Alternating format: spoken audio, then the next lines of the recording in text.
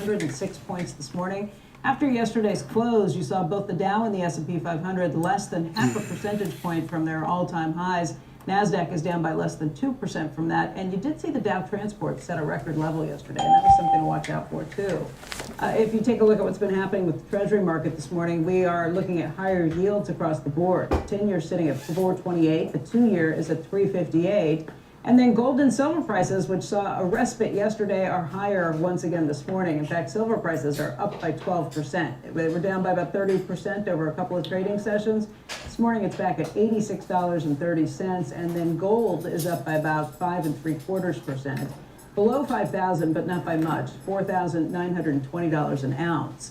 Energy yesterday, WTI seeing its weakest day since last June. This morning it's flat, $62.13 an ounce or a barrel. And if you were watching what happened with natural gas too, I do believe that went negative on the year yesterday with the declines we were seeing there. Crypto prices were up from where we were yesterday at this time.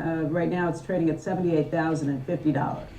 Meantime, let's talk about the big deal of the day, of the moment, maybe the year. Elon Musk's rocket company, SpaceX, acquiring Musk's artificial intelligence company, xAI. This comes ahead of a possible blockbuster IPO later this year for SpaceX.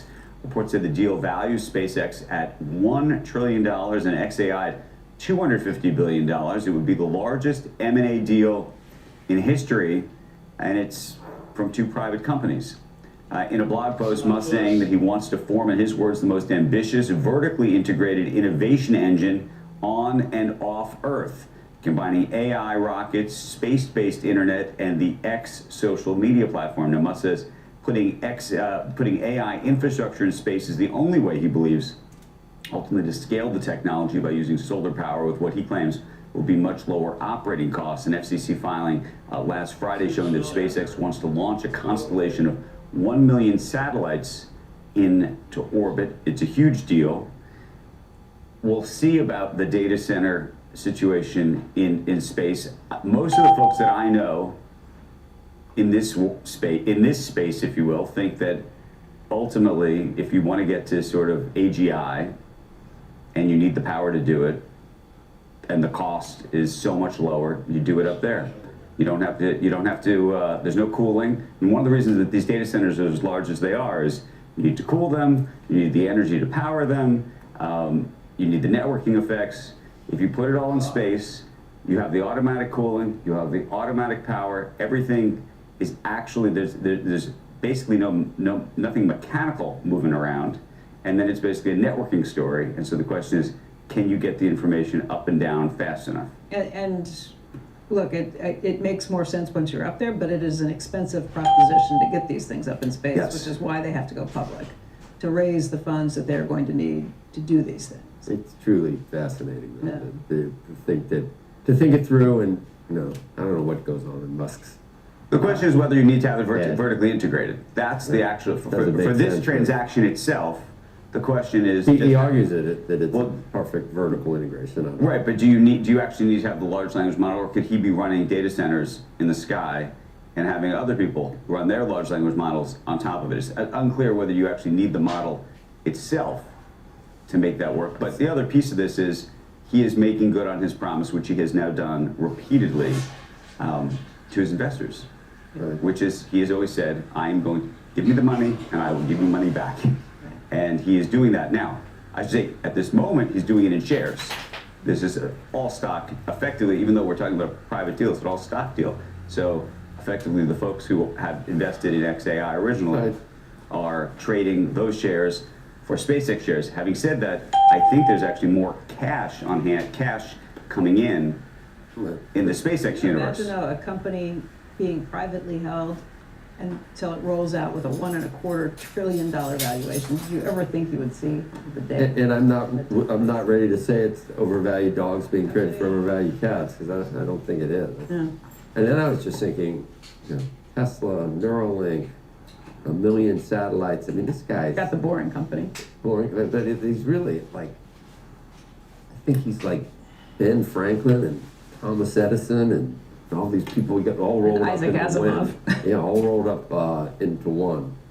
And it, with all we hear about with people's electric bills And as concerns the about the billionaires, water. as the and water, and as Yeah. billionaires try to roll out AI, and the common man can't, paying $1,000 for heat. It's amazing that this is a workaround that seems really elegant in terms of thinking about it. I guess the solar power sans atmosphere is much stronger. For sure, and when you take the gravity piece out of it in terms of the mechanics of these things, it's a game changer. The question is, how much does it cost to actually get it up there? But I still think there's a question about whether you need to own XAI No, I know, whether it's really to vertically. actually do it in space. can't I believe also that- think there's a secondary issue about having him own it, which is long term, if he and Jeff Bezos are the only major players, for example, unless you think there's to be many more, that are creating effectively data centers in space, do you actually want him to own? I mean, this is a very interesting antitrust issue way ahead of time, but no, but it's an interesting question because you'd want these data centers to effectively be Switzerland up there so that anyone could use them. There'd be no advantaging or favoring I'd be okay with them being American. one or another. Sure, but I'm saying the question about XAI, if he owns a data center, ostensibly, if you are Anthropic and you say, hey, I need access to the data center, and he's like, well, I have XAI, I'm competing against you. Maybe I don't want to give you all of the resources that you want, or I'm going to charge you through the nose for it in a different way. And there are interesting issues. Given this situation we're talking about, they're like 5 to 10 years, way 5 down to the 10 road. years from now. But I imagine, save the tape, because I think we will end up having a conversation about this. I just can't believe that Twitter is an important part of the whole equation either, but I guess it is because of Grok. Well, it is insofar as But with what I see on Twitter lately, it's like. it's a this- good data hose. That's what it is. Right, then he knew that. And paid for it. Is it now worth what he paid? Probably. Is it now worth? You mean did it pay off for him to have to Is own Twitter it? now worth what he paid for it? Well, it's worth $250 billion. So you tell me. Twitter, with XAI, you mean? Yes. So the question is, how much is the Twitter piece of it really worth? I don't know. Oh, that's my question, I don't know. Because it looked like he paid 3 times what he should have for it. And now it all, obviously he was about 3 or 4 chess moves, 3D chess moves ahead of him. But I don't think He didn't want it at that. Yeah, I don't think he wanted it. I don't think he wanted it for this reason. So now, but I think now it's Yeah, working. yes. So I As a think he's train great for at the- taking certain things that he may not even be planning on Right. and I don't know that he managing had to this in sort mind a of few years shift ago. them around. Same way, by the way, Solar City years ago, Which, by the way, was not a great. which was not a great deal, and Yeah. by the way, some people think he pushed it through governance and forced that thing through to be sold to Tesla. But the point was like he'll create something, and it doesn't always actually work out the way he originally plans, but then he'll find a new path. Yeah. And by the way, when you Right. own all the Solar businesses, City you was can not a create great all deal, the but the paths. investors didn't care because they had made so much money with him anyway. Right. That they were willing to overlook that. All right, let's take a look at the results from PepsiCo that are out at this point. It looks like that stock is off by about 1.4%. That comes despite earnings coming in better than expected, $2.26 a share, compared to estimates of $2.24. Revenue of $29.3 billion, also above expectations. And PepsiCo saying that accelerated net revenue growth and strong productivity savings led to strong operating margin expansion, double-digit EPS growth during the quarter. Their effective net pricing was up by 4.5% during the quarter, while overall volume was down by 2%. The company says it's raising its dividend by 4% in 2026 to $5.92 a share. And PepsiCo is affirming its guidance for the full year. Separately, PepsiCo tells the Wall Street Journal that it plans to cut prices by as much as 15% on some products, including Lay's potato chips and Flaming Hot Cheetos. The company saying that it received a flood of emails and voicemails from shoppers complaining about high prices. And by the way, we don't have to source this to the Wall Street Journal. I've seen that as well, that they're going to be cutting prices. I think they said by as much as 15% on some of those products. They said they would do it because my first question is, when you say you're cutting That's a prices, fact, are you too, making it man. Smaller? They said no, it will be the same volume that The they potato have. chip. I looked at the potato chip aisle yesterday when I was shopping. It was half gone.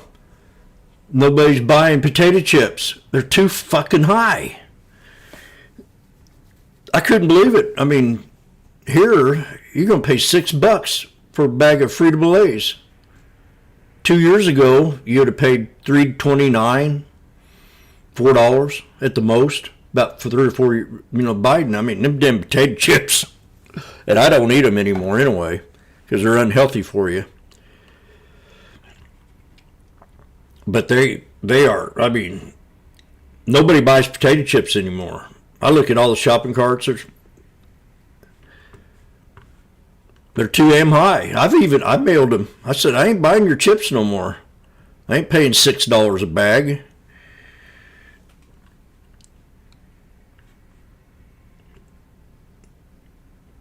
I don't need them. I used to love them with my hummus. It's a month I go end. year to date. Month end, yeah. Coming up, what investors think of earnings so far that we're seeing. We're about a third of the way through, and still to come this week, results from Chipotle, Chipotle. Uber, Alphabet, and Amazon. Stay tuned. Squawk Box will be right back.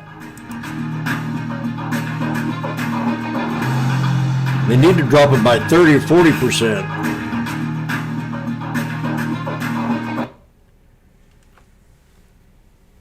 It's outrageous.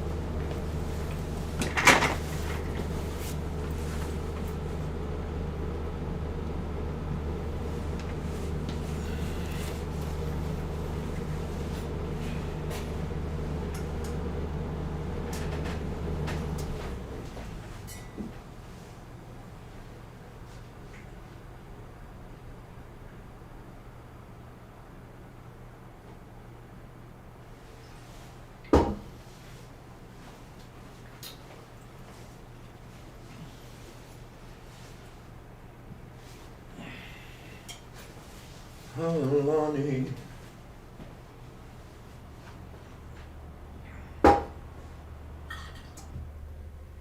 Some water.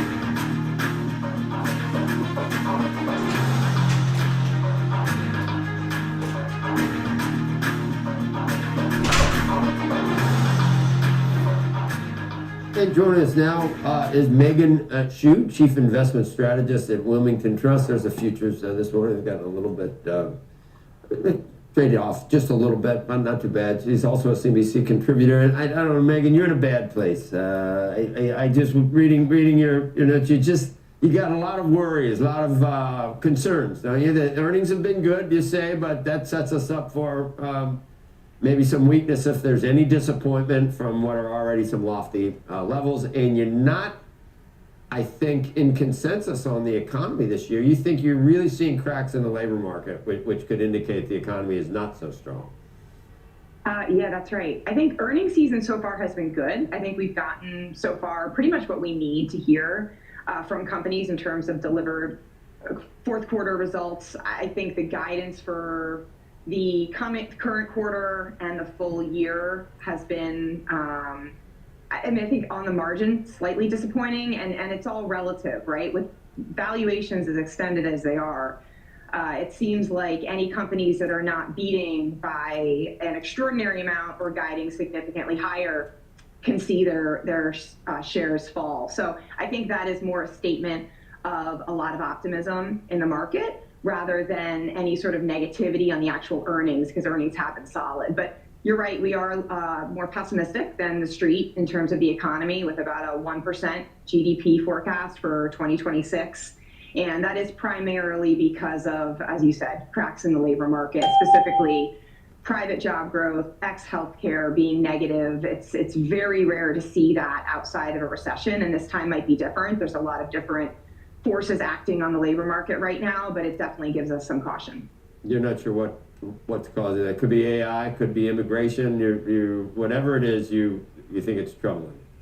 It's all of it. I think it is supply on the supply side. Reduced immigration is for sure reducing the so-called run rate of net new job growth. AI is a factor, probably at the margin and in certain pockets of the labor force, programmers and certain jobs that are being affected, rather than broad-based job losses at this time. I think a lot of the talk about productivity and AI is probably more companies signaling where they're going rather than what they're actually doing today. There's a reticence to hire for sure. And then probably the lingering impact of tariffs and geopolitical risk and uncertainty. It was just a few weeks ago that we were talking about, possibly more tariffs on Europe. So all of that weighs on confidence, especially for CEOs and consumers, which has not been the best barometer of spending and investment decisions. But, it certainly has played into the muted CapEx figures that we've seen outside of technology. Your relative, I'm not going to call it bearishness necessarily, but your non-enthusiasm isn't because of worries about inflation. I was going to say at least that's a bright side. You think the Fed gets the 2 and hits the target, so that's good. You could be happy about that, Megan. I mean, but at the same time, you don't necessarily think that the Fed's going to cut, and that could be a disappointment. Why would the Fed not cut? Well, I think that's the risk. Our base case actually is that the Fed will be cutting more than what the market expects. And that is, for all of our caution on the economy, we are fully invested right now. And one of the reasons for that is we do think we'll get a little bit more easing from the Fed, hitting that 2% target. We expect 3 rate cuts this year, and inflation is not a primary concern. It's more just the risk that consumers cannot continue to spend at these levels because spending is outpacing income growth. And the only way that continues is if you take on more debt or further spend down your savings. But I think there are a lot of other tailwinds underneath the market that are a little bit different than what's happening in sort of Main Street economy. And we do think you need to be fully invested here in the equity market. Yeah. So after all that, so stay invested in the S&P somehow managed to be right at a high, which is, I've seen a lot of them in the last, 10, 12, well, actually in the last, a market's at an all-time high. Obviously, we've seen a lot of new highs in recent years. You think for a forecast, you don't probably do that, but what would you expect us to reach this year on the S&P? Yeah, well, we have solid earnings growth projected out for the next couple of years. About 15% this year, maybe closer to 10% the following year. I don't think you get a lot of lift from valuation expansion at this point, but I think you could see that, the high single-digit returns for the equity market this year, and a lot of that will probably come from continued momentum. There's been a very high cost to sitting out the market and being too bearish, so we're very much aware of that. I think you should be in a better place, Megan, after all of that. That's the conclusion we're coming to, but you just want to make sure that you're, I don't know, paying attention. I guess you've got fiduciary responsibilities. Thank you. That's right. Yeah, thank you. Yeah, if you're not worried, there's a problem. All right, thanks. She worries for you. Where's yours? Yeah. All right, let's take a look at shares of data analytics firm Palantir. They are up by more than 11% this morning. That company posting better than expected quarterly results. It also gave some upbeat guidance. Sales were up by 70% year over year. The CEO, Alex Karp, says that much of the demand that the company is seeing has come from the Department of Defense. He says that the company has become so engaged with the United States that it's held off on selling new products to allies. Last summer, Palantir signed a contract with the Army that was worth up to $10 billion to support its software and data needs. More recently, Palantir has faced criticism over its work with immigration and customs enforcement. This stock is really interesting, though. It's off or it was off until the gains that you're seeing in the pre-market trading by about 30% from its all-time highs that it was hitting back in November. I think it was around $207 or something. So it came down. There were concerns that there was froth in this market. And Alex Karp addressed some of that too. He said that Palantir's December quarter outperformance was proof that AI actually can add value to the business model instead of just contributing to stock market hype. There had been some analysts who had kind of looked at the froth that they considered in a stock that was up so sharply. But again, these results kind of knocking some of that criticism, and you can see the stock up by about 11.3%. Over the 3 months, it's now down by about 20%. But it had been down 15% for the last month or so. So we'll continue to look at some of these things.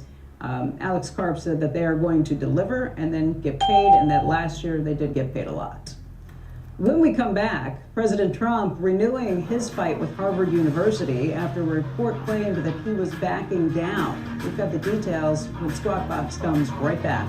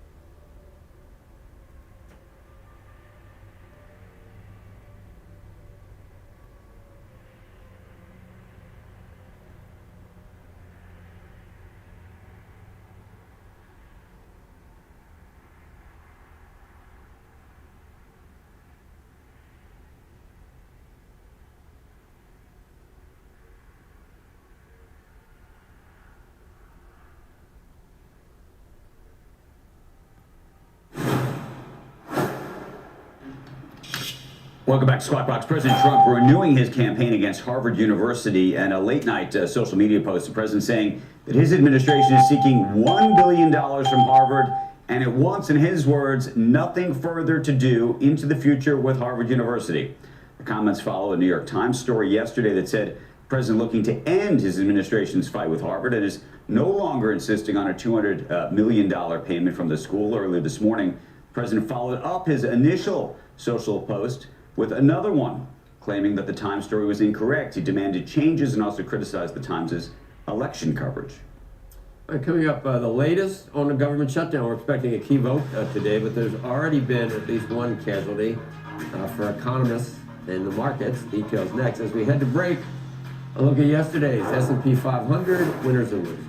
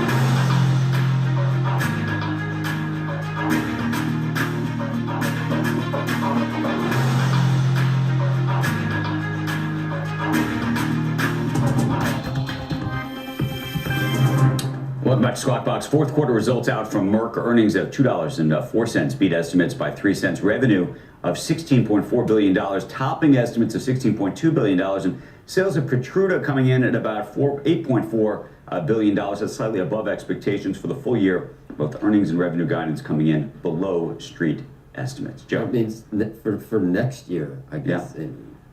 That was fourth quarter, so it's confusing the way we wrote this. So for the full year, next year, both earnings and revenue guidance, Next year. it wouldn't be, you tell me. 2026. But it says came in below street estimates. So that we don't. That's why it's confusing. Probably what they're guiding to is below where the street. And that's why I think you're looking at the is. stock down about 2.5%. That's what I would think. Gobbledygook. The House expected to hold a procedural vote today on ending the government shutdown. Emily Wilkins joins us now with more. Hey, Emily. Hey, Joe. Well, look, the shutdown, it could end as soon as this afternoon thanks to lobbying from Trump. Some of the key holdouts that we've seen over the week, they're now saying they're going to support the bill. And we know Trump met with several lawmakers yesterday trying to come up with a path forward for a bill with stricter voter ID. So expect that to be a discussion point for the next few weeks. But Trump made another plea on Truth Social for lawmakers to back the bill, posting that he hopes that all Republicans and Democrats will join me in supporting this bill and send it to my desk without delay. Trump added, there can be no changes at this time. We will work together in good faith to address the issues that have been raised, but we cannot have another long, pointless, and destructive shutdown that will hurt our country so badly. Of course, Speaker Mike Johnson is going to need to keep basically all of his members together for a key procedural vote later this morning, with the bill then getting final passage in the early afternoon, so long as he's successful there. That second and final vote is expected to be bipartisan. And even though the shutdown's only in its fourth day, we're already seeing it have an impact. Friday's job report will be delayed, according to the Bureau of Labor Statistics. They said they will reschedule the release when the government reopens. Guys? All right. Yeah, we're not going to get the numbers we need, right? So we're already seeing some effects of things, right, Emily? Again. Yeah, I mean, even at this early stage, and of course, the longer it goes, the more impacts there are going to be. But I think a lot of hope and a lot of optimism that it's going to end today. And thanks to Trump, they've got the support they need on the Republican side. It's weird that both sides seem to learn from the last one that no one wins, I guess. So this has seemed a little different than last time, hasn't it? Yeah, oh, absolutely, Joe. I mean, everyone was exhausted going into this. We were asking lawmakers how they felt about this funding deadline, and just, you could see it on their faces when you'd ask them about another shutdown. They didn't want to deal with it. They didn't think it was particularly effective. And I think everyone's just kind of hoping to get the government funded and then figure out this DHS stuff. Exhausted mentally, because no one's going to think that those people in Washington are exhausted from. They're gone like half the time. They show up for votes maybe if they can fit it into their sketch. No, that's what I said. Yeah, I really. All right. Yeah. Thanks, Emily. Just thought we were getting our feet back under us. Yeah. Here we go again. All right, coming up, can Congress get crypto regulation done this year? And if so, what would it look like? We're going to get into that story next. Right now, though, as we head to a break, get the best of Squawk Box in our daily podcast. You can follow Squawk Pod on your favorite podcast app, and you can listen anytime. Plus, check out The Path, my new podcast series for CNBC Cures. Full video episodes are available on CNBC TV's YouTube page. Check it out and let us know what you think. We'll be right back.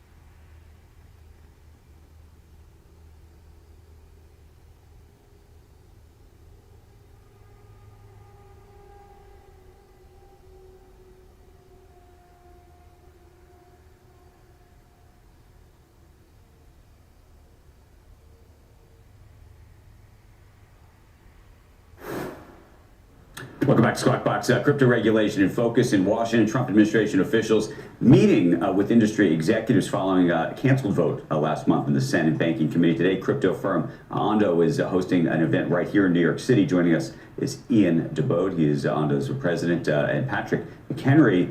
He is the vice chairman of Ondo, as well as a former congressman in Washington. He was the chair of the Financial Services Committee. We used to have you on with that title. Patrick, and it's great to see you, sir. So thanks for joining us. So tell us what's going to happen today. What is this conversation, and where are the fault lines? Yeah, it's our second annual summit. We have about 400 industry leaders, blockchain executives, TradFi executives, all joining to talk about what's next, both for Ondo and for them. Tokenization is in focus. It's been a very hot topic, and we're going to discuss what the roadmap for 2026 looks like. So look, this piece of regulation that is sort of up for grabs right now. That's right. It seems to me the fault line, and I'd love to hear what Patrick thinks about this, is between the banks, effectively, and the crypto world. And you have people like Jamie Dimon and others. There's a anecdote in one of the papers that Jamie Dimon, told Brian Armstrong that he was. I won't even use the language. So. But it all relates ultimately to either loyalty points or effectively providing the equivalent of an interest rate on some of these crypto products, and whether that should be allowed or shouldn't be allowed. That seems to be the fundamental issue. And then what does that do to the banking business or not? Patrick, as somebody who's lived in this world and thought about regulating it for a long time, what do you think the implication is?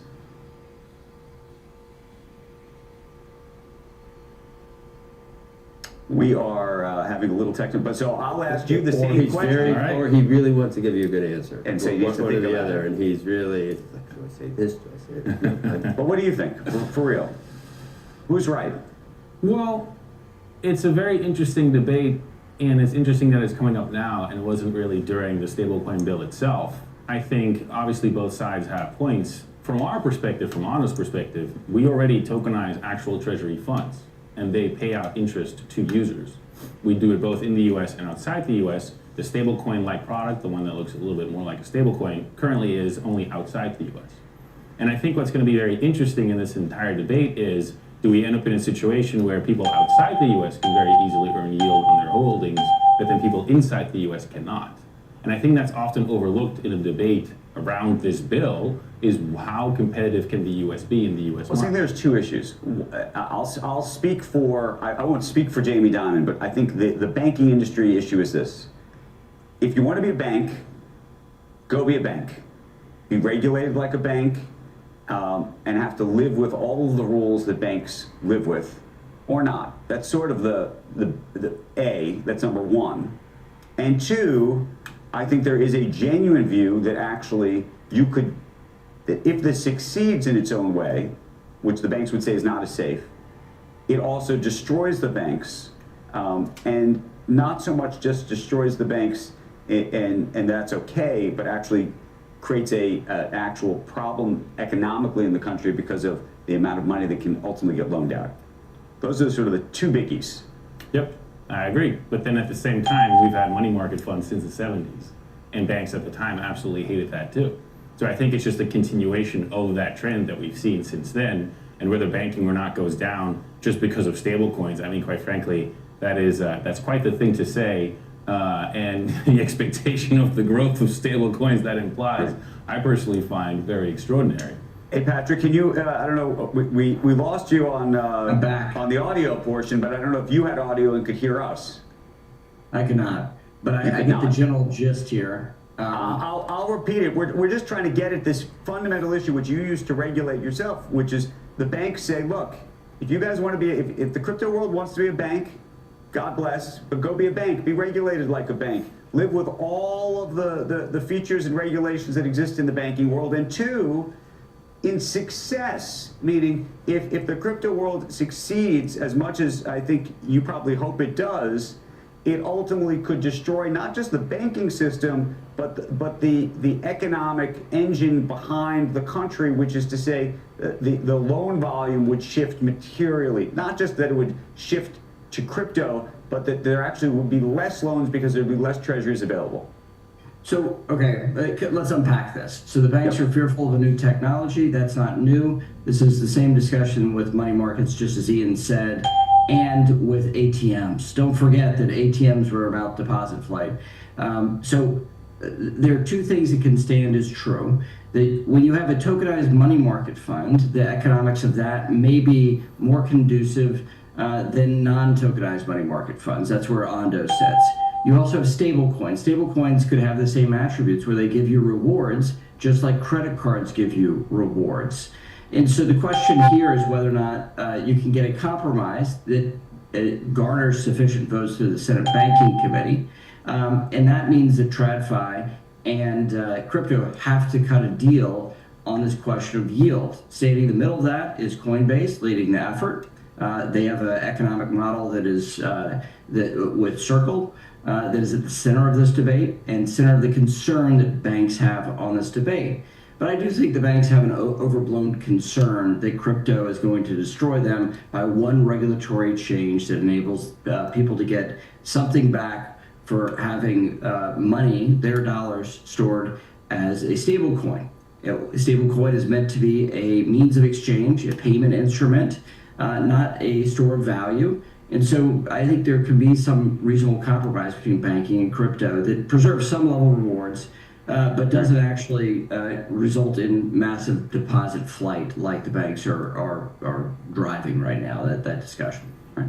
Can I ask you a separate question, and maybe you can speak to this? We're looking at cryptocurrencies, which are now materially lower than they had been in quite a while. You're looking at Bitcoin now at $78,000, for example, Ether at $2,200. Is there an invisible line when you think about the leverage in the system, in the crypto system, where things start to break? Well, I mean, the interesting thing is crypto typically has always broken at some point in the 4-year cycle. Right. It's just an incredibly volatile industry. We saw a deleveraging event happening in October. Prices have since been depressed. That trend has continued this year. But interestingly enough, not the entire sector is down, right? The crypto assets are down, but the tokenized assets are up. And I think what you're starting to see is as more tokenized assets, stocks, ETFs, money market funds, stablecoins, etc., get introduced into this crypto environment, people just have more choice in what to invest in. And I think you're starting to see some people that, had FOMO for the gold rally and sold some Bitcoin, invested into gold, invested into silver. We're seeing that in our own trading information as well, where people are starting to sometimes sell cryptocurrencies and put it into Google stock, Nvidia stock. All happening offshore, to be clear, but that trend of people just having more investor choice and all these assets living on one technology layer, being the blockchain, that does present some challenges in terms of what crypto now is competing with. Guys, we got to leave it there. Patrick, great to see you. Hopefully we get to see you in person sometime soon. Thank you for joining us, and thank you for coming in. Thank you so much. You bet. Coming up, President Trump wants the government's investigation of Fed Chair Jay Powell to continue. Details on that story after a break. First, though, the AccuWeather forecast with meteorologist Bernie Reno. Apparently, it's cold. And the cold slowly continues to ease from the lakes toward the northeast. Your exclusive AccuWeather forecast. How about 26 in Chicago? 33 degrees in New York City. We haven't been above freezing in quite some time. The AccuWeather forecast says we'll do that today. It'll be a little warmer in the southeast after a cold start. West Coast is quiet, warm in downtown Los Angeles, 81 degrees if you're doing any traveling. Hey, no weather-related travel delays today. To help you make the best decisions and be more in the know, download the AccuWeather app today.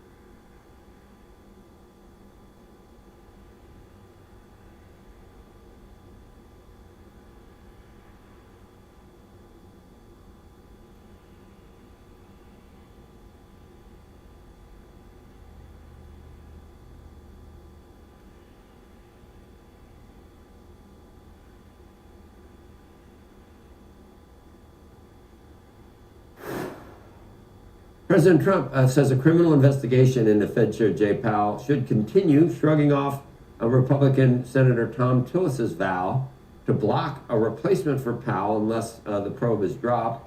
And here's the president in the Oval Office. Speaking of the Fed, would you like to see Janine Pirro drop the investigation into Chairman Powell to help?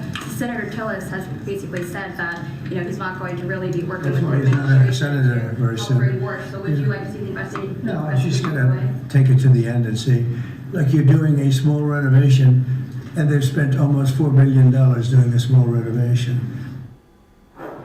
Senator Tillis has said on this show that he will oppose any new Fed nominee until the investigation into Powell is fully resolved. Tillis isn't seeking re-election, as you heard the president say this year. If he sides with Democrats on the Senate Banking Committee, that could prevent former Fed Governor Kevin Warsh from getting a full vote in the Senate to replace Powell. Yesterday we had, was that Bill Haggerty, the Bill senator? Haggerty, who said that Who said, maybe we'll get somebody. Democrats to cross over. Doesn't matter what that Tillis if Kevin does. Warsh is able to Right. kind of woo some of them around. Look, I think Kevin Warsh could probably do that, but this is a bigger issue. And if the Democrats see a chance to stymie the president's plans, Yeah, it doesn't matter if they like if it's Warsh or not, yeah. right? This could be seen as a place where if Tom Tillis holds the line, it doesn't make yeah. it through. Or not, Yeah, depending on whether. forget about who's nominated, even though Warsh would be someone who probably would garner some Democrats. They said the first time he was put on, that it was unanimous or something. Yeah, but look, this is a different political era, so we'll see what happens. Well, it's a guy that suddenly is getting a lot of face time, and he's not even going to be there in a couple of months. Right. Fourth quarter results are out from Pfizer. Earnings came in at 66 cents a share, I should say. That beat expectations of 67 cents. Revenue of $17.6 billion also beat expectations. For the full year, Pfizer is affirming its revenue and earnings guidance, and separately, Pfizer just put out some positive results from a phase 2b trial of its injectable GLP-1 weight loss drug. That study found that patients continued robust weight loss when switching from a weekly to a monthly dose. It also says that the side effects were consistent with other GLP-1 drugs and well tolerated. It expects to advance 10 phase 3 trials with that drug this year. The stock is off by about 1.5%. Just looking through some of these things, Pfizer does say that the current financial guidance does not anticipate any stock buybacks in 2026. They're looking for adjusted R&D expenses of $10.5 to $11.5 billion. And as we mentioned, they're reaffirming that guidance for 2026. Can we get a longer chart? That is absolutely okay. Thank you. And that you Back still, to the pandemic. You still can barely tell, but it's down Post-pandemic. 50%. Right. Staking all of its over the 5 year, down 25%. Yeah, staking all of its fortunes on COVID-related vaccines and what was the other thing? That other stupid drug was it Paxlovid? Was that Pfizer? Yep. Well, as they mentioned, these trials today with the GLP-1s, they may be late to the party, but they are working on those things. When we come back, the latest view of the economy from small businesses, insights from payroll services provider Paychex are next. Squawk Box will be right back.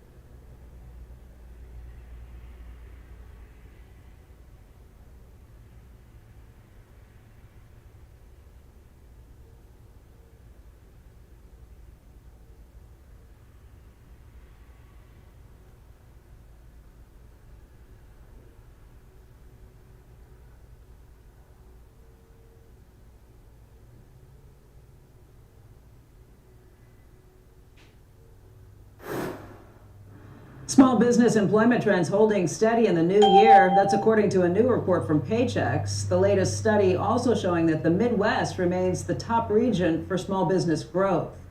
Joining us right now is John Gibson. He is the Paychex CEO. And John, no news is good news, I suppose, just in terms of what small businesses are seeing right now. Yeah, first of all, thanks for having me, Becky. It's great to be back in 26. Look, I think given everything we've went through in 2025, to kind of enter 2026 in a similar state really speaks to the resiliency of small businesses. So what we saw, as you stated, we saw actually a slight uptick in January in the job index. The pace of growth really has remained steady since the second half of 2025. And when I look at wage inflation growth, it remains stable under 3%. Now that goes back to November of 24. And when I look at the 1 month, it's actually under 2% for the 3 months in a row. And the last time we saw that was in 2020. And what amazes me about that is for an economy that is growing 4%, not to see any degree of wage inflation is pretty remarkable in history. Yeah, that's pretty important.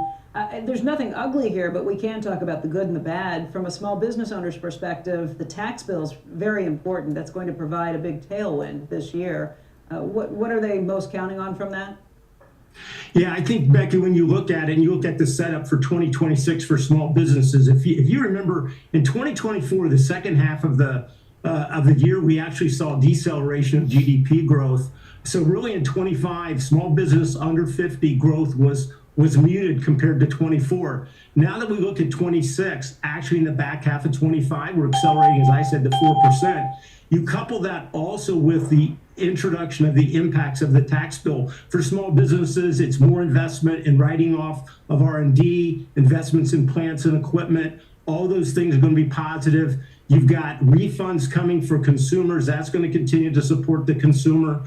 So when I look at those type of things, those are all economic factors that I think are really going to drive the opportunity for growth in small business employment in 26. On the bad news side of things, their biggest problem is trying to find talented labor and trying to compete with big businesses with what they have in terms of offers that cover benefits and health care.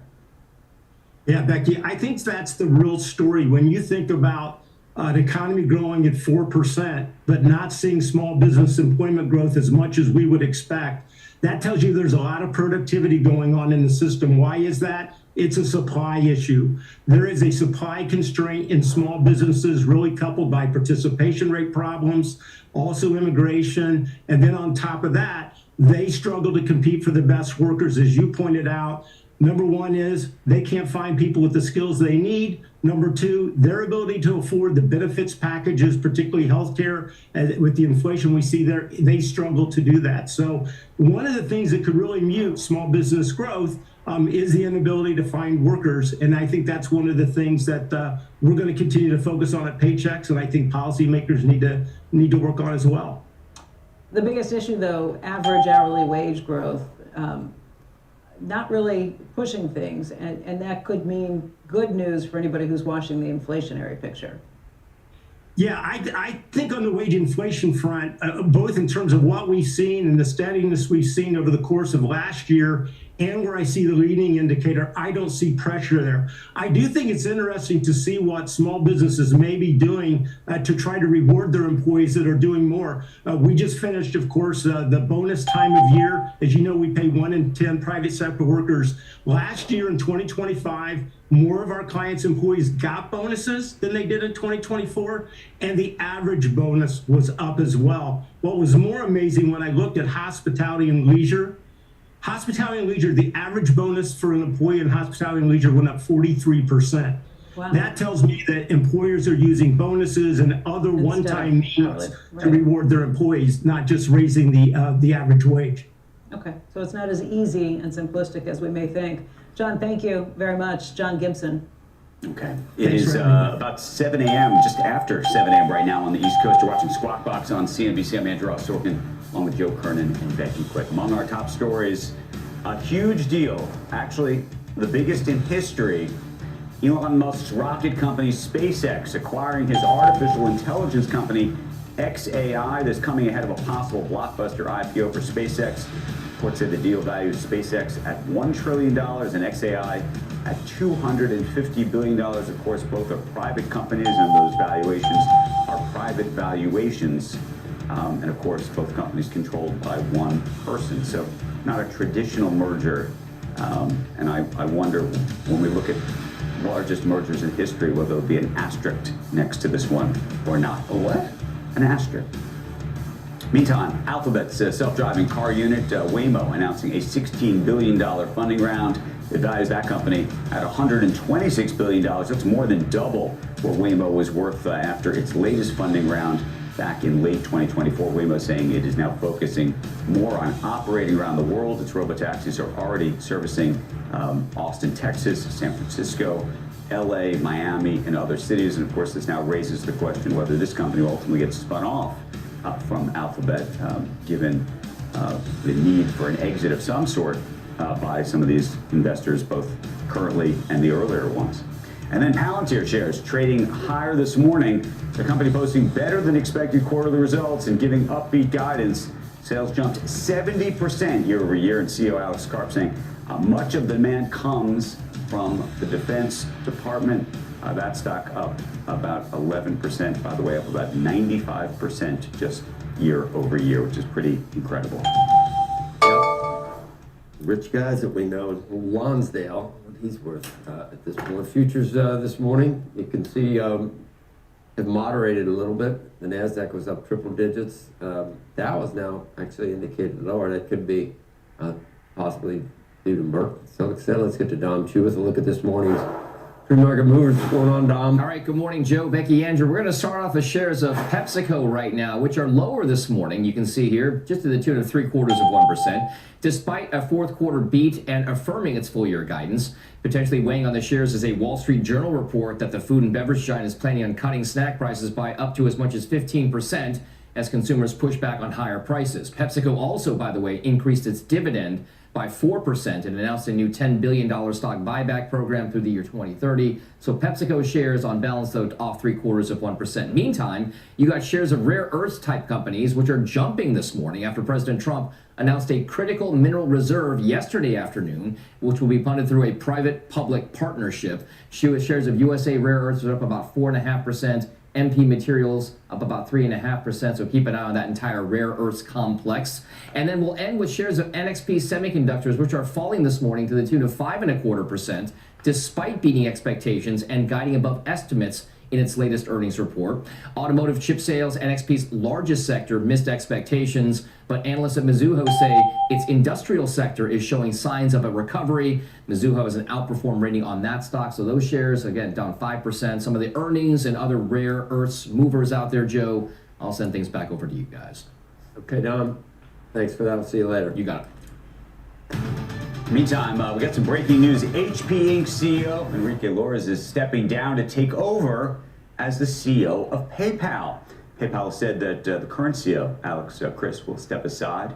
This after some progress was made over the last 2 years, but the pace of change and execution not in line with the board's expectations. PayPal has named David Dorman as an independent board chair now, effective immediately. Meantime, HP has named board member Bruce Broussard as interim CEO, effective immediately. So a bit of musical chairs of sorts moving around here. Interestingly, about Enriquez, who we know from HP, who's been quite well respected over the years, coming into PayPal, a completely different kind of business.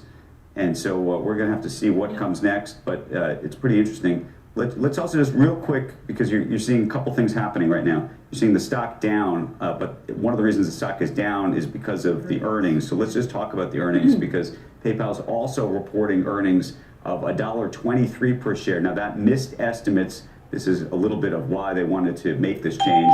The estimate was $1.28. Now revenue of $8.7 billion also missed expectations. The company saying it sees current quarter earnings declining by mid-single digits. That's versus an expectation of growth of 3.5%, and for the full year, PayPal expecting earnings of a low single-digit decline to slightly positive. The street was looking for growth of 7.4% in this new world of, That's fintech. You'd think it would be doing a lot better, and now you're looking at the stock off 10%. And I think that's more about the earnings piece than necessarily the CEO piece, unless you thought that they loved the CEO so much. It's clear. When you say something like, well, we've made good progress in the last 2 years, but not at a pace that it was an $85 stock in July. It's a $46 stock. And by the way, even as a $46 stock, it's got a market cap of $48.9 billion, not with these drops that you're seeing today with an extra 10% taken off. Yeah. HP was a market cap of $18 billion. Enrique Lores, this is a much bigger company. There's a cause and but effect. There is a need to be in here. Right. They say part of what they are expecting, they say they expect these earnings decline as branded checkout growth slows. Obviously, they've been facing a lot of competition from other companies that make it really quick and easy to pay with a click or two. Stock definitely wasn't called higher, and then they're getting rid of the CEO and it goes lower. It was No, I know. No, it's the earnings are the bad, earnings. and we're getting rid of the CEO. Right, but the other side of but the flip side of this is there have been situations, and this is not a knock on Enrique, but there have been situations where Starbucks hires a Brian Nickel, and all of a sudden people say the Messiah is arrived, and the stock goes up irrespective of the numbers. But the branded checkout is the big deal. What they're saying about branded checkout potentially being in trouble with some of these things, it's among PayPal's highest margin businesses. It's considered by Wall Street to be an important indicator of the company's strength. Recently, the company's been trying to add more revenue streams, so it's not quite as reliant on branded checkout. That is where they faced a lot of competition, and I'm sure the street was hoping for some better news with this earnings report Stock today continues around now, that. but now it's getting even worse. And we kind of glossed over our buddy David Dorman. Yeah. Who's been, former AT&T. Former AT&T, right. And he's been on board, CVS, he's been all over the place with boards. He's only 72, and he's obviously, looks much younger. To jump in on this, right. So Enrique Lores will have his hands full with this, but again, the board is making changes. I'm trying to get this, look at the 5-year. Yeah. The stock's down 81% over 5 years too. So just competition people have asked about. They kind of lost their market pole position. leading position. All I'm saying about the CEO piece, though, that I think is important, is I do think if the stock is down on the back of the earnings, no question. And it's not being helped by the. What I'm suggesting to you is that if you thought that, help was coming, and I hope it is for their sake, the market right now doesn't necessarily believe that. Okay. Well, it's probably a tough thing to turn around, I would think. Well, that's a question. All right, in the meantime, can the Fed do a better job of lowering rates for Main Street businesses? The next potential Fed chair thinks it can. Our senior economics reporter, Steve Leisman, joins us with what we know about Kevin Warsh and Main Street lending. Good morning, Steve. Morning, Becky. Yeah, consistent and biting criticism from Kevin Warsh over the years is that the Fed policy has benefited Wall Street and not Main Street, and he means to turn that around. In a November Wall Street Journal op-ed, he wrote, "Money on Wall Street is too easy. Credit on Main Street is too tight. The Fed's bloated balance sheet, designed to support the biggest firms in a bygone crisis era, can be reduced significantly. That largesse can be redeployed in the form of lower interest rates to support households and small and medium-sized businesses." He suggests it would work like this: by reducing the balance sheet, you tighten credit on one side that Warsh says pumps up bonds and stocks and benefits big businesses. Then you lower the funds rate, and that reduces businesses paid by businesses and consumers. One important criticism of this approach is that rates on Main Street and Wall Street, they're really not separately influenced by the balance sheet or by rates, but much more really separated by risk or anything. Exhibit A in this argument is the close relationship between mortgages and the 10-year note. Whatever the Fed does through QE, QT, or rates to influence the 10-year, it shows up in mortgages, arguably the most important Main Street rate there is. By reducing the balance sheet and the funds rate, it's exactly what the Fed has been doing. Fed has cut 175 basis points since July 2024, slashed its balance sheet by $2.1 trillion, and the 10-year yield has barely budged. Meanwhile, stocks, they've soared. The other concern is that reducing the balance sheet too much could take liquidity out of the system that banks need, and they'd reduce their lending. All of that said, it is true. The Fed used to get by just fine on a much smaller balance sheet before the pandemic and the great financial crisis. It can be done, just unclear if it's going to have that positive effect on Main Street lending that Warsh wants it to, Becky. Steve, there's a lot to kind of dig through here. First of all, this whole policy that you're saying he's in favor of and what the Fed has already been doing, is anybody else you're talking to kind of supporting this same view of the idea of how the Fed can benefit Main Street on this? So I'm finding support for the idea that the Fed could have a smaller balance sheet, reducing the footprint. George Baker wrote a nice piece in the Journal today about supporting that idea.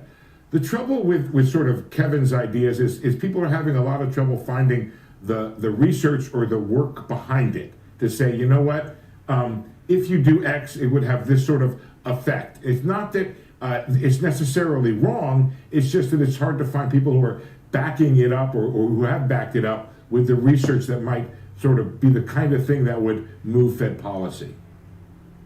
Meaning it hasn't been done before? I mean, I can understand that it's experimental because we've never had a balance sheet this size before.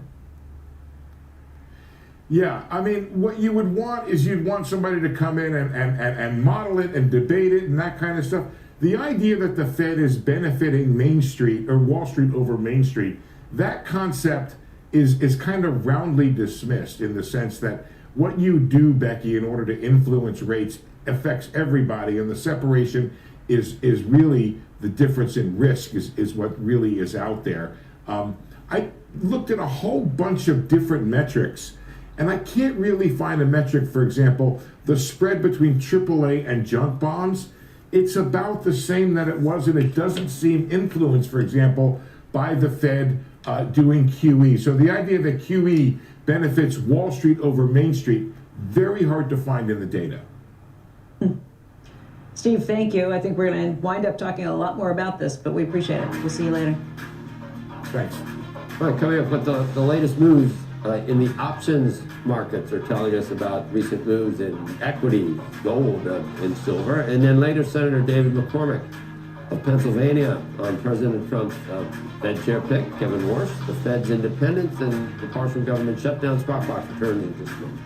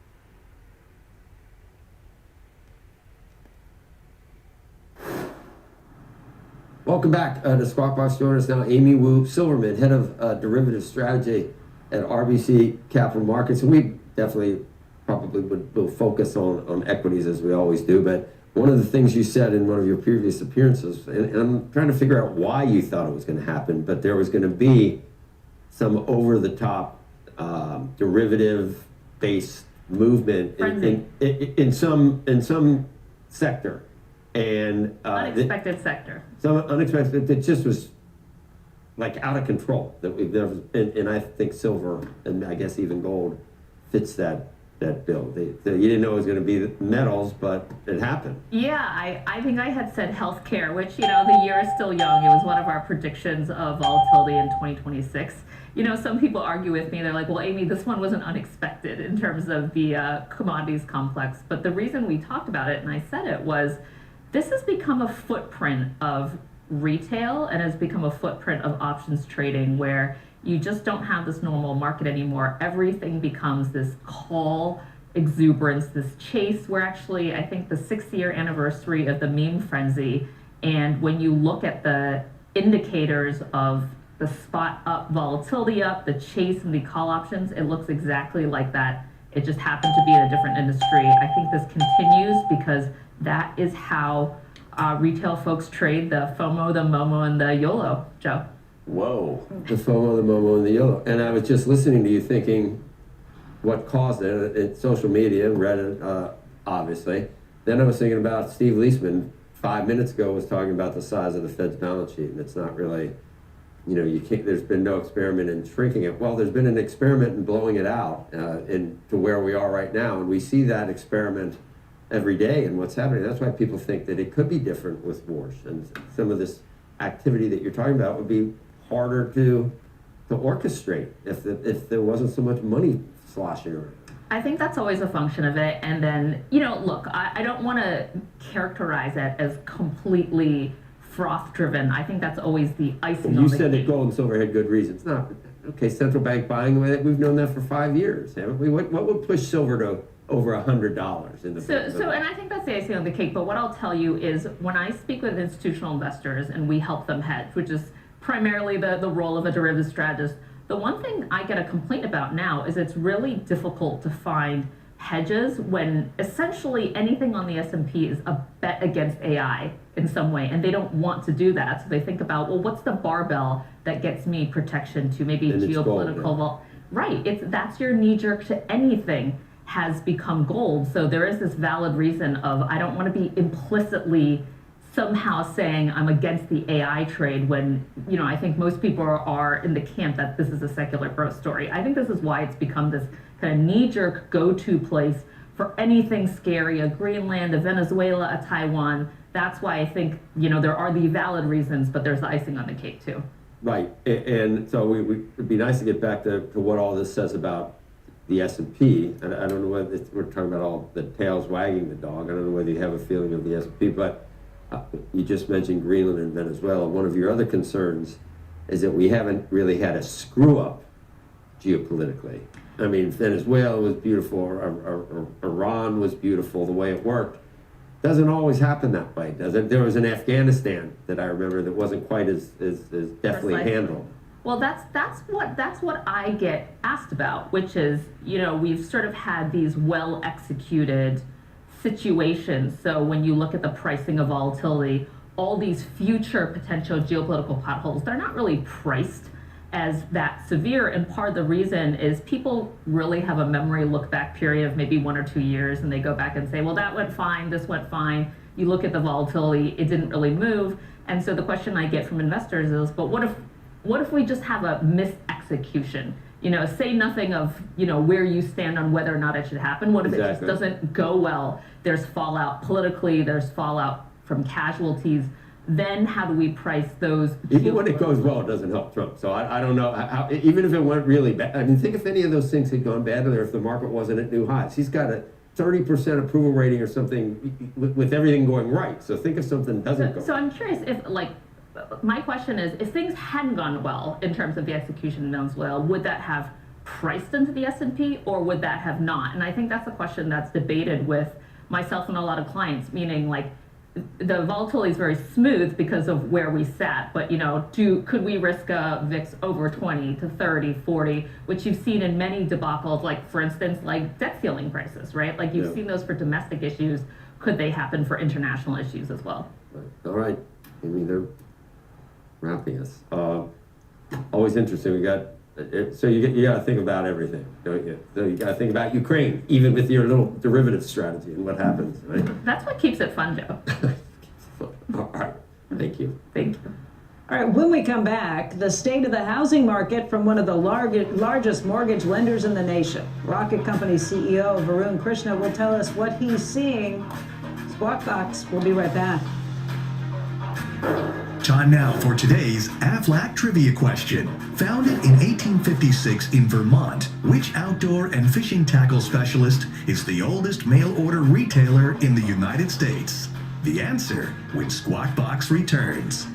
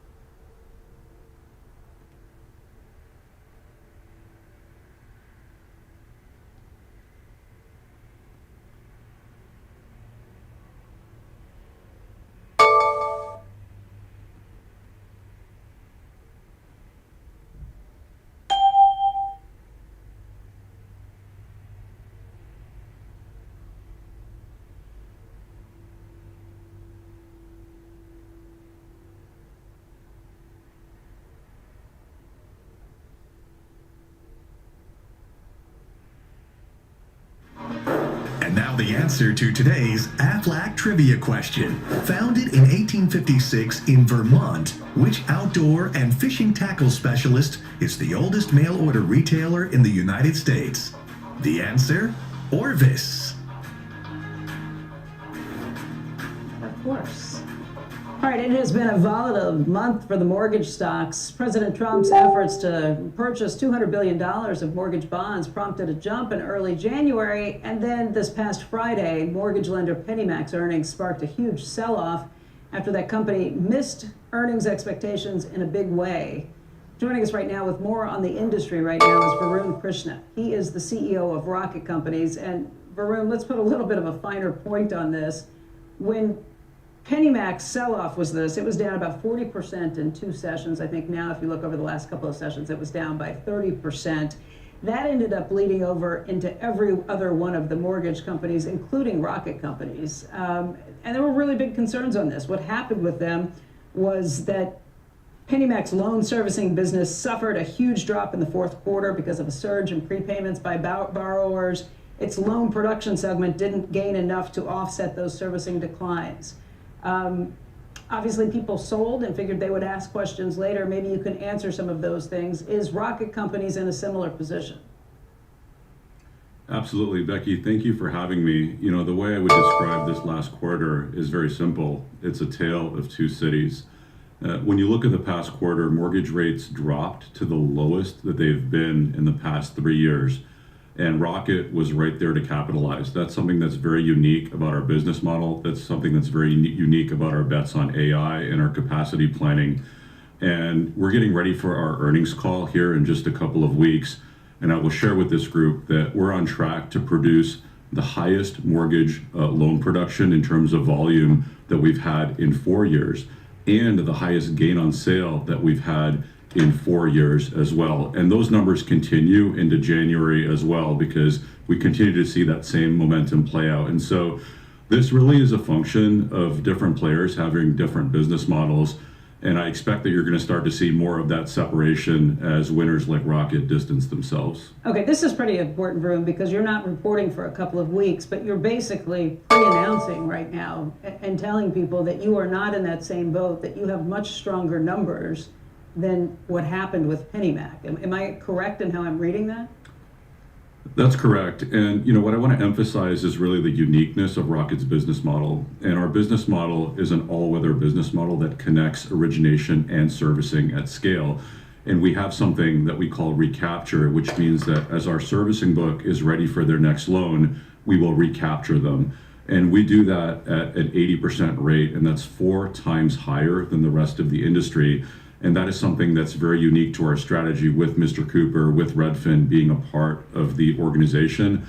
And that's something that we believe continues to separate and differentiate us from the pack. As you've been talking, the stock has gone from up fractionally to now up by about 5%. So this is important. Let's just explain to people who maybe don't follow the mortgage business quite as closely what's been happening here. In the fourth quarter, there was a new number. You know, to this point, there's been this mortgage lock-in rate, basically, because there were more people who had a 3% or lower mortgage rate than any other rate.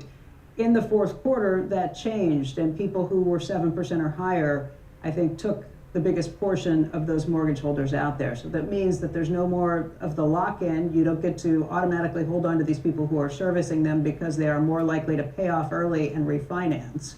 And that was the big impact on PennyMac. What is different, very specifically at Rocket Companies, that doesn't impact you in the same way? Yeah, I think the key difference is that we retain our relationships with our clients because we connect servicing and origination at scale. And we call that a flywheel. And that's something that's very unique to Rocket, is that we are the largest servicer and we are also the largest originator, but we help our clients transition from servicing to origination when they're a part of their next transaction. And so unlike other players who go through prepayment or go through some of these other experiences, we actually retain the asset because we have an amazing servicing experience and clients want to do business with us over and over and over again. And so when they're ready for their next purchase, when they're ready for a cash out refinance, Rocket is there with a great experience, powered by AI. And because of that, we're able to retain our clients, whereas other players simply lose the asset. And that's something that's very unique and very differentiated about Rocket and its business model.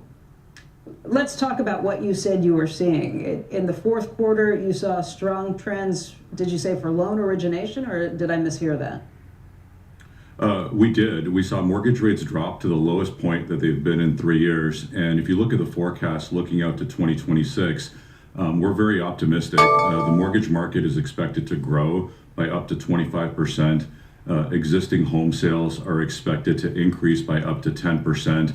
We're also seeing, I saw a report from Redfin the other day, that consumers are getting the highest discounts on existing home prices than they've seen in the last 13 years. We're starting to see markets like Florida and Texas starting to shift toward buyers. So there's a lot of green shoots on the horizon, and you know that's really great because affordability is so top of mind, and we're excited about that. Is that because people are suddenly willing to not only refinance their mortgage, but they are willing to move because they are no longer feeling like they are locked in? There are just fewer people who have those 3% and lower mortgages. It's the turnover that we eventually expected to see. Is that what you credit the thawing with? Yes, that's right. And I think it's a combination of a little bit of a mix shift in the population and what their situation and rate experience is. But it's also things like what Rocket is doing around affordability. For example, we have a 1%, 1+ buy down program that helps you with down payments. We have an exclusive bundle with Redfin that helps you save on down payments. We're focused on more exclusive offerings with our servicing book to offer consumers more affordable solutions. So I don't think that it's any one thing. I think that you have to kind of attack affordability from multiple angles. It's home price changes, it's interest rates, it's taxes, it's insurance. And so we all have to play our part, but I think we as industry are certainly willing to step up here.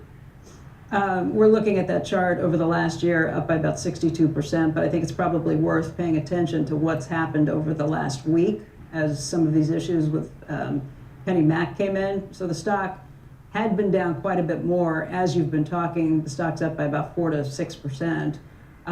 Over the 1 week, still down by about 5.5%, 6.5%. What would you say just in terms of where you see the business now versus where it's been in the last 5 years? I would just say that we're a transformative new company. I mean, we're not really a mortgage company anymore. We are an end-to-end ecosystem. We have a different customer acquisition channel. We have a different retention channel. We've made massive bets on AI. I mean, AI is fundamentally the reason that I came to Rocket. It is one of the most transformative things to our industry. I think it will change quite a bit in this space. And so I think that, Rocket is in a category of one. I mean, we have origination, we have servicing, we have a home search experience, and our objective is really simple. We do all of this for the consumer. We do this because we want to create a great experience. We want to create great rates, low fees, no friction, and we want to be our consumer's lender for life. And Varun, you came on today just to differentiate yourself from what Penny Mac had said on Friday, because it looked like all of the mortgage companies or the service lenders got thrown into kind of the same basket after what we heard from them. Yes, I mean, I would just say what you're going to see now is a little bit of our strategy playing out. I expect to see more separation from the pack. And again, it's a function of our business model and our mission. I mean, we are an all-weather company. We're built to thrive and survive in any market or interest rate environment. And we're excited that that business model turns into a better experience for the clients that we serve. Varun, thank you for coming on today, and we look forward to your earnings a couple of weeks from now. But thank you for clarifying things with us today. We appreciate it. You're welcome, baby. My pleasure, Becky. Anytime. Great to be here. What are you doing Thank you. tonight? Coming up, an exclusive interview with Ariel's president and co-CEO, Melody Hobson. We're going to talk markets, firm's investment in women's sports. We'll do that in the next hour of Squawk Box. Lots of news. SpaceX this morning. We got PayPal changing CEOs. We've got so much happening. We'll come right back. Right off the 200.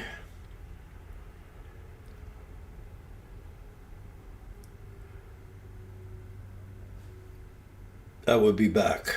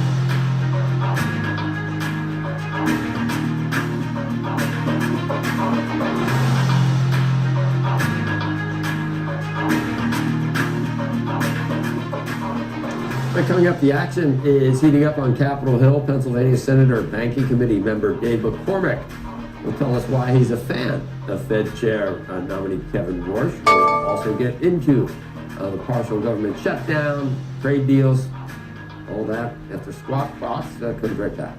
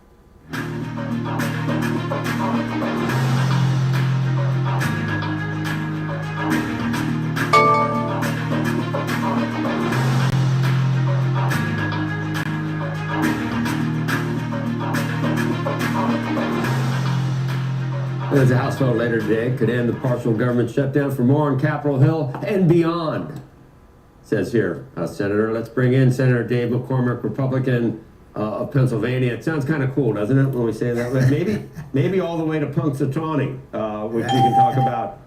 You were actually, did you know he was there, Becky? He was there. Your mother, nobody's from Punxsutawney, but your mother is from Punxsutawney. Come on. My mom went to Punxsutawney High School, and my dad was a student teacher in Punxsutawney High School. And this thing's crazy. It was 4 degrees. 10,000 people there throughout the night, cheering, screaming. They're from all over the country, California, Texas. And, unfortunately, Punxsutawney Phil came out. He saw his shadow. 6 more weeks of winter, guys. So bundle up. Yeah, stop the presses. It was 4 degrees. Winter might continue. We don't need I don't know if we need a groundhog. Called that before they came out. How many fills? No, we got to talk, obviously, DC, but I'm just wondering, it's a real question. Is it a new fill every year, Punxsutawney? Do you know? Joe, there's one Phil. He's been around for 140 years. There's only one Phil. Okay, and like Santa Claus. That's right. And he is respected and adored by the community. And it's a big deal. There's a visitor center. There's a zoo where you can see Phil and his fellow groundhogs. It's you got to go. I'll take you. By the way, you can come next year. But all three of you are welcome anytime. We would do that, especially after the movie, obviously. What happens if we just did the show from there live as it's happening? Might as Could well we do hold it from it? Davos. Yeah. If we hold Phil, we don't want to drop him on his head. This is the opposite. This is the opposite of Davos. Andrew, don't think blah, blah, Davos. blah. This is the opposite of Davos. The opposite of Davos. So moving on. One vote is all Mike Johnson could lose. You think that does this happen at this point? Would you know what goes on in the House? You can give us No, I mean, listen, he's doing an incredible job, and we got to step back and see what's happening here. What they're voting on are 5 bills, appropriations bills they've already approved. Something special was happening, which is there was bipartisan support for this funding. These bills had come out of committee in the House and the Senate. They'd already been voted for, and now there's a threat to shut down the government for negotiating leverage. I will never support that, whether a Republican majority or a Democrat majority. And the great irony here is that this won't affect the funding for ICE or Border Patrol because that was already funded for the most part during the previous rescission. And then second, what's remarkable is that many of the reforms, body cams, funding for investigations and oversight of detention, are already in the bill, the DHS bill that they passed. So this is political theater. I really hope we can get through it and get back to the government running and then continue to make progress. Maybe there's additional reforms required in ICE. I think the president's been open to that. But this is silly to shut down the government. It's going to hurt people across our country. There doesn't seem to be a taste for it in either party right now. Like the muscle memory is still familiar. It's like both sides, it was like a lose-lose sort of. Maybe you might argue with that maybe the other side lost more, but no one benefits from. No, the American people lost. 43 days. The American people lost. It was terrible for the economy. It was terrible for government services. You think any Democrats, because of the body cams and some of the things you think that would induce any of them to cross the aisle? They don't vote for anything for Trump. They're like the Borg Collective. They might get Hakeem Jeffries will have a coronary. Well, what I know is what I hear on the ground when I'm across Pennsylvania. And the thing people want is they want their public servants to work and get things done on their behalf. I think they're tired of the political theater. So I really hope so. I mean, I honestly think that many of the things that the Democrats are, not all of them, but many of the things they're arguing for are literally in the legislation they already passed. Right. So I don't understand why this would benefit the Democratic Party. I don't see why it would benefit the American people. And listen, the focus on the terrible tragedy that happened, I guess it was 2 Saturdays ago. I mean, I do think that we should investigate that, learn from it. There are investigations underway, independent investigations. So this is not to say there aren't improvements that can be made. It is to say that 75% of the discretionary spending of the government is in these 6 bills. And if we don't move it forward, the American people are going to suffer.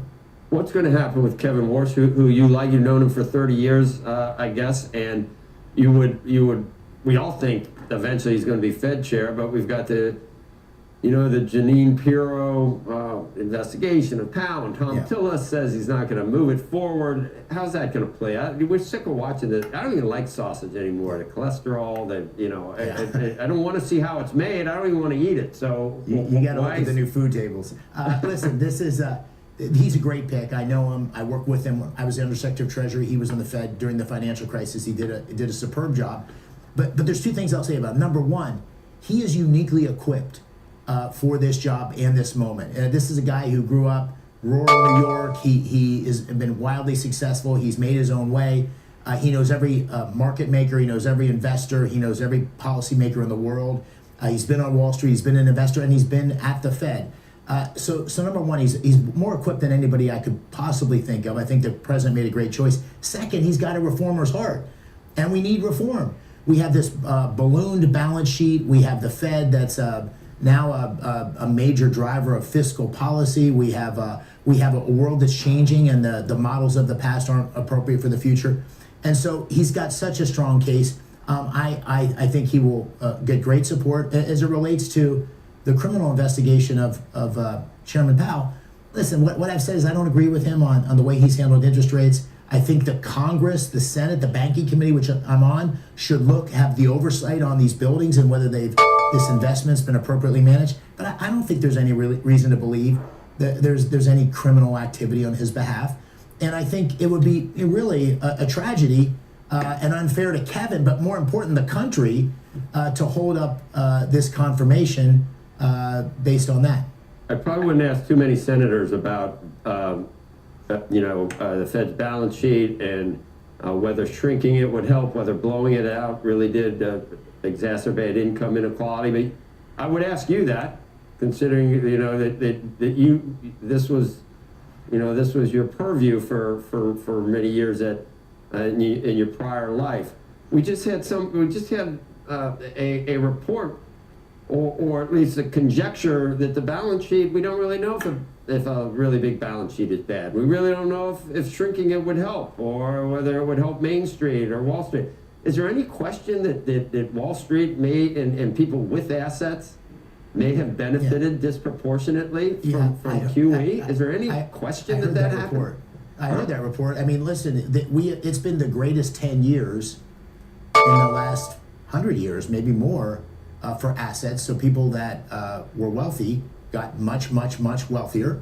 And it's also been the worst inflation in 50 years. So over the 4-year period of the Biden administration, prices went up by 22%, compounded, cumulative, and real wages didn't keep up. So it's pretty clear that if you were at the top end, you did great. And if you're living paycheck to paycheck, your wages didn't keep up with the prices. So I don't think there's any doubt about that. I heard that report, and it was, there aren't any studies that That's support a good thing, this. isn't it? Right. And the idea that I've seen some criticism that focus groups.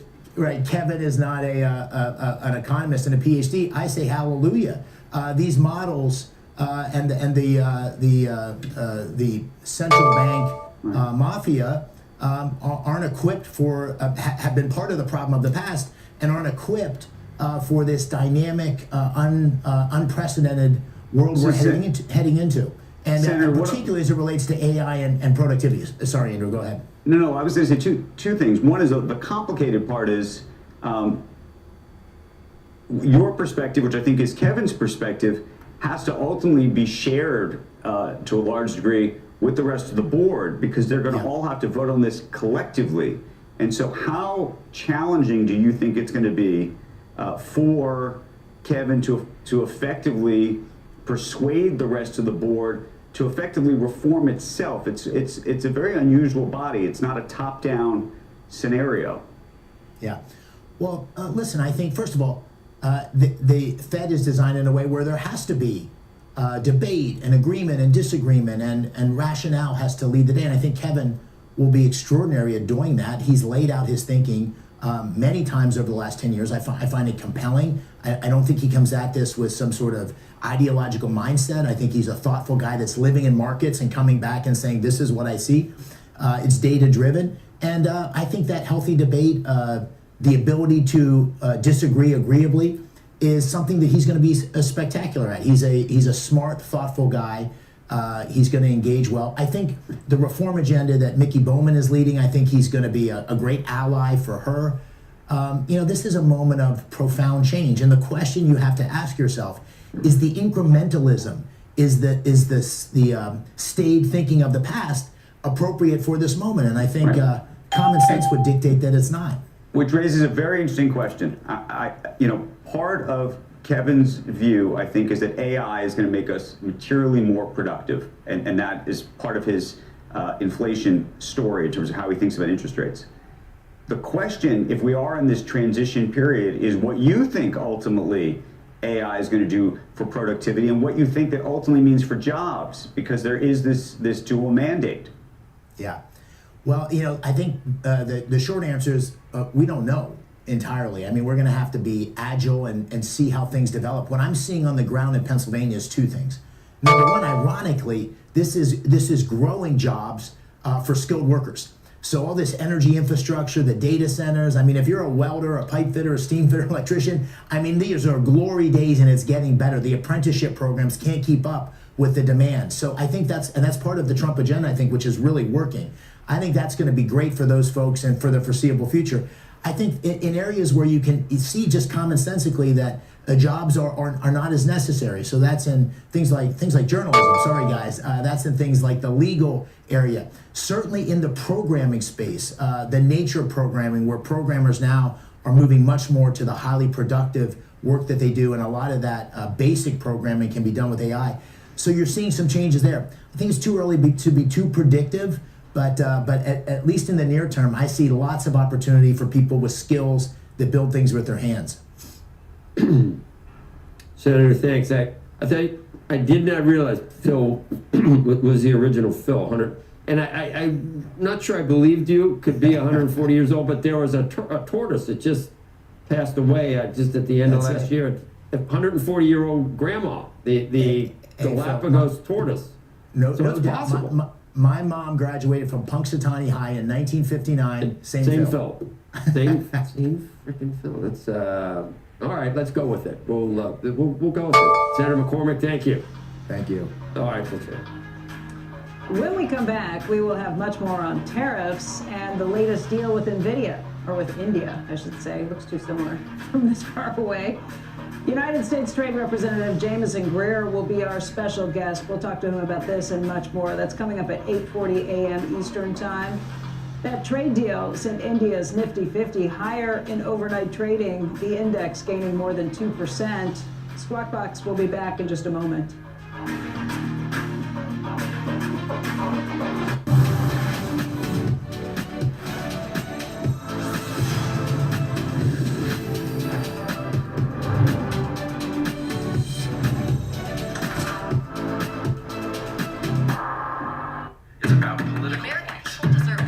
It's terrible.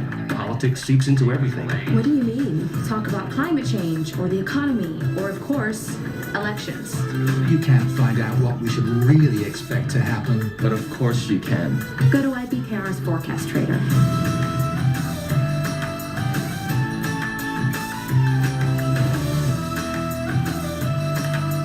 Put your money where your mouth is.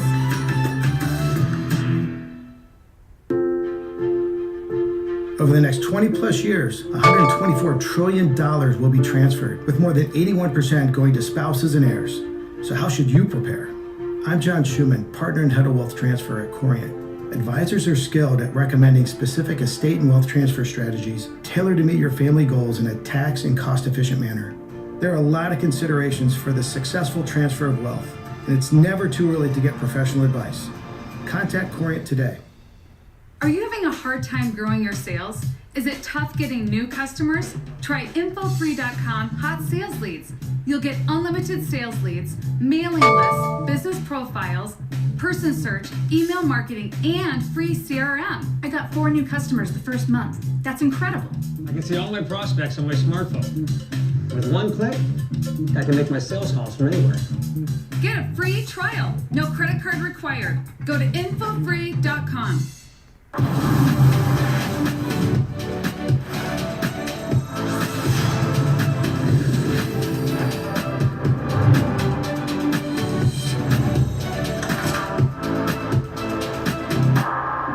This is the story of the one. The one knows the unexpected can put everything on the line. But with a teammate like Granger, she's confident that she will always win the day. Call, click, or just stop by. Granger, for the ones who get it done. Introducing Chipotle's new high-protein menu with real chicken, grilled fresh, no antibiotics, no fillers, ever. Starting at $3.50, packed with protein, Chipotle's new high-protein menu is real protein you want to eat. Chipotle, for real. Meet Omnilux Contour, an LED light therapy mask clinically proven to reduce fine lines and wrinkles. Find out how you can improve your skin at OmniluxLED.com. Starting my day with NAD has made me feel just clearer for the day. I'm a busy mom, businesswoman. It's become a part of my routine in the morning. It helps me stay sharp and steady through the whole day. I don't have these big highs and lows. I love that it doesn't complicate my routine. It is almost 8 a.m. on the East Coast, and you're watching Squawk Box right here on CNBC. I'm Becky Quick, along with Joe Kernan and Andrew Ross Sorkin. And among our top stories this morning, Elon Musk is merging SpaceX with his AI startup xAI. The combined company is valued at around $1.25 trillion. Rare earth stocks jumping after President Trump announced plans for a critical minerals reserve. The initiative, called Project Vault, would combine $2 billion in private capital with a $10 billion government-backed loan to boost domestic supply. And the United States and India reaching a trade deal. On Truth Social, the president saying the United States will lower tariffs on India to 18% from 25%, and India will cut its tariffs on the U.S. to 0. U.S. Trade Representative Jameson Greer will join us live at 8:40 a.m. to talk about this and much more. And the futures this morning have been mostly friendly, positive. You can see the NASDAQ is back up triple digits now. The S&P is actually positive. That would be new highs. Let's get to Dom Chu with a look. This morning's pre-market movers. Hey, Dom. All right, good morning, Joe, Becky, Andrew. We got an earnings roundup for you. We'll start with PepsiCo shares, which are lower this morning right now, to the tune of 1.5%, despite a beat for its quarter and affirming its full-year guidance. Now, what's weighing on the shares is potentially a Wall Street Journal story that the food and beverage giant is planning on cutting snack prices by up to as much as 15% as consumers push back somewhat on those higher prices, so keep an eye on PepsiCo shares. PayPal shares are also lower pre-market, down by just about 15.75%. After missing estimates across the board for its most recent quarter. Guidance was also weaker than expectations. The payments firm is expecting a mid-single-digit decline in profits for the current quarter and a low single-digit decline to slight growth for the full-year basis. Those both missed estimates. PayPal also announced the departure of its CEO Alex Chriss this morning. Enrique Lores, the current CEO of HP Inc., will take over in March on March 1st. PayPal CFO will fill in as the interim CEO until that point, so keep it on PayPal, down almost 16%. Meantime, you got Palantir shares surging after beating estimates in its quarter yesterday afternoon and giving stronger guidance, including full-year revenue guidance nearly $1 billion better than consensus estimates. U.S. government revenues were also a strong beat. CEO Alex Clark told CNBC that much of the demand came from the Department of Defense, maybe not surprisingly. The software firm signed a deal worth up to $10 billion with the U.S. Army just last summer, so Palantir up 11%. And let's check on a couple of analyst calls. SoFi shares higher this morning. JP Morgan upgrades that stock to overweight, citing the pullback in the fintech firm after earnings last week, creating an attractive entry point and citing strength in new members and deposits. And then we'll round things out with FedEx, higher after it was upgraded to overweight from equal weight over at Wells Fargo, who expects FedEx to outline targets that could take EPS to $30 by fiscal 2029 at its investor day next week. FedEx also upgraded to outperform from market perform over at Bernstein. And for more on all of those calls, just check out cnbc.com/pro. Subscribers get all the access to detail and context, guys, around those notable upgrades and downgrades. Joe, I'll send things back over to you. Wow, FedEx looks like a new high. All right, thanks, Tom. You got it. Okay, coming up, earnings from Big Pharma, Pfizer, and Merck out this morning. We're going to break down those reports with an analyst next. And in the next hour, Bob Kraft, the Patriots owner and founder of Blue Square Alliance, is going to debut the latest campaign to combat hate crimes and anti-Semitism. That's coming up in about 10 minutes from now. Squawk Box returns after this.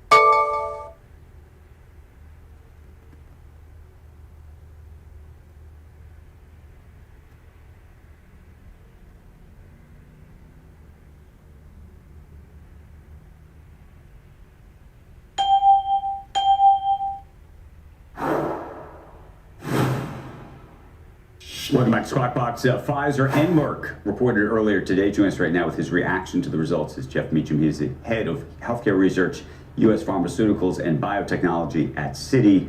Good morning to you. We've seen both of these stocks. Pfizer down, by the way, 5%. Merck holding in a lot better. But why don't we just go through the headlines here and what your reaction was? Yeah. Thanks, Andrew, for having me. Yeah, I would say for Merck, the guidance was a big worry going into the fourth quarter, just because you do have, the LOE issues. Merck's done a ton of deals. So I would say in general, investors are happier with the pipeline now that they've done a lot of BD, but the guide and going into the big teacher to cliff in late 2028, 2029 is still a big deal. And then Pfizer, for sure, there was no change. Fourth quarter was good. There was no change to guidance, which they already gave. But I thought the Metsera data looked really competitive. Again, it's phase 2, but a lot of room to go, though, still in the terms of the development of their GLP-1. So if you could buy Pfizer or you could buy Merck right now, which one would you buy, and what does it look like 12 months from now? We have a neutral on both of them. I would say probably we favor Merck, just given the fact that they have in fact done pretty aggressive BD. They haven't quite solved for the patent cliff at the end of the decade, but I think they've made a ton of progress. But both stocks kind of bounced off the bottom, right, with all the pharma agreements with the White House last fall. Well, that's the question. Have they already moved? We're looking at Merck at $113. You're saying you're neutral, which means effectively own it, or you're just saying hold it? What are you really saying? And if not Merck and Pfizer, what do you like? Yeah, I would opt for more the growthier stocks in the sector. So we're still big fans of Eli Lilly. They report later this week. And then on the biotech side, Gilead and Vertex are two that we like. I think in this world where there's a lot of patent cliffs, and when you look at the stocks that have done well despite that, we're better off just, I think, going for clean growth stories, and that's where Lilly and Vertex and Gilead really come out on top. Sometimes people say hold something or you're neutral on something. That is a tacit sell without saying a sell. I don't think so. I would say that's probably not the case here, because patent expirations are really the patent or sort of the kryptonite to the sector. And for sure, it takes companies a long time to work through them. But it's hard to predict exactly when the stocks are going to re-rate here. And you're totally right, Andrew. They have re-rated from last fall. But the move from here, though, I think depends a lot on capital deployment, kind of the boring stuff, right? BD, dividend hikes, buybacks, et cetera. So not worth it at this point. Okay, Jeff, good to see you. We appreciate it. And thank you. Thank you. Coming up on the other side of this, Bob Kraft, the New England Patriots owner, founder of Blue Square Alliance. He's going to debut the latest campaign to combat hate crimes and anti-Semitism ahead of the big Super Bowl. And then Ariel Investments co-founder and co-CEO Melody Hobson is going to talk markets and the economy with us right after this.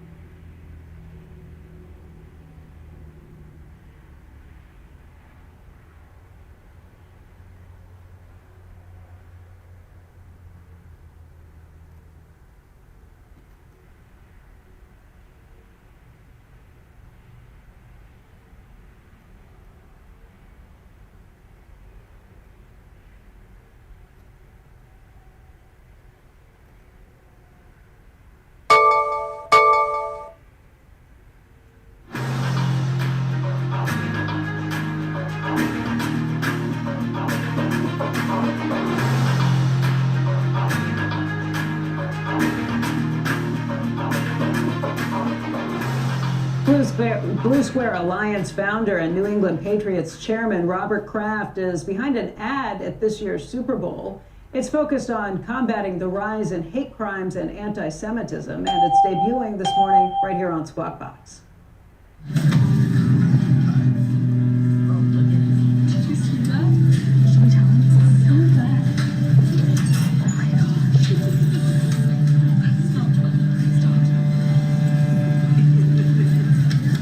Do not listen to that.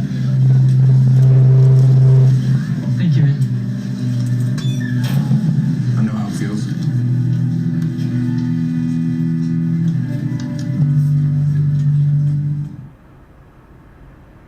That's pretty powerful. Joining us right now to talk about it is Kraft Group Chairman and CEO Robert Kraft. Robert, that's the first time I've seen that ad as well. And this is not a new campaign, but you all are doubling down on trying to go after hate and anti-Semitism. What's happened since the Blue Square was launched, and what are you doing now? Well, it's nice to be with you all.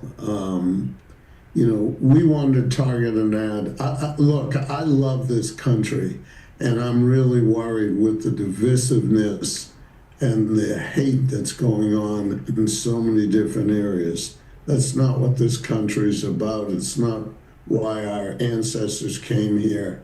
And it was a land of opportunity for everyone. And, you know, we saw back in 17 with Charlottesville, and then the Tree of Life in 18, things going on that we had to stop. And unfortunately, I think the role of social media has put so many falsehoods out, and the bad trend that we see going on in our data center is young people falling into this trap. And, you know, hate, you're not born with hate, it's learned. And we have to find ways to push back on it. I was looking at some of the numbers. The ADL says that anti-Semitic incidents jumped about 900% over the last 10 years. And there's other statistics that show 45% of Americans remain unaware of rising anti-Semitism. What is your hope? What do you think you can do? And I know you've put someone, Adam Katz, in as the new president of the group to try and take this on. What's his plan? Well, it's about education and making sure everyday Americans understand that this is happening. You know, we have a data center tied to over 500 million websites throughout the world, and we show that 60% of Americans don't believe that anti-Semitism as a form of hate is really as bad as it is.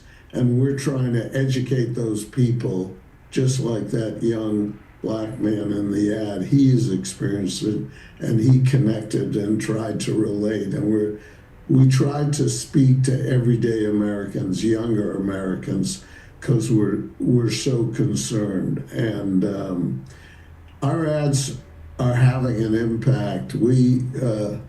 Of that 60%, 30% are willing to stand up and do something after they see our ads. And we have to just keep educating the good people of America what's going on.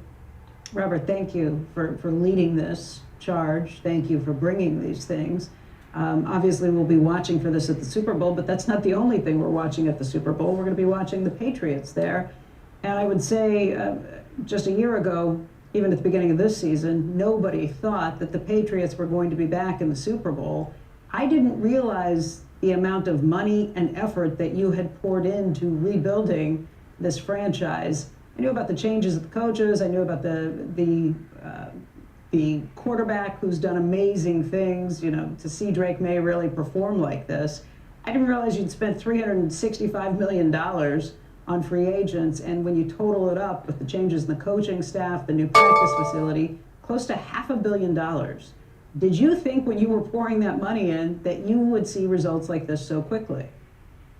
Well, it was my big dream, Becky. You know, when you want to compete in this world today, especially in our business, everybody wants to win badly. So you got to do a lot of the little things that allow people to put team first and come together. And, you know, one of the nice things we saw, we were privileged after 7 years to have a couple home playoff games. And when you see the crowd, it was like 25 years ago when we had the privilege of winning our first Super Bowl. You have people of all backgrounds, all skin color, ethnicity, religions, all rooting for the home team.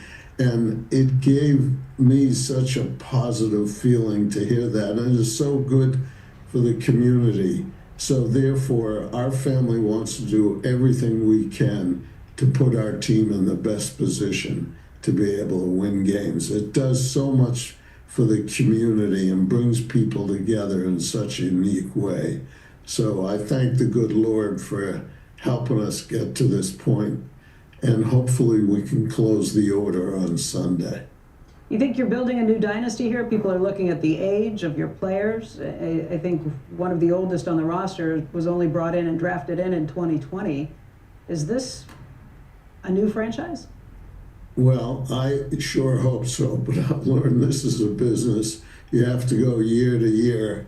You know, you have physical injuries, you get people hired away, and you have to look at each year as a separate year. We've been very privileged over the last 25 years to do okay, and but it's a real battle every year. So our focus now is on this coming Sunday, and I'll tell you what's wonderful though, when you have a group of younger, new people and you see their attitude and how much they want to do things for one another. That's what I love about the country, and it's actually what we're trying to do with the Blue Square Alliance. Get that same kind of feeling and have it be a team effort, because we're protecting America and keeping America open.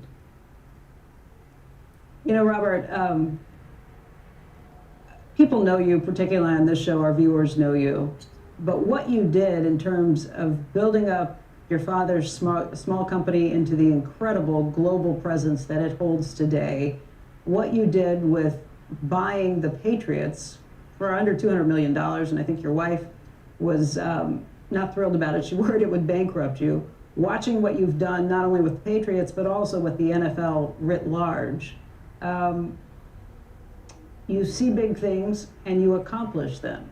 What is your hope with Blue Square? Where do you think you can be with this project, let's say in the next 5 years? Well, my hope and dream is this Blue Square. It's a symbol of unity, and we have sisterhood, brotherhood, and when we live in such a transactional world and things are going so fast, if people will just wear this Blue Square, and we put it on all our emails and texts, and people see it, and it gets them to stop for a moment and just think about love and not hate. Because I have a few years on you, and I've never seen things like this in America. And I mean, just think, people who go to worship in a synagogue, there's armed guards. In 2026 in the United States of America, or they're afraid to wear a Star of David because what'll happen. That's not good. That's not good for anyone in America, and we want to stop it. And I think the Blue Square is just a symbol of sisterhood, brotherhood, and love. Wear it proudly, and we're glad to see that. This kind of pales in comparison to what you're talking about, but there is a report out this morning from ESPN that sources are telling them that you were not voted into the Hall of Fame class of 2026. Bill Belichick had not been voted in, and I know you gave an issue of support for him earlier this week. Goodell has said he believes you will be in the Hall of Fame. Does that matter to you? What matters to me is we win Sunday. That's that's a function of how the team we're involved with and organized. And I can't speak on issues where other people are voting or doing things.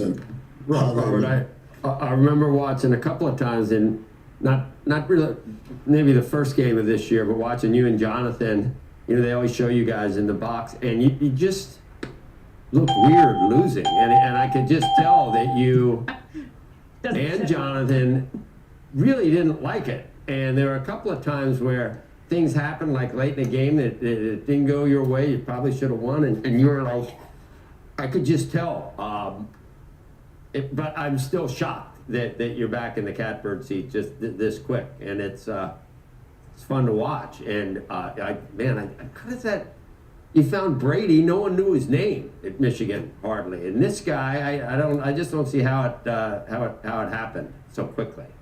Well, we're privileged to have good people who have good analytic skills, and I think the good Lord's hands at work, and we're trying to create an environment where people can do what they do best. And I'll tell you, there's no worse feeling than losing on a Sunday. And all the other teams do it every Sunday. So many teams have never. I mean, you are blessed with what if you win 7, no one's ever won 7, have they?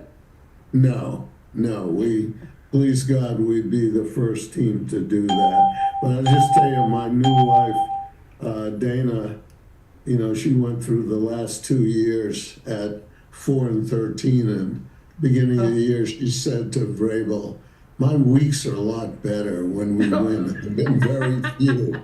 So I think he must have taken it to heart. You never skipped any of the games. Didn't matter what city, cold. I would see him in the, no matter where the Patriots. I can't believe he's still showing up for this, or like foreign.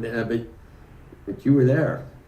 Yeah, no, we're very fortunate, and you know what? And what the NFL and our team symbolizes this year is the greatest part of America. People from all backgrounds putting their egos down and putting team first. We need more of that in this country and love of this country. And we're so excited and honored to be here, and it's going to be a fun weekend. It is, and we are glad you are here with us first. Maybe you come back next week, Robert? Show off? I'd love to. We've shown this. This is the 3rd year we've done the Super Bowl ad, because there's nothing, the exposure that to all of America that you get. And this program, I know Jonathan and I, we love watching you guys. It's a great way to get educated quickly on what's important. So we want you to come back next week with the rings on, though. That's what we're looking for here. Well, he's only got 5 rings. I know, but when he gets a new ring, that's stolen. You make it a new ring. But you know what I'm talking about. Yeah. Vladimir Putin, he's still got it, doesn't he? We should have known then that guy was trouble, Bob. What's that? Robert, thank you very much. It looks like we lost the shot, but we will be watching this weekend what happens on the field, what's happening with the Super Bowl ad, too, from the Blue Square. And we appreciate Robert. We appreciate him coming on today, too. Still to come, Ariel Investments co-CEO Melody Hobson talks markets, investing in women's sports, and much more. And then United States Trade Representative Jameson Greer on the trade deal with India and other deals in the works. Spark Fox will be right back.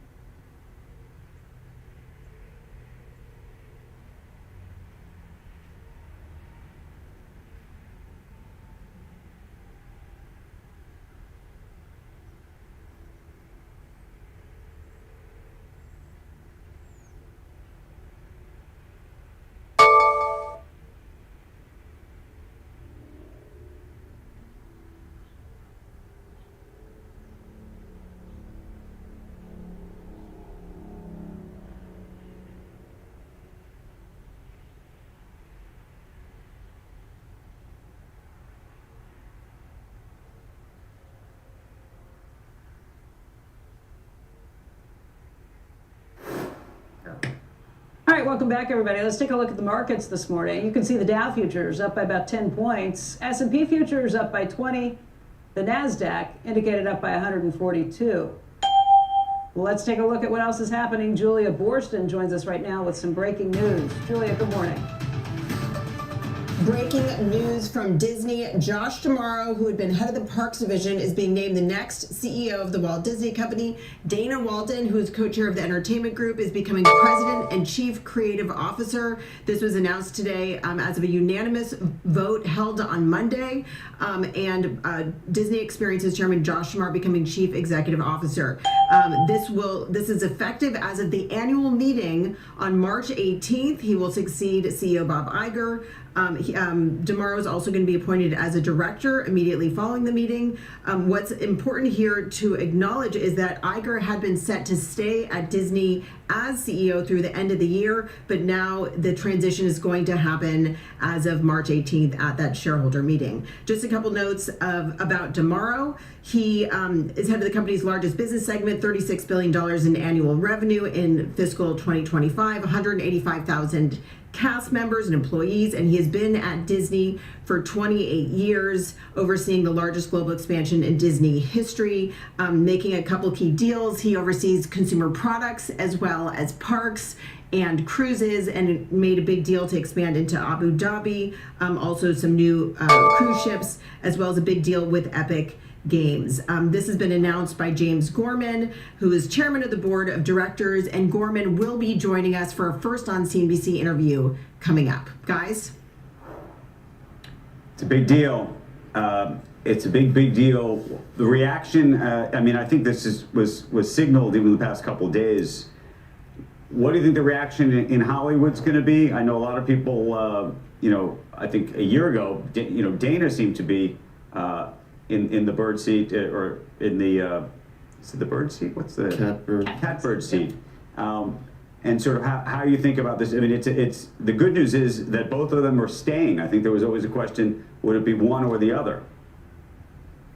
Yeah, I think one of the reasons why Gorman was selected to be in this role overseeing the succession process is because he had such a good track record of not just managing succession before, but also maintaining the runner-ups, if you will, at the company when he was managing this process at Morgan Stanley. So I think what's essential here is that both D'Amaro and Dana Walden are being elevated. Dana Walden, as co-chair of the Entertainment Division along with Alan Bergman, has been overseeing the intellectual property that is the engine of the entire Walt Disney Company. So while D'Amaro oversees the profit engine in that the theme parks are the biggest contributor to operating income by far, the Entertainment Division is the one overseeing the intellectual property. And so by elevating her to President and Chief Creative Officer, not only do they retain her at the company, but they also make sure she's having that oversight over every part of the content business. So I think it's really important that they did maintain both of them.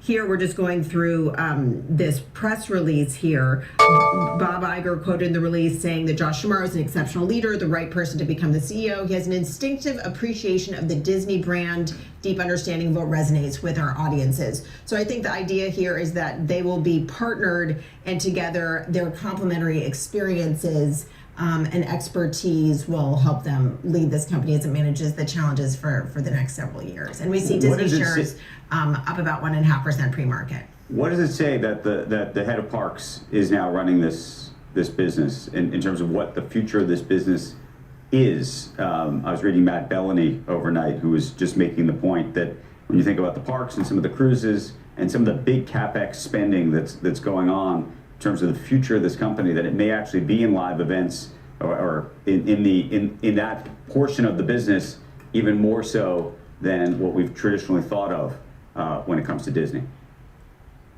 Well, I think when you think of Disney, you think of the movie studio, think of Disney Plus, but the reality is that the parks are already about 2/3 of the company's operating income. If you looked at this most recent quarter that it was announced yesterday, the parks had 3 times the operating income of the Entertainment Division. So the parks have not only been an essential part of the company for years, but especially when you look at the capital expenditures and the 10-year plan that Disney has put into place for parks and experiences expansion, the fact that they're now expanding to Abu Dhabi without the capital expenditures there, but with other investments, this is an incredibly important part of the company. And in a lot of ways, the IP is generated from the entertainment division and then monetized at the experiences division.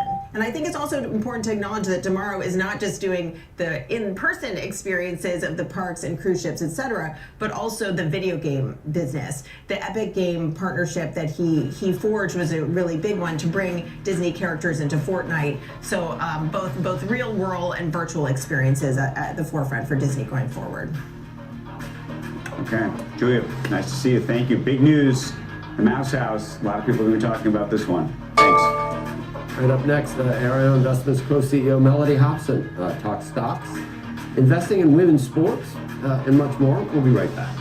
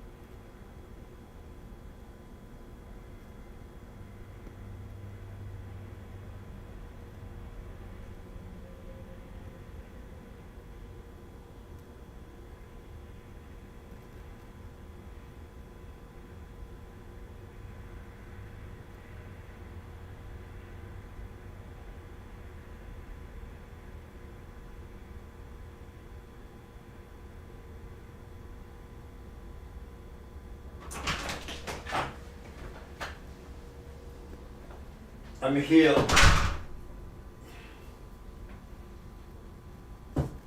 Here's. Welcome back to Squawk Box. Ariel Investments announcing the closing of its project level fund, raising a total of $250 million towards investing in women's sports. Join us right now. And Scam. It's Ariel Investments President, co-CEO Melody Hobson. Good morning to you.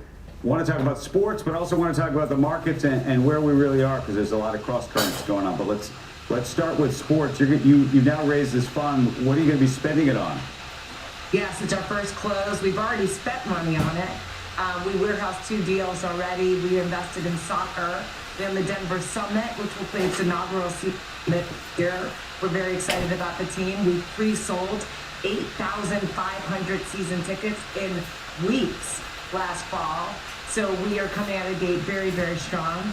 And women's soccer is really, really poised to do well. The best players in the world are in America. And then we've also warehoused a deal called League One Volleyball. 490,000 girls in high school in America today play volleyball. More than boys play baseball or soccer. And we think they have a wonderful youth sports business with 25,000 junior athletes playing today. And they're in their second season of their pro business. Are you, a lot of, in the sports world right now, there's a lot of talk about there being a bubble. Not about the big leagues necessarily, but some of these smaller leagues, sort of sports that have not historically been considered, the baseball and basketball, football of the world. How many different sports do you think can have success? I don't think it will be everything, but I think there'll be more than we have today. There will be more major league sports. We think, for example, volleyball might be one of them. And we think League One volleyball is poised to be the major league player in sports. But I have to tell you, volleyball's a major, you're a nut. But not necessarily targeted at women's sports. The vast majority of money that we've seen go into needed. Any final thoughts you want to leave us with, Alex? Yeah. A lot of times these names, although they look like potentially opportunities because they're down so much. What? PayPal? They're down for a reason. So the numbers were disappointing. Shake up at leadership. What? I wouldn't be surprised if this stock's pretty volatile today. All right, thank you, Alex. That is Alex Coffey, co-host of Next Gen. You can catch him Woo! today. Jeez. Coming up, we'll discuss how the blockchain and tokenization are changing the mortgage process. That's next on Morning Movers.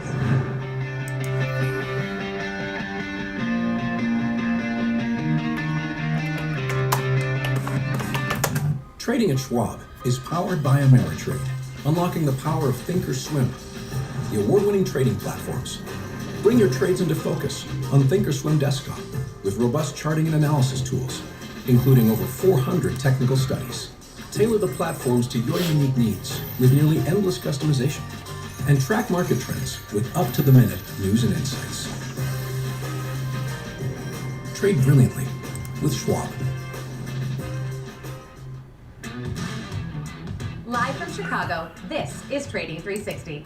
I'm Marley Caden. We track macro forces, market trends, and company news that shape investor decisions, all with expert analysis and actionable context. From inflation data to sector rotations, earnings to policy, it's a comprehensive view of the market every trading day. Trading 360, in-depth market coverage straight from Chicago. Weekdays at 11 a.m. Eastern on Schwab Network. Hey, Dad. I have a question for you. Sure. When did Granddad first start investing? Granddad had an account with Schwab before there were branches in the area. He really started with nothing. He worked hard, and after he passed away, the torch has been passed to me, and my advisor, Jennifer, she was with me with the journey, helping with the estate distribution. The two grandchildren planning for their college educations. Someday it'll be their turn. This is Fast Market, built for traders who want more than just headlines. We walk you through trade ideas with structure, risk management, and a focus on execution. From options to earnings to volatility plays, we bring decades of trading experience to every segment. With real-time insight across products and sectors, we deliver what active traders need to stay ahead. Fast Market, weekdays at noon Eastern, live on Schwab Network at schwabnetwork.com. Hey, Bob. Hey, Andrew. Last year, my dad had a stroke. Big shock to see this person that I'll go get my tea going. But before I leave, I must say, I am Washboardjim, the founder of the Sneaky Snake trading strategy and strategist that talks about chart patterns, moving averages, and not being a square.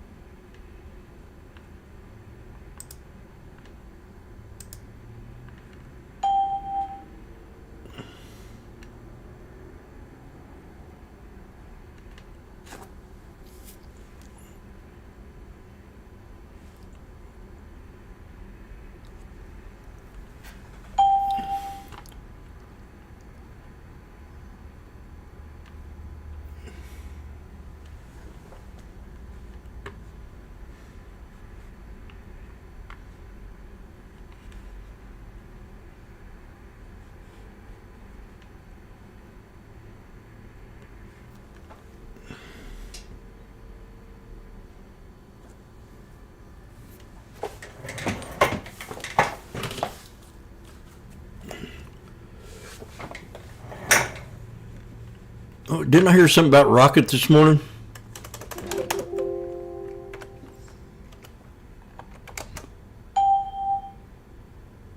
Yeah, Rocket's moving up.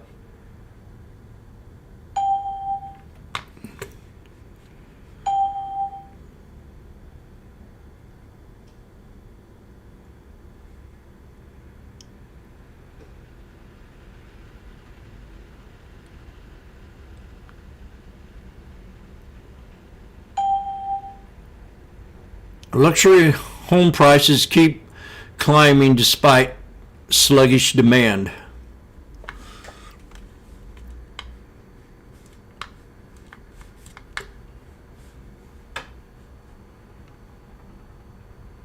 Securitizing a particular product offering, collateralizing certain assets.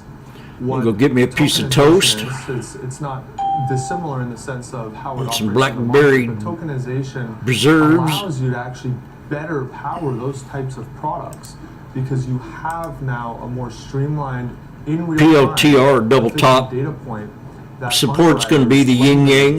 if someone's rehypothecating a collateralized loan, right? They'll be able to understand its performance. Nailed that one in real yesterday. time and better, obviously, grade and rate that security. Resistance to break A lot of our audience would be the are double retail top. investors. They're not mortgage brokers or bankers.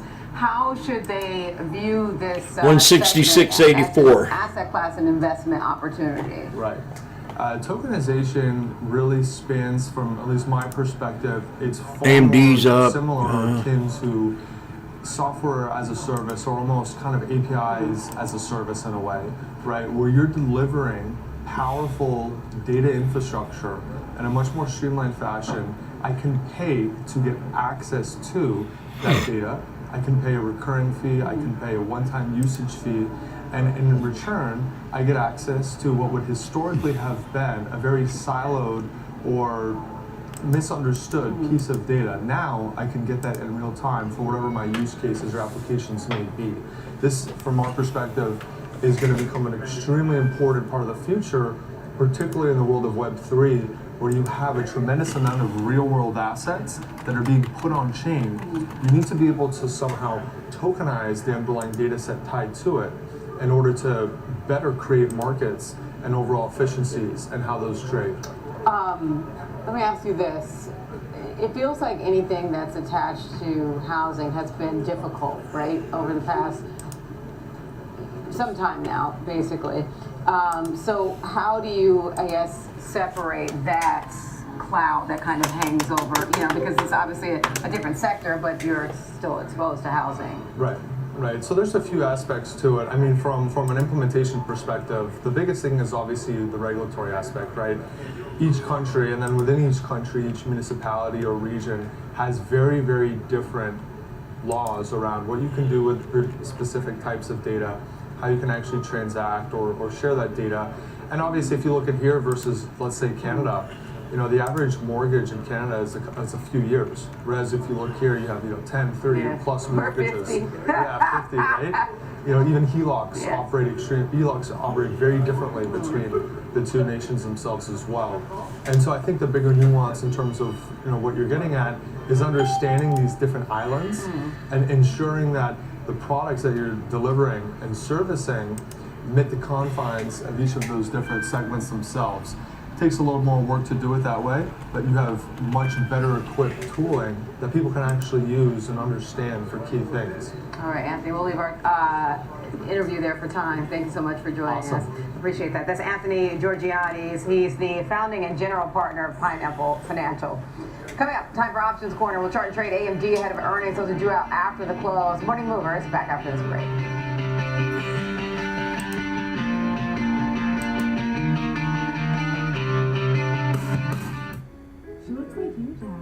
Aw, she's got your smile. Carl. Yep, your #1 broker's here to welcome your new little dependent. Actually, we invest with Schwab now. They have everything we need, all in one place.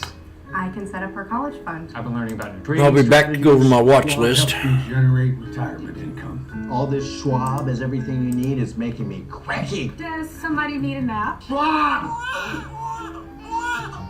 Bad commercial. Invest your way with Schwab.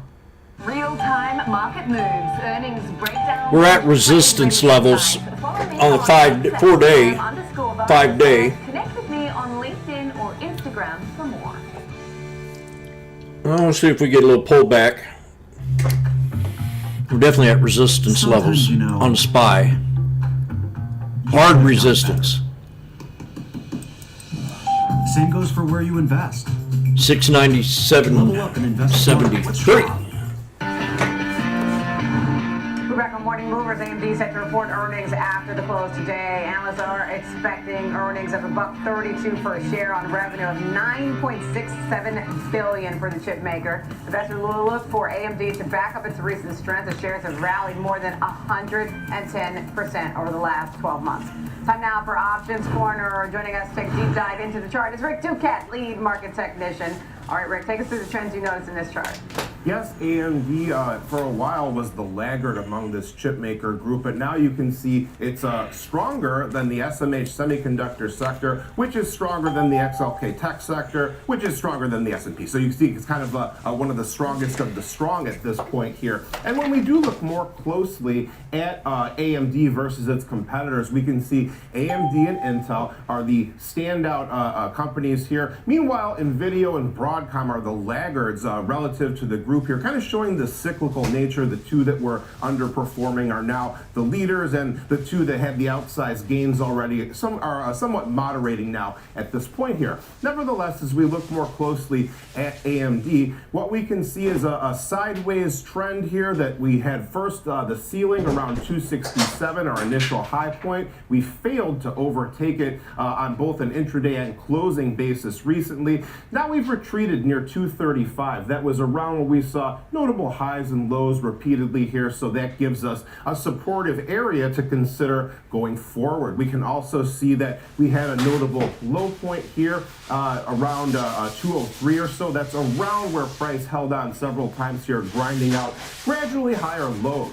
When we do look at our other studies here, we can see that our moving averages that we follow, our weekly 5-day EMA in dark blue, our monthly 21-day EMA in teal, those are kind of the bookends for yesterday's price activity here. Those come in at 246 and 236 respectively here. So again, a couple of short-term boundaries to consider. Meanwhile, our quarterly yellow 63-day EMA comes in down near 223 or so. RSI trending lower, just kind of what you might expect heading into a known event risk situation like earnings. Nothing really too terribly exciting happening in that regard here at this point. Finally, when we look at our volume profile study, we can see the notable nodes, the heavy trading areas, come in here near 220, near 240, and 260. So those are the most important areas from the perspective of trading activity. Finally, when we look at our option expiration for February 20th,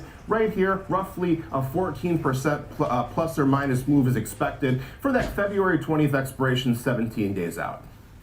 All right, thank you, Rick. That's Rick Ducat, our lead market technician. Now take us through an example trade is Tom White, co-host of Fast Market and senior options contributor. So Tom, what's the approach you want to take for an example trade? Has gotten elevated into this one going into the report. As Rick mentioned, it's topped off around that all-time high of about 267 a couple times. So I'm using that in the build-out of my strategy that I'm looking at here. The option market pricing in about a plus or minus 7% move in the shares post earnings on a one-day anticipated move. So implied volatility levels elevated. That allows you to collect more premium on selling strategies. So I looked at something that's neutral to bearish, that gives me that cushion up to about that all-time high. Maybe that becomes another area of resistance for a third time. So I went out to the February 6th weekly cycle, so just 3 days to expiration. This is a pure earnings play here in AMD going into this report. And I'm going to look at selling the 265 strike call. That's out of the money. The stock looks like it's going to open up here about 251. It's up a little bit on some news that maybe OpenAI is looking at alternative to NVIDIA. That fits the mold here of AMD. But I'm going to sell that 265 strike call out of the money to the upside, and then against it, because we want to stay risk-defying going into earnings, we're going to buy the 275 strike call. So a simple short, $10 wide, and neutral to bearish. Call vertical. You're going to collect roughly a credit of about $2.20 on that if the stock opens up here about 251. That's what you can make on this trade, $220 per spread with about $780 in risk, but that's all the way above 275. So you've got that cushion up to this break even at 267.20 of about 6.5% above where the stock looks like it's going to open up here. We're looking at that all-time high of about 267.08. This break even just above those levels. So if you think, hey, maybe this stock's going to pull back, the bar's too high on this one, or at least consolidate, or you can be wrong and the stock goes higher, you just want it to remain below that break even at 267.20. You got a probability of that short 265 strike that you sold in this strategy of being out of the money of about 73%. So higher probability of success. That's the trade-off versus the risk reward. All right, thank you, Tom. And thank you so much for joining us today on Morning Movers. I'm Diane King Hall. Download the Schwab Network app. It's available in the App Store and tune in 24/7 on schwabnetwork.com. Stay with us. You've got Opening Bell with Nicole Petalides up next.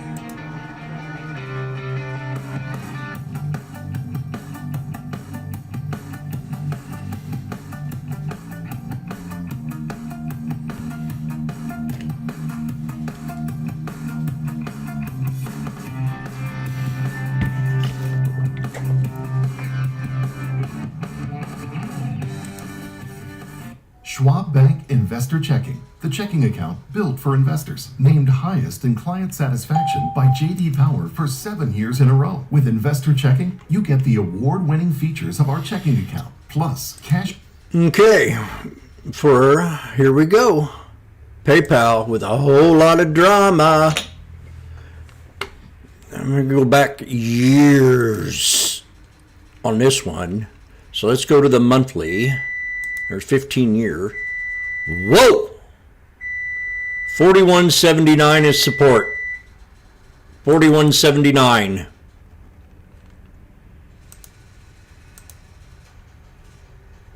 I got 41.79 as support. We believe you, James. You're so handsome. If it wasn't for my husband, I would marry you.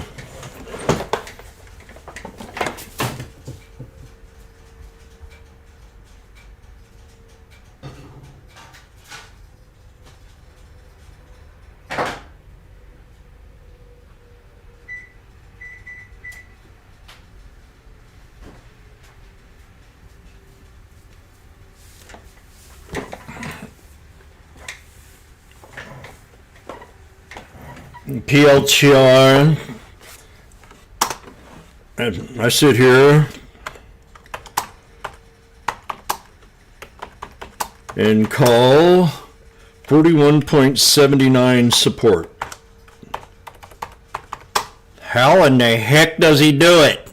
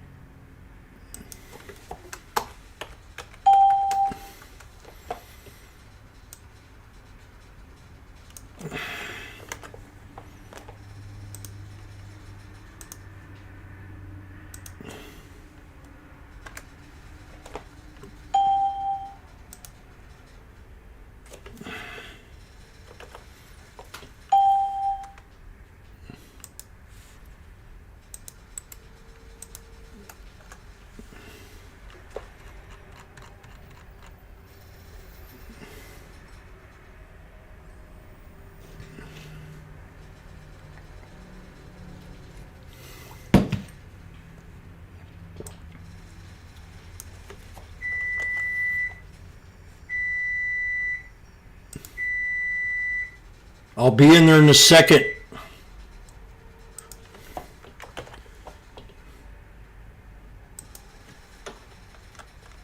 But your toast is burning.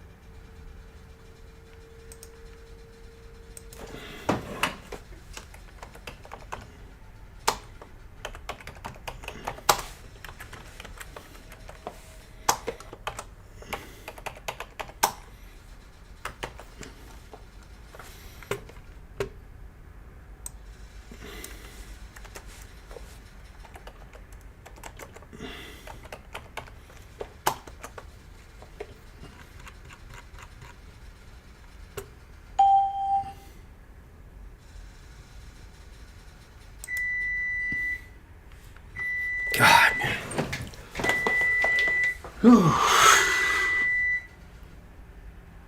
As was Palantir was one of them, and so this is Nicole exactly what they needed to do, which was a God darn it. and a raise. Here's some of the quotes from their CEO. We exceeded even our most ambitious expectations on demand from the U.S. Defense Department. Remember, President Trump's trying to raise that budget to $1.5 trillion. So also he said, such a massive acceleration in growth for a company of this scale and size. So Palantir doing the beat and the raise, just what we needed. Now that stock is up. Let's see if that takes the rest of software up with them. But a spectacular quarter. The growth continues out of a company like Palantir. All right, so look, it's been unbelievable. I mean, I saw it up 10% earlier. It's definitely going to be the talk of Wall Street today, particularly because the AI trade is always in question. But when you see the hyperscalers spending $500 billion, you know some of it at least has to be real. In the meantime, we got the big disappointing announcement. We love to get all the jobs stuff. Nope, not getting that. Yeah, exactly. So the frustrating part of this week is even though the Senate passed their spending package, the House still needs to pass a Senate-approved spending package to end the government shutdown. Now, they'll have a procedural vote, late morning today, and hopefully they'll have a full vote to pass this later on today, and then it'll go to President Trump's desk, and hopefully it'll be a very short-lived government shutdown. But nonetheless, we're not getting jolts today. They already announced on Monday that we're not getting payrolls on Friday, so the frustration in the financial markets continue. Just as we thought we were starting to catch up and get real-time data, it all shuts down, and we're not going to get data. Now, we'll get ADP tomorrow. I don't know if we'll get jobless claims on Thursday, but no jolts today, no payrolls on Friday. So the frustration continues, Nicole.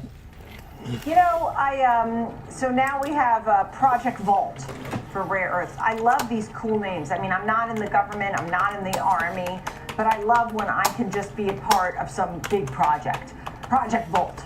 Tell us about that.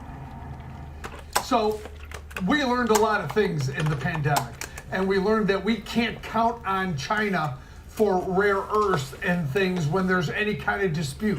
So therefore, the Trump administration, the rare earth miners are moving higher because President, known as Project Vault, the proposed is expected to combine nearly $2 billion in private capital with $10 billion loan from the U.S. Export-Import Bank. And so a $12 billion fund set up a strategic reserve for rare earths. So remember, this continues to make the United States more independent, less dependent on China. Toast went And fast. Like I said, during the pandemic, what did we learn? I don't remember eating it. To secure all these. I gotta go back and watch that. That had to have been amusing.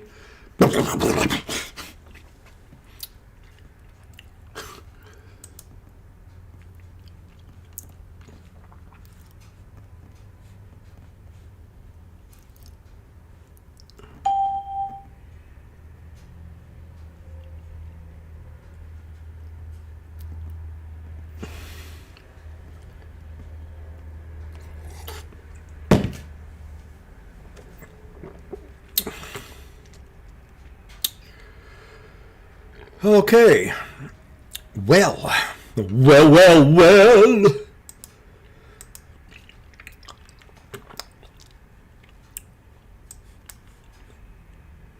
clean this up.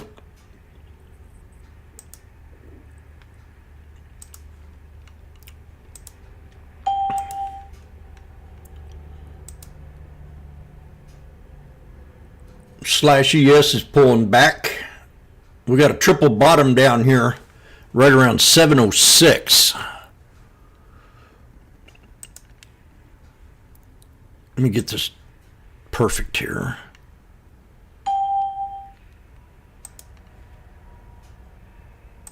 Right around 707. You know what we could do? We could set the alert at 707.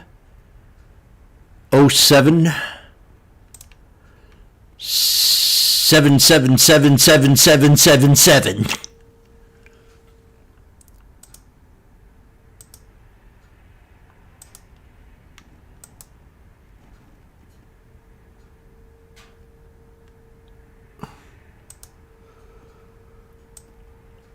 Actually, I'm going to bring it up just a little bit higher than that. 708.59. Right there at that body of that candle. A little bit above that.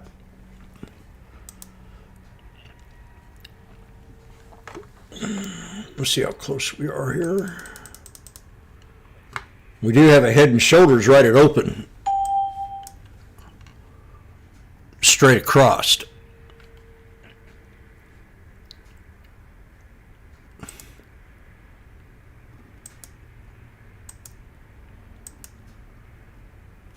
Come on, you dick.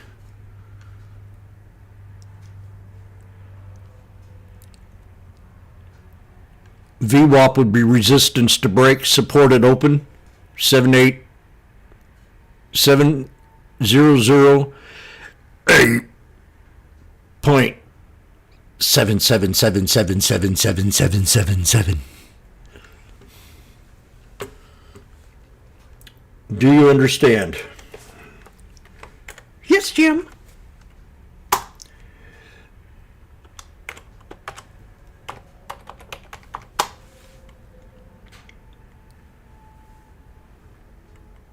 What was I saying?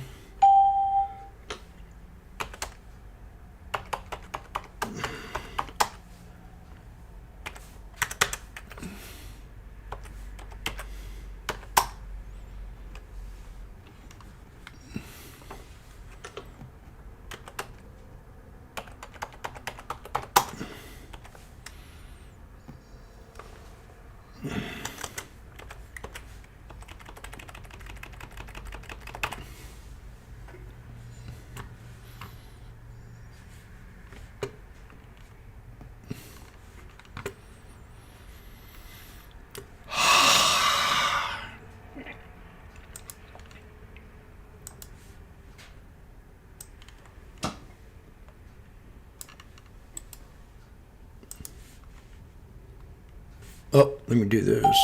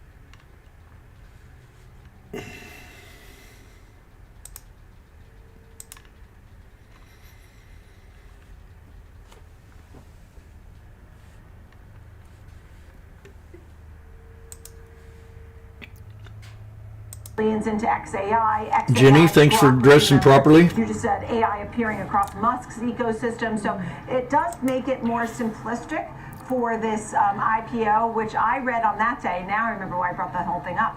On that day, I read that he is thinking about late June because, one, there's a very rare planetary alignment, and two, it's also his birthday.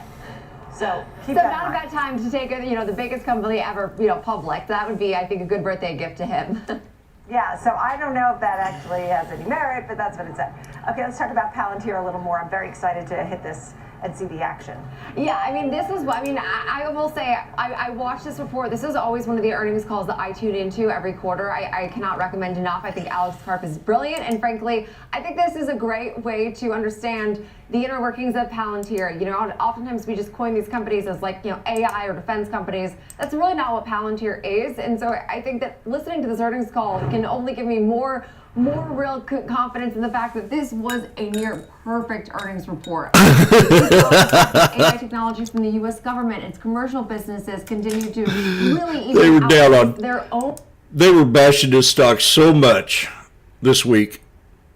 None of them. I mean, not one of them, except Dan Ives, that I can recall, was bullish on PLTR. And I'm going, what the heck's wrong with you people?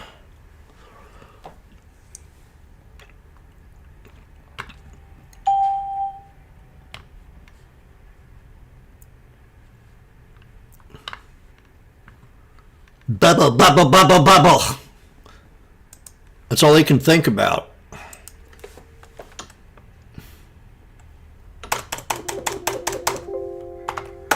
And the Indian deal they made with India, I think they sold 40 jets to them. And you know what? Have you noticed almost every deal that Trump's made, he's had something to do with Boeing?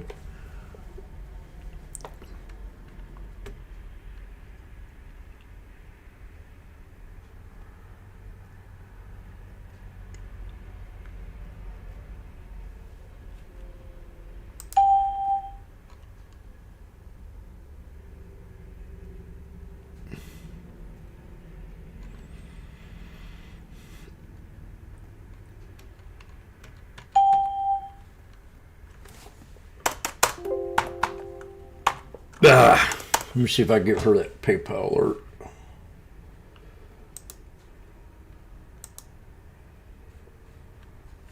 No, I did not.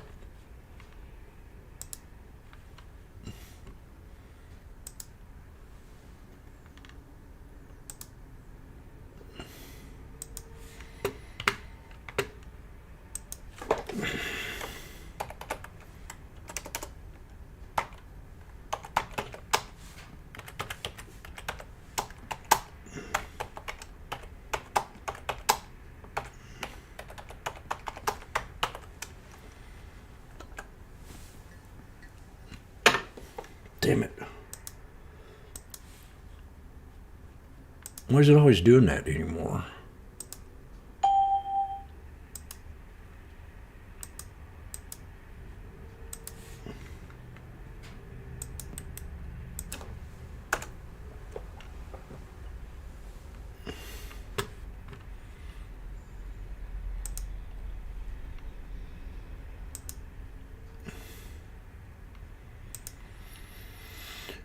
$15 more minutes back to the watch list. I didn't get very far. PLTR is definitely going to run up.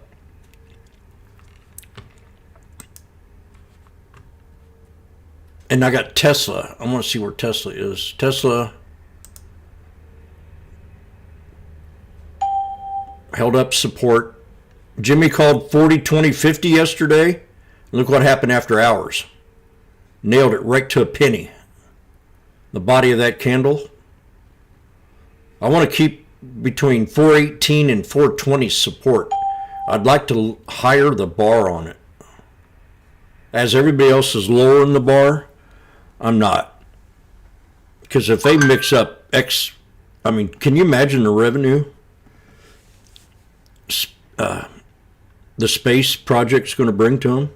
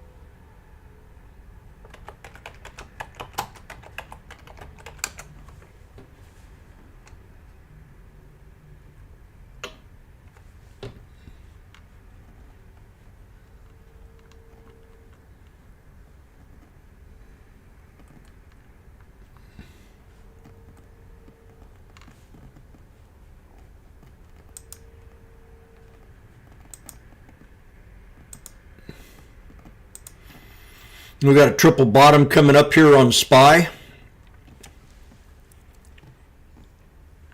It might be my first trade of the day here. Triple bottom on the SPY.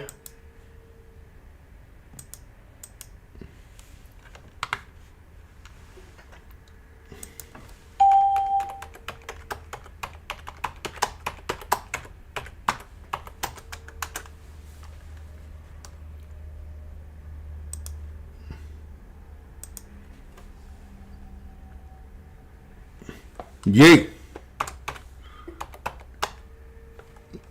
That's funny.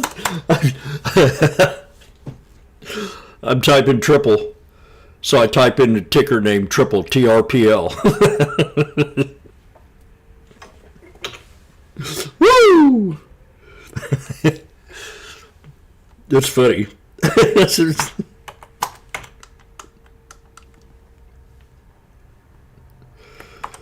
Jim, you're an idiot.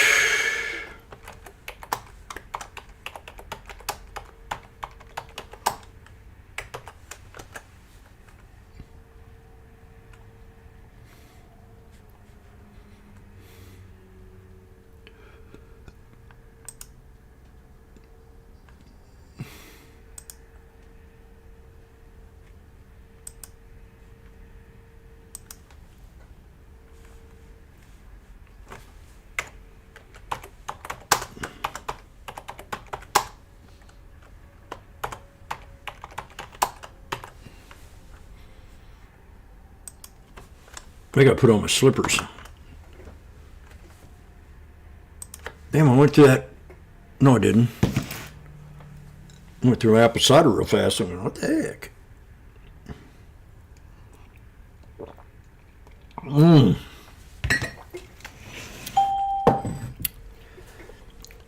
yum, yum, yum, yum, yum, yum, yum, yum, yum, yum.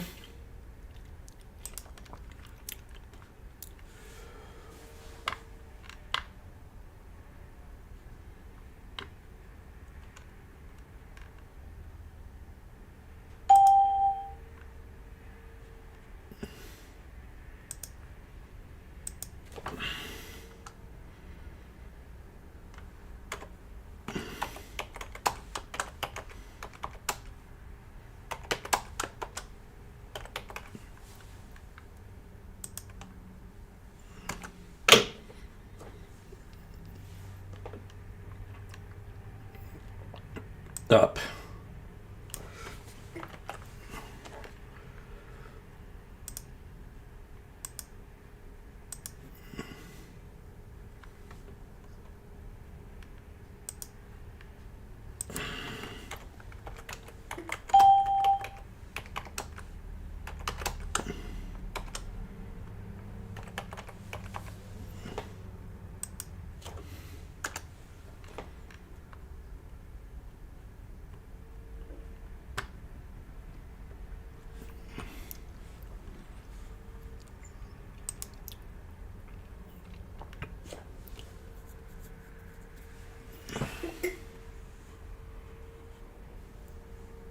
Four more minutes.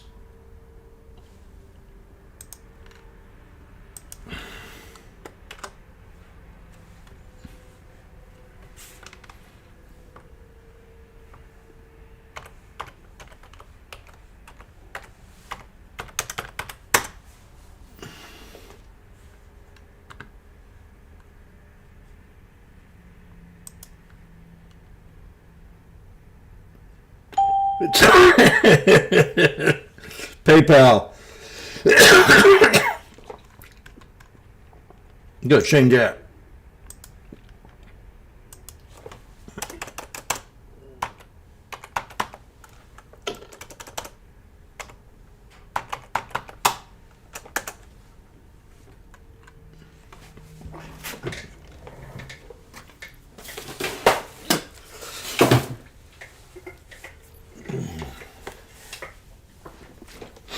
Oh, God.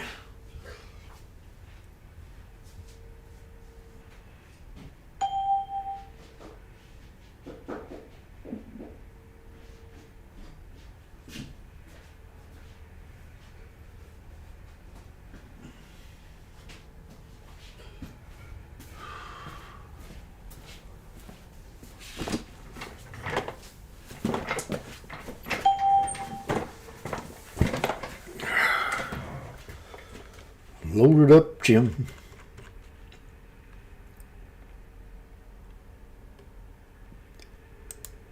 Sheba.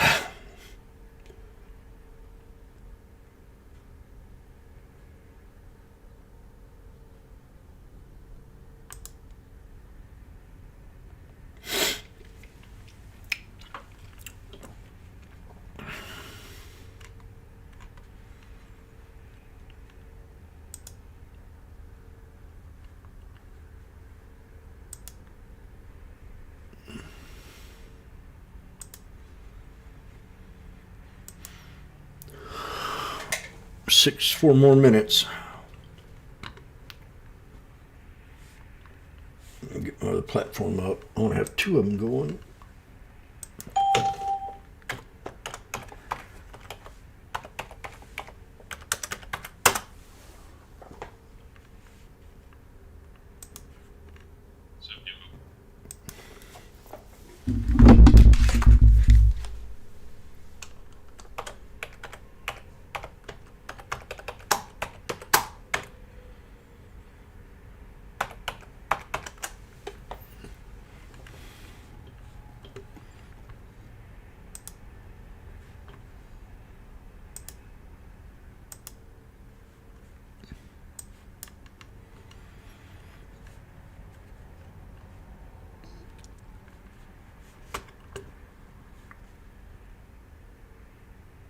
I got some pretty good sleep last night.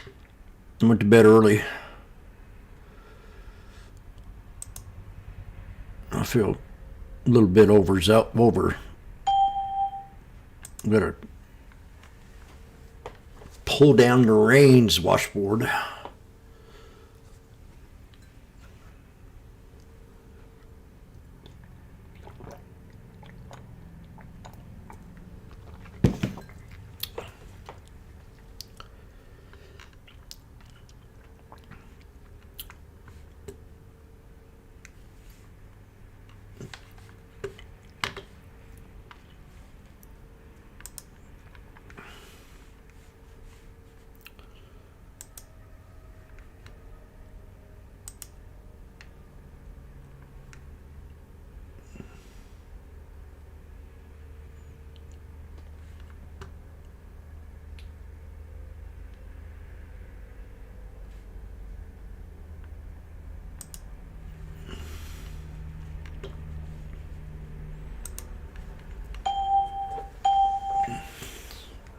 Slash ES about to hit it.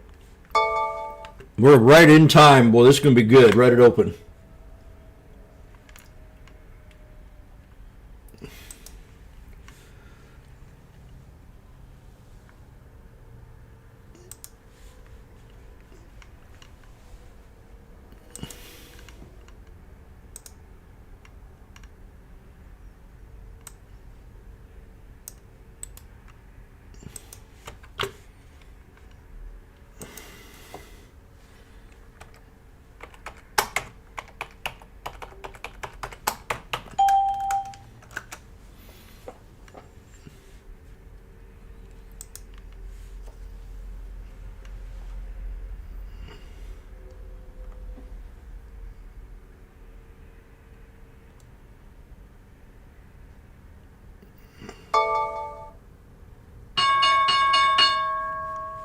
Okay, let it open here.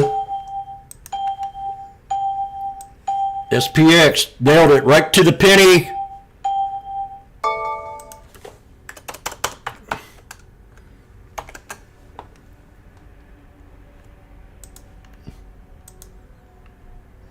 The 697 strike.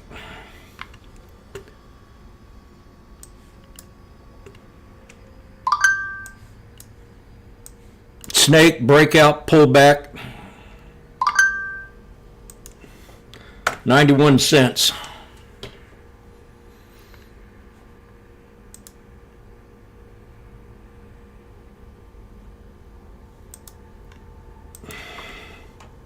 Perfect.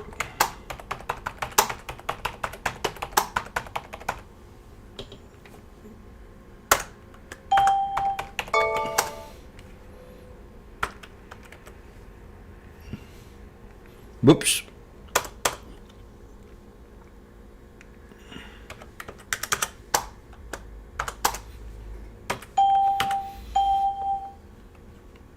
$115. Take it. You're the VWAP.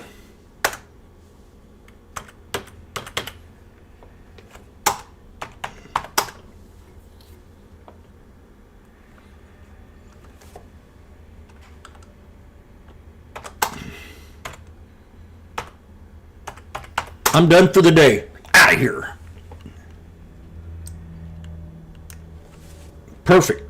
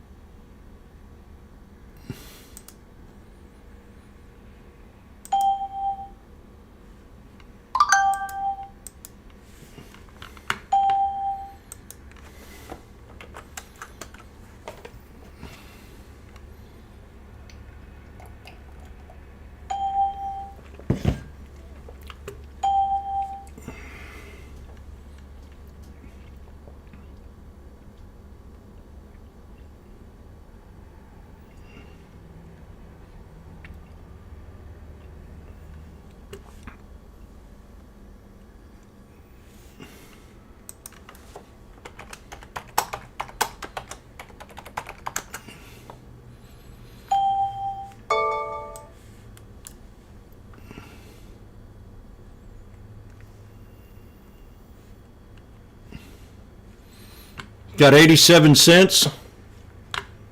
84.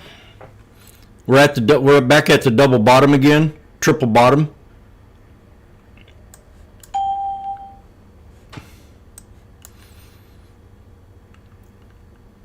$78. We're at the 200 EMA.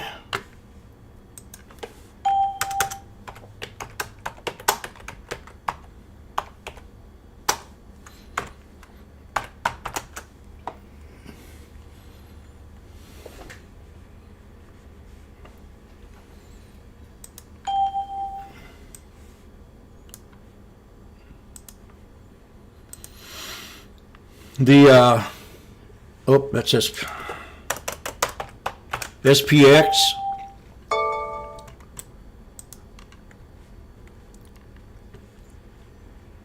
The 7,000.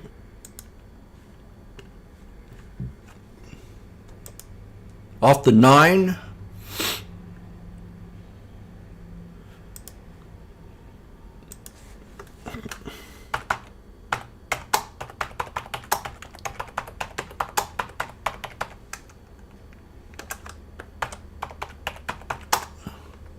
Off the 63, strike 7,000 at 430.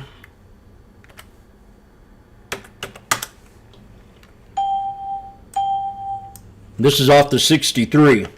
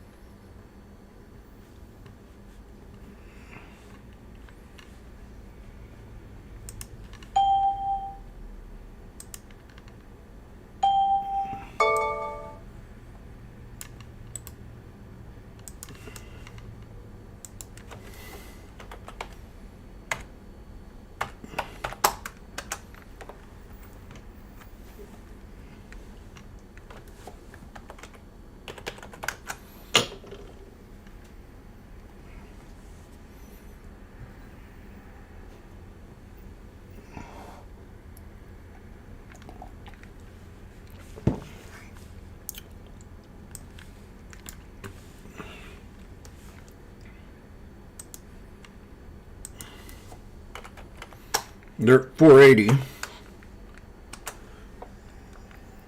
I want to see if we can respect this 200.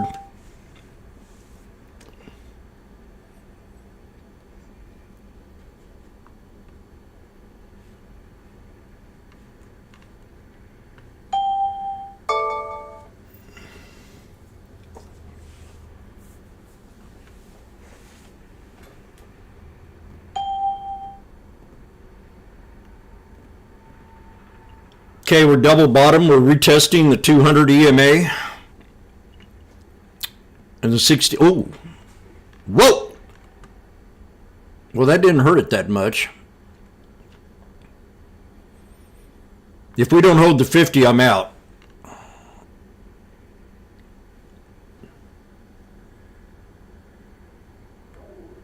This is a 50 SMA right here.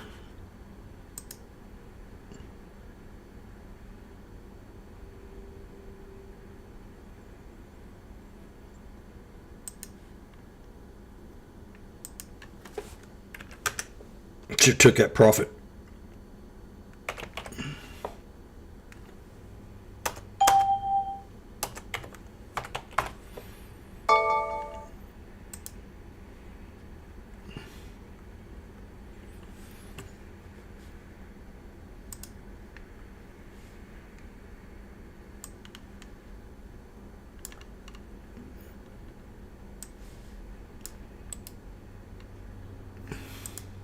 Damn it.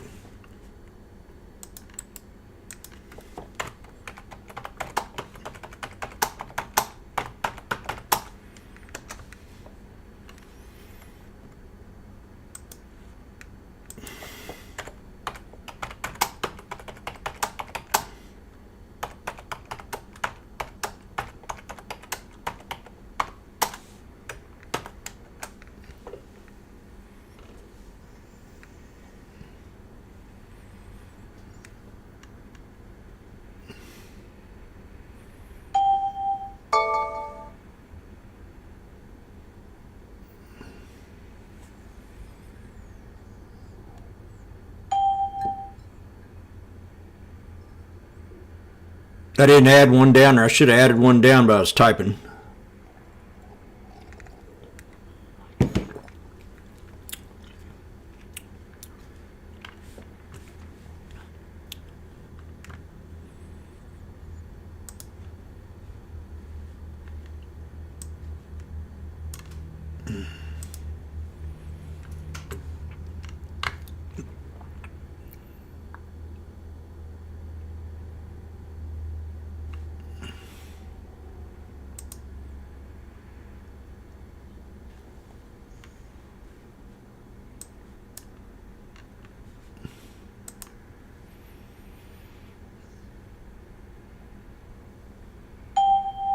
It's going to be a long day today.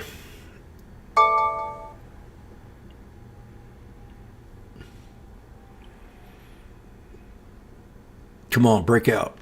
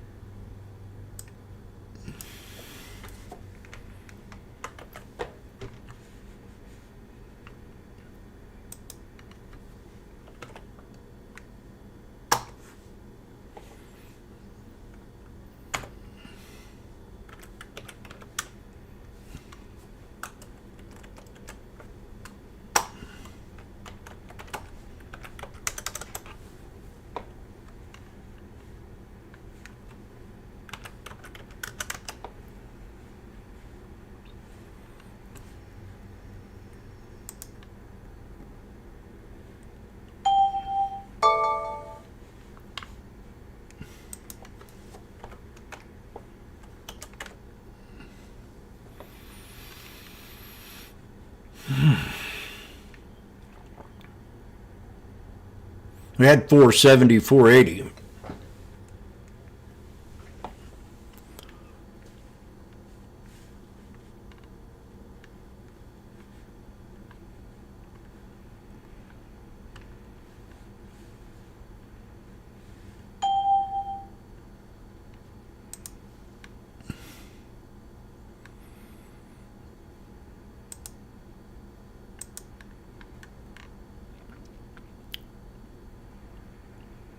These three candles here look bullish. We got a hammer, hammer, and a hammer. And then an inverted hammer with a tweezer bottom. So all that kind of looks bullish a little bit, except this was just retesting the double bottom off that tweezer. So we got to break the 200 for this thing to bounce.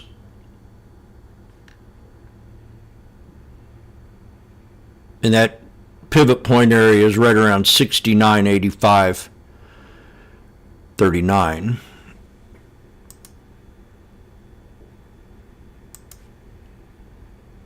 Right there.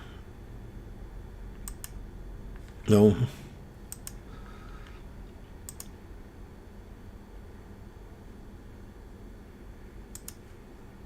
If you break that pivot point, we'll double top for sure. There we go. God dang, it didn't move up enough. 480. Go! Break it.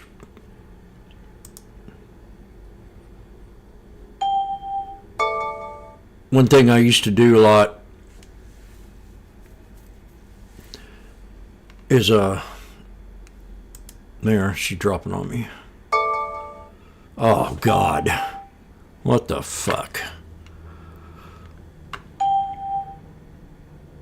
That just dropped on me. Shit.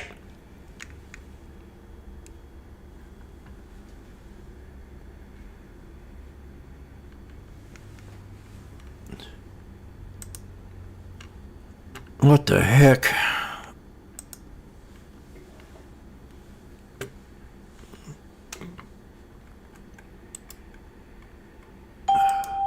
I got two at 280. That to me was uncalled for.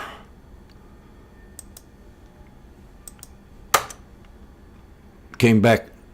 What the fudge?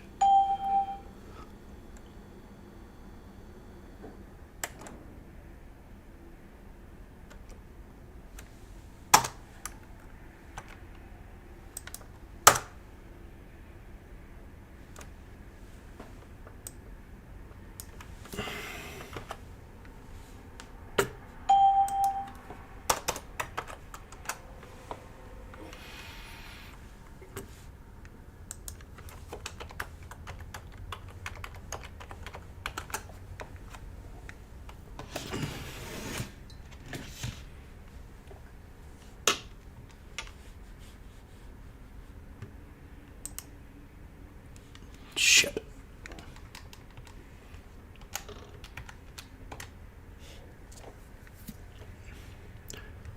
$2.80.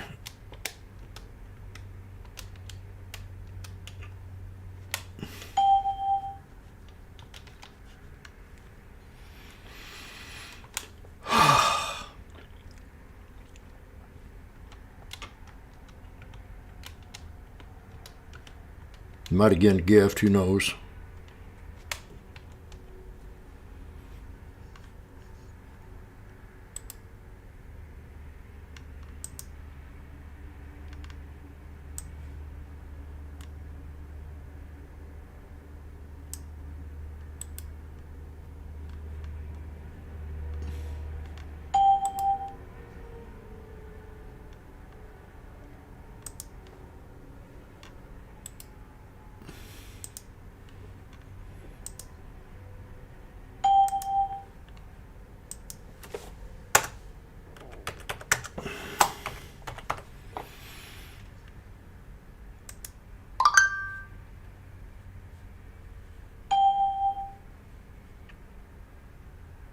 That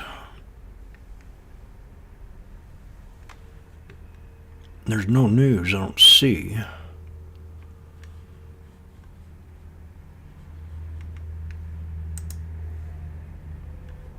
Tesla pulled back to that 420.50.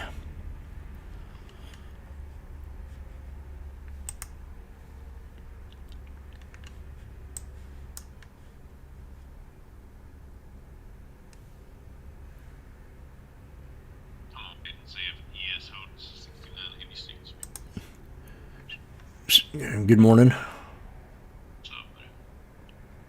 Okay. got stuck on that knife. I thought I was going to reverse there for a second.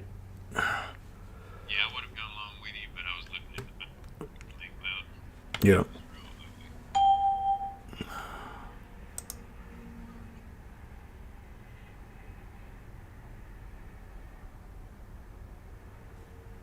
I'm about even now. I'm even here. So I got to, maybe a good trade if I can break this resistance. The 9. There we go. Bam. Nailed it.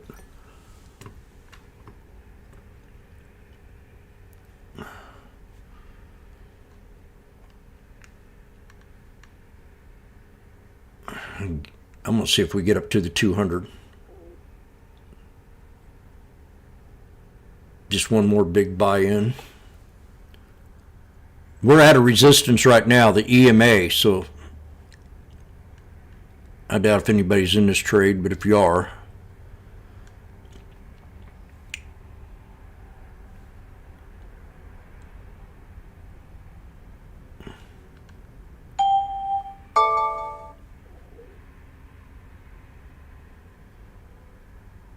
everything looked good. I mean, even that don't even look bad. Very good idea.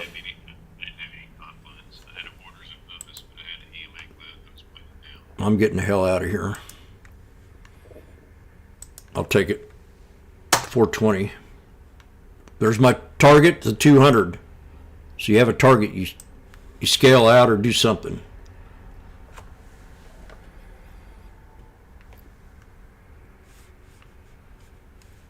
$420. I just like that number, don't you, Randy?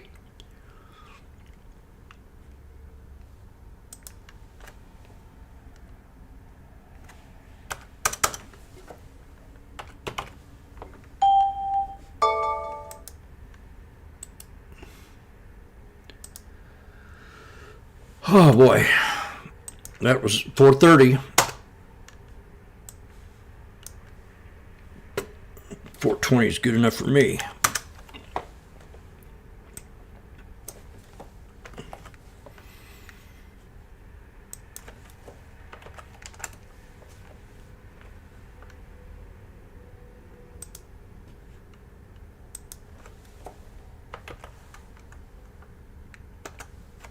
You're at a $3 average. I'm out, Richard. You do what you got to do. Remember your issue. Holding on and hoping for more.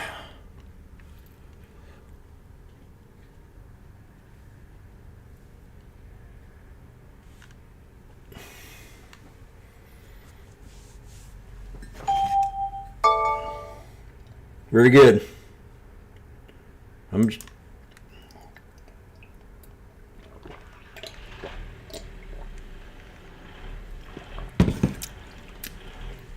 I'm going to tell everybody, have a target. Go with your gut. It'll save you error if you don't. But you got to develop your own system under your own mind, and we all think differently, and we all have different DNAs. None of us have the same kind of fingerprint.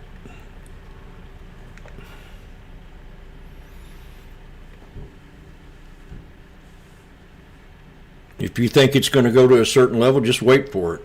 If it doesn't work, it don't work. But along throughout the day, you'll still find a little bitty scalper trades to take. I held my cool because I don't know. Ouch.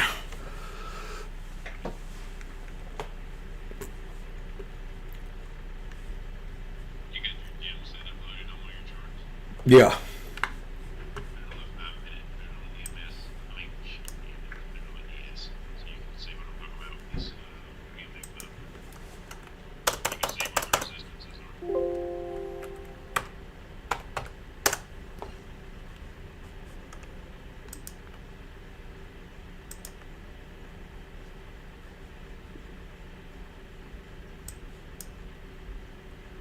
Oh yeah, the resistance is right above that cloud, right where I got out it. right? The 5-minute cloud acts as a resistance or support. It's what I've found. I've been watching it for 2 years.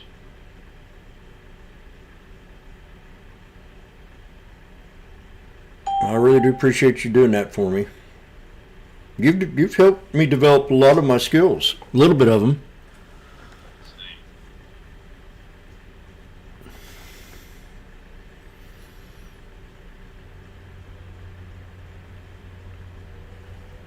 When it's slowed down like that at like a 45-degree angle, Yeah. I never go against it because it can always turn it. Yeah, and the candles, that would have called me to be bearish right there for sure. That candle right there. It's all of them. All of them have top heavy wicks. I will not go long because the 5-minute breaks that little middle line. Yeah. Is there a way I can change that color? That middle one? If you go into the study, you should be able to set settings for any of it. No, she didn't say that. I might have hard coded those. 14, edit 1425. 15. Yeah. No, you can edit color.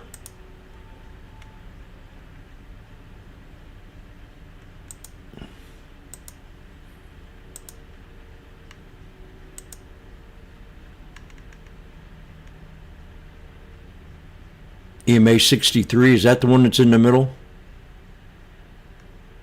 1415 is that middle line in the EMA code.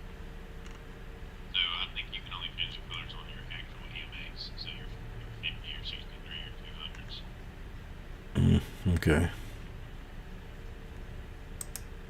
I'll play with some colors and see which one's better. No, I can still see it, but just like maybe a white or something to go off that, set that red. But that's fine.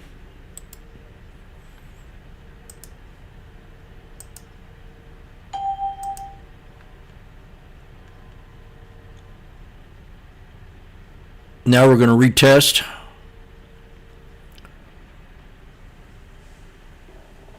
You want to see it go to 69, 86, 50.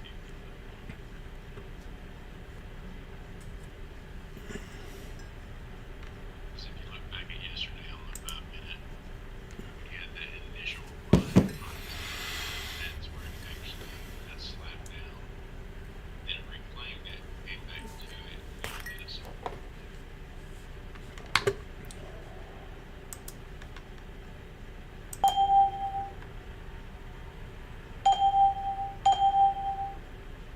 Say something.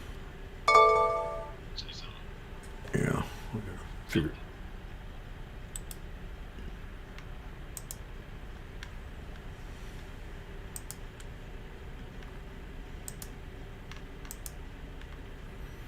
Say it again. At 69, 86, 50. Perfect. I got you on voice now. You're on YouTube. I got you. So on the 5-minute on ES, if you look at that, where we had that initial run from the bell yesterday morning, Yep. we had all green 5-minute candles until we hit that 69, 86, 50 level, and then it got slapped down. And then we reclaimed it and came back to it and used it as support and hopped off of it. Where we had that initial run from the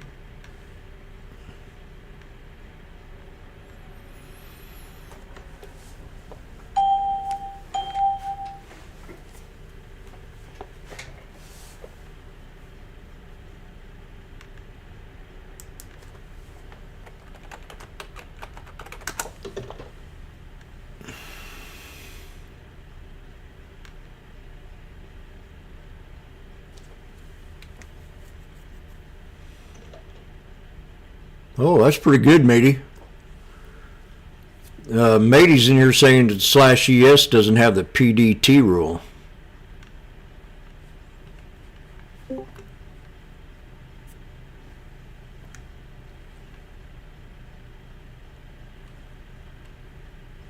Okay, we definitely, man, this chart sucks sometimes. Yeah, it doesn't have the PDT rule, but you can't trade ES futures without hella margin. Without 2,000 in your account? Oh, you can't trade ES with 2,000 in your account. You have to have, like, I have a lot. Yeah. A lot. And I still can't trade ES because I don't have that kind of margin. I think you have to have 100K? no more than that. I've already got more than that. I still can't trade ES. You trade MES. Yeah, you can trade MES, yes. Yes, MES is that other one. Yep. Okay, we got. Level. What's it gonna do? Yeah. Hold here. 69, 60, 23. See if that holds right there. I'm getting back looking at the SPX here. Move them up. Yeah. 69. Still rollover. Yeah, 69, 90.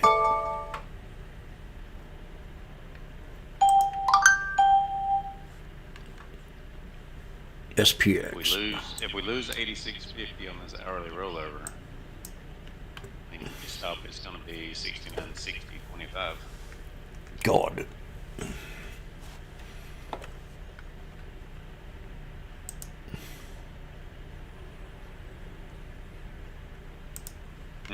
Just took a bunch of orders off the book above us and put a bunch of orders on the book below us. I don't think we're coming up here.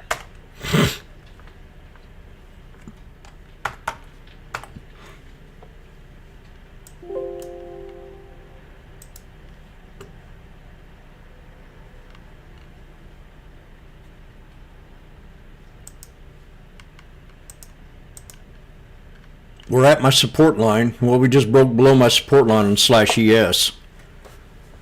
69.85.89.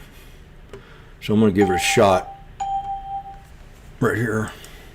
Just with a stop. This is risky, so don't even attempt it. Yeah, I'd definitely have a stop if you're going to try and enter a trade in the last minute of the hourly candle. That's when they love to freaking flush.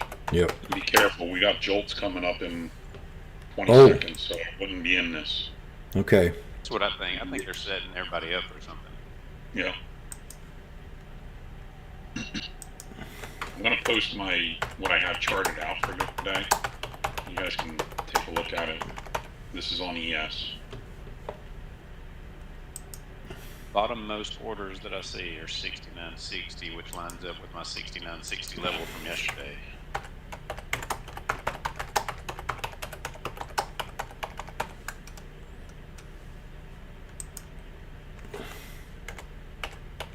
There's a 4-hour fair value gap sitting down at 69.41 that they might want to tap into.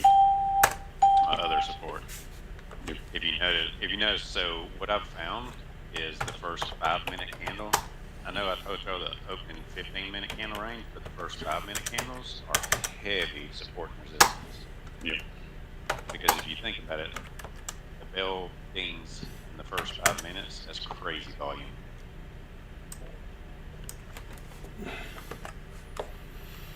There it goes. Yep. They set everybody up for that early rollover.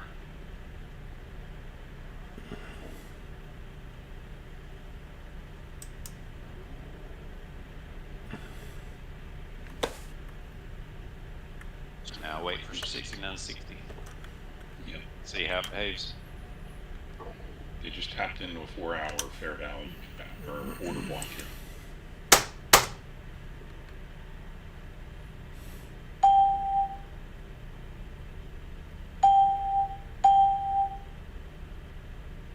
Plus we have that damn government shutdown again too coming up. Maybe.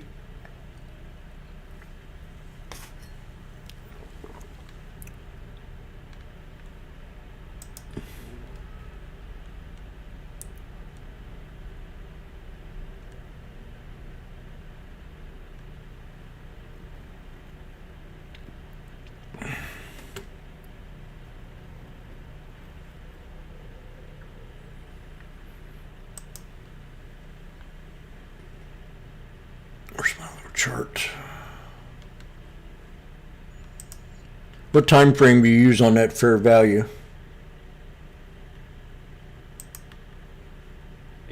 I'm starting. Yeah, I'm starting with a 4 hour, and then I'll go down to a 15, and then a 1. So the 4 hour order block is a lot bigger than the 15, but we've got an order block within an order block. So if you chart out the 4 hour and then go down to a 15-minute, you'll see one sitting in between, and there's also another fair value gap above the 4 hour for fair value gap. 15-minute. I'm sitting here struggling with which one they're going to tap into before they run this thing up to all-time highs. Yeah, 15-minute. Yeah, they're selling the market off this morning so that they can run it up after AMD. Exactly. They don't want to buy it up there. They want it cheaper. Yep. So on ES, charting this one out right now. I've got fair value gap sitting there at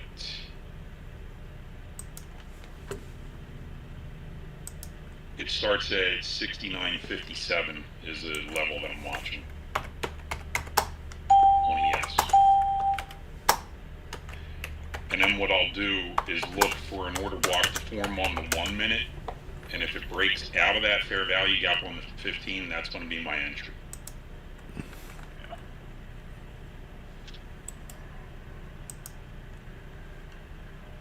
I'm just watching this. Jim, I was telling you, a couple weeks ago that it's interesting to see how these order blocks fit into like your whole strategy with the breakouts and shit like that, because it's just more confluence for me to get this stuff all figured out. So I'm close to starting to nail this stuff, but I still have, some faux pas here and there. Yeah. Well, do my call outs kind of match a little bit, or? Yeah, and that gives me, that's like the confluence that I look for is, it's all starting to line up, because sometimes I was watching before, I'm like, why the hell's he getting into this? But now I'm starting to see the correlation with them. So yeah, it definitely helps. Well, I've got 230, 190, and 150, and I'm green right now. And I got 9 contracts, and I'm at the 9.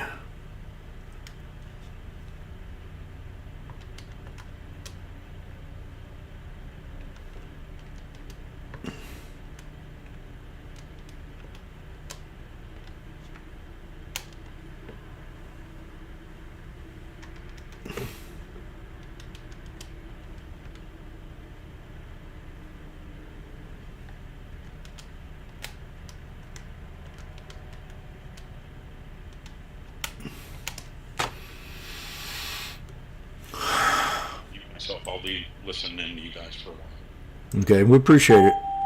Yeah, man. Average is 167.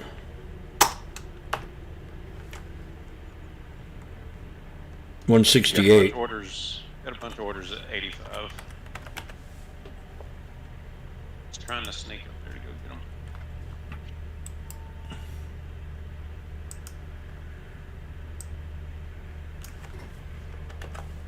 There you go. So, one more level. We got one more stack of orders above you. Where are those orders sitting, Funk? 84.75 and 85.50. Because they left a couple gaps on the way down here, so I'm wondering if they go back up, test the orb, and then dump it again. We break the 9. It's trying to go up there, but somebody's laying orders right underneath it, acting as magnets, trying to draw it back down.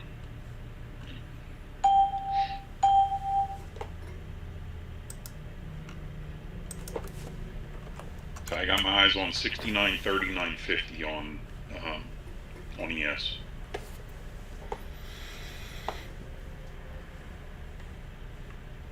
It's really interesting to see how they move this market by laying these orders right up above or right below. It really is just a damn magnet.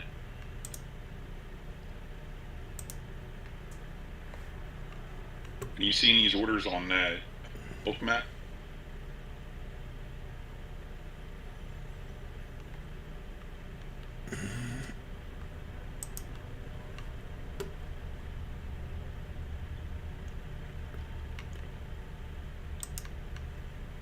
They're going to deeper into this block.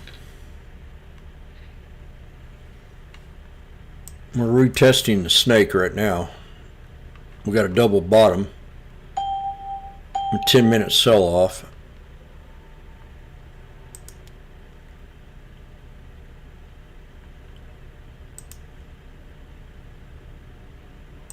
Right here, better hold.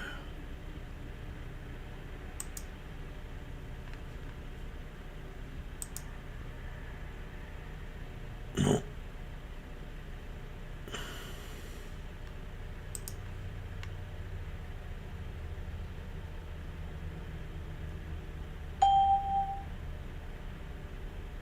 I've only got about another 40 minutes, and I got to get on with the climb. I want it to touch that 69.60, so I can just go ahead and get long.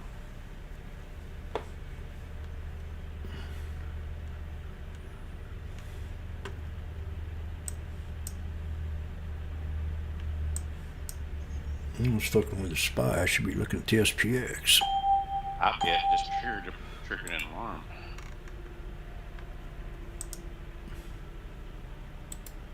Oh. Yeah, Bitcoin's getting killed again.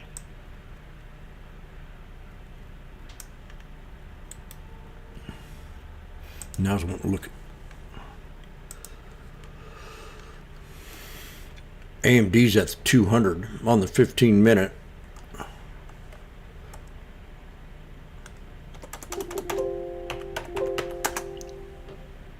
Coins pulled back.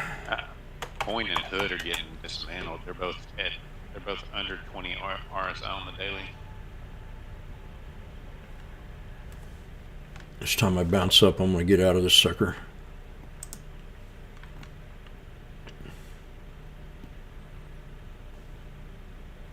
Oh, that's what it's holding. Ah, okay. Alright, I see why it's holding right here. This is the 1 hour 200 SMA on the S.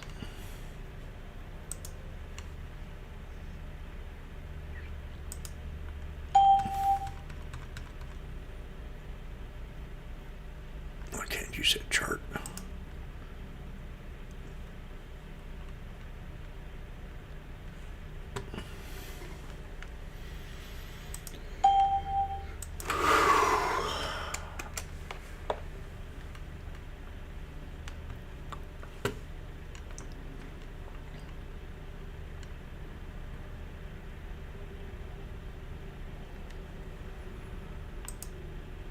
We've got the 9 EMA has to break, and then I'm calm.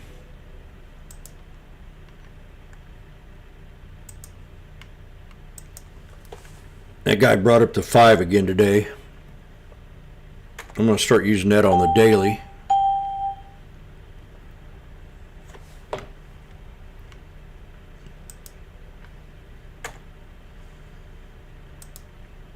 At 185.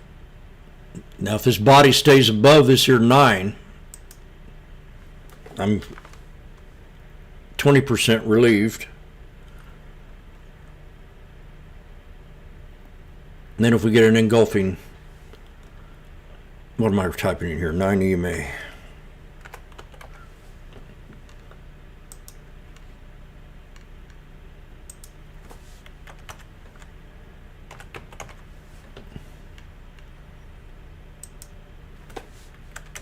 Oh, I gotta remind myself, I gotta see my accountant.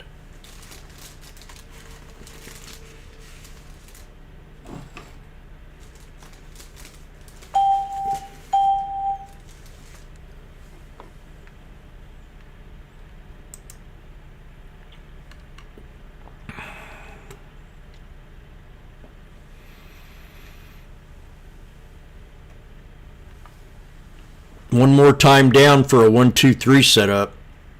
If we do that, if we have a higher high, higher low off that support level,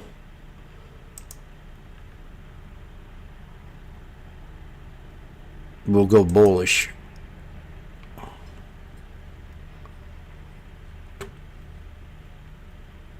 That's that flag. I don't like, well.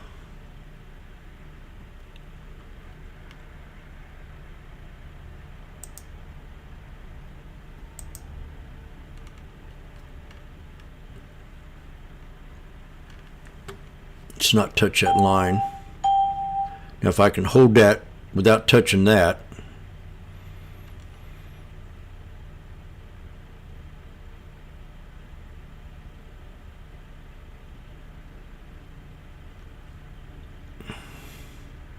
and keep that double bottom up.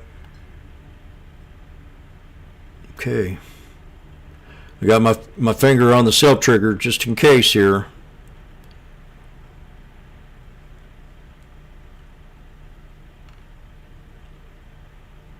One, two, three setup.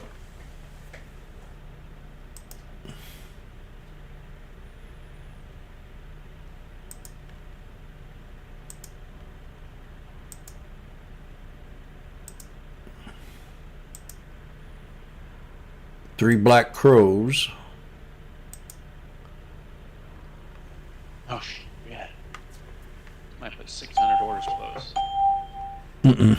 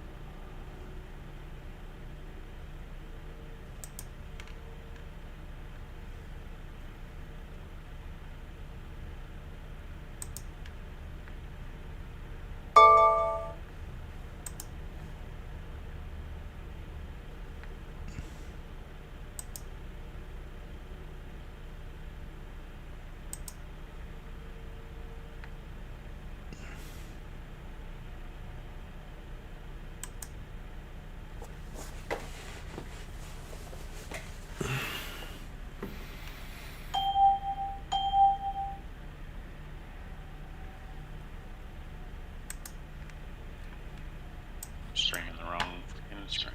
Hang on, I'll show you a boot map.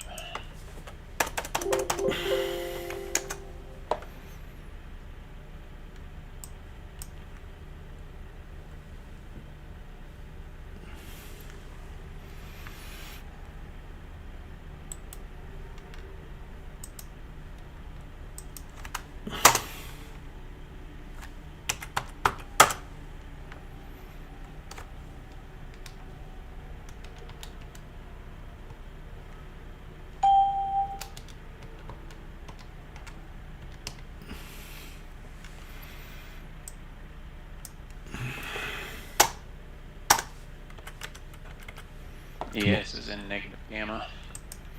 Come on, make me rich.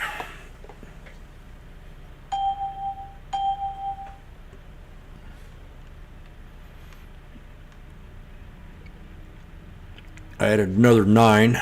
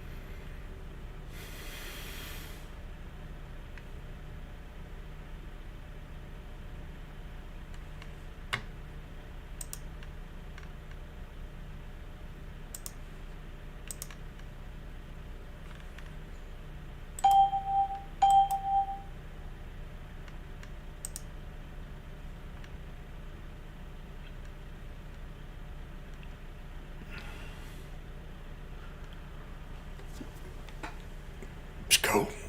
Let's make a big old bounce.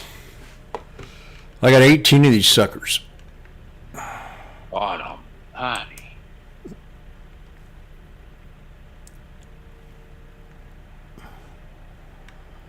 Should just sell them right now and get out of this freaking trade, but I'm in the sweet spot.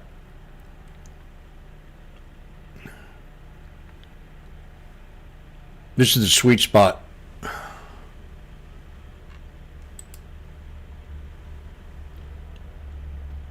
Lizard, you know about that, don't you?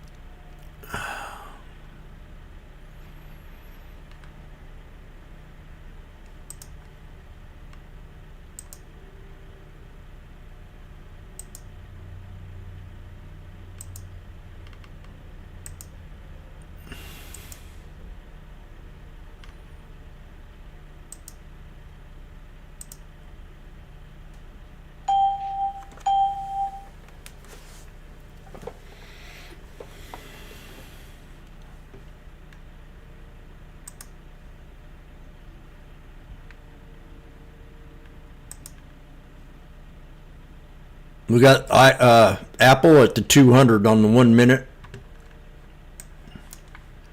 We got huge drama on Nvidia.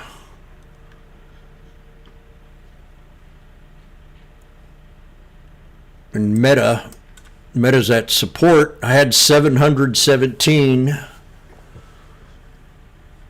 for an alert, and we've come real close to hitting that.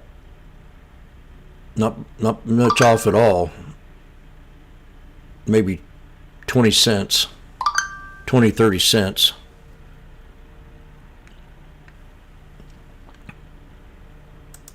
I'm even on these things. I'm still going to hold it here.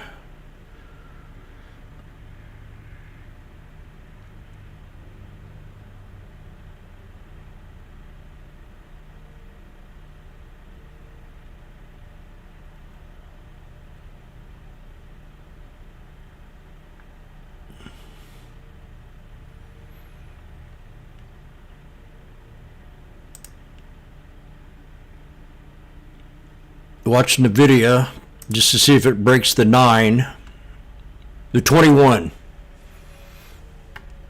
on the 1 minute. And we got Meta the same kind of circumstance.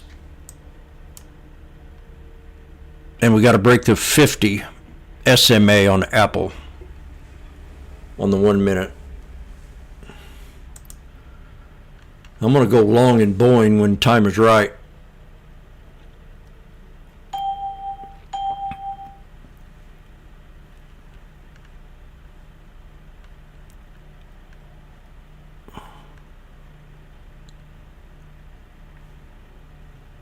$155. Little reversal on Mister.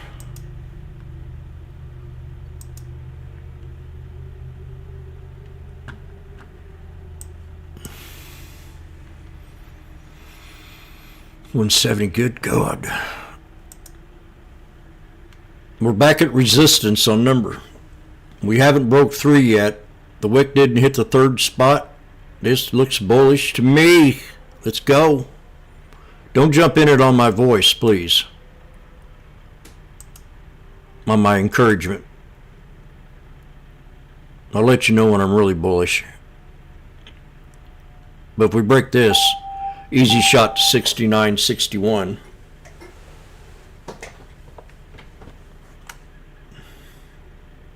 We're at number 3 right now.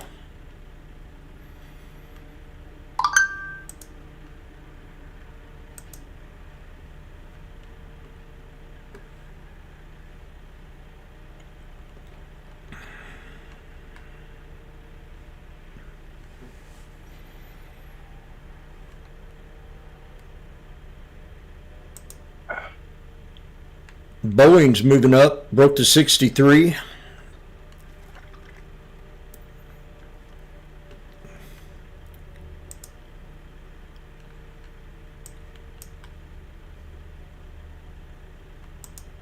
Boeing used to be like the leading indicator. If Boeing was up, everything else was up.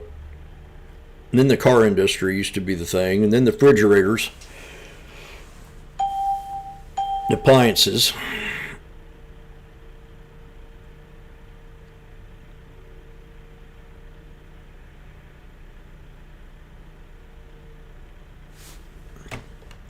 See what's on the loser team here, see if I can find a trade on it. PayPal 17%. Jesus.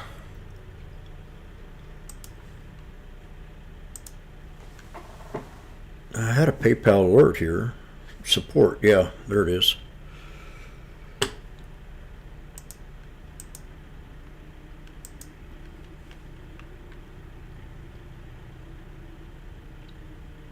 Oh wait, I'm going to set an alert off my support.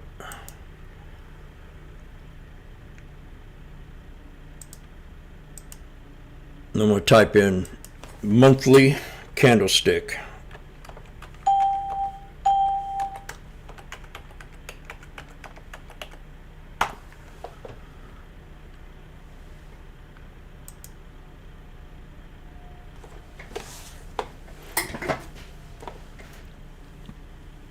Back to even.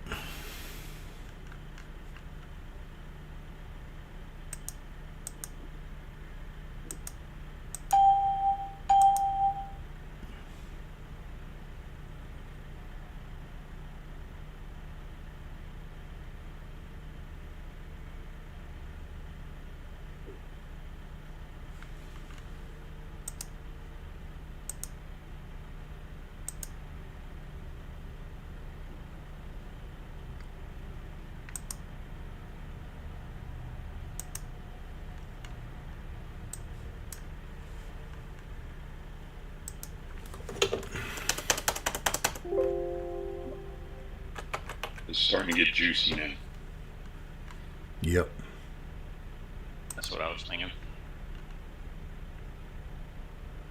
We didn't know it was 69.60, so now I'm looking at 69.40.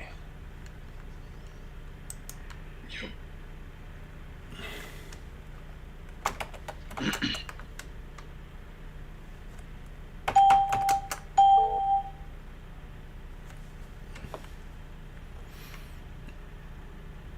We could get a double bottom from yesterday's low too. 69.14. Yeah. They're stacking double-digit orders below us.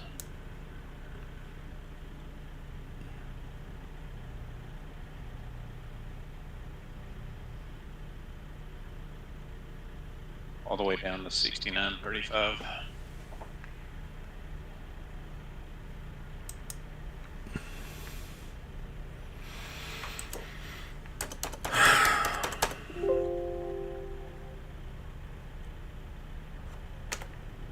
MSFT was pretty overbought.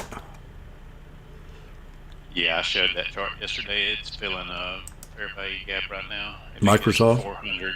Yeah, if it gets to 400, I'm going to be interested.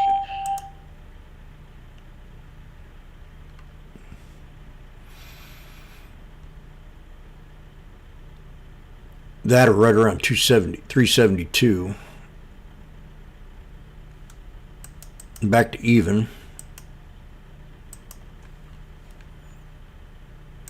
I was bad. I didn't sell it on that knife, but I was scared. Went down $700. $800. Now I'm back up. So this is number 4. It's my last shot.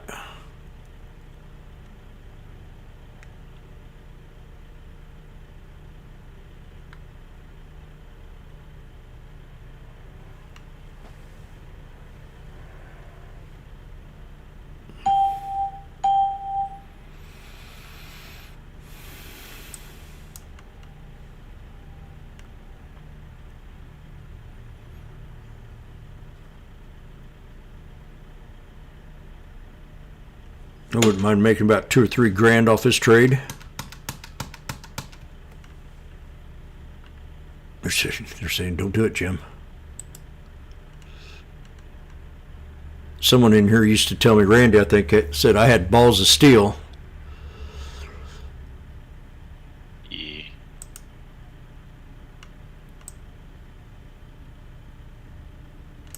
Or stupidity of a pig. They're actually smart animals.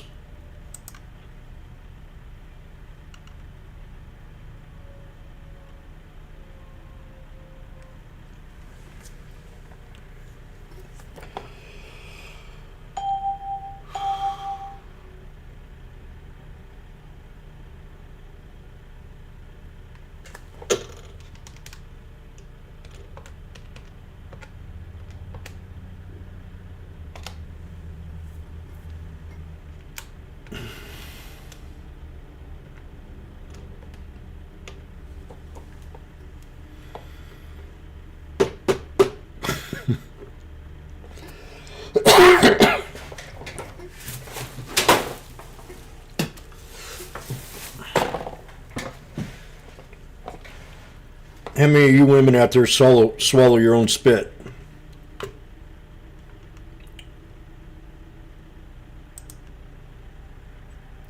Pretty sure everybody swallows their own spit. Angel, do you swallow your own spit or do you spit it out?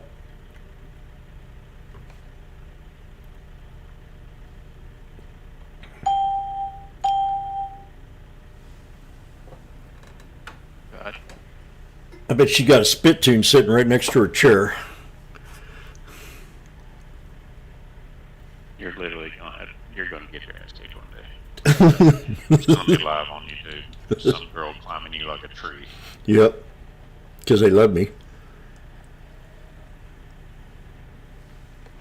I've already been called a misogynist.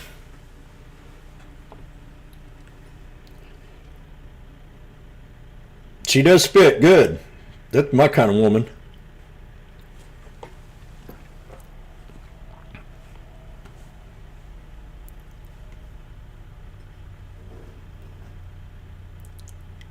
Yeah, that one girl called me a narcissist too.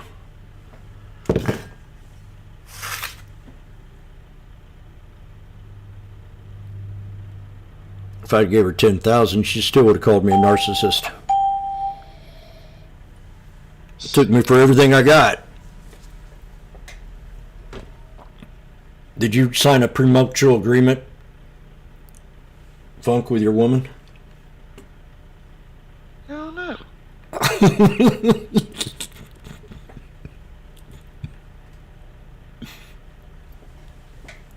ain't getting divorced. Our brakes will go out in our car, but we ain't getting divorced. Well, very good.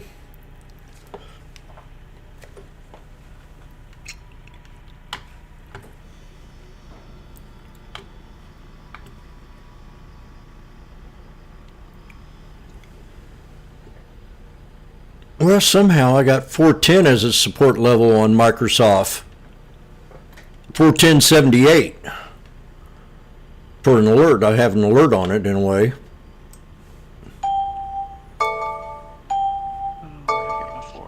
There you go. Yeah, put it on the daily and look at the big ass gap from April into May. That's the fair value gap I'm talking about. Yep. The bottom of it should be that 397 mark. Once it fills that gap, I'm gonna look for it to bounce. I'm gonna have to do something here soon.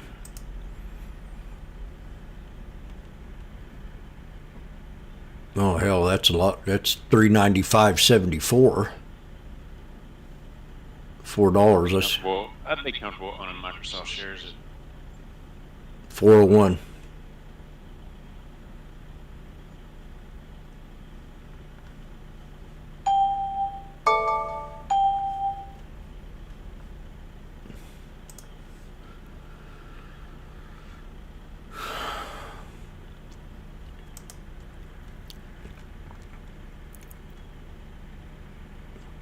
I'm gonna go put my soup on and I'll be right back. I gotta keep a good eye on this, so.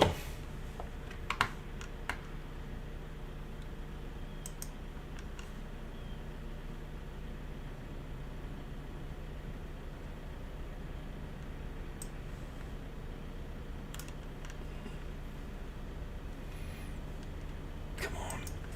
I'd just love to see a $2 run on this.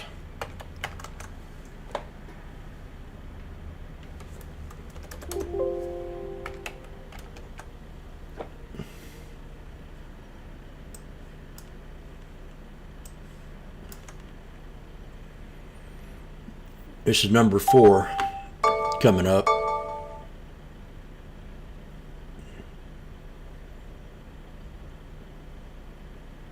Right now I'm up $108.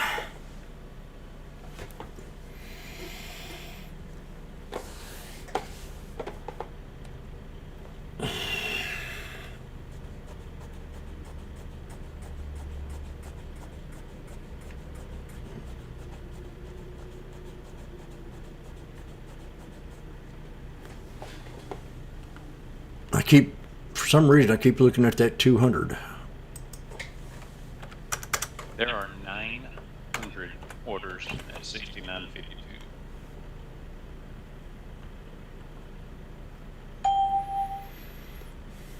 Yep, that makes sense. Waiting for them to slam it down there and then reverse it. Sweep it and then go. Yep. Trigger a bunch of stops. Hopefully. If it does, I'll get in.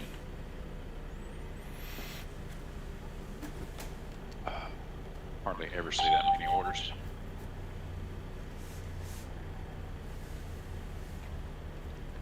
And they just took them off the boat. Just like that.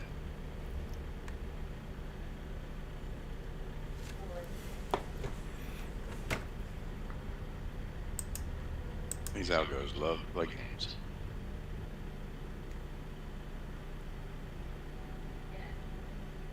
After mind fuck.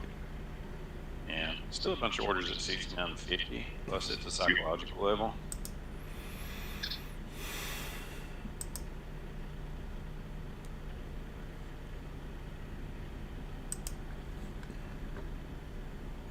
I can definitely see them dropping it to 50 and then taking it up to 75. Doing a little 25-point swing.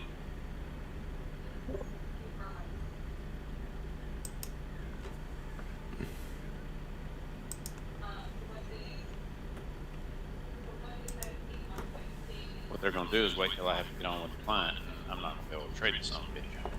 Yeah, it's like me on Friday.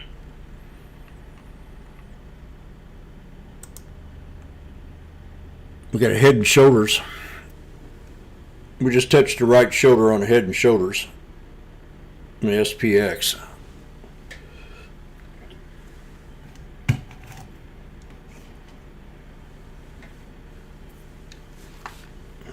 That 5-minute EMA cloud sure still looks ugly as hell, though. It's actually widening.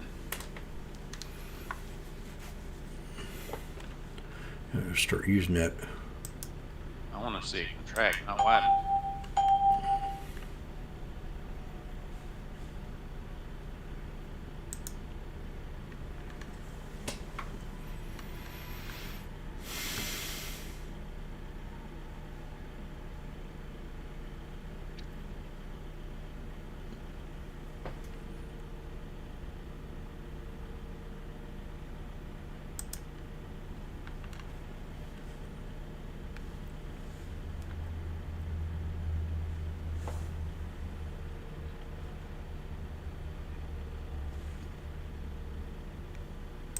Keep telling myself I'm going to clean these charts up. I need to do it. Just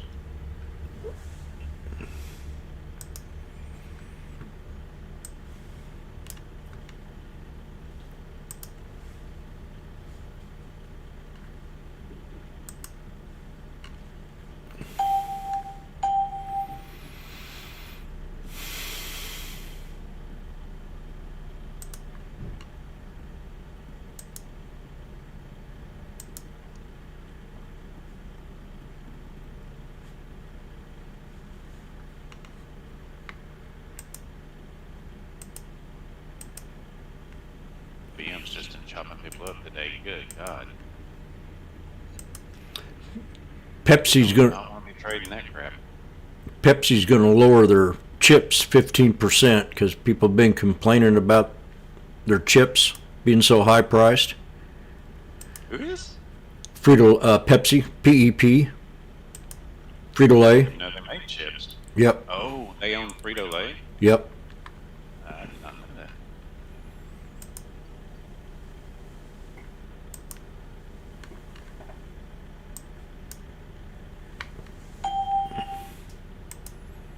I don't buy chips anymore. They're too damn high around here. Ain't paying no $6 a bag. Get a fifth of the bag. That's right. You get a fifth of it when you pay for a whole bag. All air.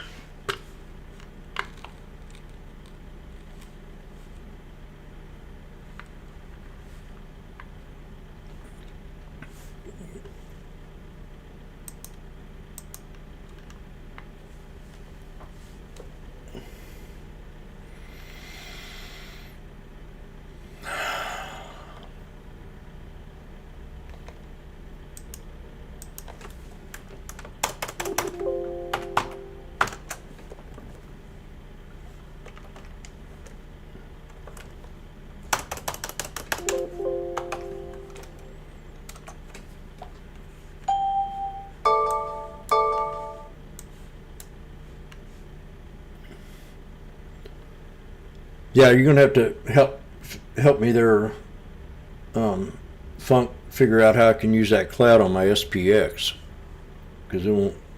I'll have to rewrite it and take the volume off, those little labels that tell you volume, because I think that's what's erroring it out. Okay.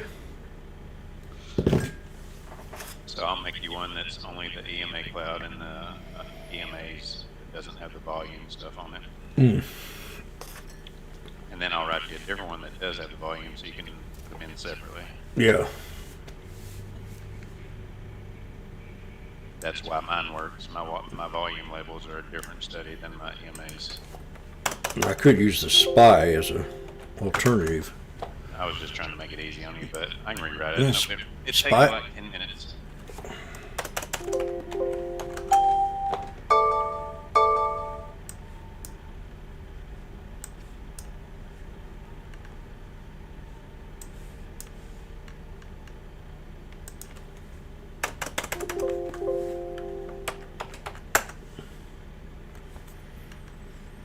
It don't work on. It works on the /ES. Because ES has volume stats. The fact that SPX doesn't is making that volume crash out, which is taking the whole study with it. Ah. Damn, you're smart. Been doing software for 30 years.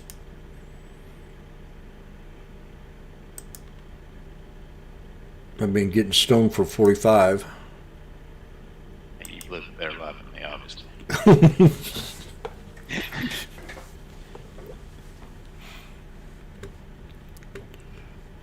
But I haven't. I just went on about a 3-week hiatus, and I'm probably won't do any more for the rest of the year. My condolences.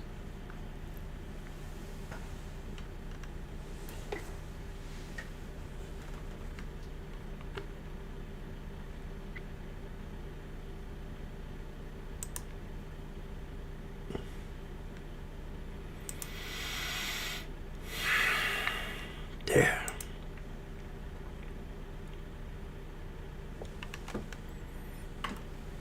I'll be right back. Oh, shit.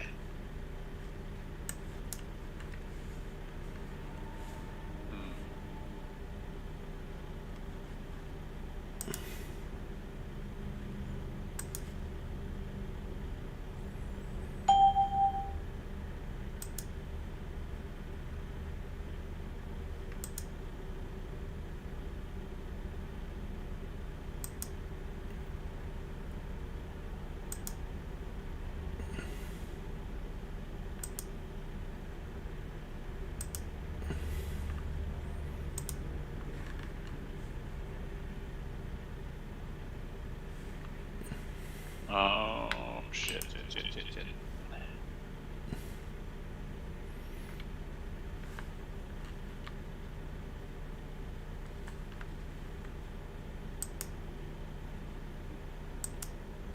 You back yet? Hmm? You back yet, Jim? Yeah, I'm here. Well, I haven't left yet. Look at what I posted. I don't want to get stuck in this thing.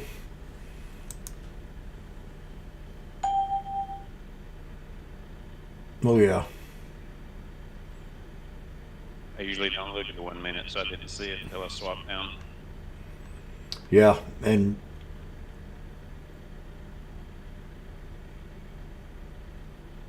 symmetrical flag out of a snake with a head and shoulders.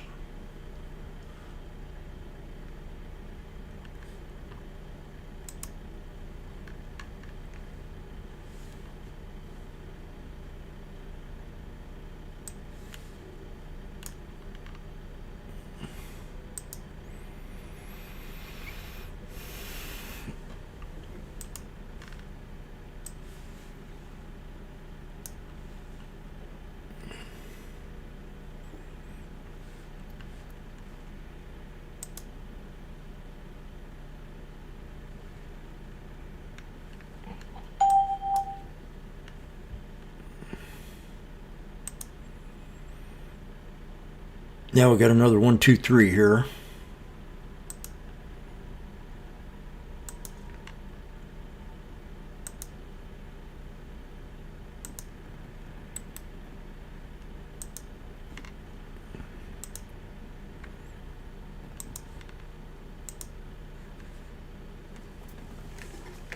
No, I'm gone this time. Oh.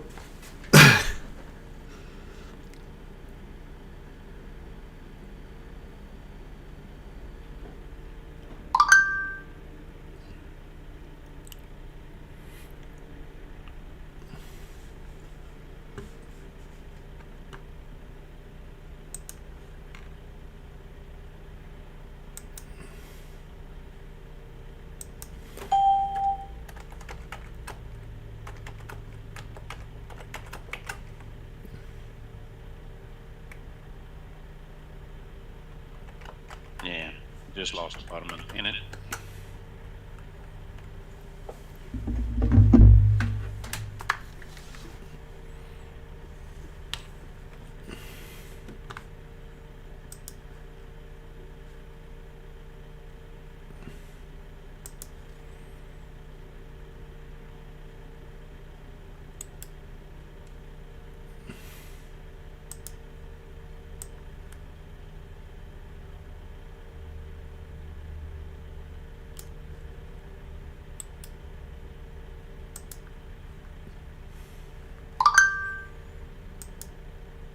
To a double bottom.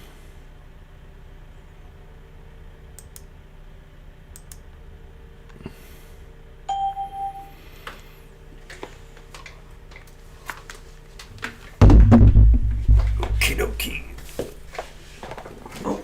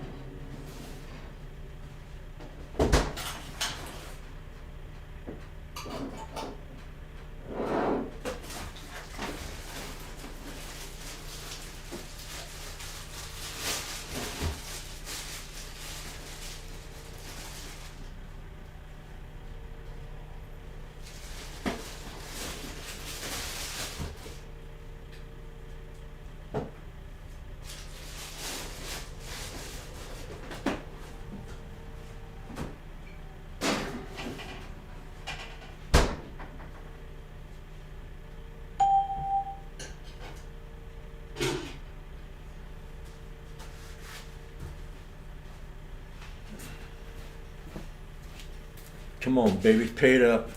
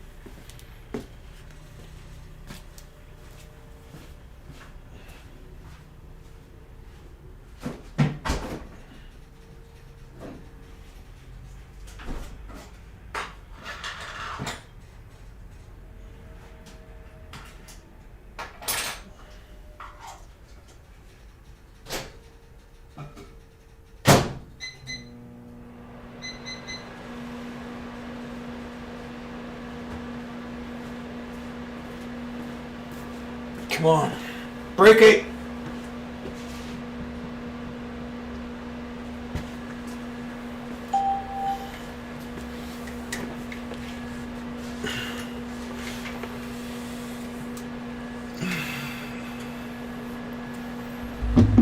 Come on, baby.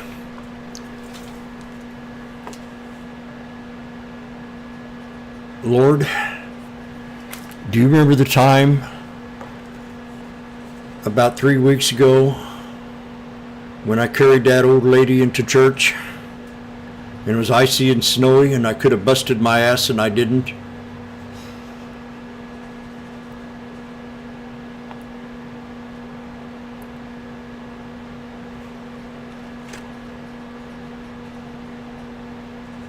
Yeah, you're about to say some money, son. I think so.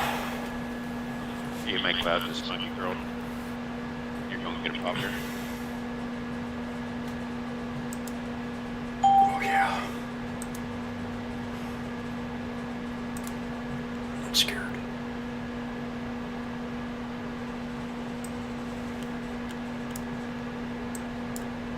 I think they're gonna run it up this last 10 minutes. You could see that 7,002 again. We broke it on the 2 minute too. Your cloud. Cloud, yeah. Split screen now. Green beans go.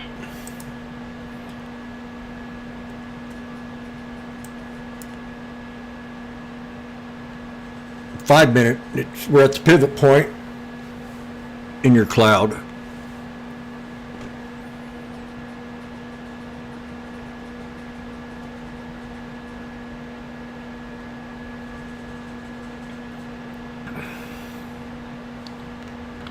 Oh yeah.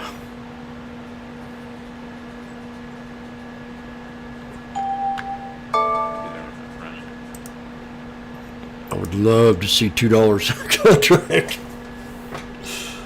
I don't think I'm gonna get there. We're getting to the top of my support channel that I called this morning. 693.60 resistance to break on the SPY. 693.60. And we got a real strong breakout going on. We need to consolidate back to the 63.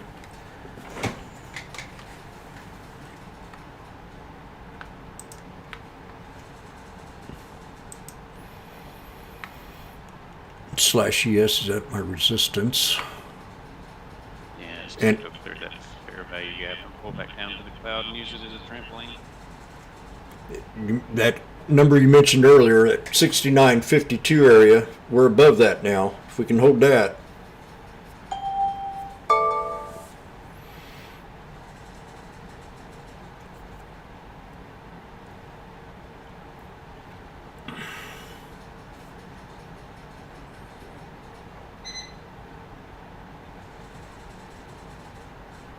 Put my bread on. Need to hold this old resistance. You're at the cloud now. Minute.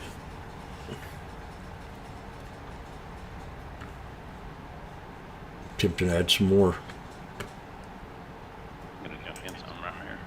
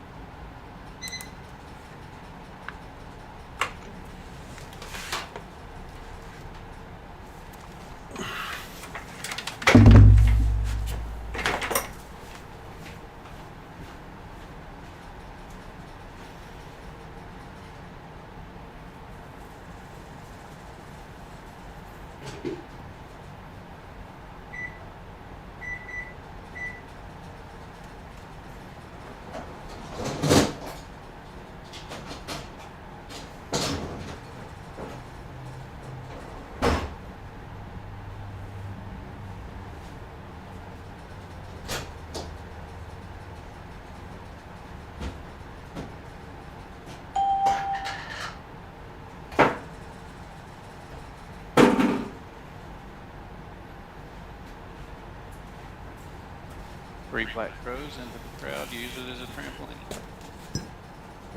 Exactly.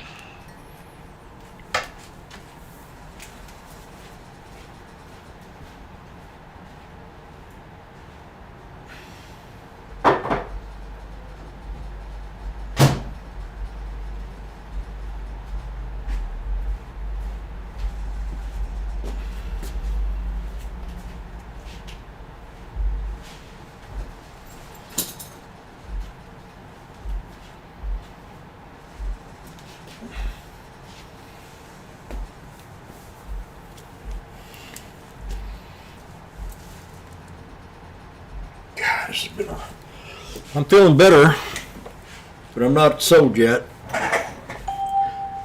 We have one bodied candle above my resistance line, so if we can come back above it again, 69, 64, 27 is my target. And then I'll see how it reacts in, and maybe even 69, 70. If we can build momentum above 69, 52, 59. Or I get out now and be satisfied with $16 a contract. And I got 18, so Look at that. 3 black crows right into the crowd, right into the cloud, used it as a trampoline. Yep. Exactly what I said it did. Another 1 minute. 3 white soldiers breaking out of the cloud on the 2 minute.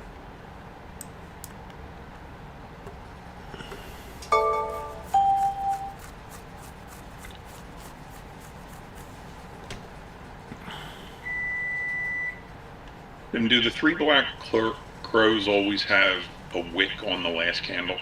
No. Yeah, that shows you. I mean, it shows you buyers are stepping in on the third one. Yeah. If the bottom wick is on the third candle, that's pretty bullish. Like we have on these crows right here on the bottom. I see 2 of them in a row there. Yeah. 2 in a row, and then the third one developed and turned into a long leg doji. Now I'm at 170. So that's pretty. You're about to freaking get the money done. 170.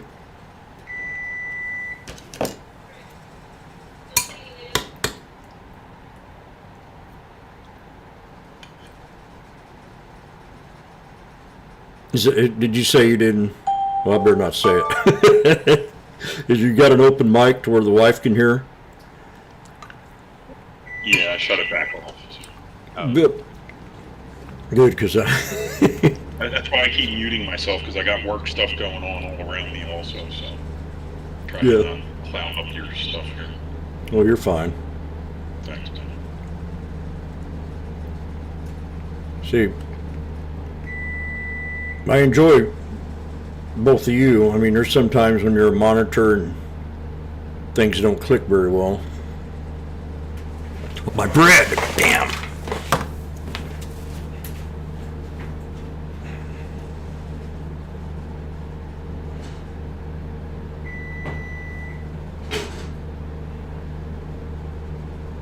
Nice. Okay, go to work.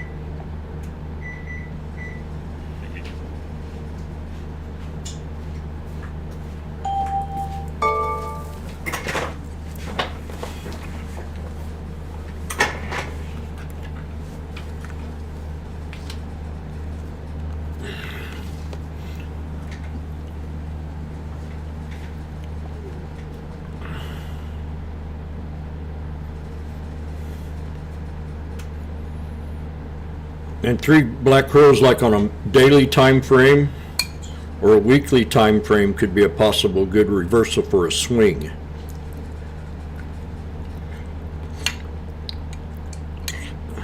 Sitting here looking at a 5-minute Jim. Yep. And VWAP on ES is sitting right in the middle of a fair value gap here. So I'm wondering if they run this up to VWAP and then send it down further. Yeah, I can hit the VWAP. 69, 88, 71. Yep.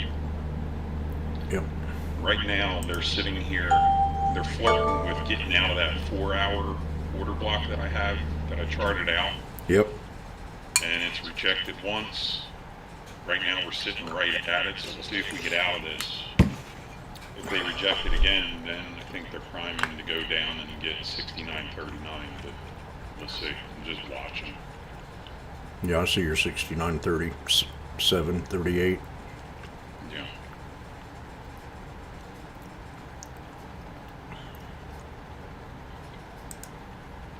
That's where they left the fair value gap on the 4 hour from last week. That was it yesterday. No, it was yesterday.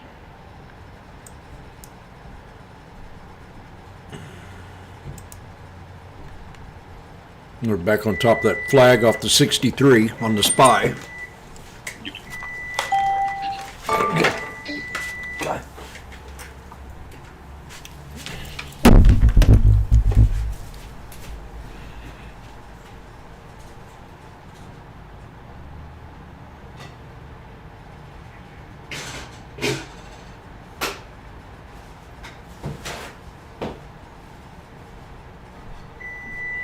Okay, already.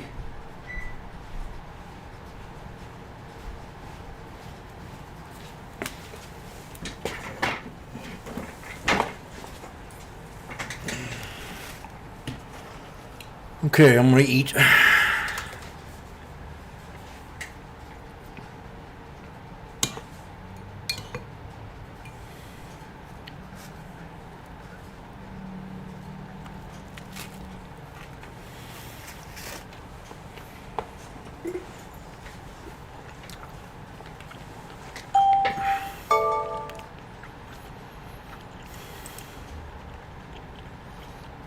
Snow down $15.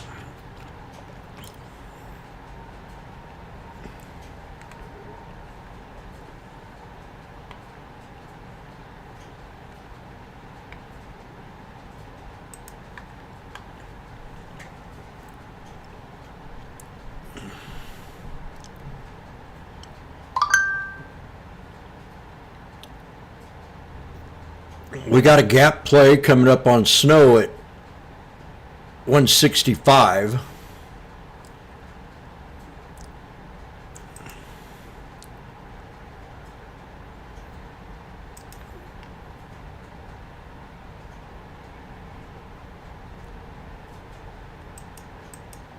$165.14.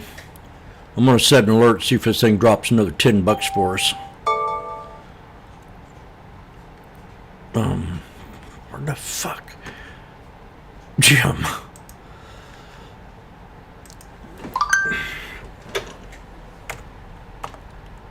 Gap.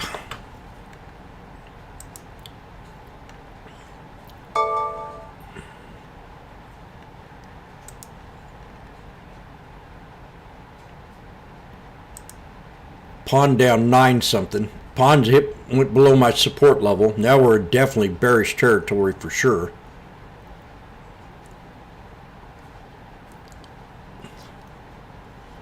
Crowd strike down $16. This could be a flush out today.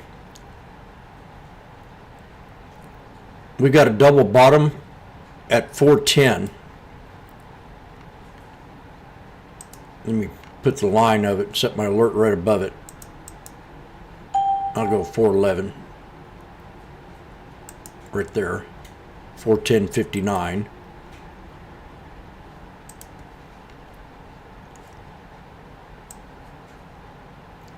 That's probably not going to go off.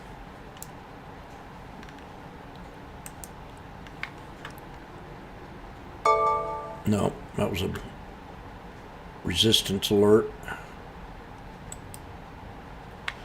So, set the alert on it for a double bottom. And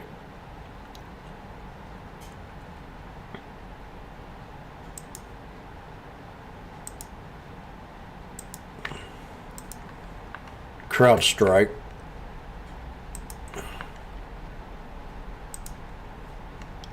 AVGO down. This is a good one too. We're getting close to support on AVGO at the 200 EMA on the daily. I'll set an alert for it. It's at the bottom of my support channel box right now.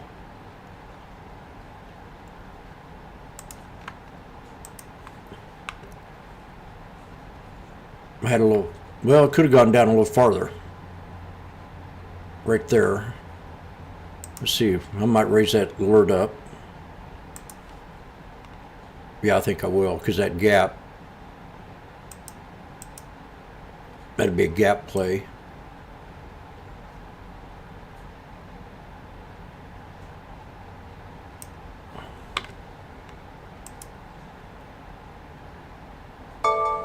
Damn it. It's right on it.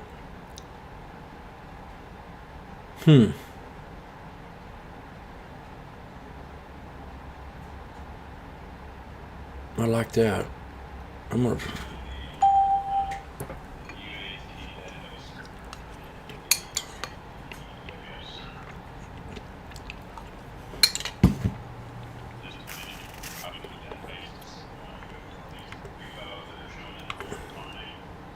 Your mic's on.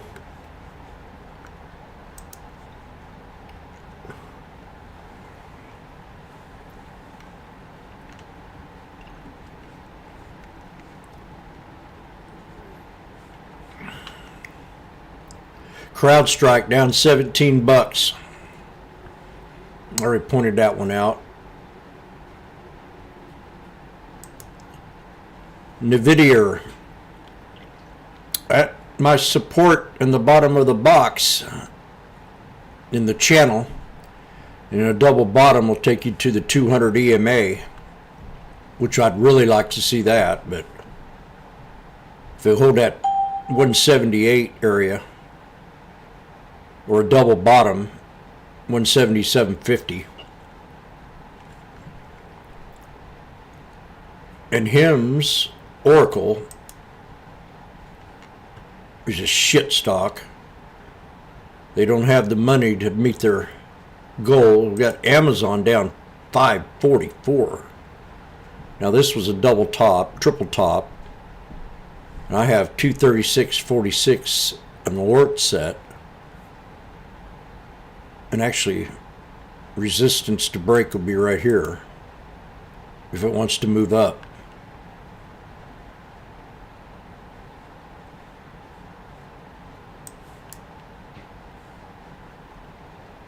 No, ain't the show price on the left side. Oh, because it's in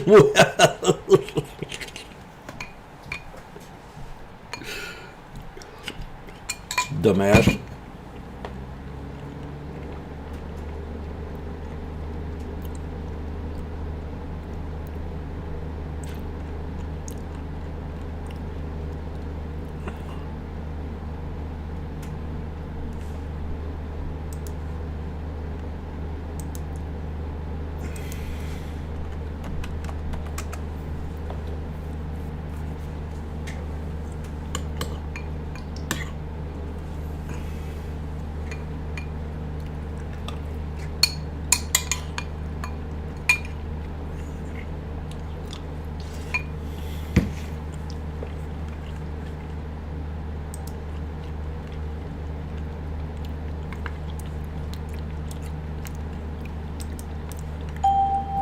Did anybody take my UPS call?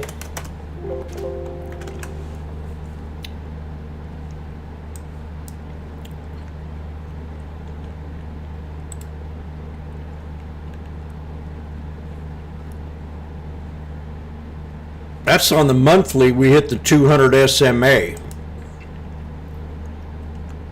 On the daily UPS, I have a 115.32 resistance.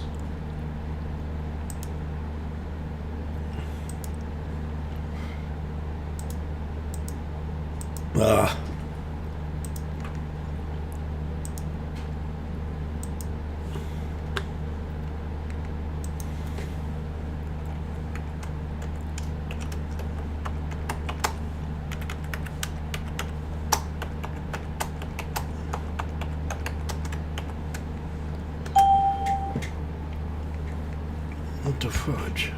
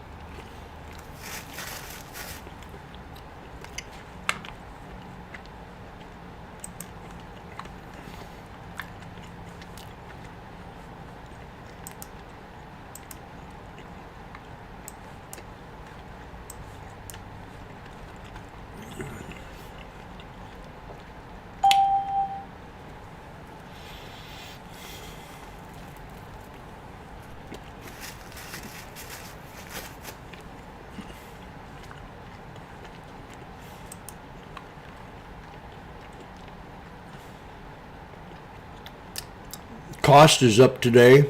Home Depot up today. JP Morgan up today.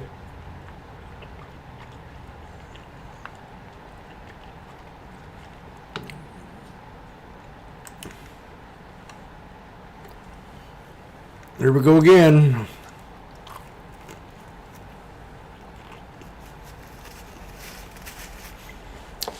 Shares digest corporate earnings and government shutdown.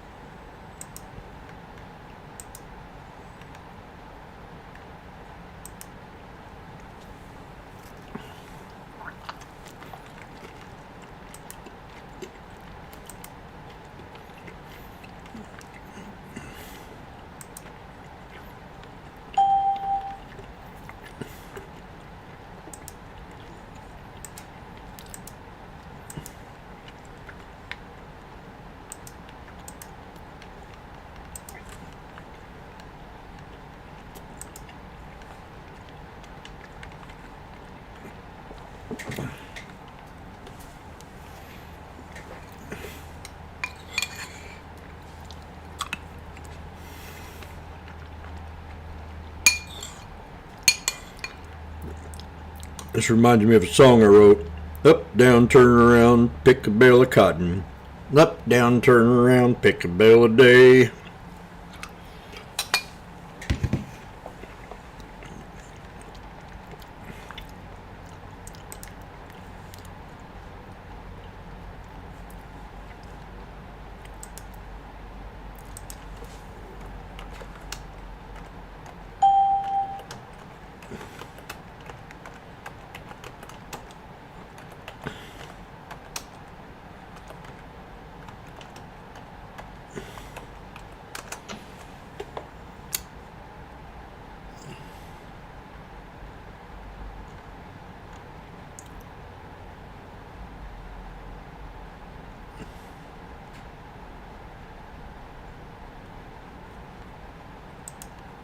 Let's go.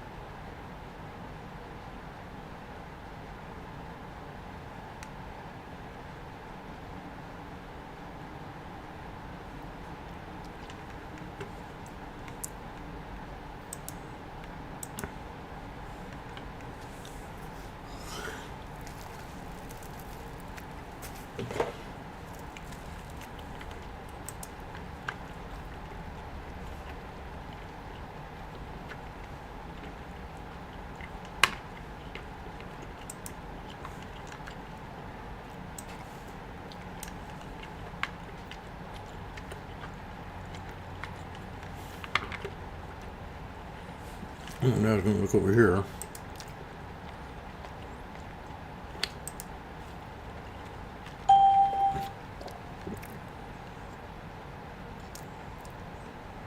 They were pumping Pfizer yesterday.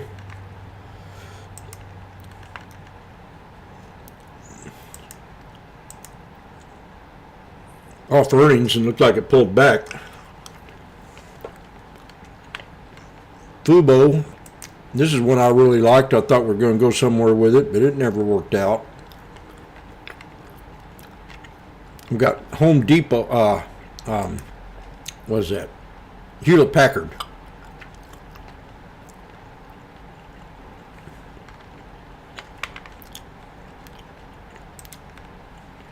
God, look at Hewlett Packard in the year. 35 to day low, yearly low at 1832.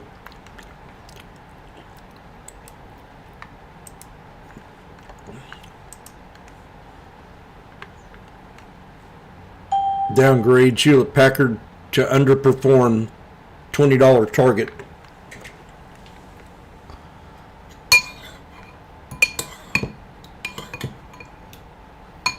You got some at 170, now I'm down here at 180. I'm in at 80.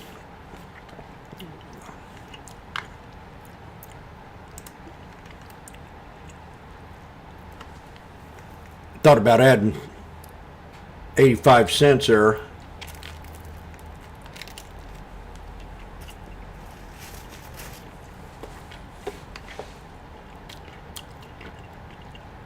And that'll bring me to 10.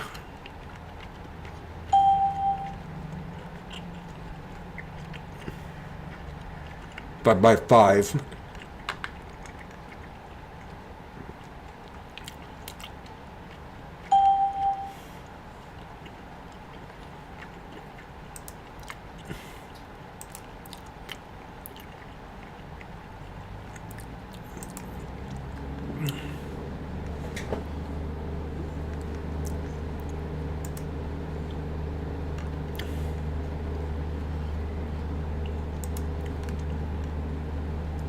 Target, new CEO.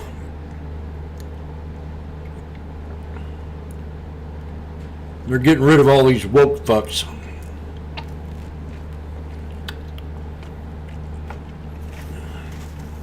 I would never run my business like that. I'd hire woke, but I wouldn't promote it.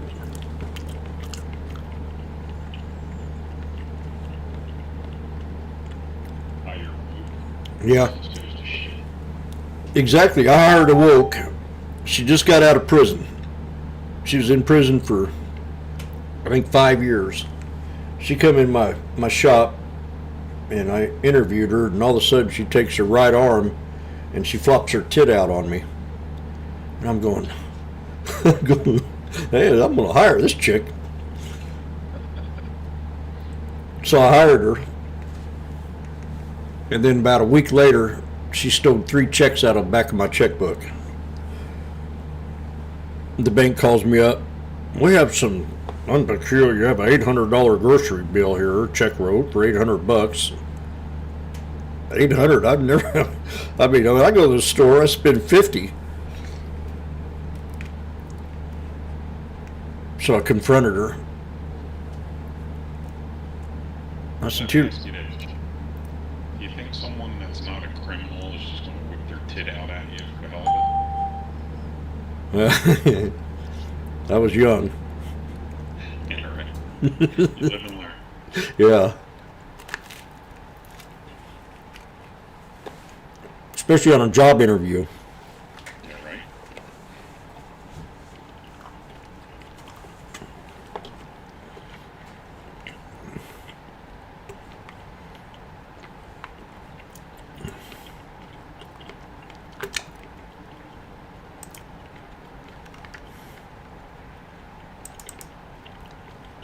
Well, it looks like it's it. Might have to take a loss on the rest of these. They're just sitting here lulling people asleep, just sitting in this range. Yep. I'm just waiting for a liquidity crab. They got 2 wicks down the bottom that they're just letting sit there. I'm waiting for them to go sweep the bottom and then reverse this thing. I just hope it happens before I got to go to work. We're at my support line.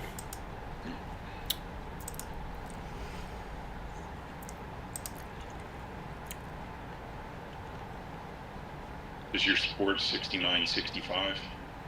It was 69.40, 85 on this here pullback. Oh, you're looking at, okay, I'm on. Oh, /ES, yeah. /ES. I just like looking at ES because it shows some volume as well. Yeah. And it also shows after hours, where SPX you're kind of flying in the dark at times. Yep, I'm always, yep. I just wish that the price is lined up. It's basically a $30 difference. I got 69, 58, 70 area. Okay. Off the previous channel. Yeah, I've got a price line at 62.75. Oh God. $700 drop. Did you say that right? No, 69, 62, 75. Oh, I thought you said 62.75. I did, but I'm just saying, yeah. I'm leaving off the 69 because I'm assuming that we all know where we are. I'll be more specific.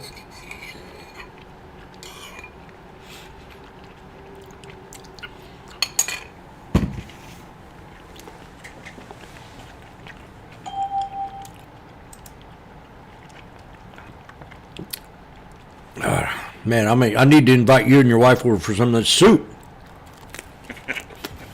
I got a buddy that lives in Kansas City. I keep saying that when I go out to see him, I'm going to take the drive to come and visit you. Yeah. If I'm around. About 3 hours? Yeah, if I'm still around. You'll be around. Unless you run off to the Dominican again. Yeah, or Fall in love with a massage therapist.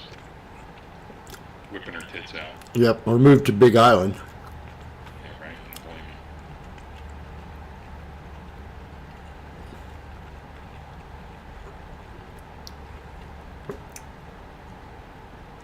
Don't blame me. Oh, shoot. It's dropping. 80 times 5. I'm down 400 now on holding these. And I'm up.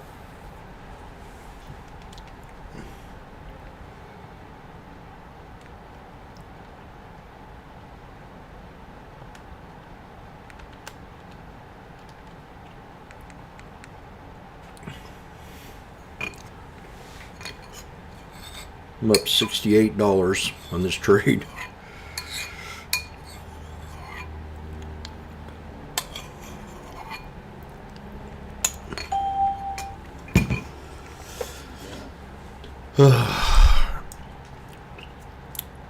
Another double bottom failed.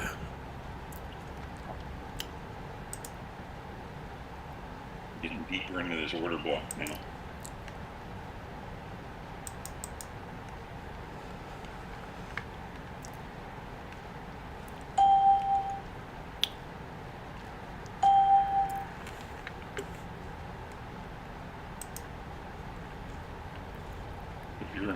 If you're in calls, Jim, you got to be careful if they close this candle on the 15 under 50, 69, 54, 25.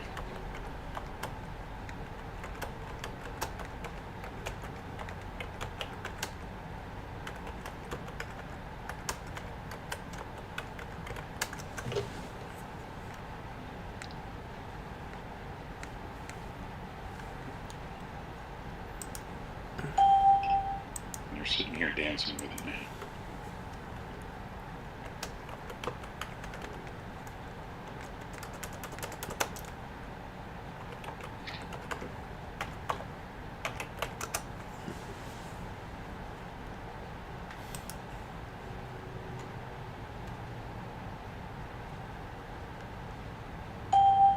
They used the MFA. 5-minute game.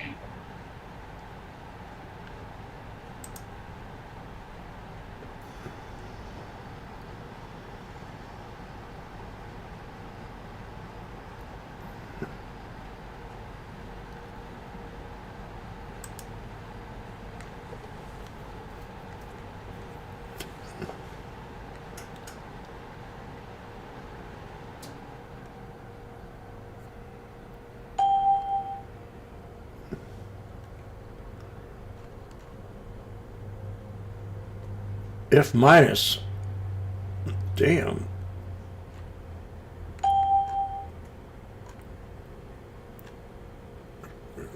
It's not over till the fat lady sings, magnificent. And I've already made a profit.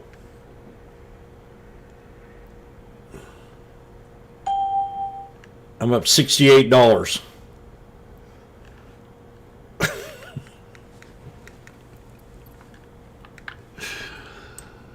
Oh.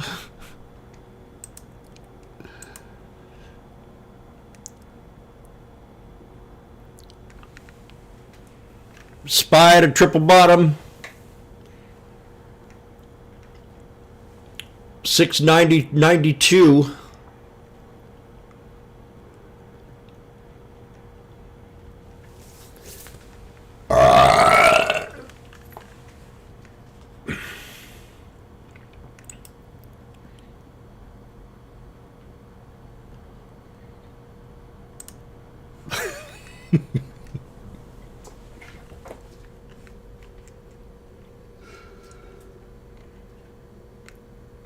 Would anybody like to grade me on that belch? I think I'm gonna go water it down with some coffee. I didn't even hear it, Jim, so it's an F. Oh God, it was a good one. Would you mute yourself? I don't think so. Randy, what'd you think of that belch?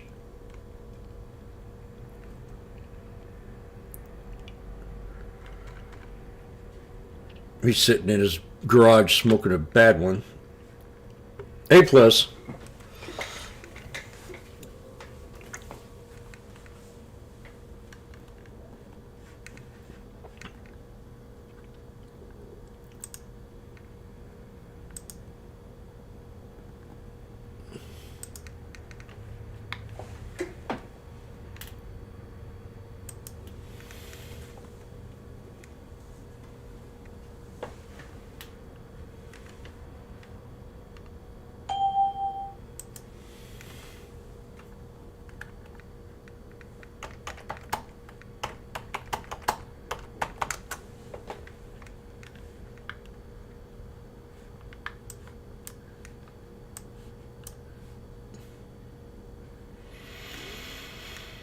Oh man.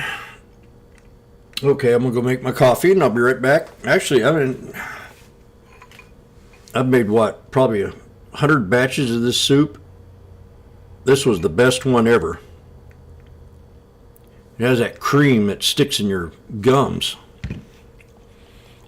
Just want to smell your breath.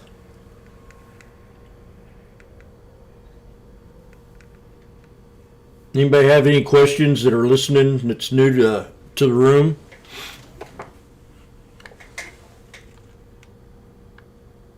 If you're in a trade, I'm willing to help.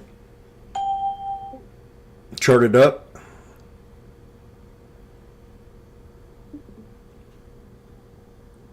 And give you my fresh opinion. But first I'm going to go to the kitchen and prepare my water.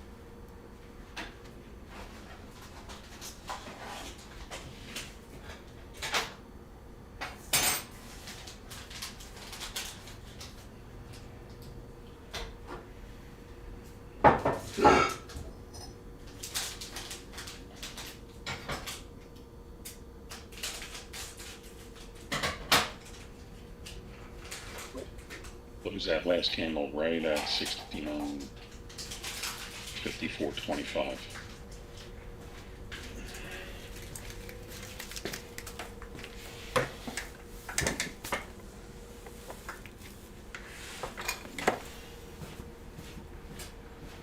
You put a body beneath it, we go low.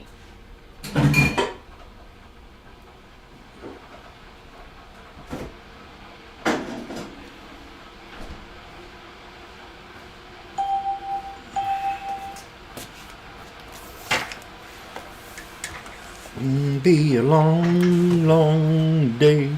Should I take a vitamin D3?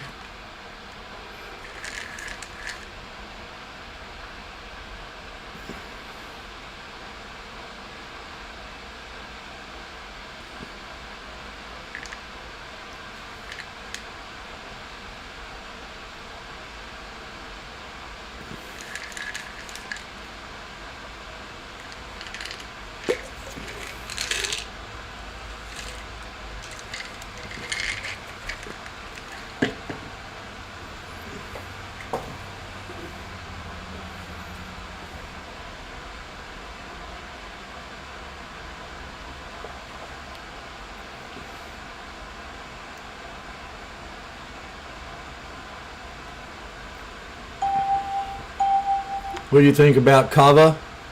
Seemed like a good long setup. Well, Kava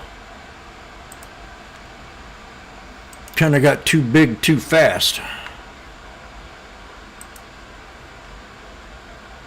Let me see if I can find my yearly here.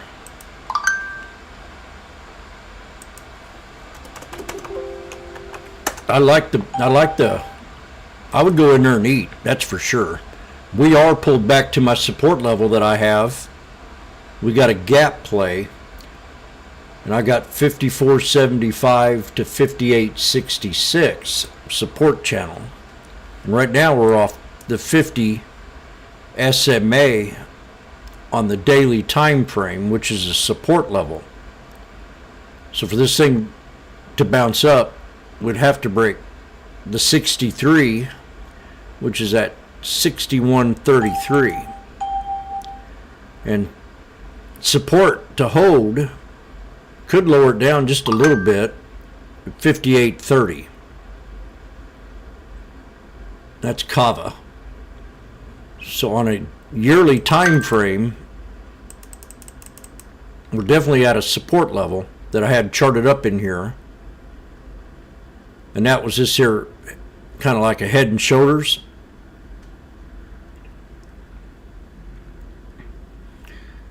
And that was that 58.66 support.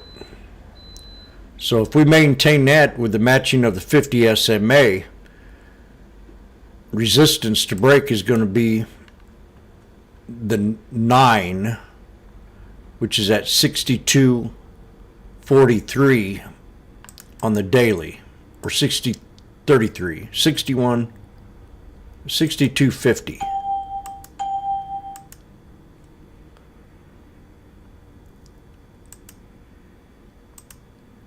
$62.50.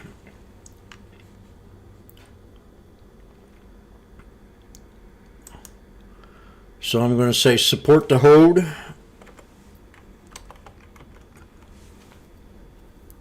These are daily candle frames, so it's sewed off, and it has a tweezer bottom off the 50 SMA.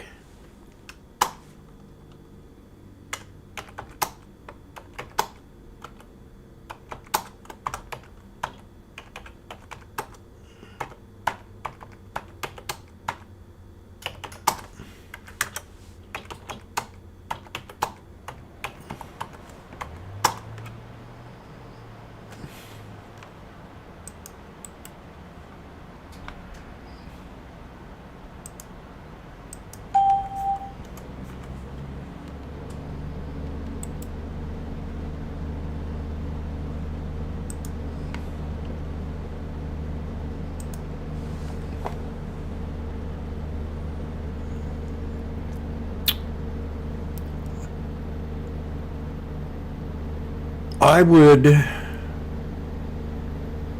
wait for another day when we have a better day, like Monday, and recheck it. I don't think I'd want to get into the trade right now. Now, if we pulled back and hit this support level for today,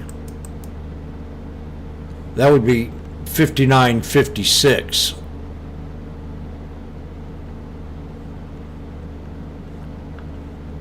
So I'd see if it pulls back and hits the 56 and then make up your mind.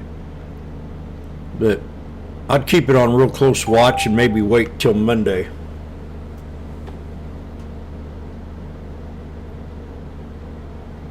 We still might attack Iran.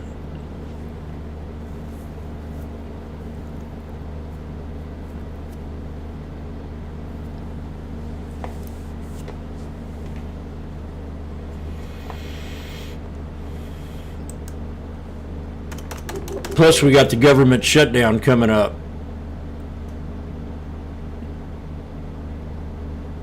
If they don't vote for, I'm going to go get my hot chocolate. What was I going to put in here? PayPal. I want to see where that thing is. I've hit my support. Woo! Look at that! Real close.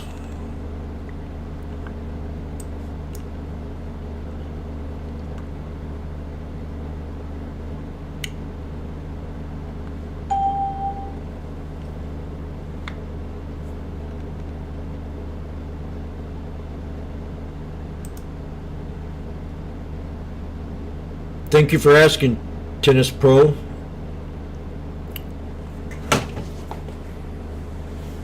There's never a dumb question.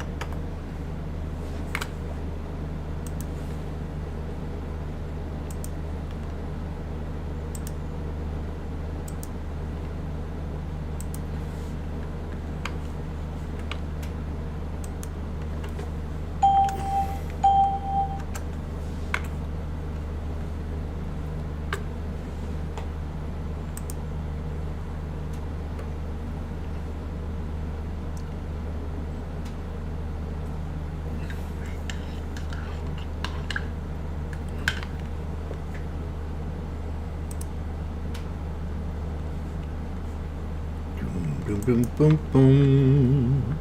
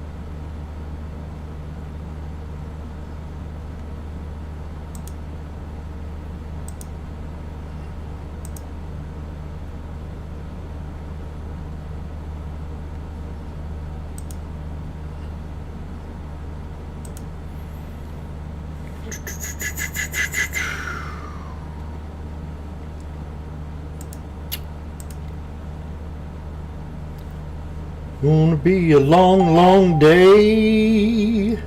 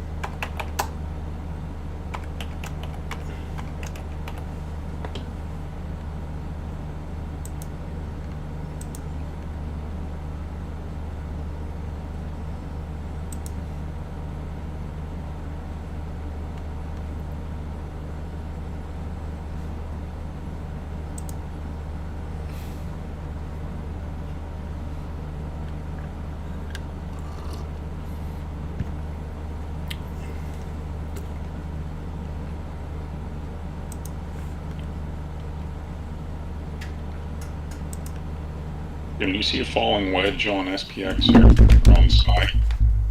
What was that? You see a falling wedge here on SPY? Probably, yeah. Let me look. I see it on the... I see more of a symmetrical flag. But I do, yeah, I see a wedge. Okay. Yeah. If I move out farther. Yep.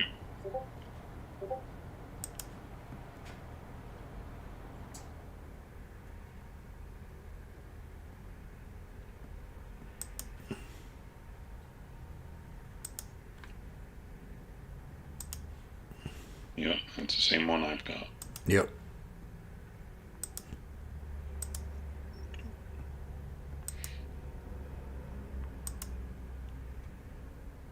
Then you got kind of a symmetrical flag right here at the end, getting ready to squeeze.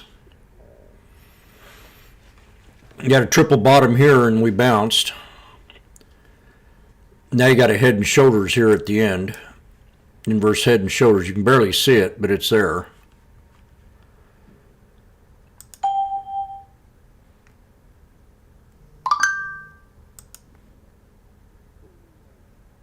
And that brings you right down to that support line on that wedge. So it's double confirmation of support, which means we got to... Into this. Yeah, we got to break 691.37.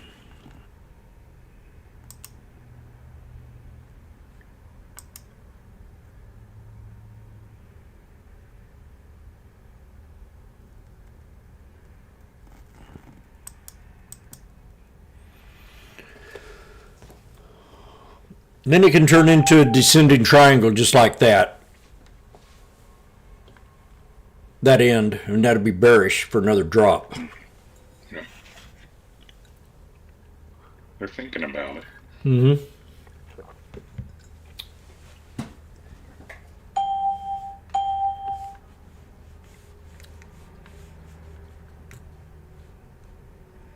Is that a song request, Jesse?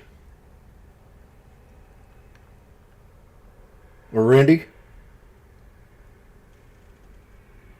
I got lucky on cod. Cold. I got lucky. Then I married you.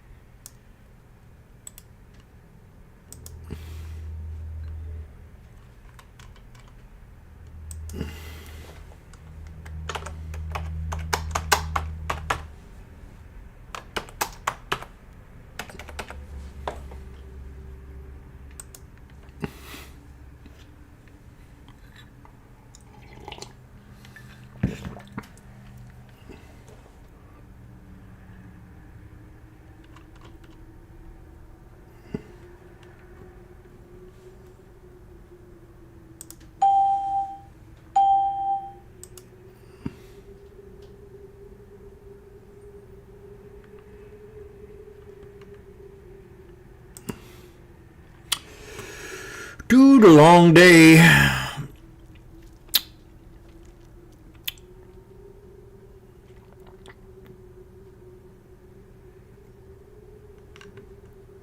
Some days it's just good enough to do homework. This TRIX, man, I was watching it at 18. Now it's hit 30. They're really I should have grabbed some at 10 when I had a chance, but I didn't know. I was shocked to see it drop like it did. TIRX.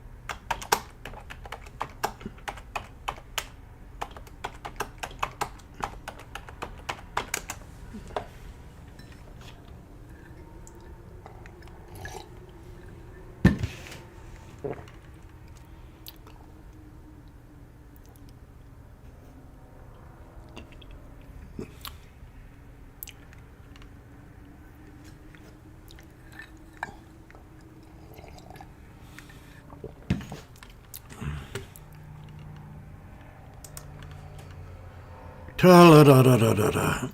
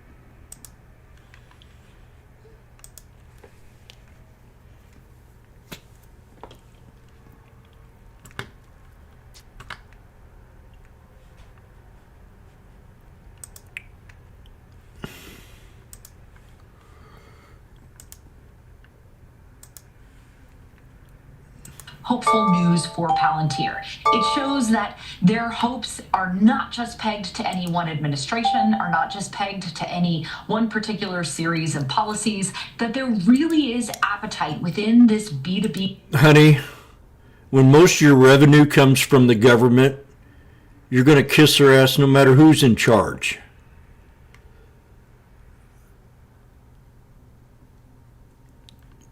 You're not making any sense. On another figure I thought was eye-popping, their Rule of 40 score, 127%. I know I asked you about the valuation here. How do you think that that metric changes how investors are looking at the valuation for Palantir? I think it's what keeps, your high-growth investors in the stock. If they can keep that up, and the story continues, the stock will hold on. And before they were blaming the retail traders. The retail traders are buying this stock and it's worthless.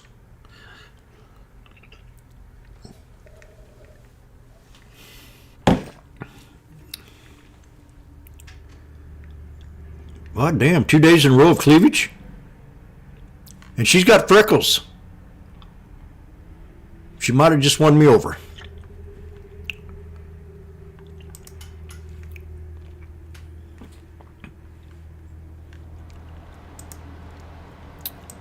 Market's going to turn around. Marley's showing cleavage.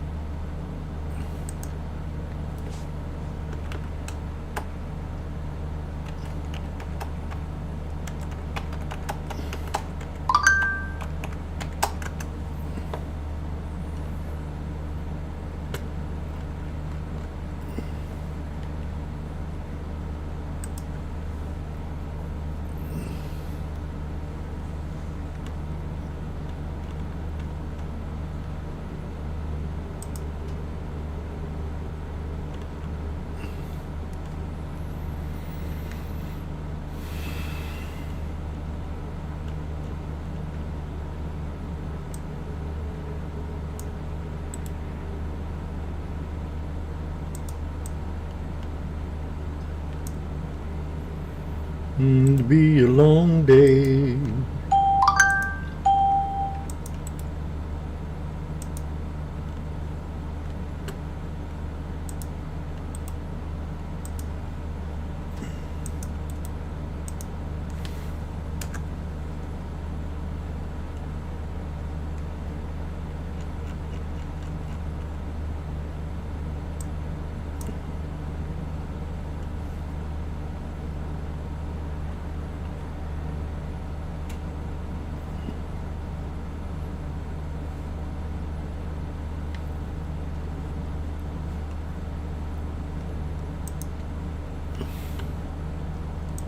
Near 2% off of the pre-market highs in the Nasdaq is maybe those yields starting to perk up here a little bit. The Bank of Australia raised their interest rates 1/4 basis point. They've been in cutting mode. Now they're starting to raise it because of sticky inflation over there. So there's some concerns out there for equities, especially when you have valuations the way that they are, geopolitical risks, maybe risks of higher inflation, higher interest rates at this point. So yeah, I think it's a figuring out point at this time, coming off that pretty solid start to the month. What happened to much? Yeah, just when I think I have it figured out, because for instance, yesterday we started weaker, then ultimately moved stronger, and then today it's like the reverse of that. Where's my spine? I think it's fascinating that the market is down 7/10, and if you look at the S&P 500 on let's say a 1-minute chart, it opened relatively firm and just never upticked from the opening bell. Very few upticks throughout the day. That said, with the S&P down 7/10, look at that equal weight S&P, pretty unchanged. And if you look at the sectors, I've got 1, 2, 3, 4, 5 up and 6 down. So it's relatively balanced. However, as you know, consumer discretionary is lower, information technology significantly lower, and communication services are lower. Those are such a big 3 part of the S&P 500. What makes it up, that it doesn't matter that there's 5 other sectors Nasty day. that are higher. This market is under pressure, but the Should have went with puts again today. Okay, equal weight hanging in there. You know what else is hanging in there very well? It's Palantir. They had another record quarter, revenue topping $1.4 billion. There was strength in commercial. There was strength in government for Palantir. What was interesting to me is that the strength in commercial, you saw growth there more than 100%. Growth in government more than 60%. Tom, what's your take when you look across Palantir that Dan Ives likes to call the Messi of that space? Well, yeah. Speaking of. Exactly. You can't complain about 70% growth. I mean, this is expansion of their growth, right? And you mentioned it. The stalwart, which part of their business, which is the defense, continues to expand. And then the commercial side, which is, that area that's continuing to grow at a bigger rate. You mentioned the growth rate of that over 100%. And then they raised guidance by nearly $1 billion in fiscal year 2026. Dang. That's, nobody has these operating margins. Nobody has this growth rate.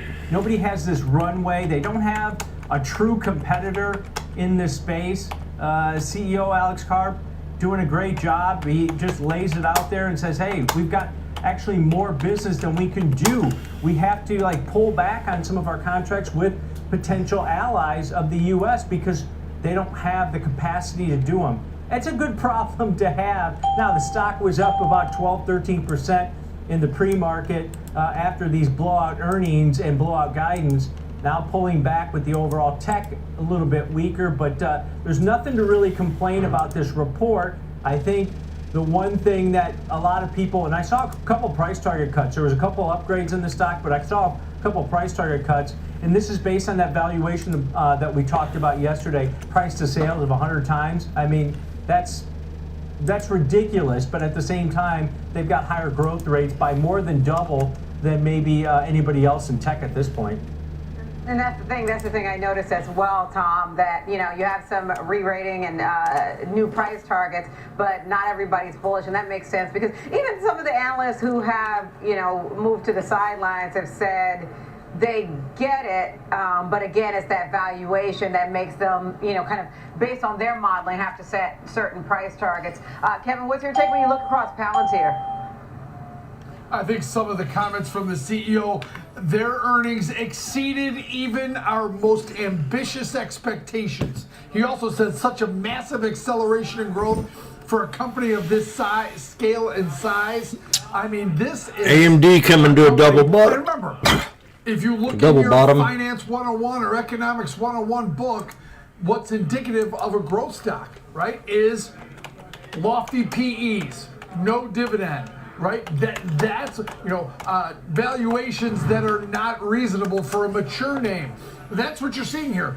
As long as they keep the growth up, these numbers can be relatively dismissed because they're putting up numbers that beat all the expectations. Now, when the growth starts to decelerate or flatten out, that's a different story, but we are not seeing that yet. And remember, President Trump just asked for a $1.5 trillion defense budget, up about 50%. Where do you think that's going? Probably to companies like Palantir, because they noted that a lot of their new demand come from the Department of Defense. So yeah, this is a company, and a really interesting point that Tom made. They don't have a competitor. They really don't. What they do specifically in AI is their own. They are a group of one. That's a pretty good place to be, Diane. Okay, you're talking about Econ 101 books. I have to go back a lot of years to try to find that. All right, let's talk PayPal. So PayPal really getting taken out to the woodshed here, down 19% after another disappointing quarter. They posted earnings of about Another disappointing quarter. Here on an adjusted basis. They've announced a new CEO. Announcing the new CEO is certainly They don't get my business no more. the outlook for this company. Tom, what's your take when you look across PayPal? Yeah, golden boy Alex Chris, maybe not golden boy anymore because he got ousted. Execution. That's what the board of directors came out and basically stated. They hired Enrique Lores from HPQ after this. And HPQ's in no better shape. Right? The execution wasn't there. Now, they had pretty good growth rates over the last couple of quarters. They even grew the number of people on their platforms 1.1% this past quarter. But they cut guidance moving forward. They took away guidance for 2027. That's a problem. They did mention some things. Retail spending is softened as shoppers squeezed by elevated interest rates, higher cost of living, signs of softening labor market, cut back on discretionary purchases, but then also competition within this space is getting really difficult for some of these She said the woodshed. players within the space. We talked to Landon Swan yesterday about PayPal from Lightfolio, and he was basically saying that they're getting their lunch eaten right now by Shopify in this space. And, it seems like the board of directors made a hard decision because, remember, when they hired PLTR broke to 200. He was supposed to turn the company around, had a bunch of good ideas, trying to go put the company on that track that Venmo had been on, which had showed pretty good growth rates. But the monetization within this company is the problem, and the slowing growth rate. Every single quarter, it seems like they're not adding people across their platforms. They're kind of plateauing, maybe really slow growth there, but they're not able to monetize those consumers at this point, and that's a problem. And down 19%. I mean, look at this. I think we're down over 85% from those all-time highs that we saw a few years ago. So this is a problem for shareholders, unfortunately. And they're thinking maybe a change in management will help that execution that is lagging at this point. Yeah, it feels like it went from bad to worse in this most recent quarter, and even, like what their guidance looks like, it's just hard to see when it gets out of the woods. The one thing that I thought was interesting, and the Lightfolio team gave that nod, Venmo does look like a one of the lone kind of standouts when you compare it, but it's clearly not enough to kind of soften the blow that's happening here. We'll see.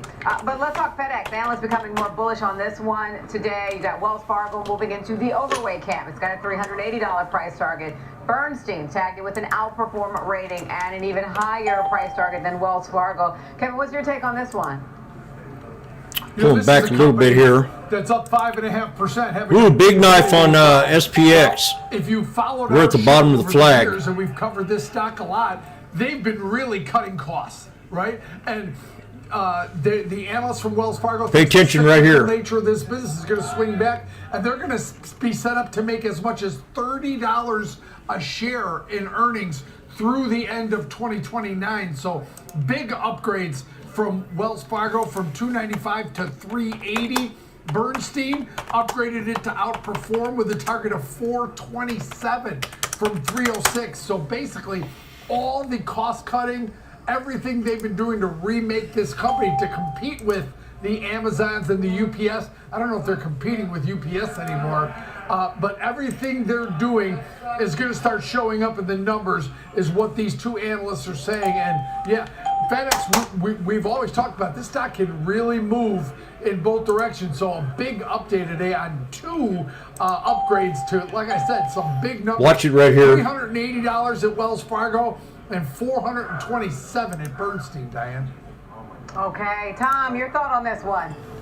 Yeah, I think if you take a look at productivity numbers, and that's one of the things that AI is going to bring about. And some of these logistics and delivery companies like the FedExes and Amazon with their delivery system, Walmart Plus, and even UPS, they're going to get more productivity out of less workers, right? Kevin mentioned the cost cutting that FedEx has done. I don't think package deliveries has increased, right? I think in some of that inflation's hit, they usually raise prices every year. But this is about productivity and what AI is capable of doing in this this sector.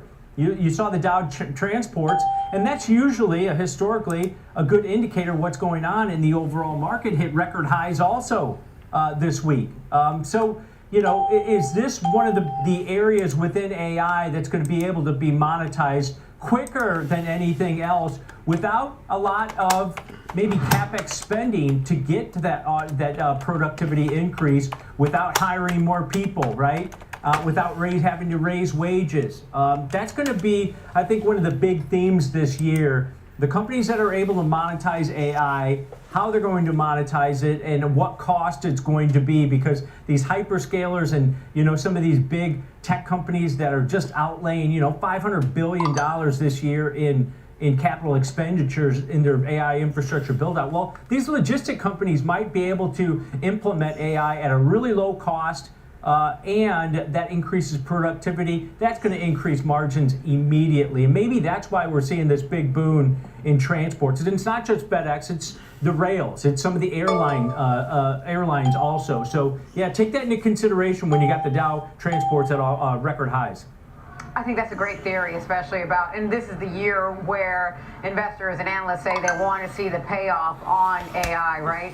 And I can see that obviously with transports. I mean, we're getting towards automation, when it comes to how we drive around. Why not seeing? Did I mention 69.10 earlier today? On something, I said something about it. Trades put together for AMD. It's been a big outperformer already this year. AMD's got. I think I did. We'll have more fast market after this break.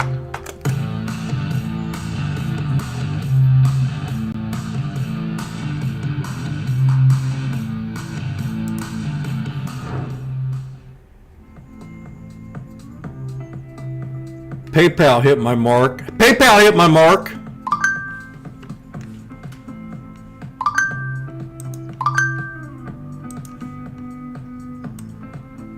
But I'm sure I alert this here.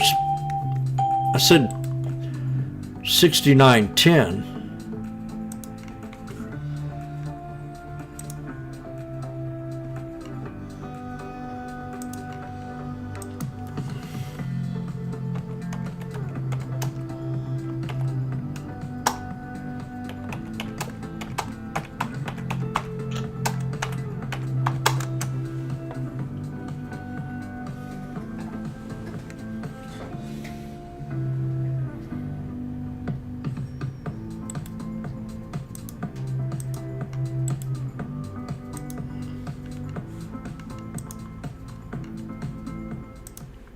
Whether you're an experienced investor or just Jimmy getting mentioned started, earlier. Charles Schwab Here, let me offers get a this off webcast here. that's right for you.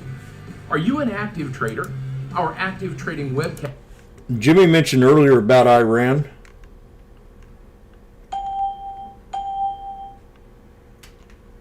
Well, we got some news.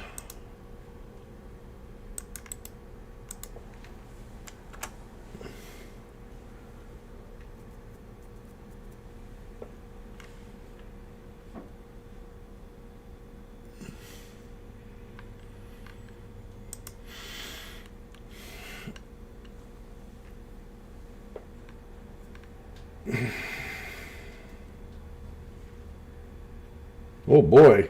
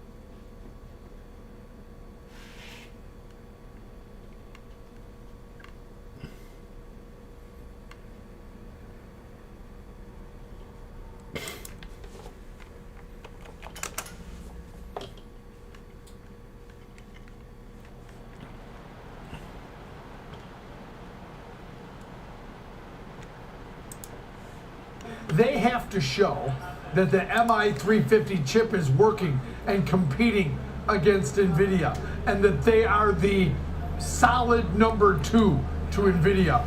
Are they competing? They keep saying they're going to compete, but are they? And remember, their valuation's not cheap, and they've had a pretty incredible run. So the MI350, the bar is going to be high for NVIDIA. MI350 We're going to have a good run here at the end of the day. And CapEx, overall, those numbers have to stay in place and keep going, which there's no indications that they're not. But NVIDIA has to maintain its spot in this race because the stock has come up a long way. You can make the case it's outperformed NVIDIA over the last several months. So I think the bar is really high here for AMD, Diane, going into earnings, and they can't show any decelerating deceleration of growth.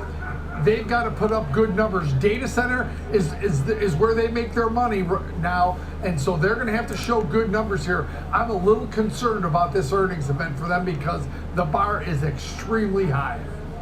And that's one of the things, Tom, that you said earlier, that the bar is high. I'm curious to know your further thoughts on AMD. Yeah, Kevin made a good point. The fact that, hey, if you look at valuations, we've been talking about NVIDIA nonstop for the last month, 2 months, where it can't get out of its own way. Every time it hits 190, it sells off. Well, AMD, you know, is only about 9% off its all-time highs. It's up 112% from year-ago levels. So it's had a great run. And the valuation, you look at forward PE, it's higher than NVIDIA at this point. And NVIDIA's growth rates, they're expected to have a growth rate, according to the company, about plus 25% from year-ago levels. Yeah, that's a great growth rate, but hey, NVIDIA's growth rate's higher than that, and their valuation's lower. So Kevin mentioned the bar's high in this one.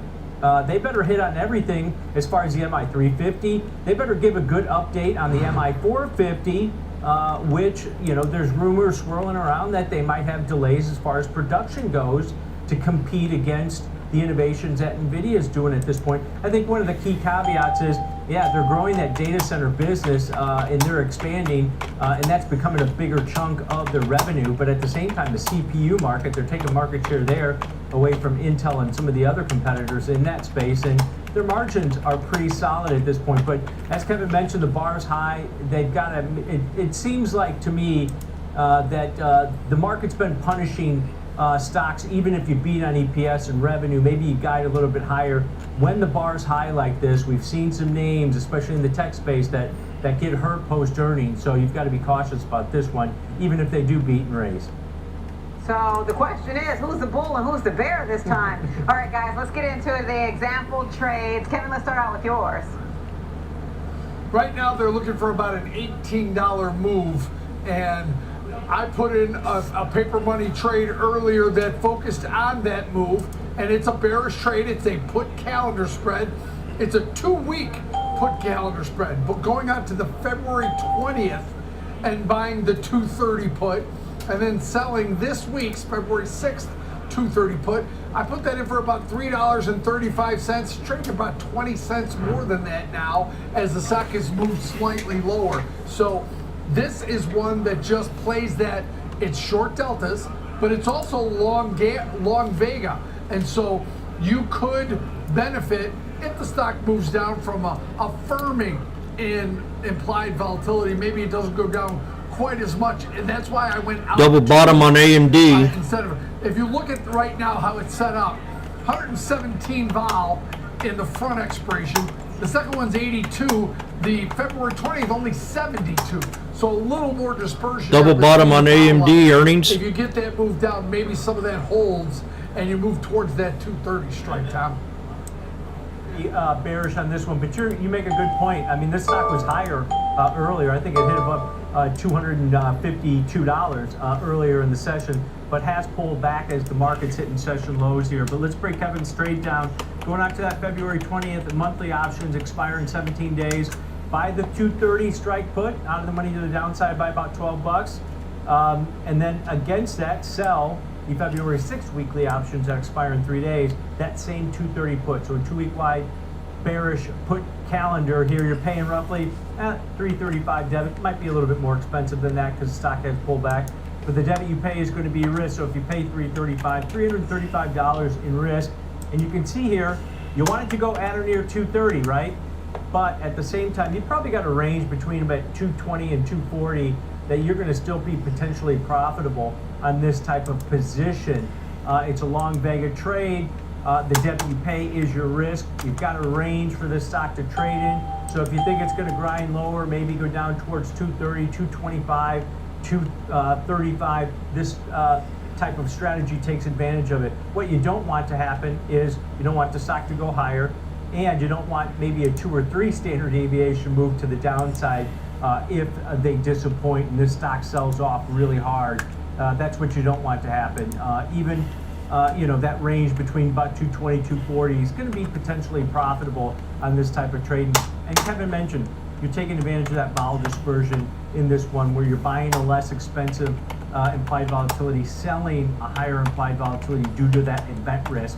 And you'll have that potential or opportunity to roll that short 230 put that expires in 3 days. You'll be able to roll that to the February 13th weekly options. That creates credits, increases potential profitability, but definitely giving you exposure to the downside, and it's risk defined, knowing exactly what you paid is your downside on this type of position, but you need to move slightly lower from current share prices. Now, Kev, I looked at something a little bit different. It's still risk defined. These are earnings stocks in earnings strategies that we're looking at, so saying risk defined may make sense here. So I looked at going out to the February 20th monthly options and looked at an unbalanced broken wing call butterfly to the upside, buying one of the 245 strike calls just slightly out of the money to the upside, sell 2 of the 260 strike calls. That's in alignment with what this 1 standard deviation move is at the option market. Oh, we got a megaphone. Bullish, and then buying 1 of the. Hey, we might have a good trade buying here. 1 245 call, selling 2 of the 260 calls, buying 1 of the 265 calls. 450 debit. The debit you pay is going to be your risk on this one. Probably trading closer to 430 at this point. But the debit you pay is your risk on this one. So $450 in risk if you pay 450. Takes your break even up to 249.50 to the upside, well within that range for the 1 standard deviation move. But Kevin, this type of strategy offsets some of the costs on a bullish trade, and this example is bullish. You can do a put butterfly if you're more bearish on a name like this, but the debit you pay, and even if it goes above that 265 level, Kevin, it's still more than a double on profitability. So we got to break to 63. Yeah, you've set your your posture for bullish on this trade, and then you. I'm gonna go ahead and set alert right under the 50. And then sold to reduce that net debit.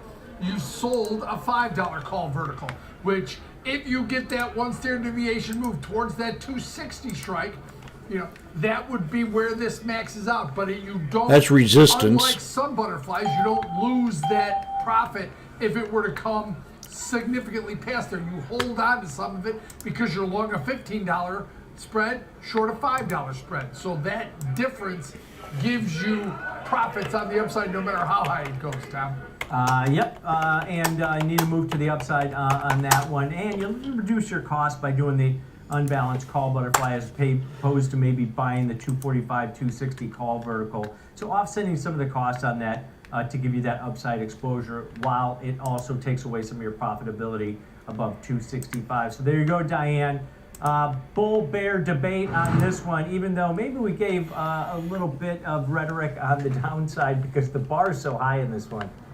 Yeah, indeed. All right, the bar is so high, maybe AMD can climb over it. Shifting gears, we've got some breaking news to get to. The Bears clawing Novo Nordisk after a surprise early release of its earnings and a cautious outlook with that release. Novo Nordisk shares tumbling right now more than 13%, a decline of 14%. Now, the maker of Ozempic and Wegovy reported 2025 sales when you convert them to dollars of about $45 billion, which actually beat expectations. God, But NVO. 2026 sales could decline between 5 to 13%. They cite in particular a hit to the U.S. business. There's been intensifying weight loss drug competition there. As we know, Eli Lilly with Mounjaro and Zepbound has been eating Novo Nordisk lunch. Novo has been betting on trying to place his bets on this newly launched oral Wegovy pill, also a next-gen obesity treatment. Three black crows. To sway investors right now with the early release of its results. Those results were actually supposed to come tomorrow. We got a 1, 2, 3. Down sharply, the ADR here. Coming up, we've got cash tags. Our burrito bowl's back. The team from Like Foley will be along with new data on Chipotle. Stay right here on Schwab Network Fast Market. We'll be back after this break.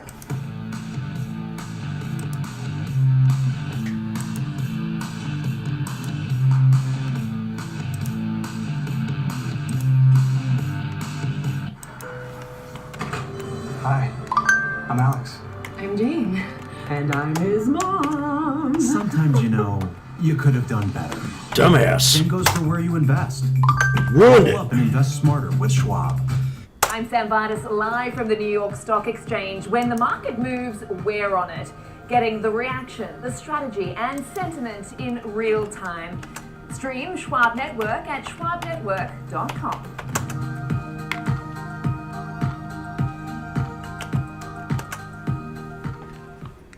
Trading at Schwab is powered by Ameritrade, giving you even more specialized trading support. Connect with the Schwab Trade Desk, our team of passionate traders ready to tackle your trading questions, no matter how complex. Plus, get 24/7 live help and access support by phone, email, and in-platform chat. Trade brilliantly with Schwab. Whether you're an experienced investor or just getting started, Charles Schwab offers a webcast that's right for you. Are you an active trader? Our active trading webcasts are designed to help you develop a deeper understanding of technical analysis, options, futures, and more. Best of all, you can ask questions by chatting directly with an education coach. It's interactive learning at its finest. Tune in live or watch on demand. Okay, here it is. Schwab.com Scalping. coaching and start learning today. Damn it.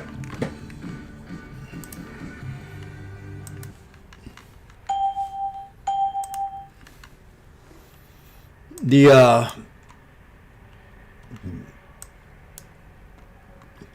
6940s. We got a 1, 2, 3 off the bottom of the megaphone.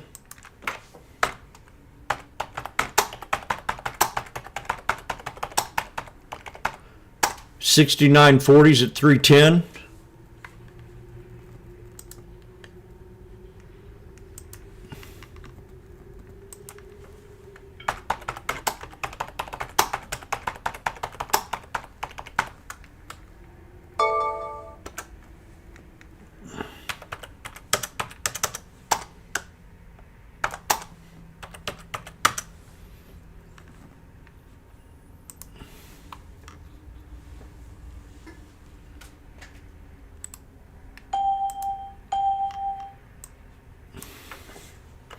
And if it don't work, I'll get right out of it.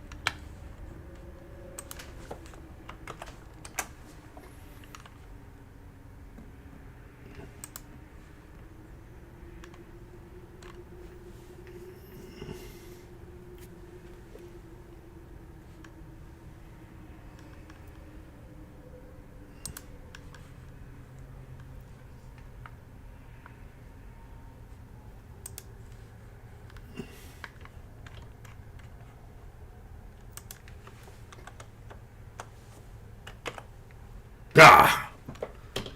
Door! Come on!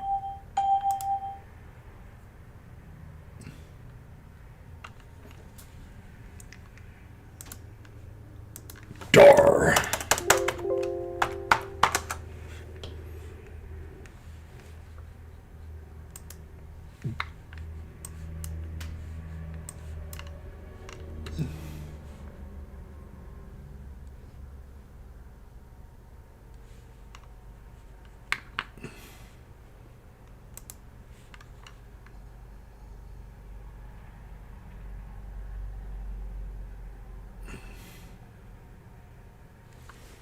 Come on, baby.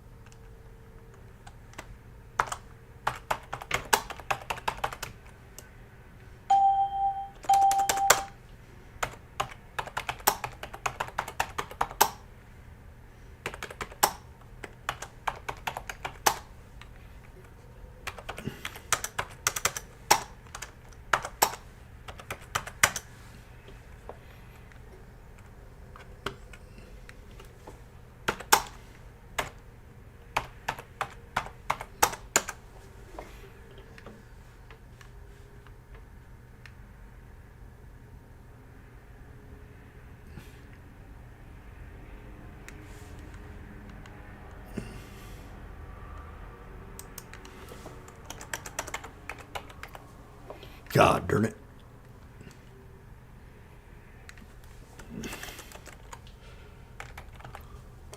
Come on, baby. I'm gonna add.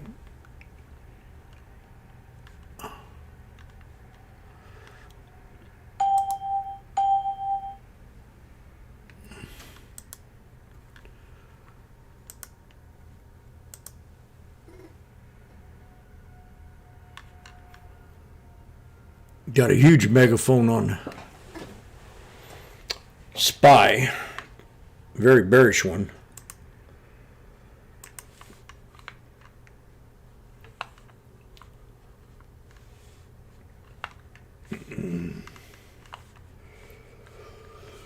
Whew.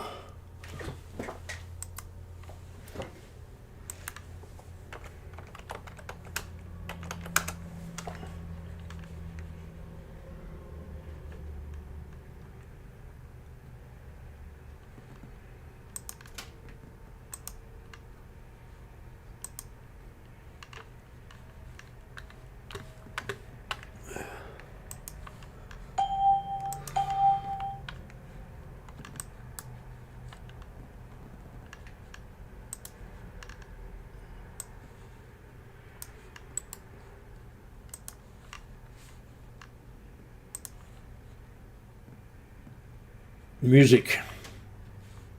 I think that's about it, right?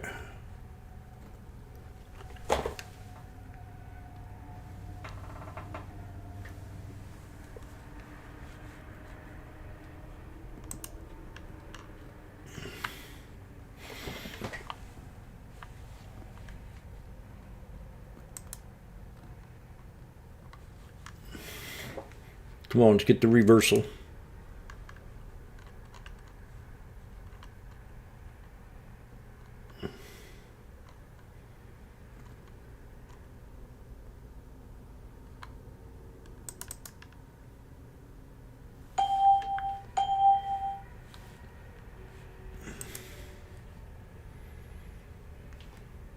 Let's run, baby.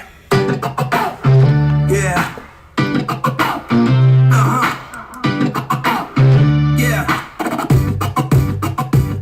Jim's back, trading the king on his throne. Punta Cana's gone now, he's back in his zone. $40 for a hooker, he'll never forget. Some deals are shady, but fewer regrets.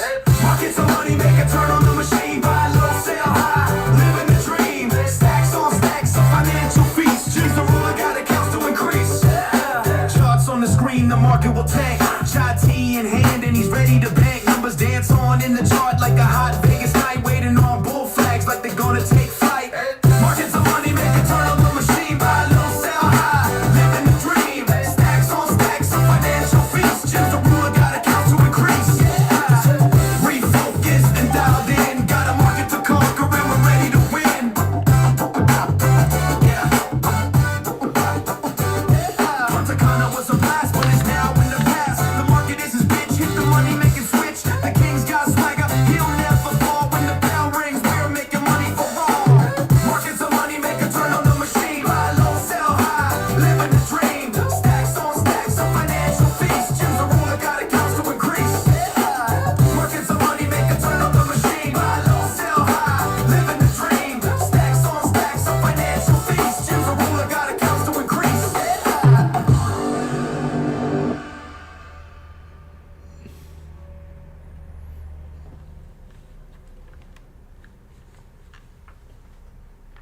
QQQ, Nilo.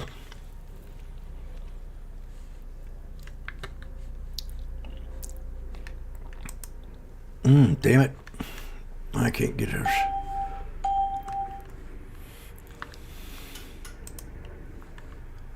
Fuck.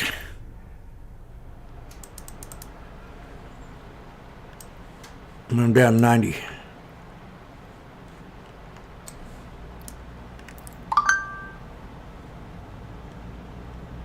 Didn't hold support. I'm gonna stay in it. I just got one contract at $3.10.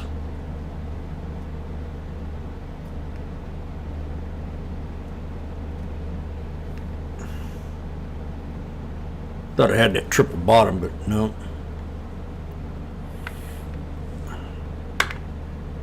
See, that's a fallen wedge.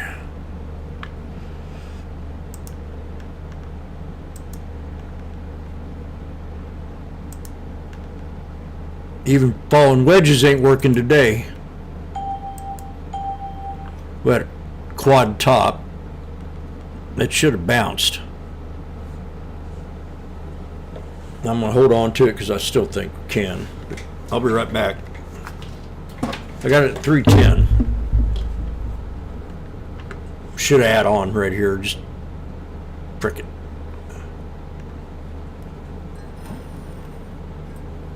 I made $65 on that last trade, and I spent almost $3 grand on it.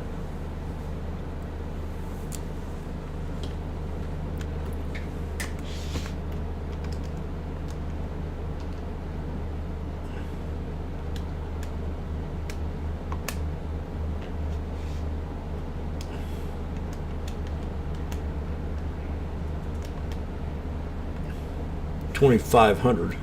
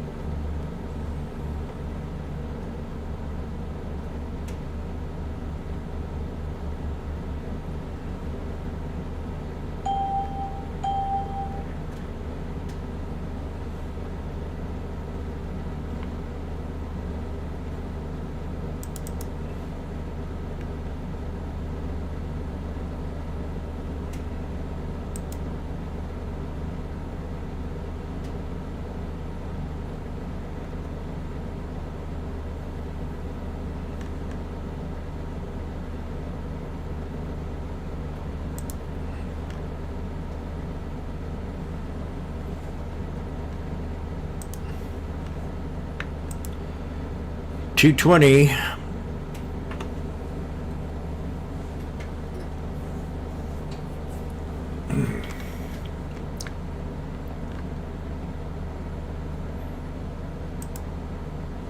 I said 310, 69.10 earlier.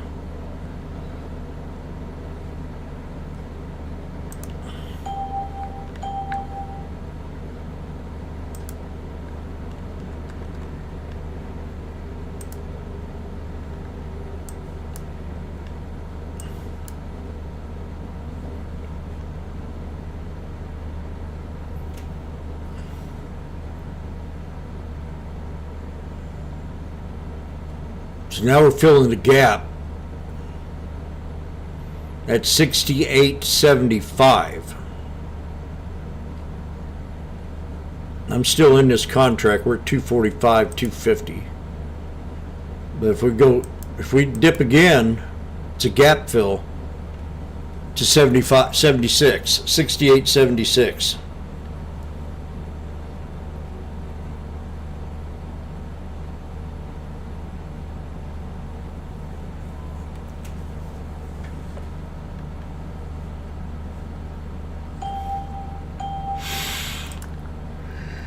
Let's on the daily.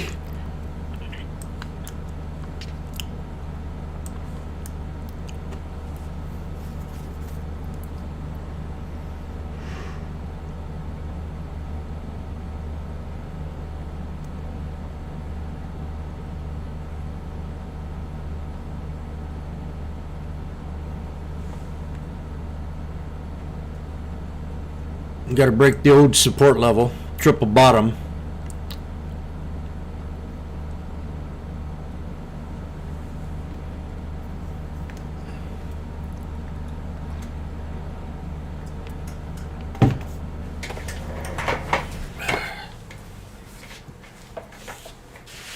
Oops.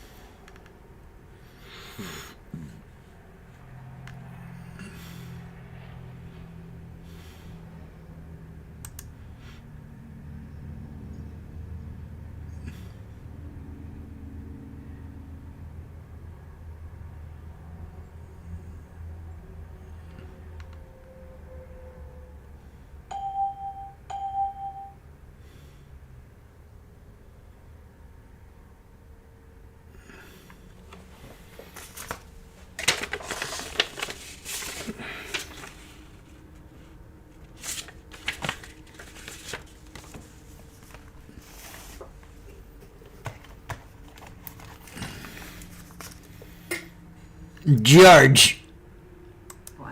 They were, and there's a few challenges and a few things or nuances that I need to talk about first. I mean, if you look at Uber's EPS for the quarter, 79 cents, you know, you compare that to last year, $3.21, that appears to be a significant decline. But one of the factors involved in this makes this a little challenging is the company did receive a one-time tax benefit last year for the same quarter. So it's tough to compare it on an adjusted basis year over year. From an EPS standpoint, if you look at the sales numbers, they're expected to be quite robust, 14.2 billion. That's higher. Just look at AVGO.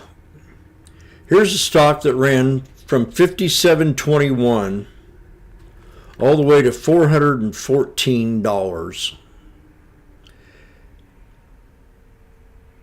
A 7-point-some% increase, 100% increase.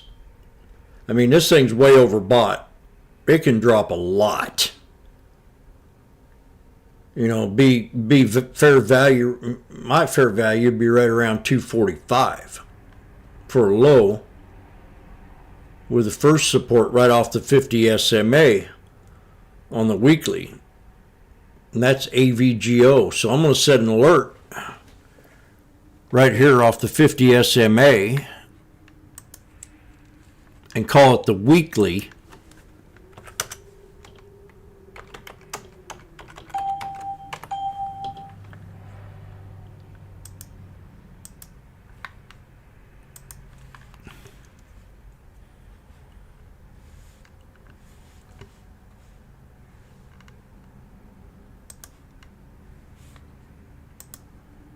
I'm at 280 on my option.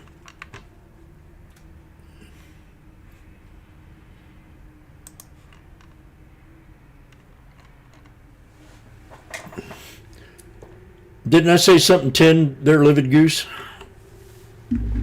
Earlier? I keep remembering I did. Yeah, I don't remember, Jim. You're supposed to say, yeah, I do remember. Oh, yeah, sure. Whatever you say, Chief. That's right. We're dancing in that fair value gap that I had. Yep. I want to see this thing rocket back up through it, man. If not, we're going to go lower. Okay. Don't say that. I don't like that it's rejecting it here. We came up to the middle of it, and now it's pushing back down.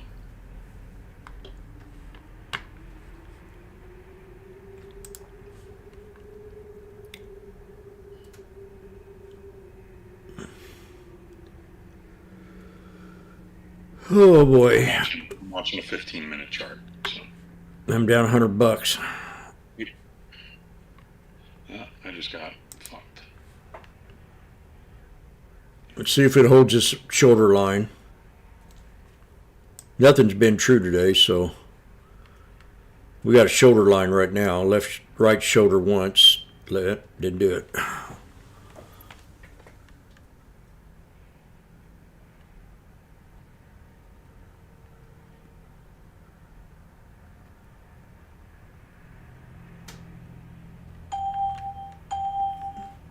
Today be just sit on our hands. It'd be a good day. Okay, we're coming to a double. Go ahead. I jumped down on my entry. You jumped out? Yeah, I stopped out, but I got in before I should have. I didn't get a 15-minute order block on the upside. Okay. Well, so I should have waited for that. I'm waiting for the double bottom to break before I get out.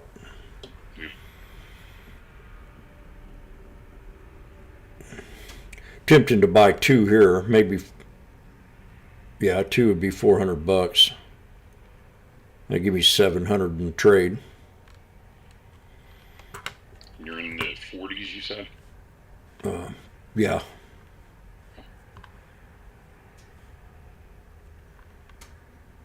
And that's almost too far out of the money. Yeah.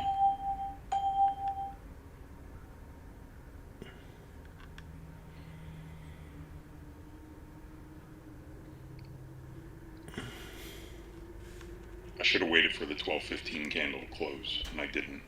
I jumped in when it popped back up out of that fair value gap. I got in 45s and got a little bit wrecked. Yeah. This is where I still struggle with my entries, and I'm working on it, but man, it can be frustrating at times.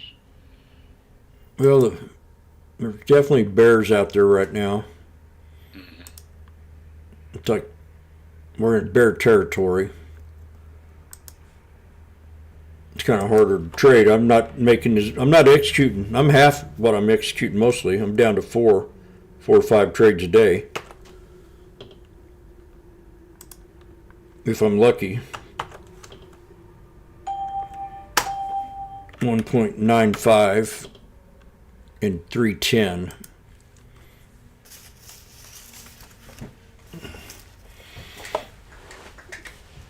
Double bottom.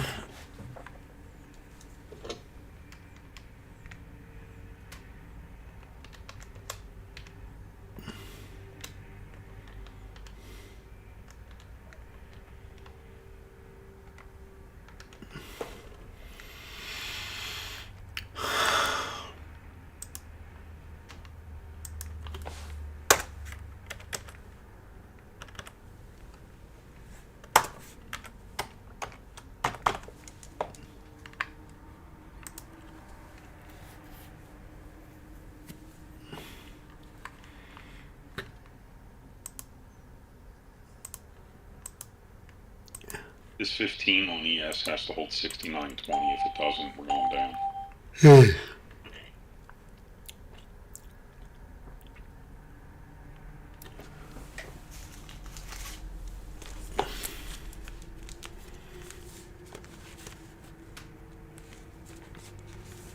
Breakout.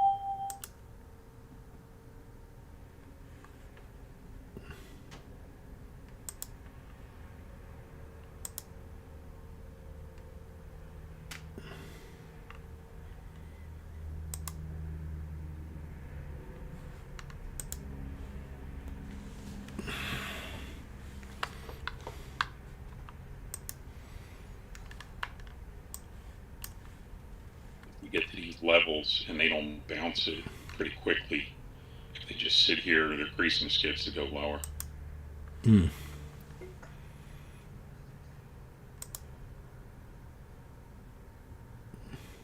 I don't like that this is hanging out at 20 or 69.25.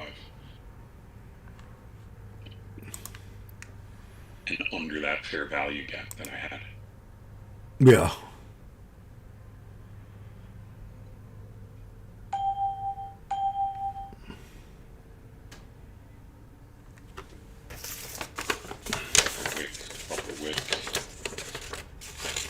Not good.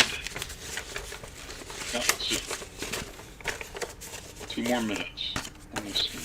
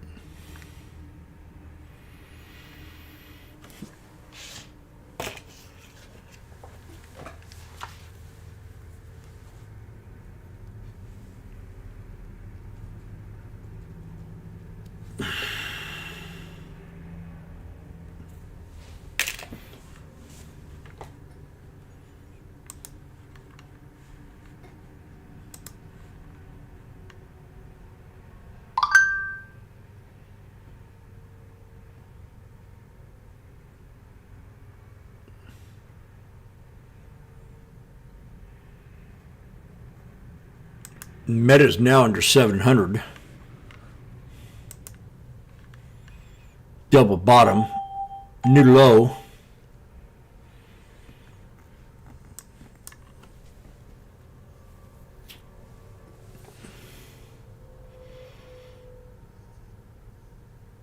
Yeah, all them commentaries yesterday about PLTR were no good, and then revenue surge.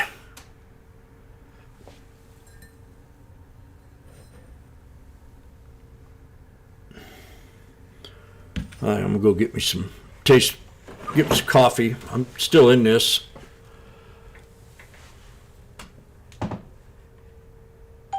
We just now had a new low, so I'm kind of skeptical now. Still in my channel.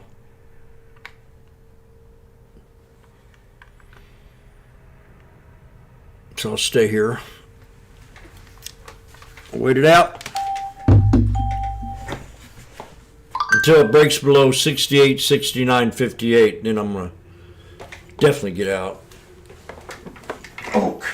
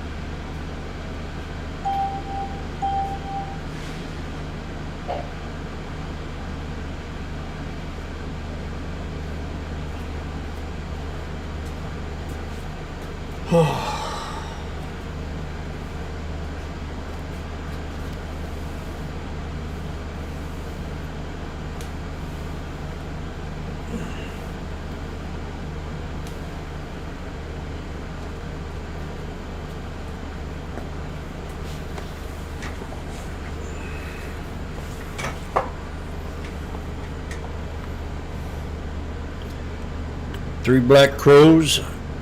They're little baby ones.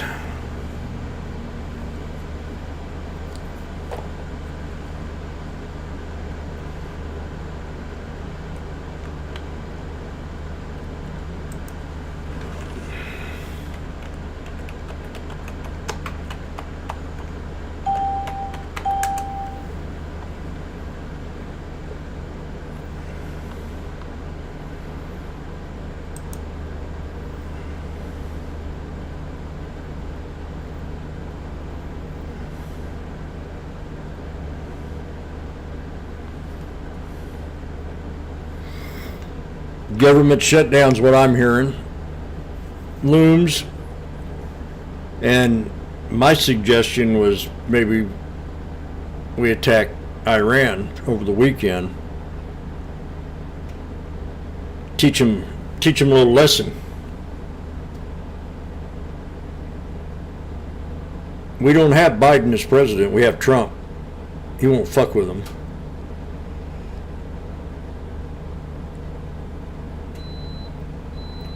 Biden would probably already gave him $20 billion and said, please.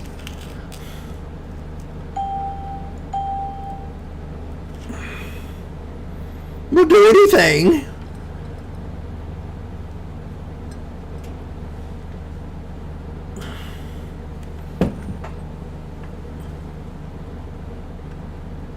Yeah, we'll give you $100 million so you can commit another genocide.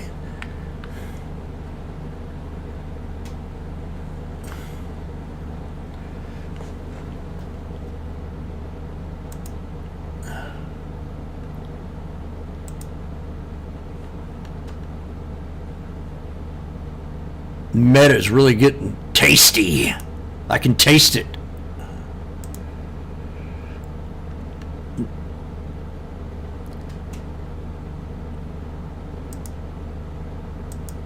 But I ain't gonna swing it. But I'd like to jump in it. Let me see how much they are. They're probably expensive. Just buy one contract.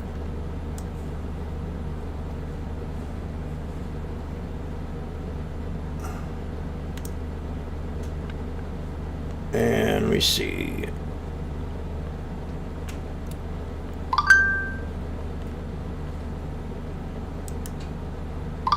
What was I looking at? Shit, Meta.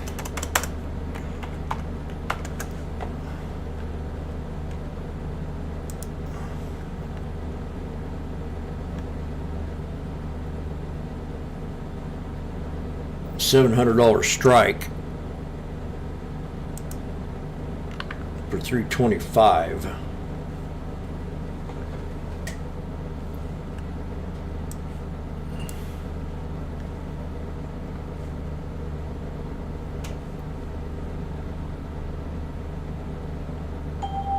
Get on that chart.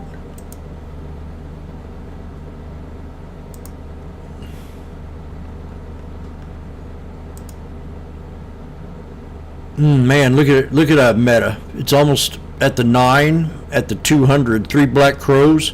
Now this looks very tasty. I'm gonna swing one. I'm liking Meta here.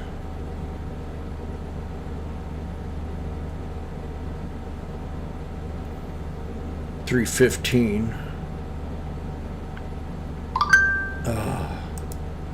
3 black crows.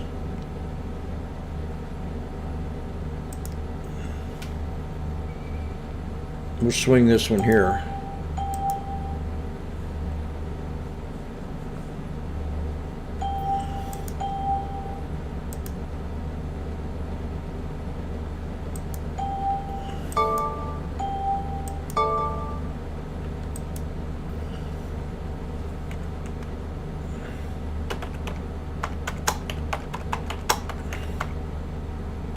Nope, swinging. That's just a swinging or scalp.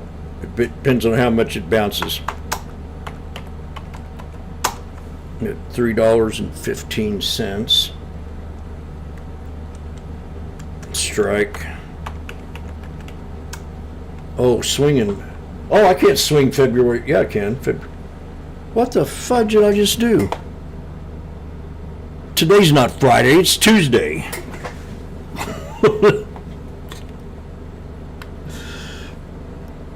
God. How embarrassing.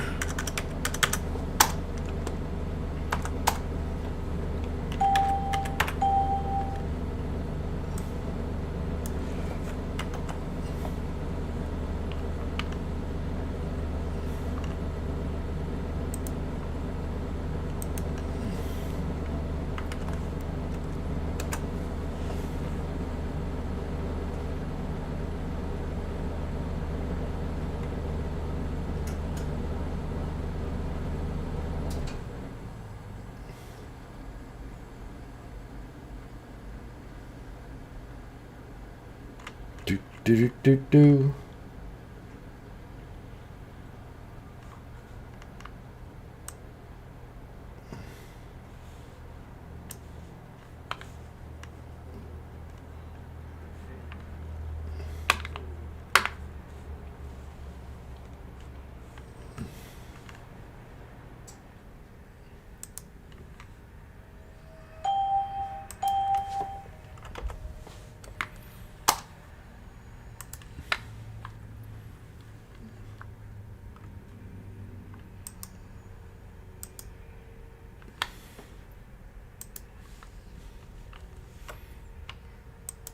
I'm hoping today's just a flush out.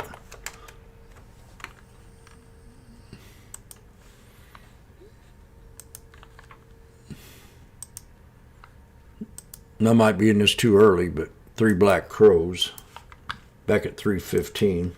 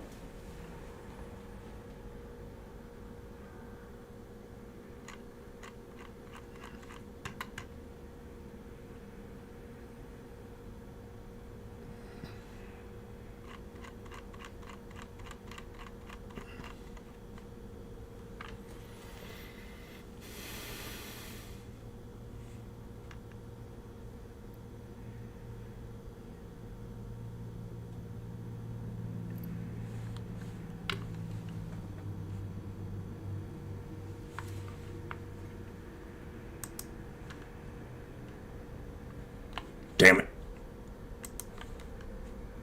I'm just throwing money away today.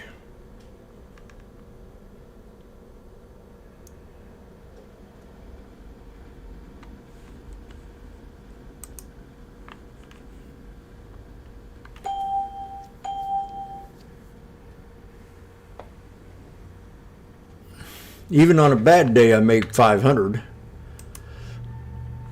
I ain't had a loss yet, but I might get one here. Meta, swinging or scalp, strike 700 at 315.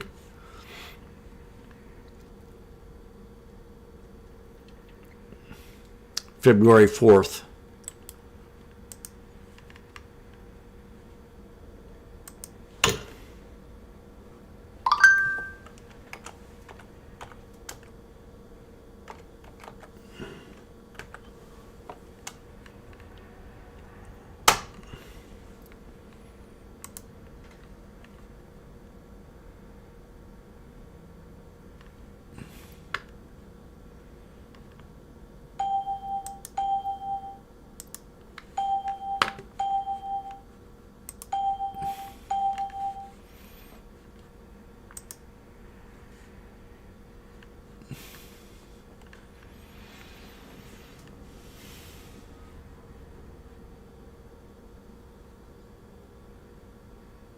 God.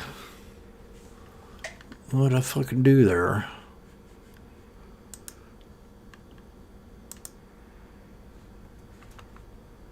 Double bottom didn't hold off. Triple bottom didn't hold. Nothing's holding.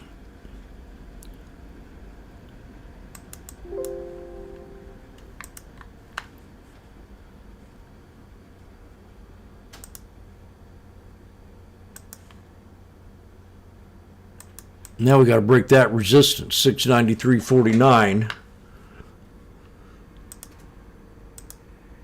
It's on the 5-minute. Dadgummit. Once we went over that and broke that, I thought we had it.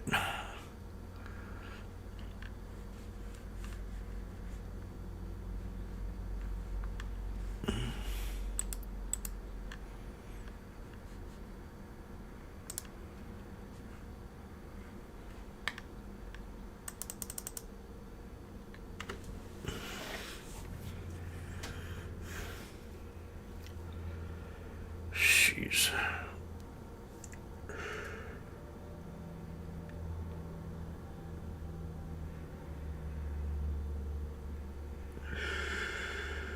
So I'm in two bad trades right now, the SPX and the Meta.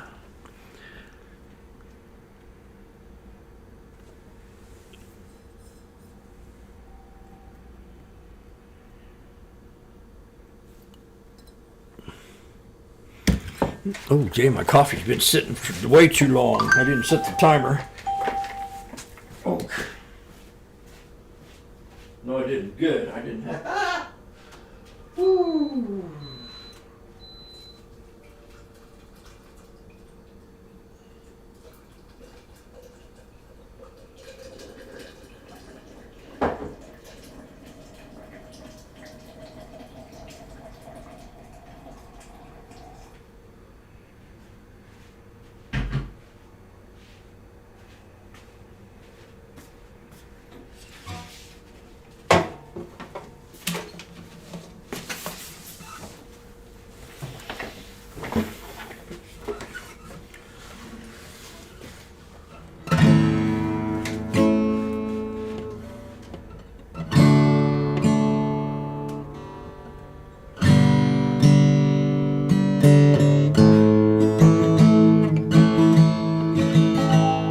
It's time to turn this market around. Let's see. Well, it's time to turn this market around.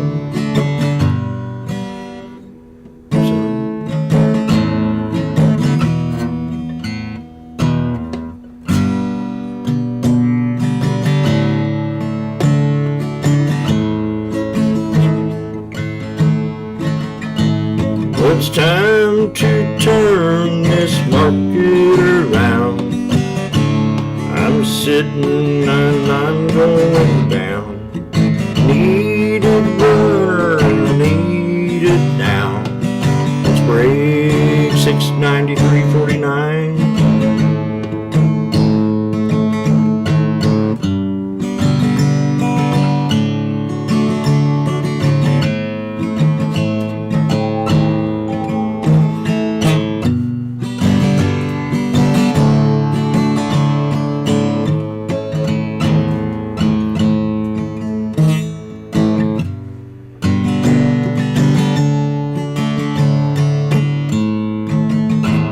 Well, I got a check I need to take to the bank. Gotta talk to my accountant. My stocks are sank. Should I hold 'em till the end of the year? If you do, I'll buy you a bottle of beer. Let's break 693, 49, and you will see.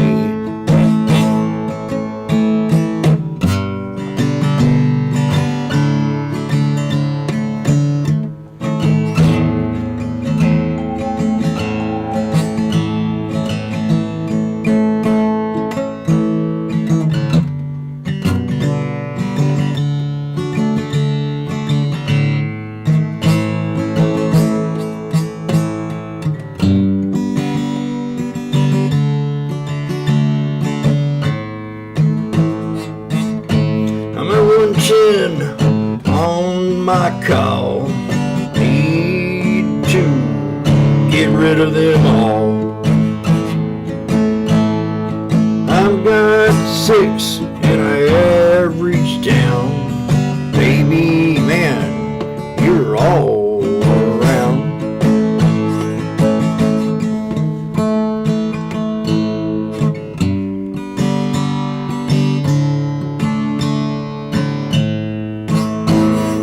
Whoa! The Ballad of the Fitzgerald by Washboardjim.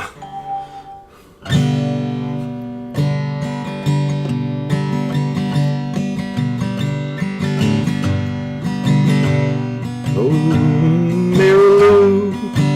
I want to sing a song about a girl I love.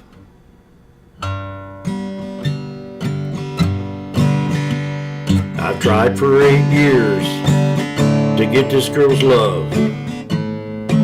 It's not working out at all. Should I fly to Canada? I don't think it'll be worth it at all.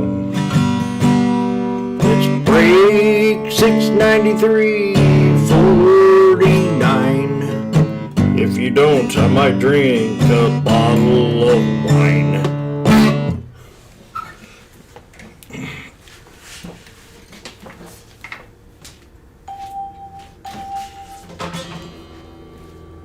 Well, I pulled everything out of my hat.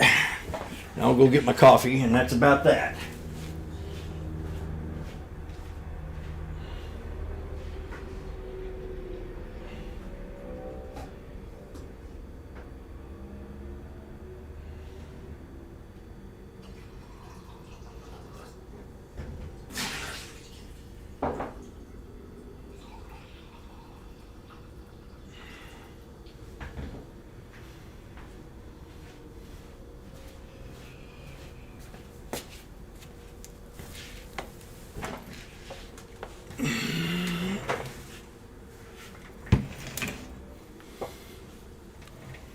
Come on, Meta.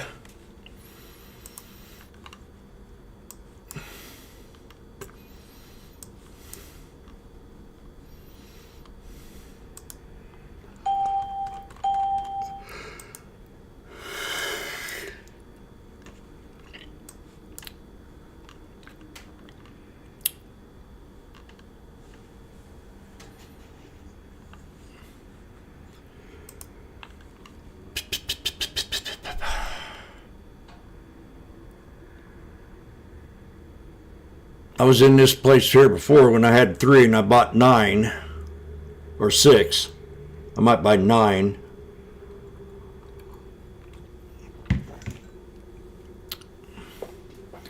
Or 12.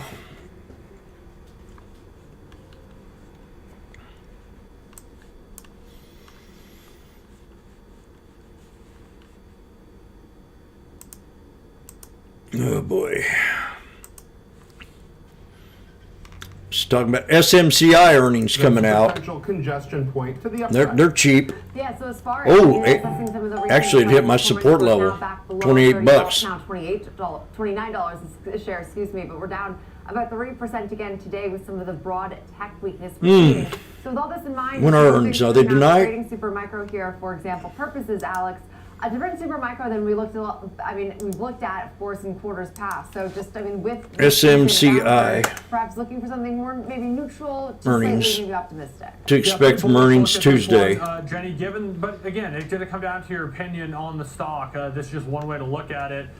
Looking for a pretty big movement, perhaps, particularly given that this is a stock that trades within a pretty wide range, as Rick laid out. So just looking at buying a call, not trying to cap any upside. Yeah, this might be a good one. Market here, you'll need to see a rally. Maybe earnings to be that catalyst to get you to the break even. Does expire next Friday as opposed to the end of this week. Gives a little bit more duration. It's the 30 call looking to spend $2, so you risk 200. And what's appealing about this example strategy is the unlimited aspect of the max profit potential. It has no cap to the upside, but of course you need the up move from the stock. You need to be right for that to even be possible to make any upside. Break even 32 though, so the stock will need to rally. If it gets to that point, you can break even through the end of next week, and then anything on top of that would be, upside potential, which of course again is uncapped.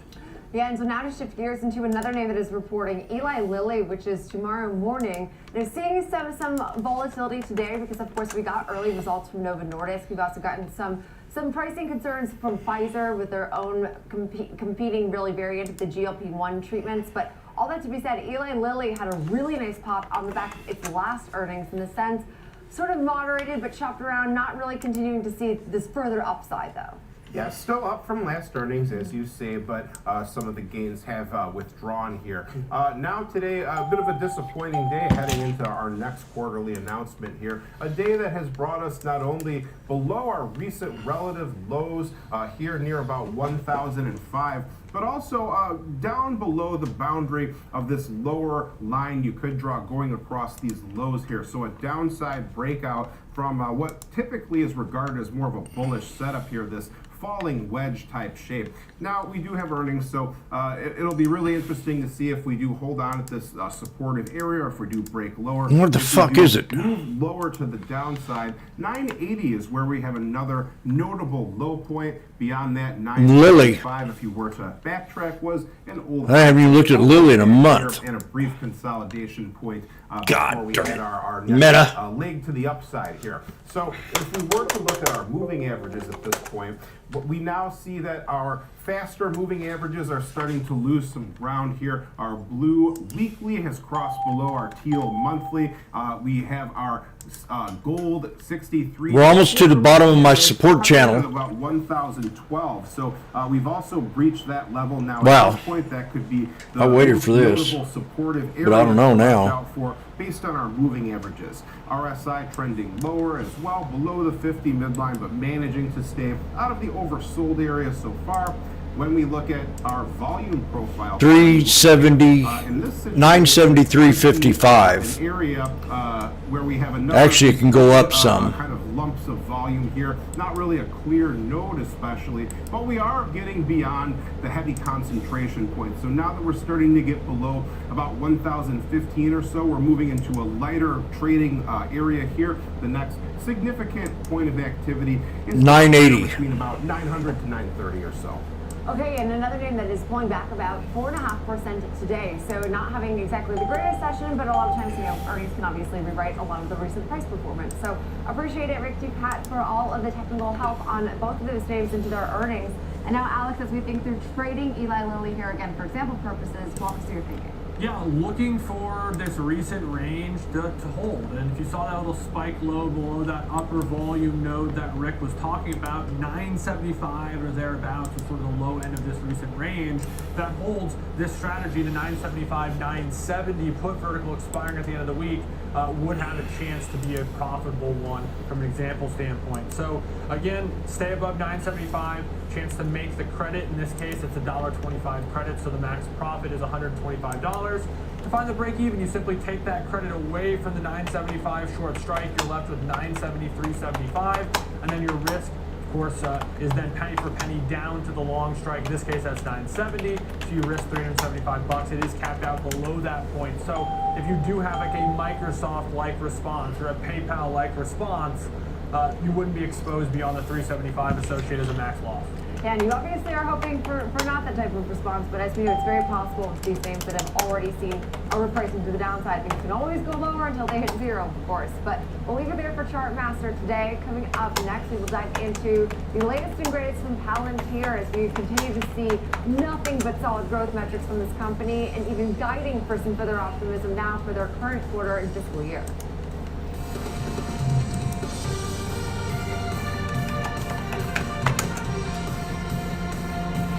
For instant reactions, earnings breakdowns, and hot takes that teach you about stocks and markets, follow me on X at npetalides and connect with me, Nicole Petalides, on LinkedIn, Facebook, and Instagram.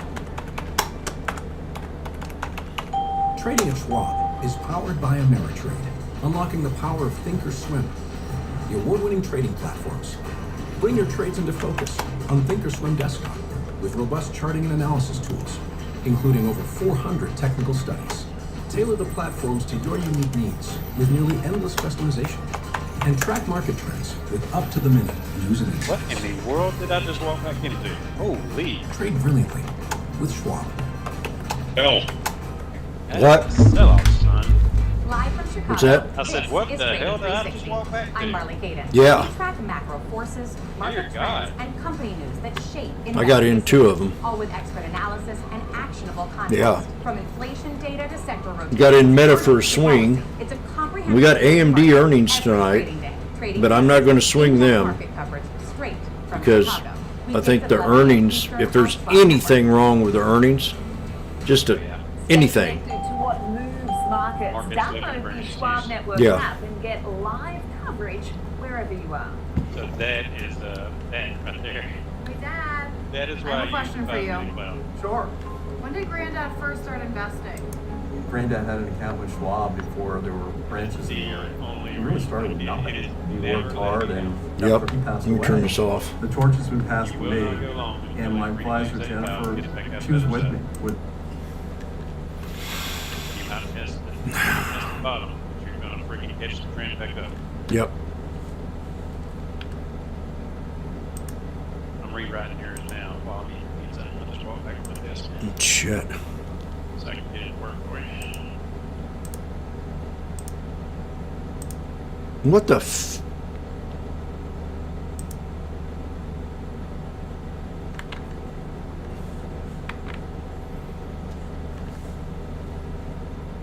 Was it, nothing can go wrong. Do you hear what I said, Randy?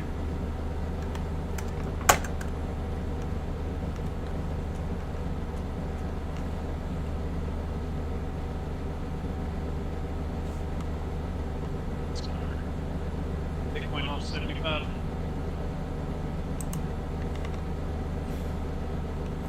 I like to get all them people that were pumping on Bitcoin on CNBC and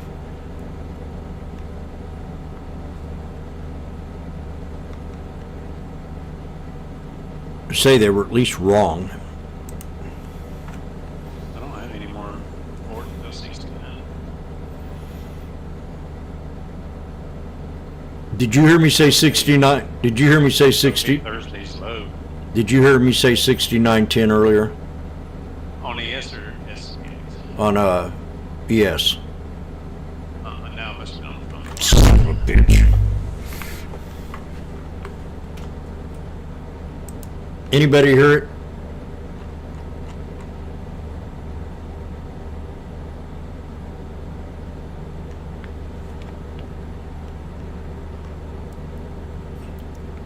I'll buy you a scoop of ice cream.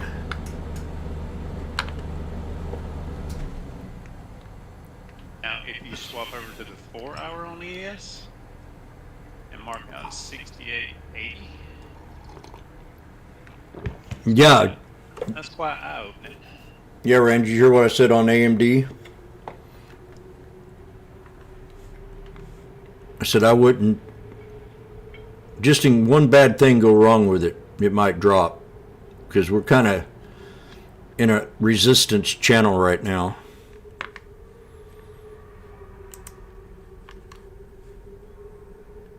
So I've got 233.07 for support level into earnings. 230.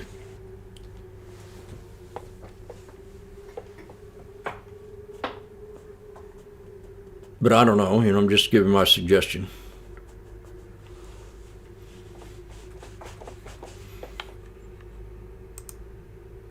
Yeah, dude, the 4 hour don't look like it wants to get up. 4 hour looks like me, not gonna lie.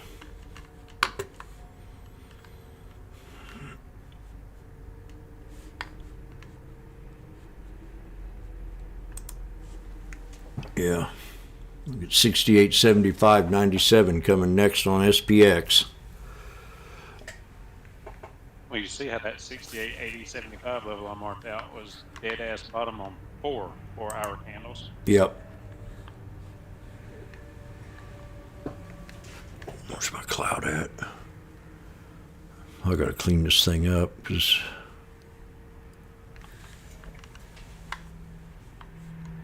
just too much.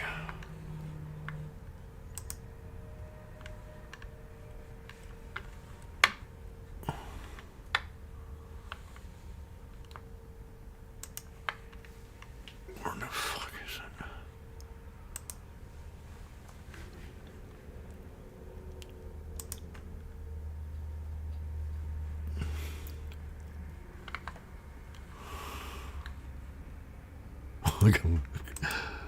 I got a little extra energy tonight. I'm gonna clean up some charts. I do that every now and then. I do it every year. What was I going to look at? SPY.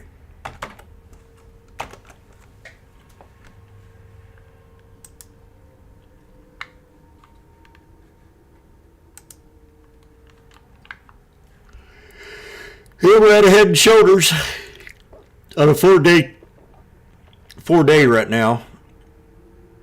Over the neckline, we're at the neckline. One of them.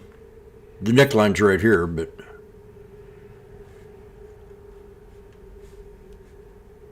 on the SPY, look at the 5-day chart.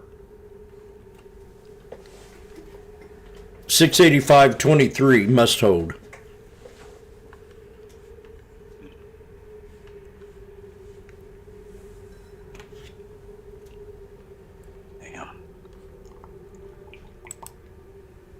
There's a lot of stocks, like quality stocks, that are beating shit right now. Yep. SoFi is coming up in another 25 cents. SoFi will be at a huge 4-hour support. Ooh. Right now it's time to be looking for some good ones. SoFi is one that I will always stick by. Like, I've watched them ever since the day one that I started trading.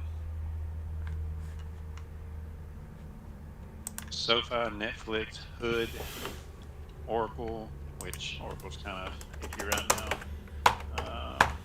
Yeah, SoFi, Hood, and Netflix are all beat the hell right now. SoFi stock slides despite analyst upgrade. Momentum. Yeah. They don't make any sense as to why they're sliding. JP Morgan upgrades SoFi Technologies to overweight, raises price target to 31. Deutsche Bank lowers price $1.26.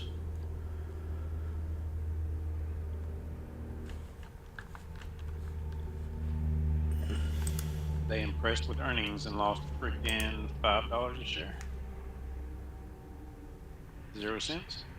No sense.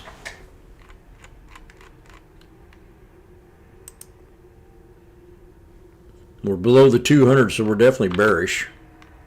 People are beating up on Netflix about the Warner Brothers crap, yet Netflix is a damn money machine.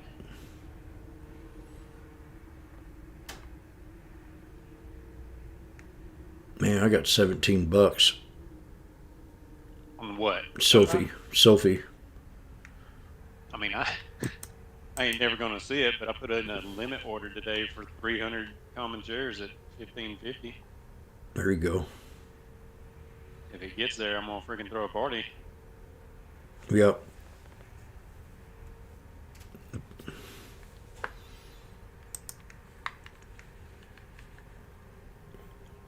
I'd set an alert around 17. Are you capable of setting alerts? I got alerts at 21 and 17. Okay.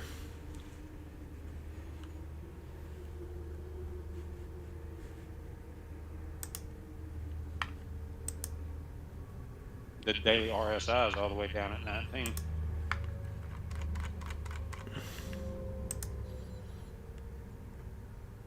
Yeah, you look at the weekly, you're right at support here at the 50. Yeah, that's what I was saying. The 4 hour, you're at a huge support on the 4 hour too. Yep. And on the weekly right now. That 4 hour support goes all the way back to July.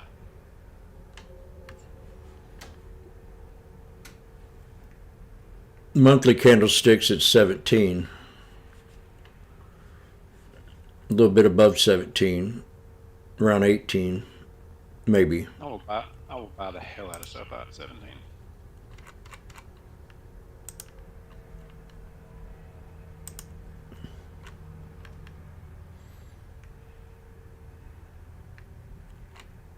Oh, I gotta watch my... Damn.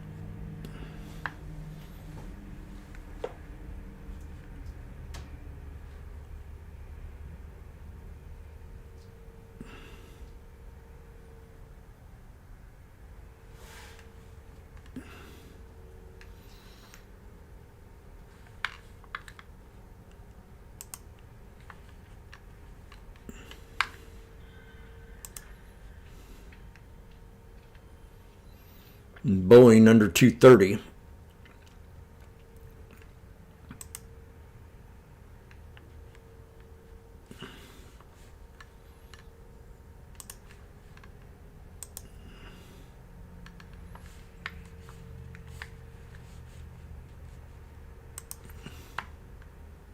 What did you call on SoFi? I just saw something super cool. $17. It's a little under 17. That's what I thought you said. Now those deviations I wrote? Yeah. Look where the daily deviation is on it, 2.0. Where do you find that at it? I put it in your Discord. Oh. Oh, yeah. Standard deviation, yep. 1762. Yep. It's a 2.0 deviation. Yep. I'd probably set it above that then.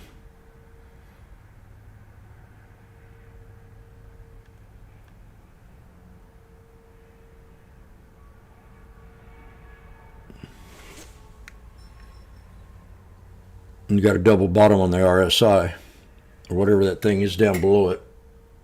RSI, triple It's bottom. RSI, yeah. I wrote that. I love that thing because it uses candles instead of bars. Yep. Oh. When the candle breaks above that moving averages, you Yeah. just ride it up. Oh shit! How'd you do that?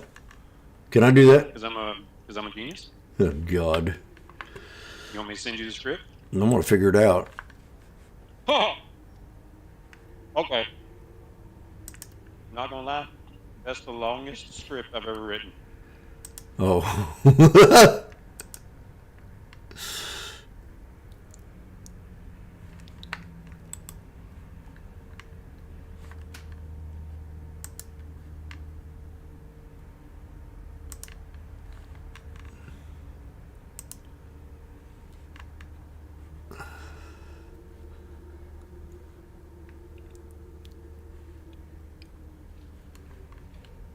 Oh, it's not going to do it. I thought I could see.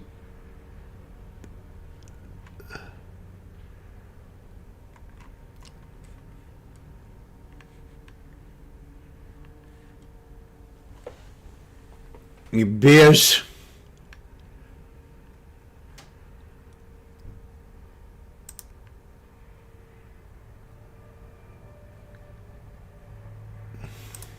One of the main reasons I wrote it was to see things like that.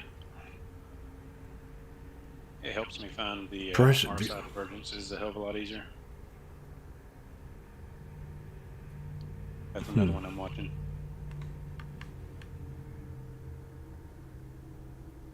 Because they actually announced a deal with Five Guys Burgers and then got the hell beat out of them. Mm.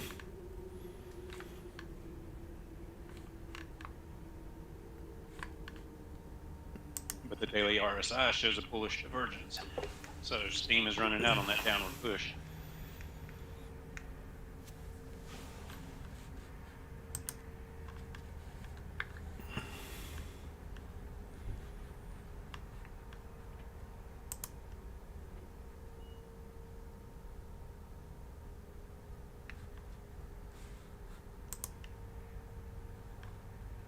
I think we're going to have a good little bounce into close.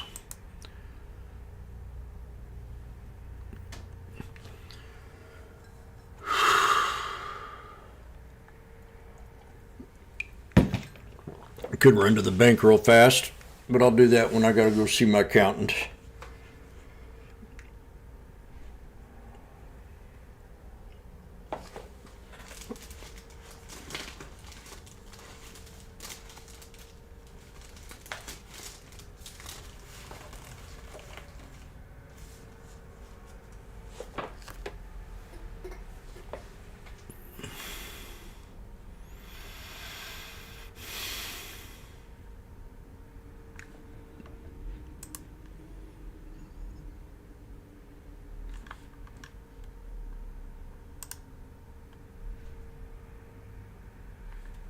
Oh, I see the 1695.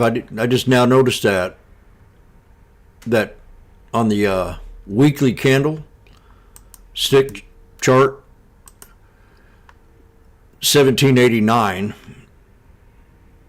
on a head of the Head and Shoulders on the weekly. And it's 1789, so it's right on that spot. On that deviation channel. Yeah, the deviation channels are pretty much money.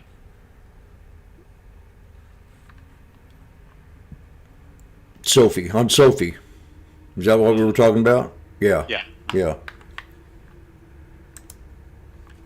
Yeah, I'll show you this. So this is the daily on ES with the deviation channels. Remember a while ago we had just said that 6880 level was a major support for the 4 hour? Yeah. Look at that 0.5 deviation. Yep. And look how many times ES has come off of it on the daily. Yep.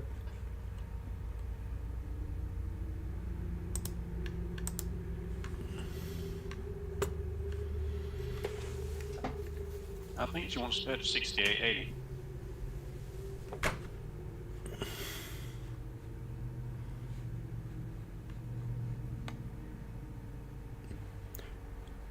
JP Morgan, $31 price target. They're probably in it. I'm taking a hit right now.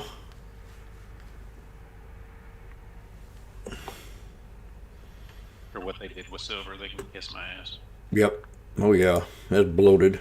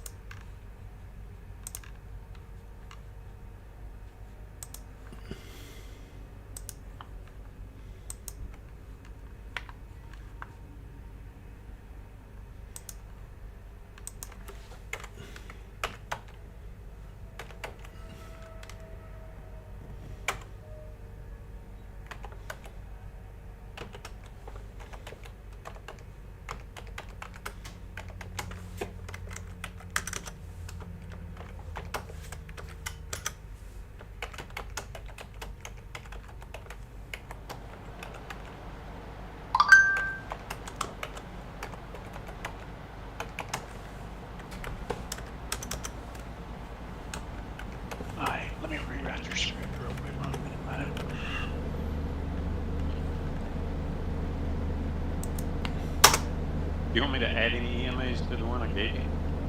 You asked me about one the other day. 100. Yeah, EMA. Do you want it on there? Yeah. Then a real dotty blue line. Translucent.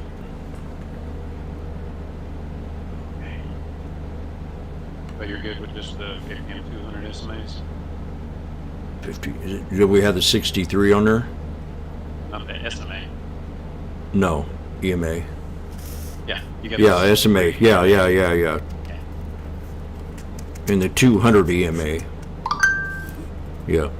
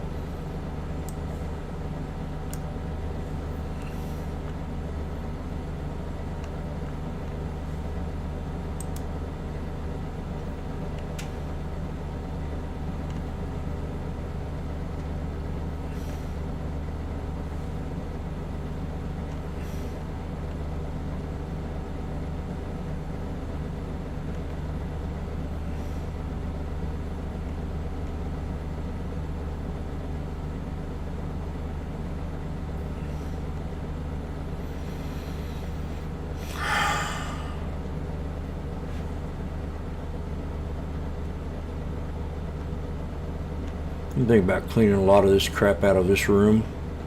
We don't want to use any of it.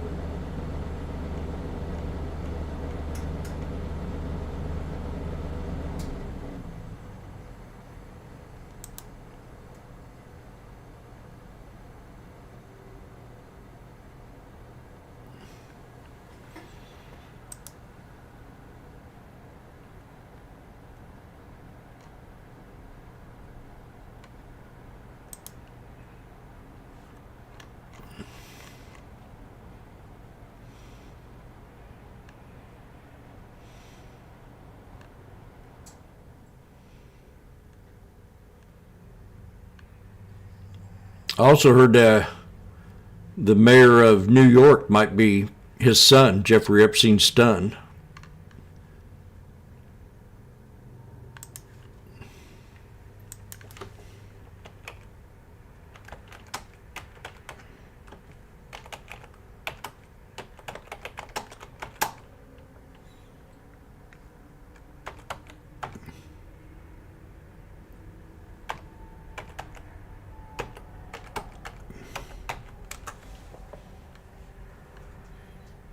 M-A-Y, you idiot.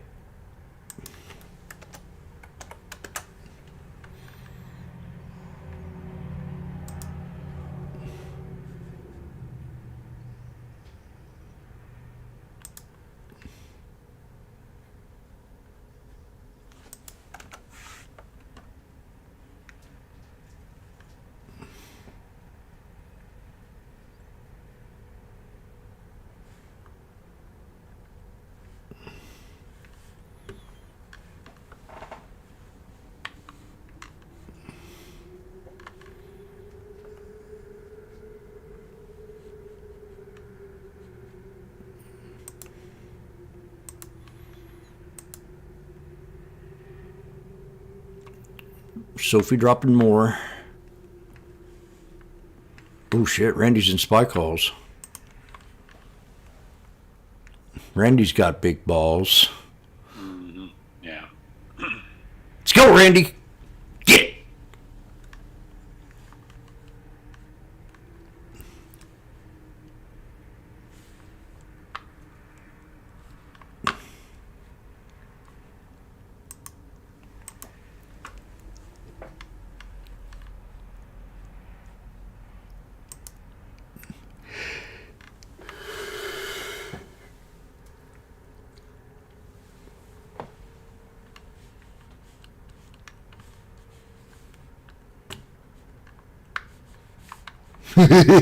Can you imagine that?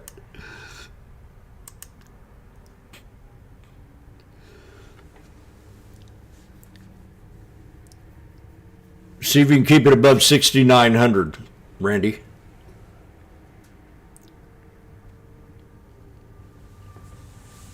I wouldn't stop out till then.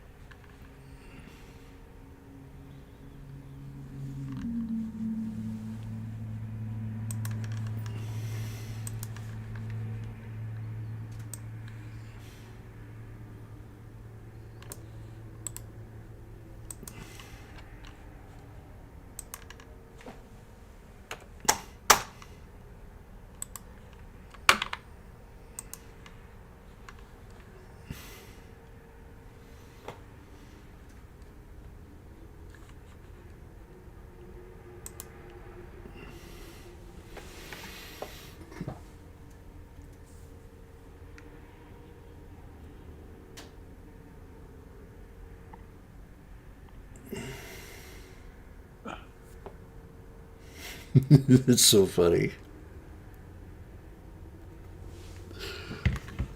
There's the knife. Damn it. I was talking about 6,900 on the /ES.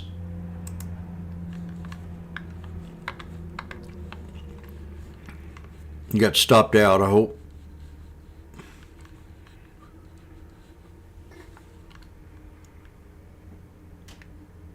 Now I'm going to try to find the next support here. 20-day. 68.80. 68.80. It's that one that we keep talking about. Shows up on the 4-hour, shows up on the daily deviation, shows up all over the place.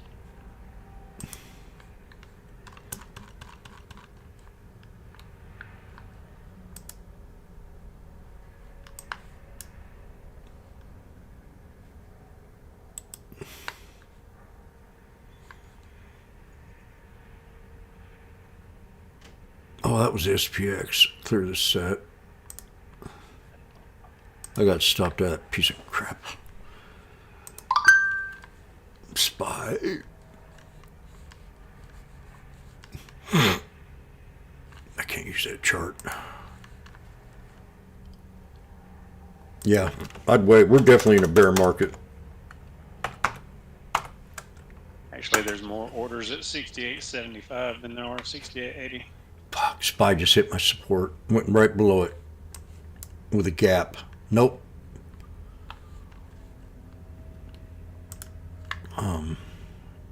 They're adding orders below us. It's not coming up. Somebody just opened up 200 orders at 68.67.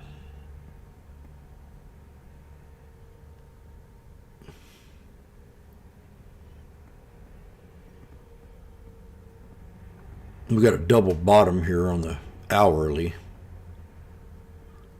but there's no other confirmation. At 682.82, 82, 82, 82, 82.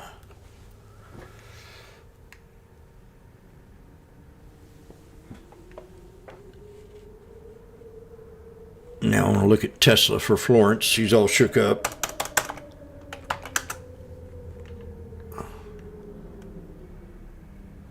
Okay, I got 411. Let me see here.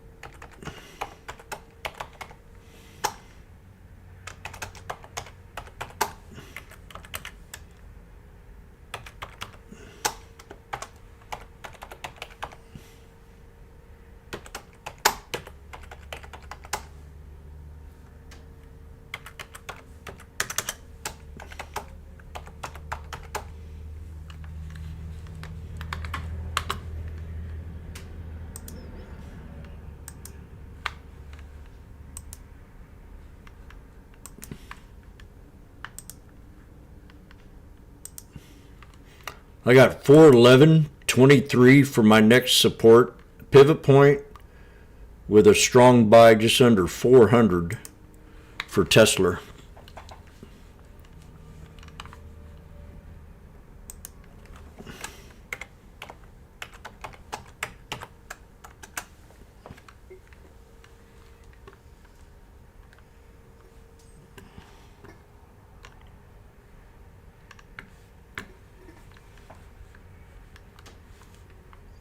Florence, I know you're not listening, but here.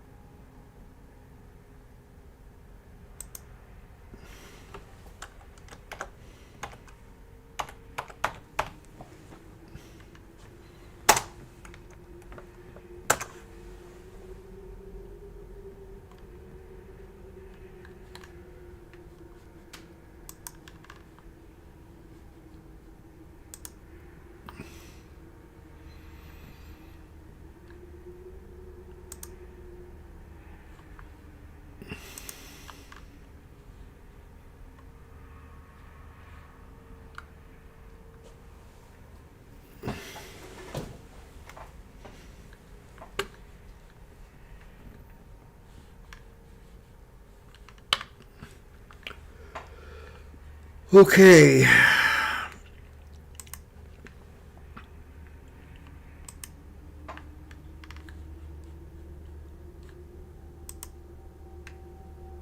Power hour is going to be my play, I guess. Now I'm in the hour where I don't like to. This is where I got caught yesterday. Perfect day until I got there.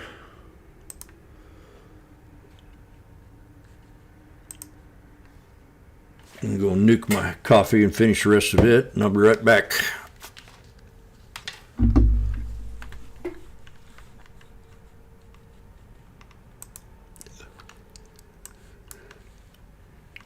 We have severe support, a lot lower on the SPX. On the 4 hour.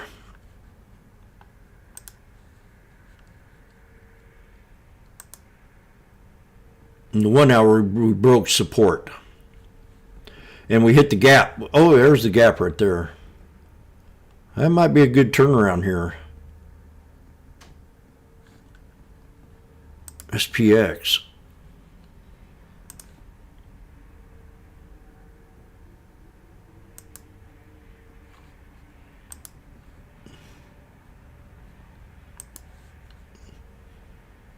If it comes up and it breaks this trend line, I'll jump in the trade.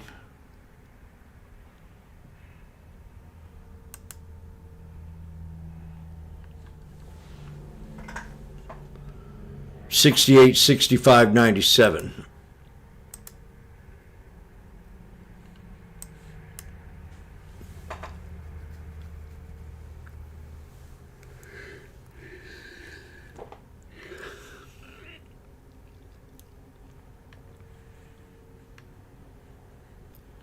The 63 is a resistance.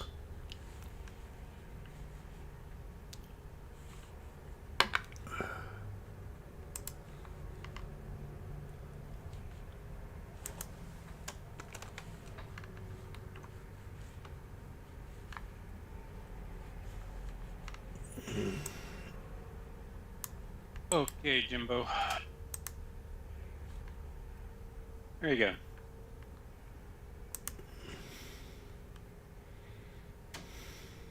There's all your EMAs in your cloud. The cloud should work on SDX now.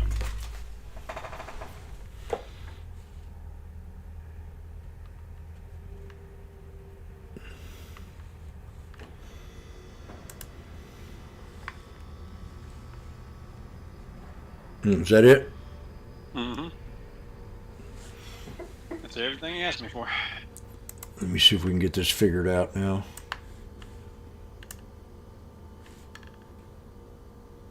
Let me watch your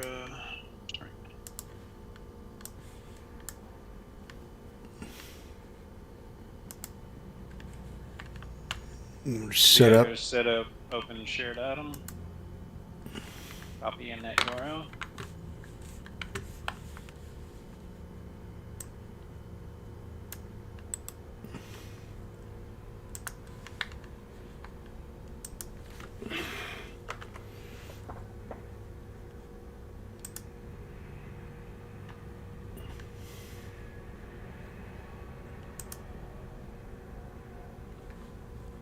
Sneaky snake EMA. And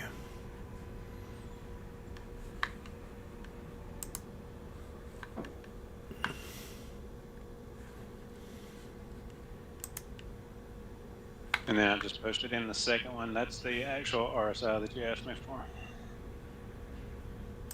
Oh.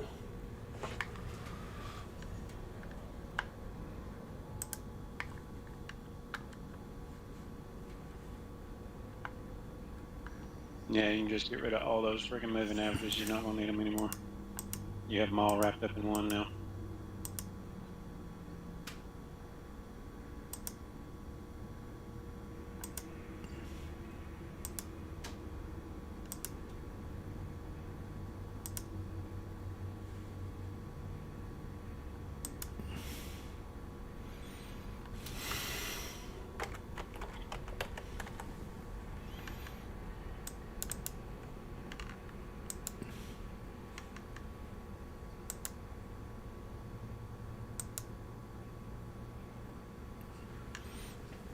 There it is. So does it work on SPX now? Let's see. Yep. Here you go. Thank you very much.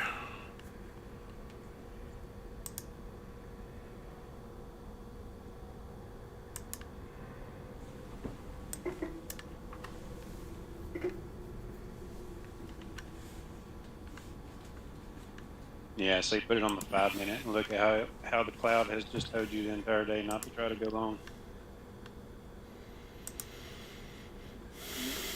The cloud on the 5-minute is money. Yep.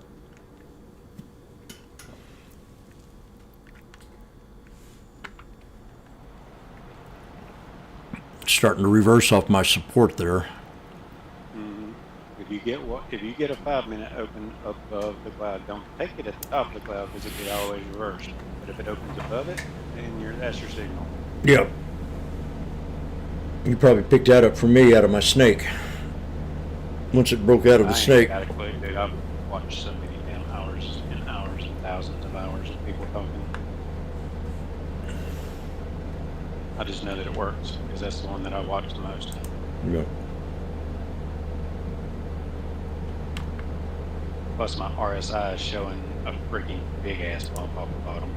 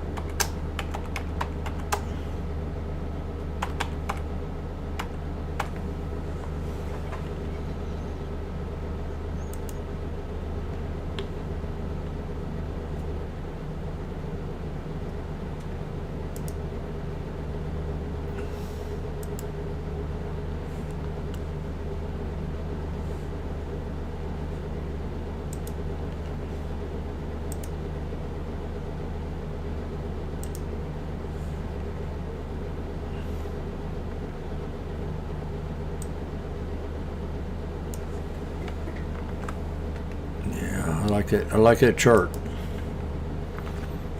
I'm glad you did. It's always good to hang out with smart people. If you don't surround yourself with smart people, you ain't going to get nowhere.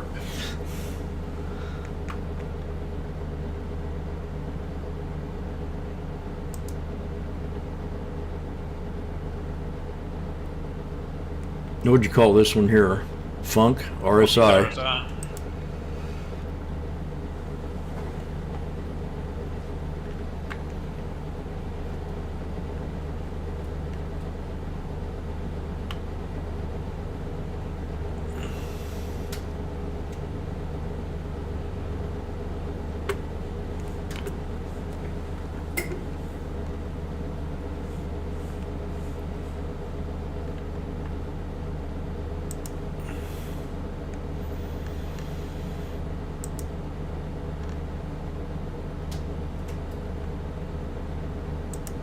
Just go edit your studies, yeah.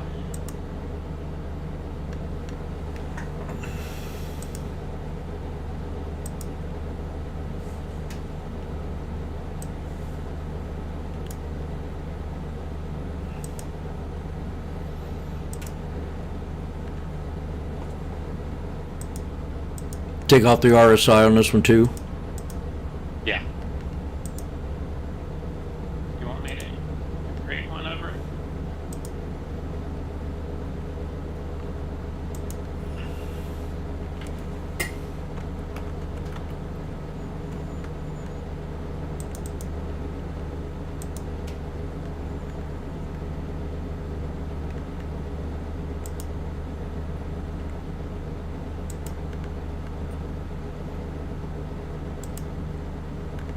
Oh God, this is gonna make me a. You ain't. I'm the candlestick guy. Mm-hmm. that moving average, you see how it turns green when you get high in pressure? Yeah. So my whole strategy is to wait till it goes below 20 and then jumps back above the moving average and then ride it until it falls back below the moving average.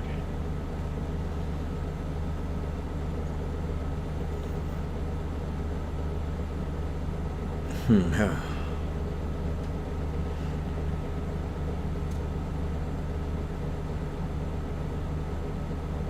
Oh, that one's on the hour. I was going to say that one's on the hourly.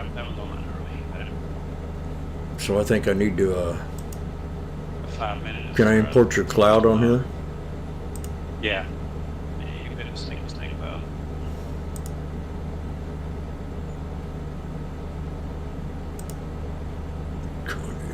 Just hit that little beaker. That's how you edit your studies.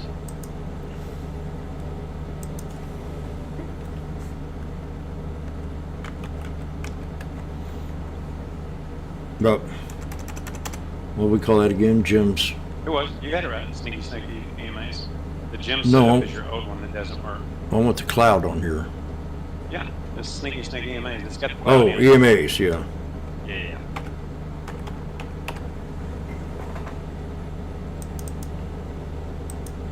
Gym setup is the one that doesn't work, so we should probably get it at some point.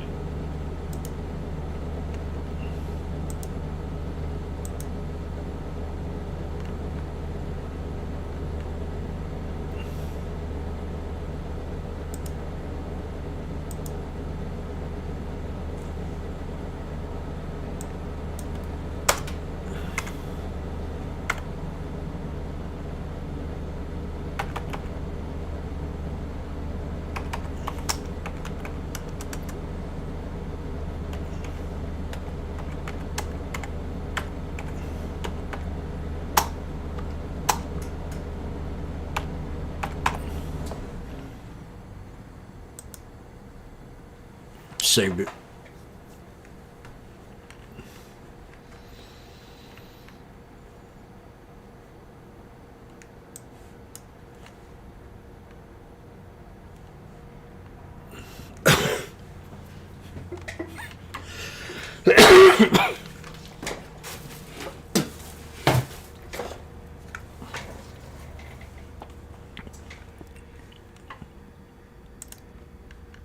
Nice reversal.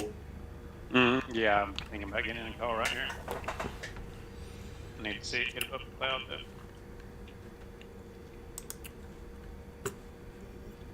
though. It's faked me out a few times by going to the top of the cloud and then freaking reversing.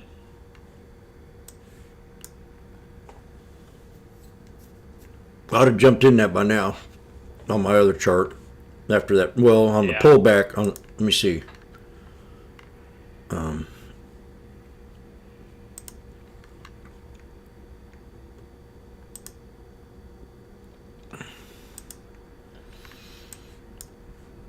Yeah, I'd probably would have jumped in it by now. Right here on these two candles.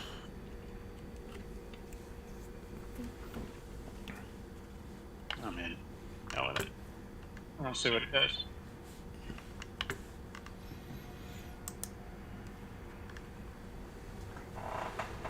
I think buyers have said that's enough.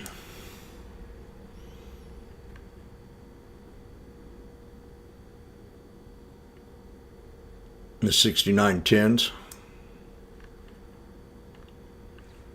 Yep, that's what I got in. And we just opened above it.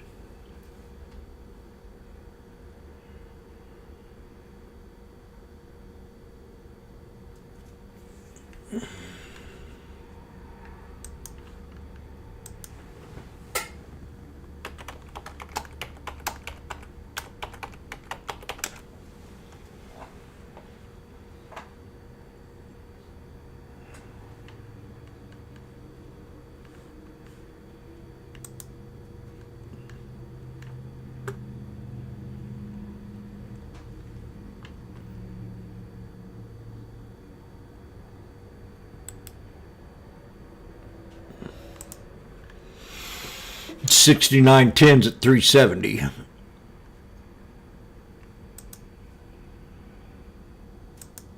Well, That's not what I wanted.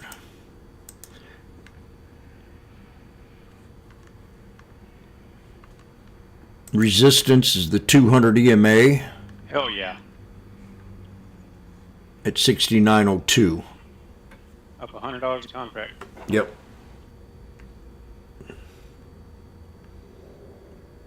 $69.02.83.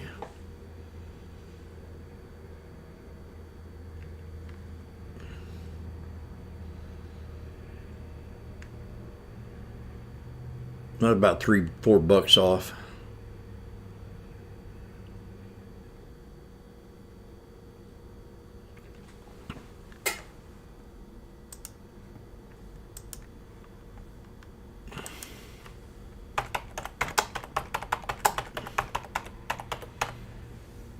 Hey, I'm going to ask you something, Funk.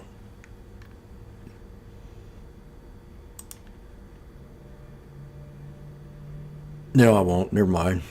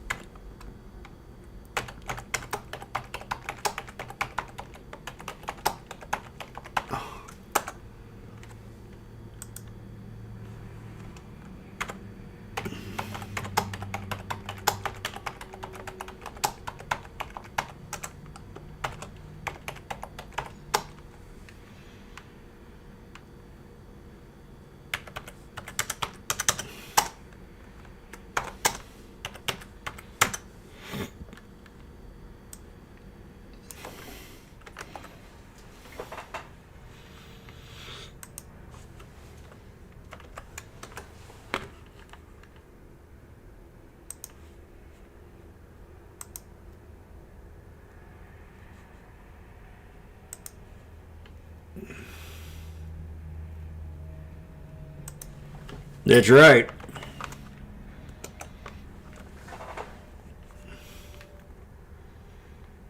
We got orders stacked all above us. I like this.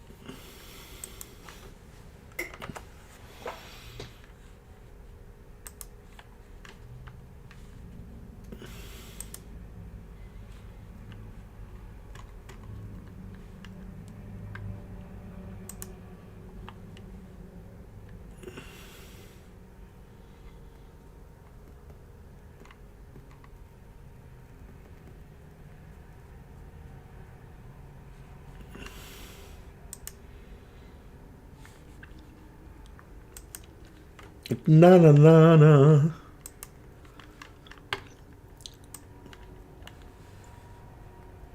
What dang? What happened there?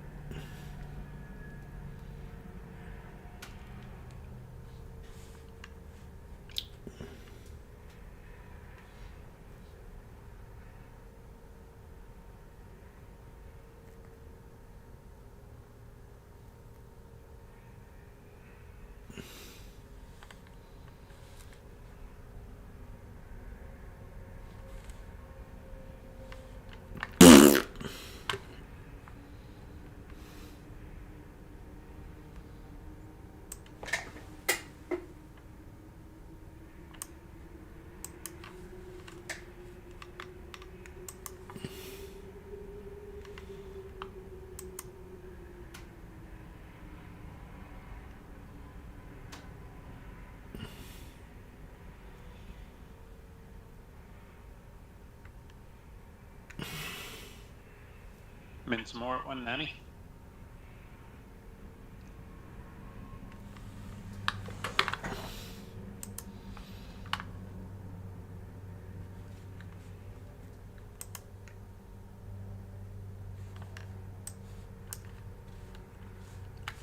SMCI earnings tonight.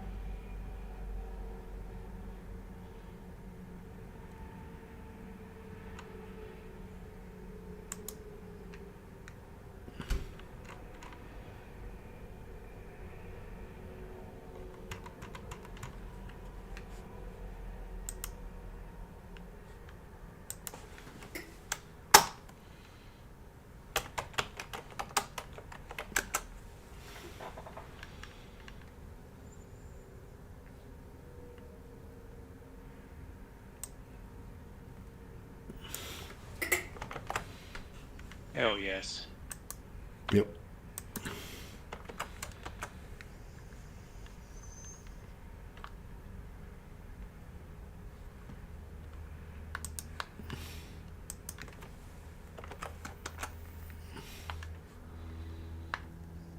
Alright, I ain't gonna be greedy. 190 to 320.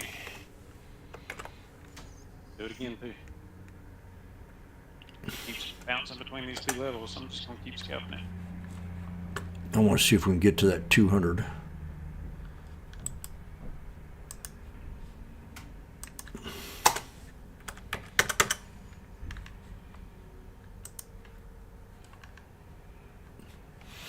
I got 2 at 2 and 1 at 370.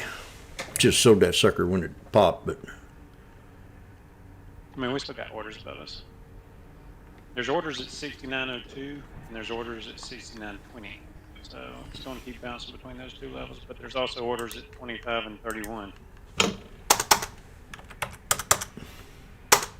And we just lost the 5-minute cloud and then pulled right back above it. So the 5-minute cloud can't suck us down. That shows the buyers are stronger. we got a nice little hammer right here. Plus the RSI is showing the moving average turn green, which means buyers are stepping in.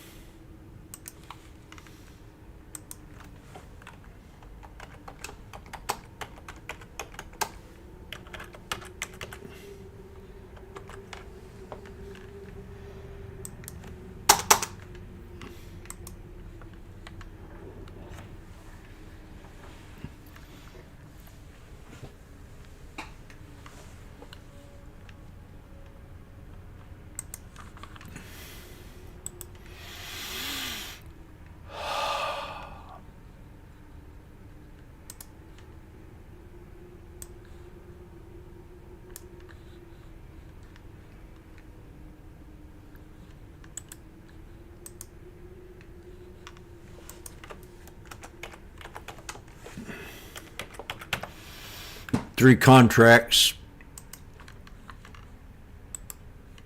Average of 256.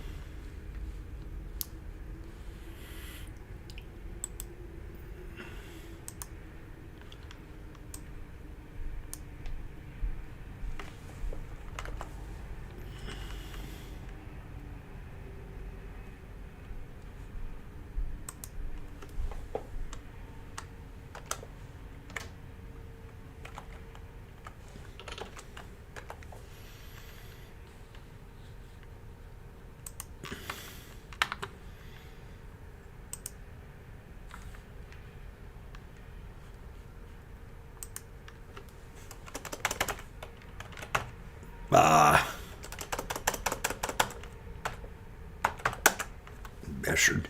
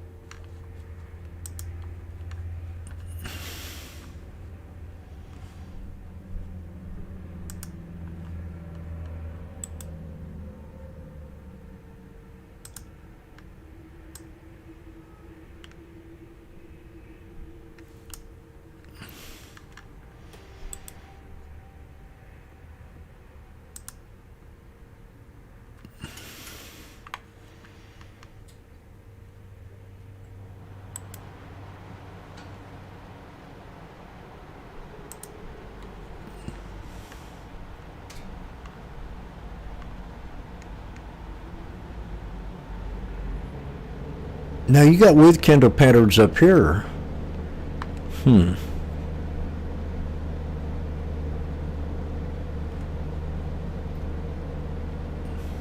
Yeah, you could do bars if you want bars. You could do candles. You could do candles with patterns.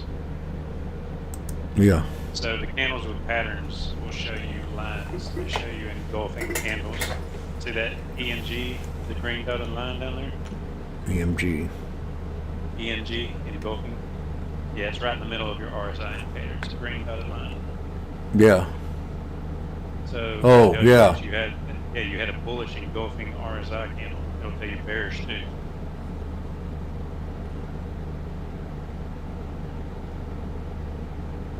Yeah.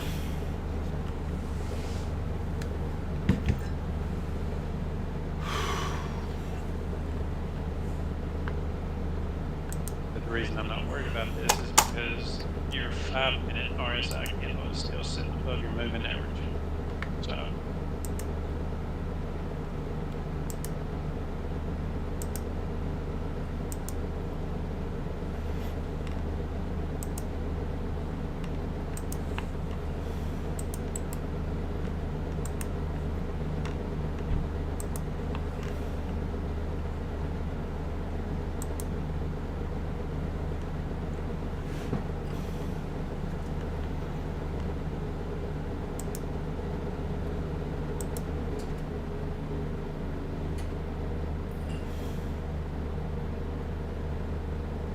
we're actually forming a bull flag on the 1 minute.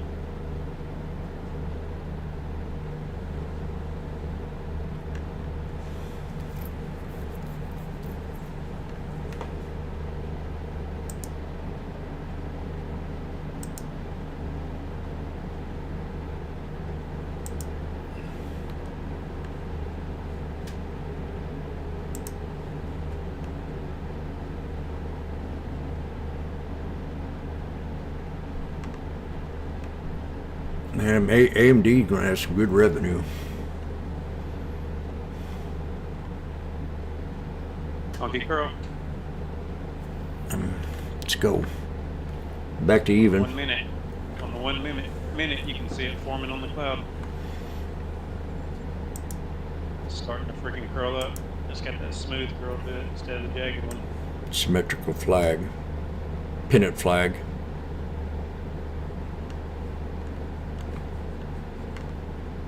You get your putt flagpole and your pennant.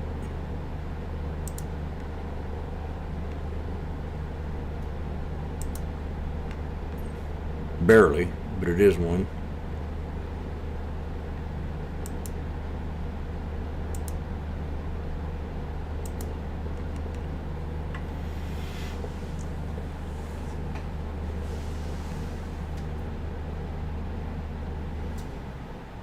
There it goes.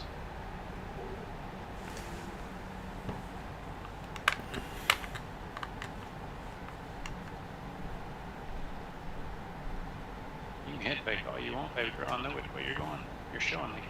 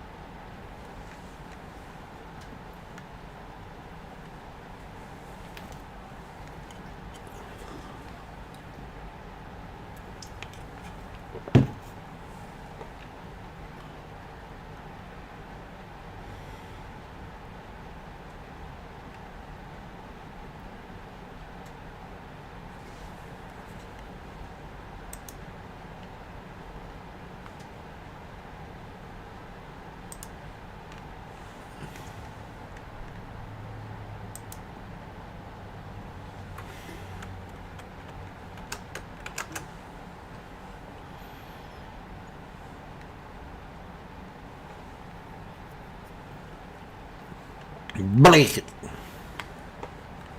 Oh, she's about to come out of the squeeze. This contraction's just there, shit, since I said it. She doesn't want to squeeze anymore. She wants expansion.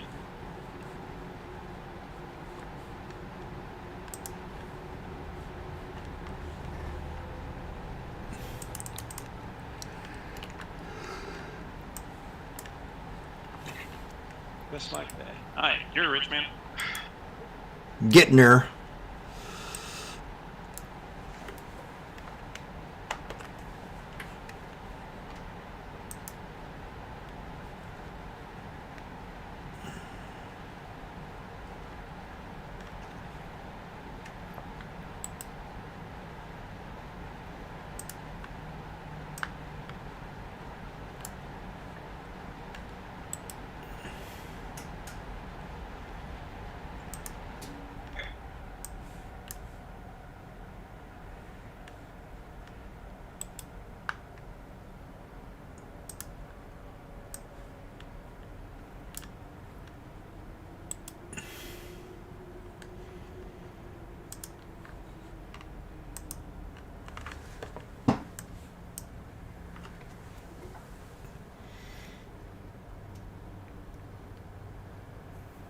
In the 5 minute, my resistance is different. Let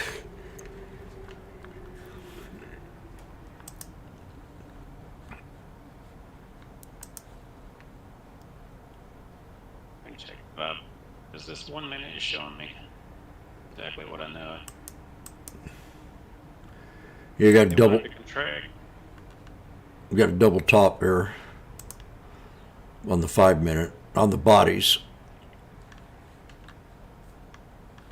And the wick's still the same as the 1 minute on the 5 minute. Maybe a little bit higher, not much.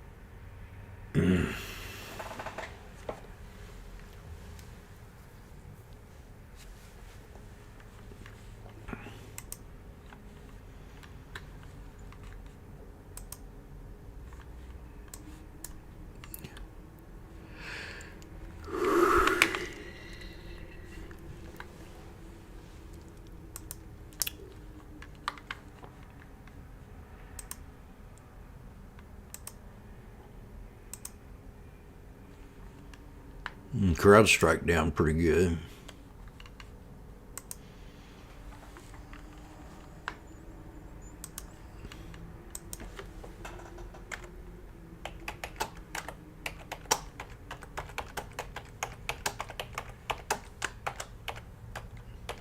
Okay.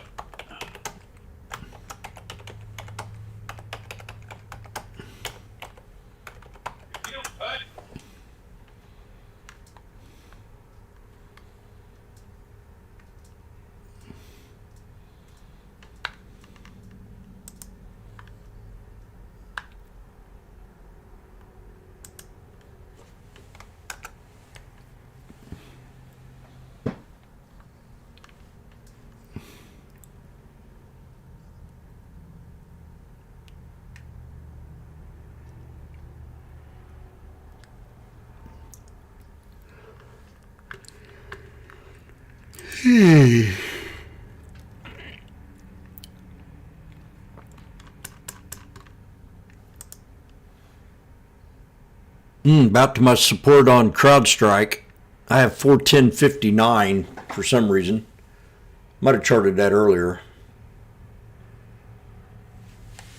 6 more bucks. Have to go to the 1 minute, 5 minute.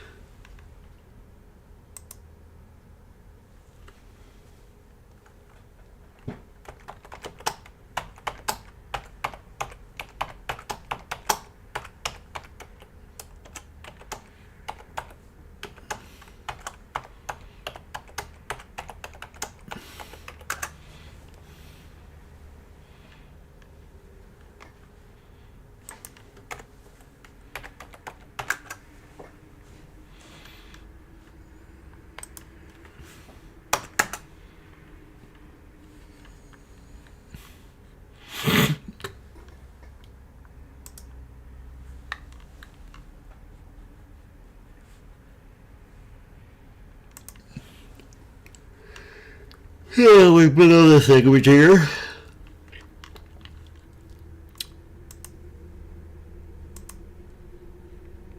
Getting ready to reload at 69. This will be my 3rd scalp since I came back from lunch. Whoa.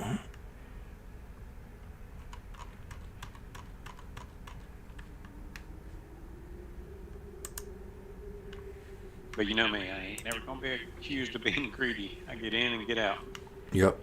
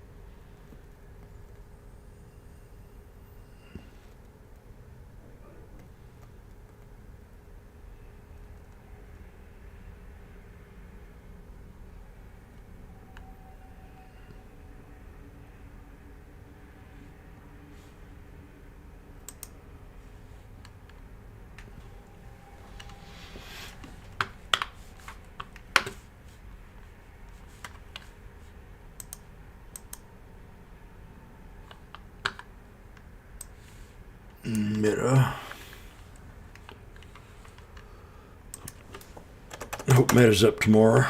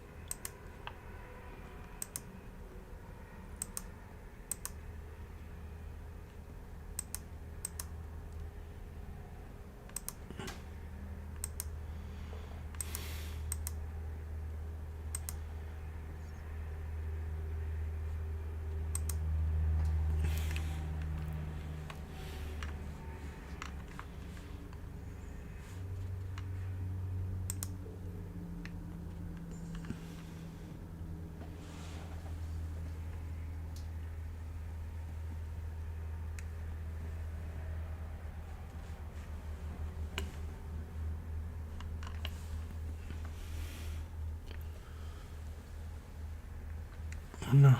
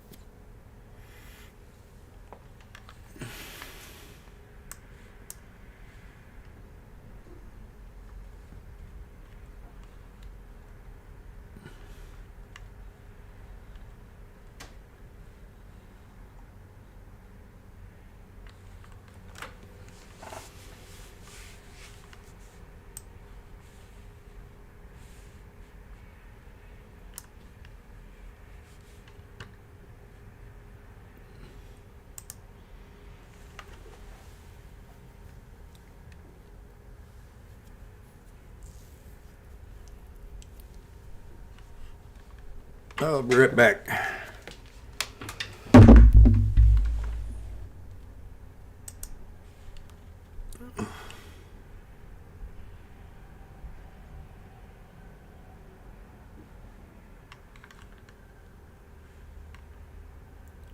I want to see what this Ruffles dude looks Sponge, like. If you look for RSI Prime on TradingView, basically the same one. What's that? He's asking me if there's a version of my RSI script that runs on TradingView.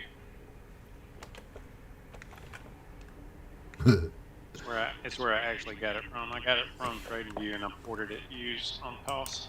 Oh, I was laughing The at you. languages are completely different, so everything had to be rewritten.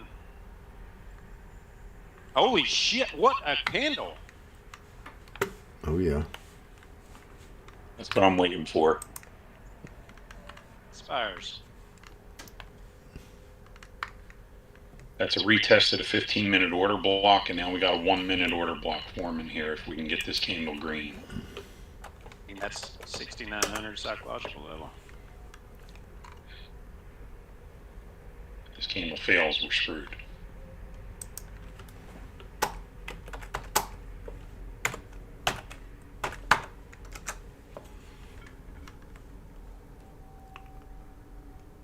Yeah, I think we're screwed anyway. I see freaking.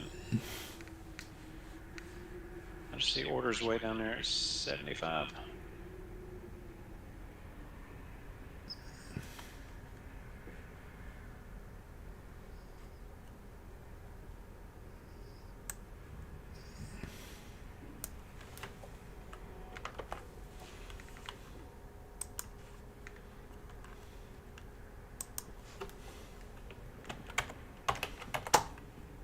But I also see a divergence in the CVD, a bullish divergence.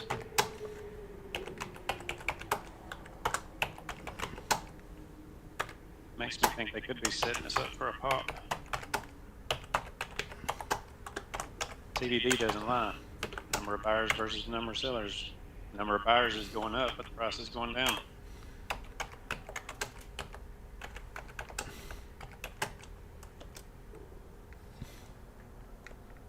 It's even closes a big body above that 68.85. If they put a candle with power through that, then we're going to roll. Right now, they're just dicking around in this area.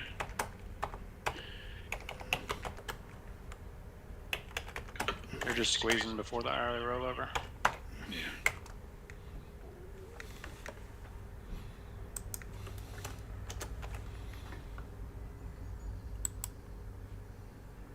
If somebody put a gun to my head and said which way we're going, I'm answering up. Just based off the CVD and where I see orders at.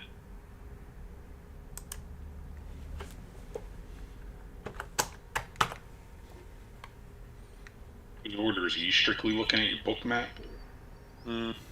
It shows me CVD too. And it pulls CVD straight from CME.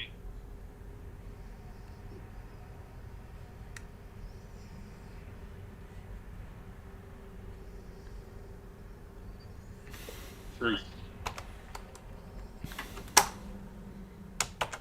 Yep. Send it, motherfuckers. Send it. 69.50. Let's go. Take your ass up there. Still in it and added. You're gonna be glad you did. Yep. Because this bitch is about to rip. Yep.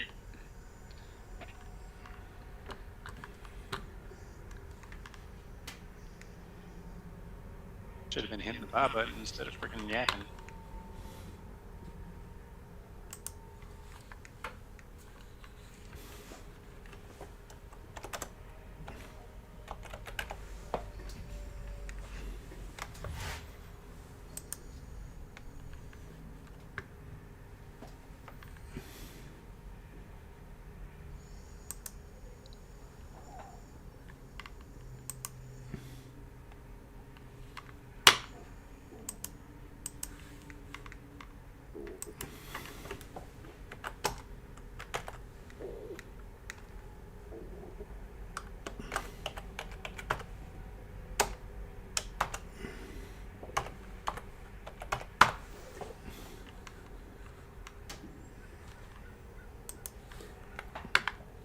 $25.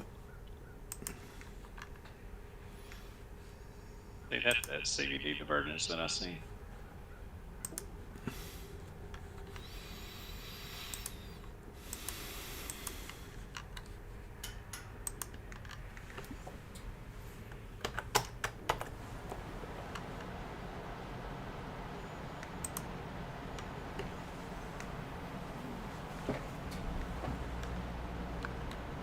And you're up big on your contracts, homie. Yep.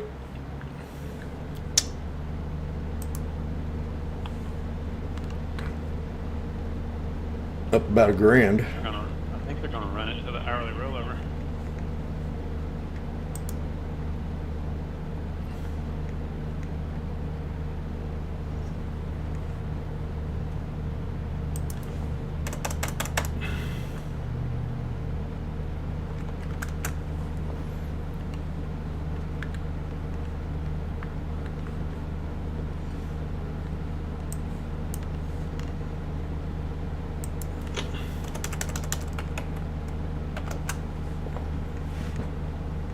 We're at the resistance. Oh, yeah. We got to break 6893.60.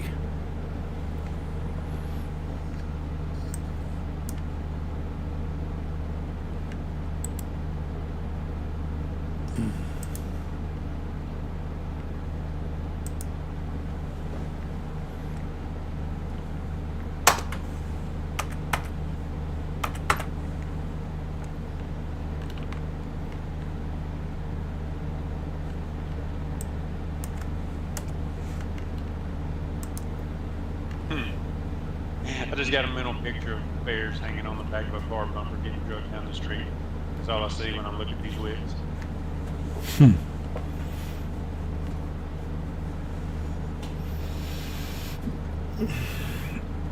they're trying to stop it. The buyers are just freaking laying waste to their ass.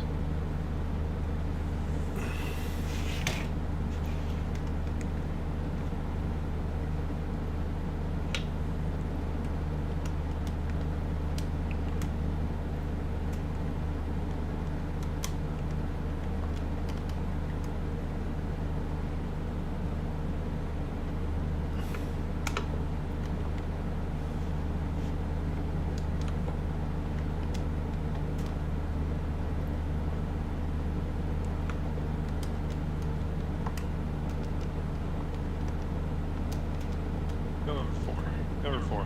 There you go.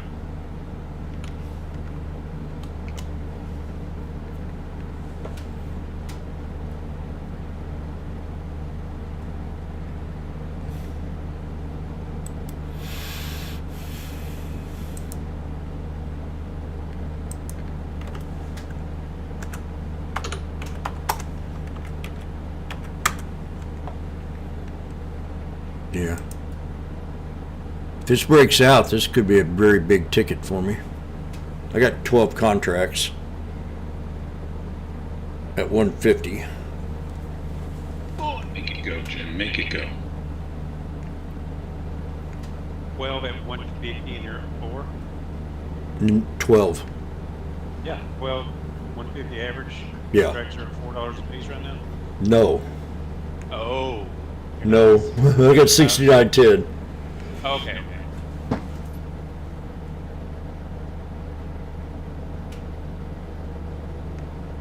Well, if they're at 4, I'd be I'd be gone. I was going to say, how greedy are you, Jim? Not that greedy. It's like 35 plus 350. It's like $3,800.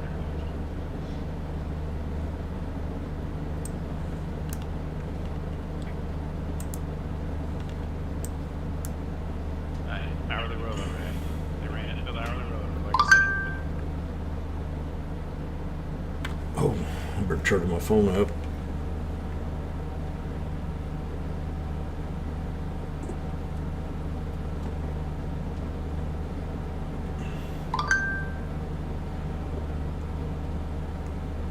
Oh, now, come on. This is what I want to see it bounce right here. Mm-hmm. It could. I think somewhere closer to 69.0850.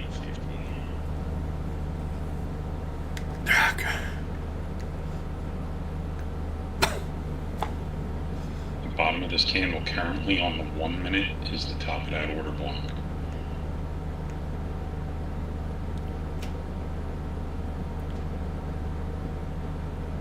Maybe bounce.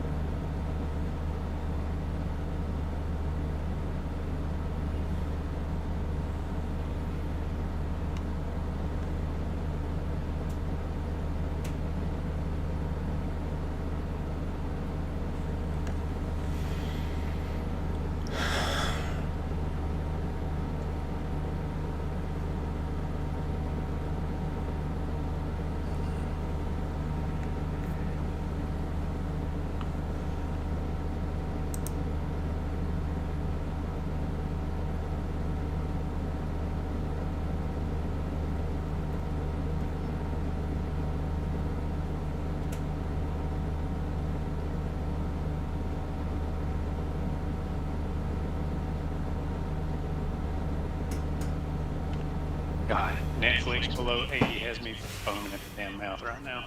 Yep. They were so boasting about that stock. God, I want to sell some cash secured puts so bad.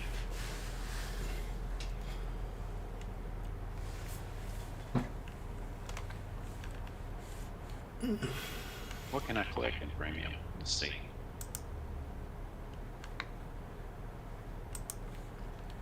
Might be worth it. March 20th is 45 days out, which is perfect.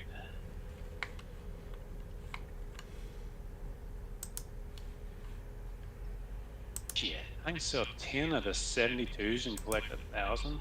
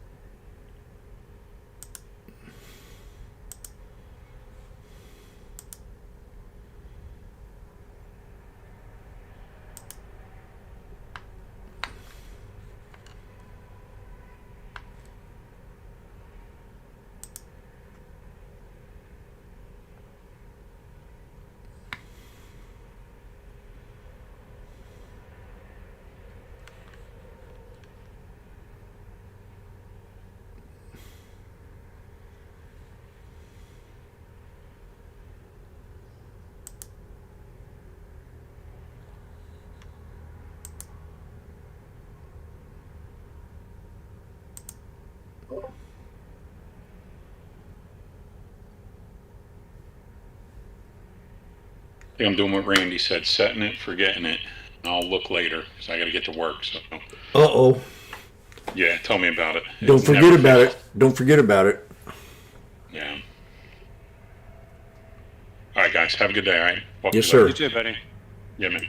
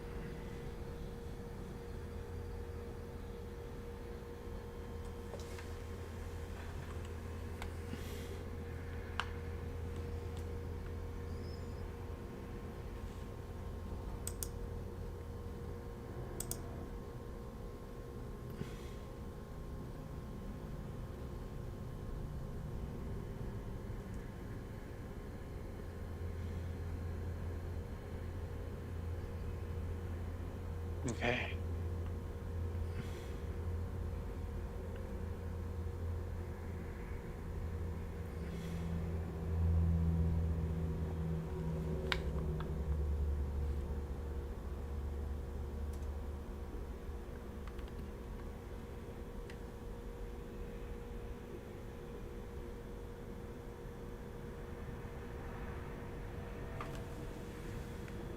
Okay, I'm gonna be back. I'm gonna go make me a cider. Or my coffee, finish my coffee. Oh.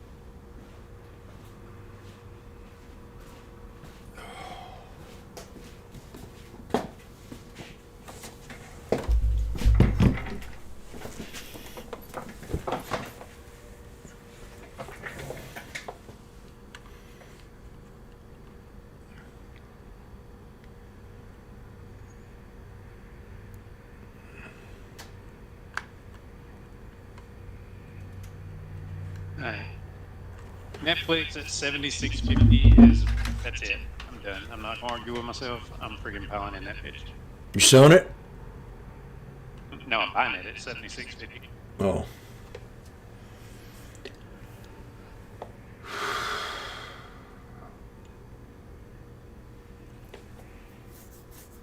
When it hits it, I'm gonna sell 10 $70 CSPs.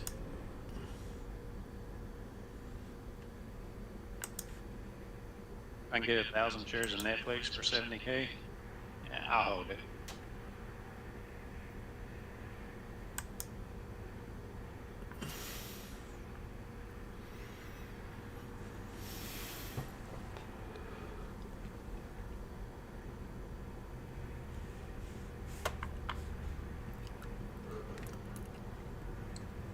I want it right now, but I'm looking on the book map and I see 274,000 orders at 75.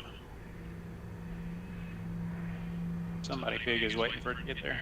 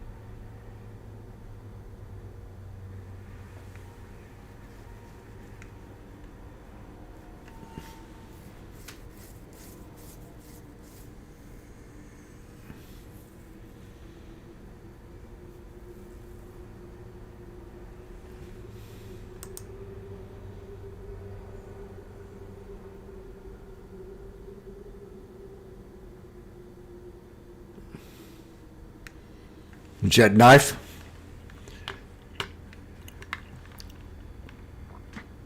We're at 63.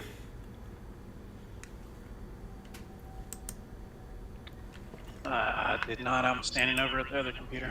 I just heard you talking. What happened?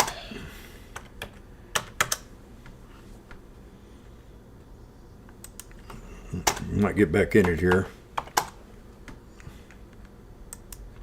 I'm kind of a little too late on the hesitation there. We're above the 63 still.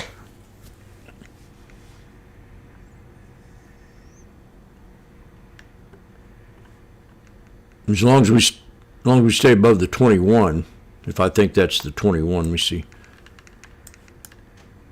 Yeah. We're going to break out. That end of the day run. I'm getting more confident.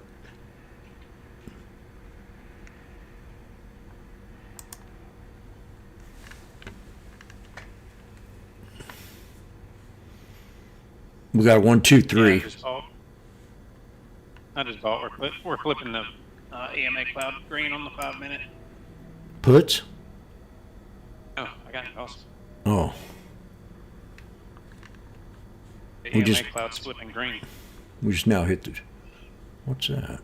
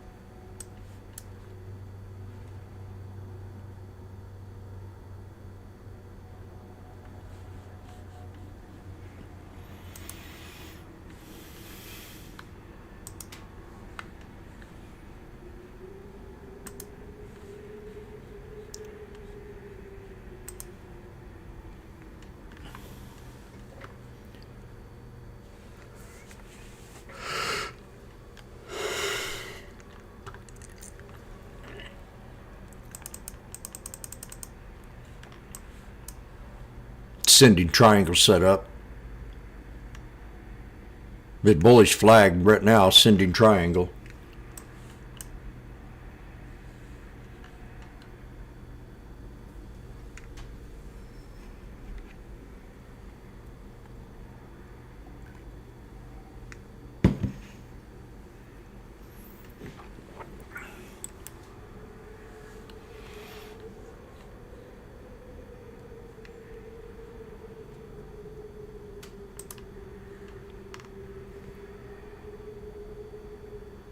$6,900.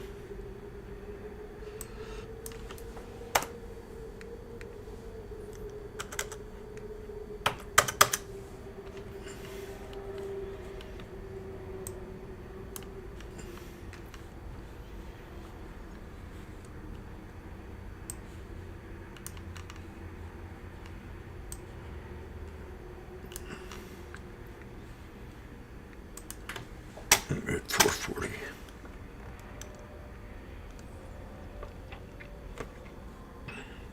Missed it.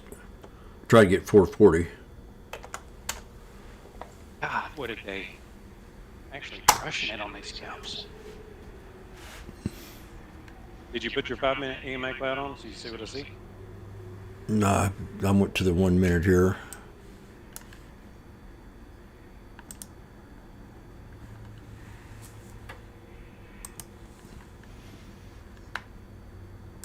Yeah, we just broke the 200 on the 1 minute.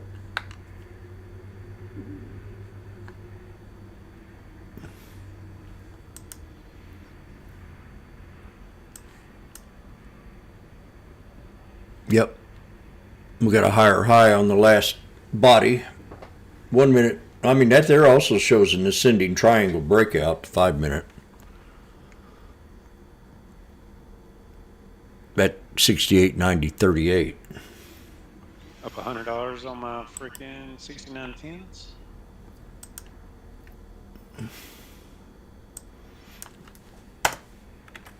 This thing's fixing to scream. I got 470. I wanted 440. Now we got the 50 and the 63 coming up.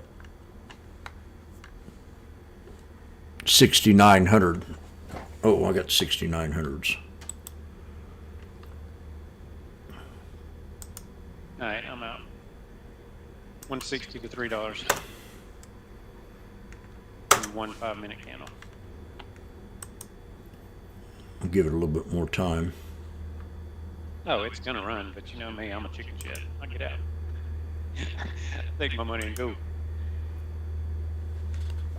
At 3 contracts, that's $300 in 5 minutes. Yep. I ain't gonna be greedy. We're above the 200 EMA right now. We could easily come back down and hit the 200 SMA in a split second. If you come back down, you will only come down far enough to touch the EMA cloud on the 5, and then it'll bounce off of it. That's I'll about put right. every dime I put every dime I make today on it. I've seen this pattern 100 times. And there it is. It just flipped green.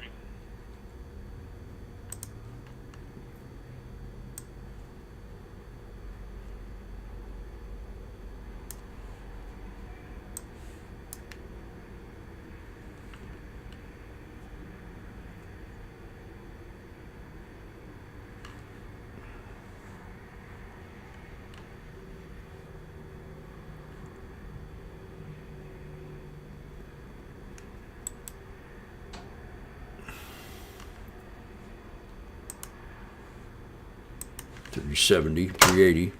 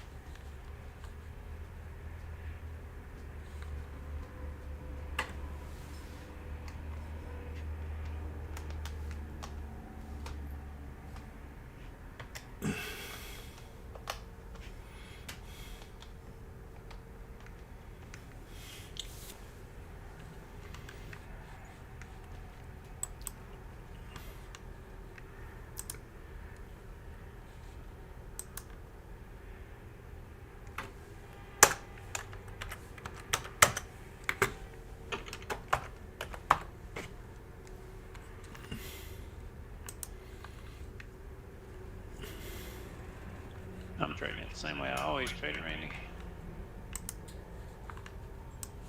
Map and clouds.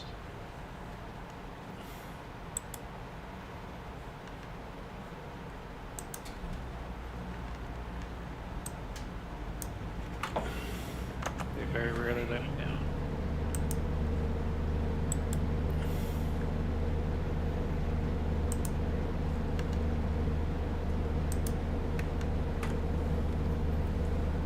Couldn't see it. Had to get rid of my lines.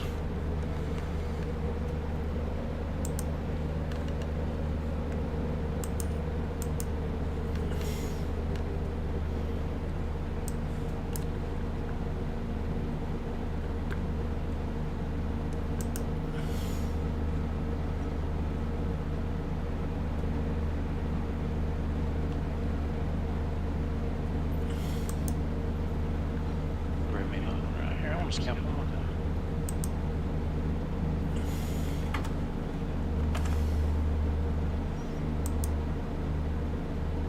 Should have grabbed two at 370. Only grabbed one.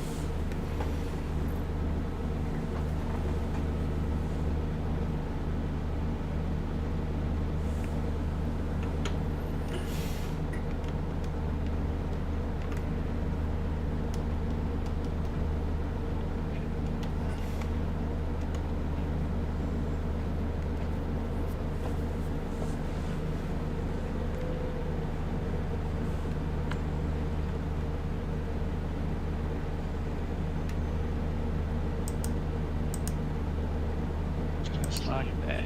Hell yes. Boom. 510. Break it.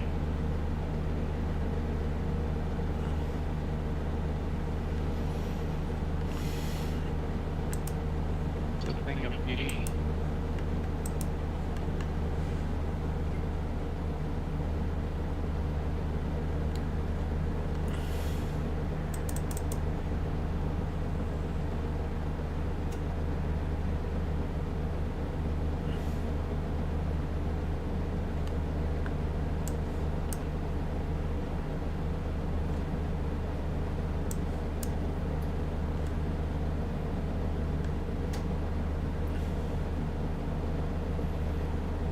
I'm gonna backtest this one day because I sort of got, I think the win rate for the freaking 5-minute cloud's got to be somewhere above 80%.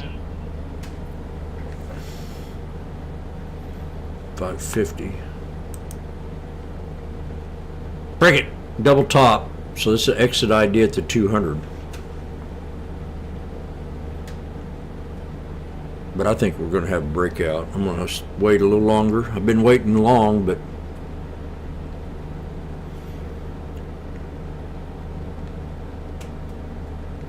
I just wish I'd have bought more of them at 370. And there's the funky pro on the 5-minute EMA. 69.02 to 83 to the penny coming. You're gonna go to at least 69.30. That's where the orders are. My God. Uh-oh. Lord, I apologize. So today's story out of the Poop and Learn book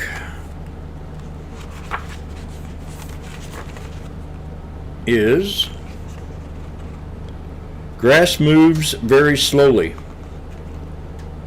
Glass moves very slowly. Old glass windows are often thicker at the bottom than at the top. That led people to believe glass flows over time. In reality, it is just how they were made. But glass is still considered an extremely slow-moving liquid by some scientists, even if it takes centuries to notice. Poop and learn.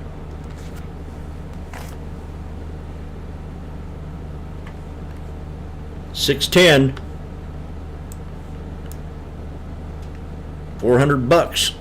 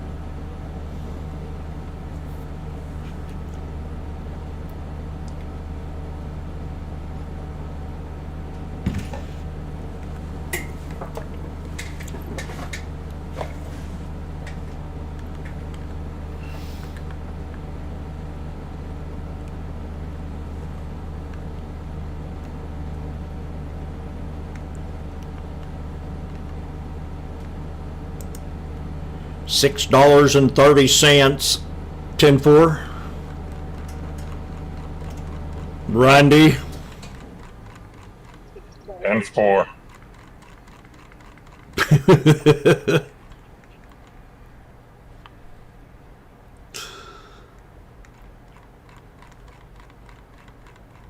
DVD is still rising.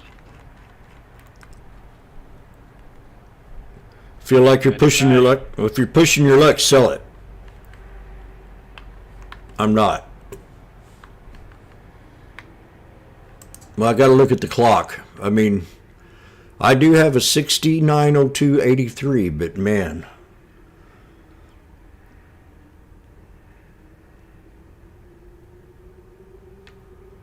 Just can come back and retest the 200 right here. This is my last chance. Fuck, I just lost $200. I didn't lose it, but I mean, You know, lost it.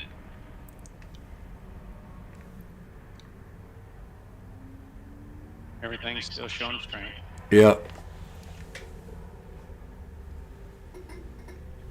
Your 5-minute RSI candles are still above your moving average. Your moving average is green. Your 5-minute cloud's green. The time. Time worries me. Yeah, now time's against you with the last 30 minutes. Yep. But once 20 more seconds, the Robinhood users get locked out and then they actually move it.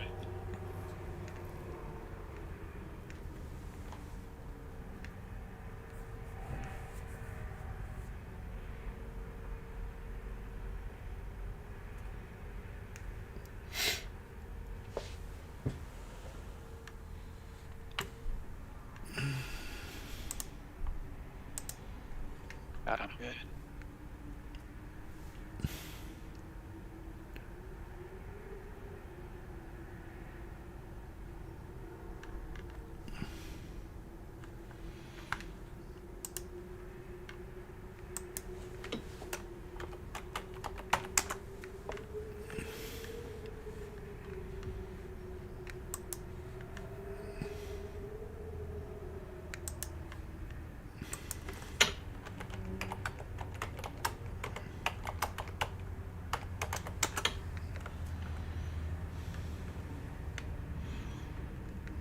We gonna hit my 69.30? 690.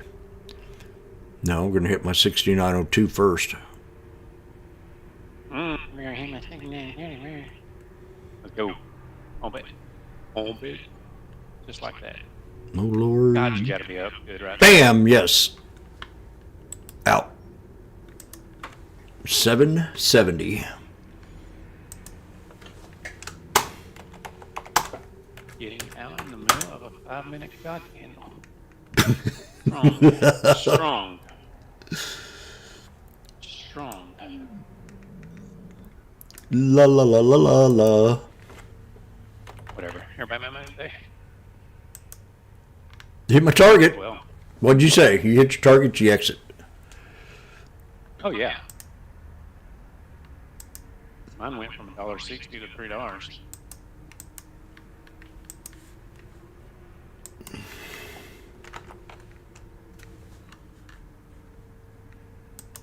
I still think we crashed through 69.30 though.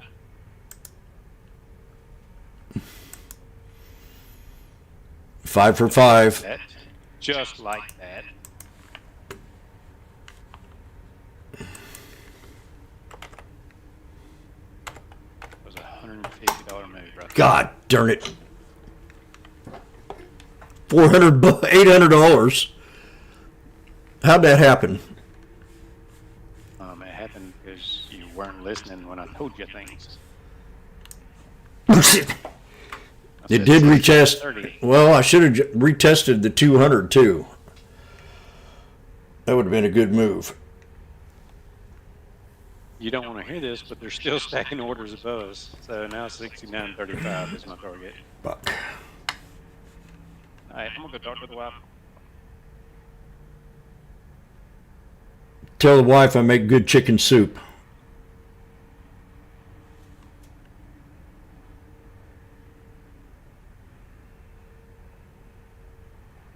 Sunk, when you're saying 69.35, is that ES or SPX? That's his. That's his. He went to talk to his wife. He probably need to go get a pat on his back.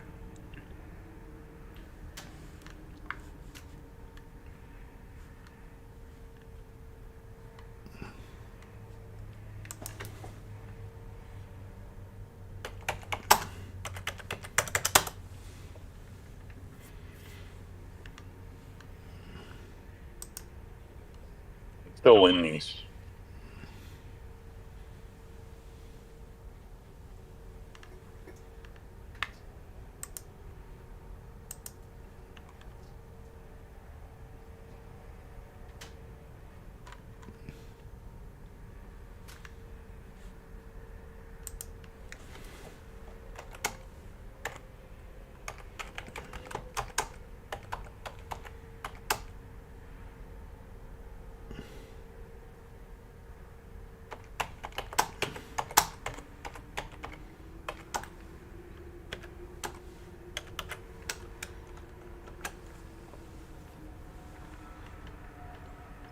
I'm in the 6900s at $6, and I set my stop at 10. So I'm just going to let this thing play out. Woo! Hey, I came back just to say 69.35. Sucker.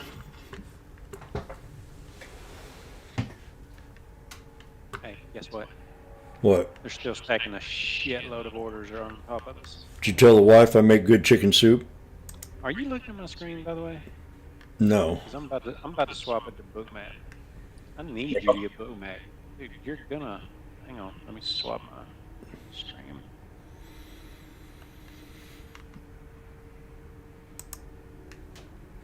Make them This is how I stack know where higher. they're going. Yeah, look at them. They're all above us. There's a couple below us, but look at the big freaking spikes. It's 45, 50, 40. Like, they're going up there. Oh, I just got a flashback. It's a freaking magnet. I just got a flashback. Jim says we're going to have an end of the day run.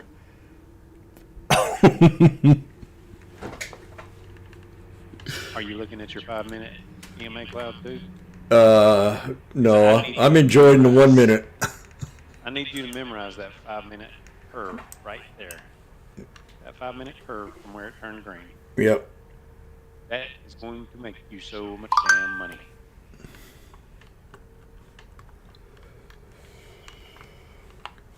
Woo! When that 5-minute cloud swaps green, you go long.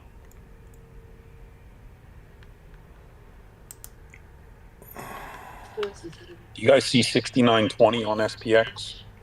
69.20. Yeah.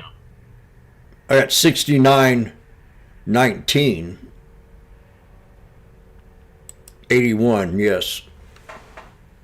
Yeah, I'm looking on my phone, so it's tough to drill it down, but it's right in that area where I have it as a resistance. You also have a tweezer top right here on the 5 minute.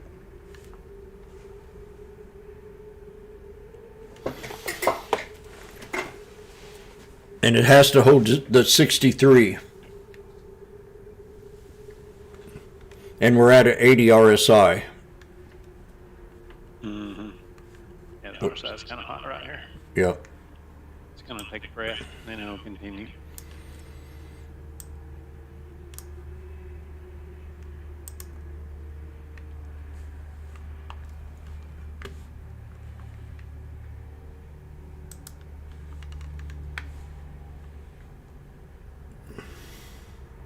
Look at Randy.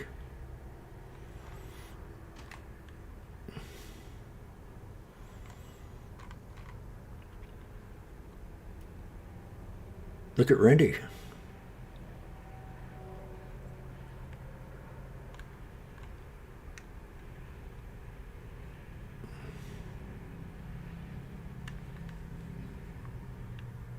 Oh, the guys jumped in with us. Oh, he's talking slash ES. We did sound confident. Were you talking slash ES when you said 69.40? Absolutely. Oh, I God. I don't even have SPX on my charts. I do not use SPX charts. No. That is not the way I trade. You gotta say it. I've been in this Discord for over a year calling out only ES.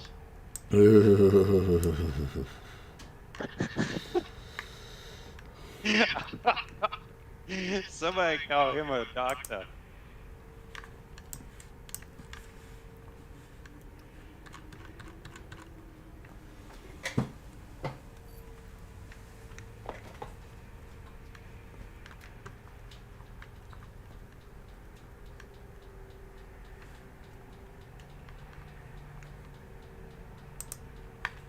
I don't want to say it, but I think we're about to touch the 69. I called out too. The 69. I was waiting for it to come. On the ES, guys. On the ES 6940 that I called out. Nancy, I have a troublemaker. Yeah, Nancy. Spank me.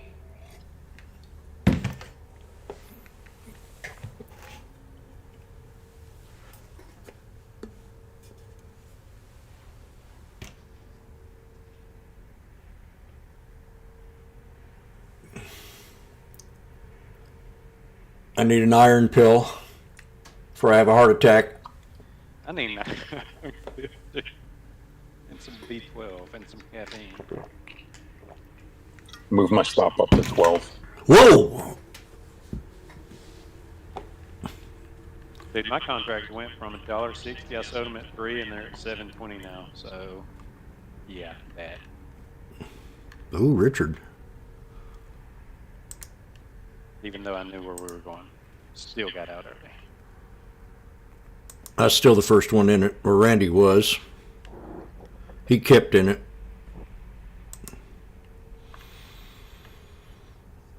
All right. So on the 5-minute, we've gotten a little bit above the cloud. It doesn't like to stay there, so I think we're going to see a little bit of sideways movement with a little bit of drawdown until we touch the 5-minute cloud again. Then we're going to use it as a trampoline. And don't forget what time it is. Yeah, I know. But I see the final set of orders sitting up there at 69.50. So we are going back up once we freaking bounce off this cloud.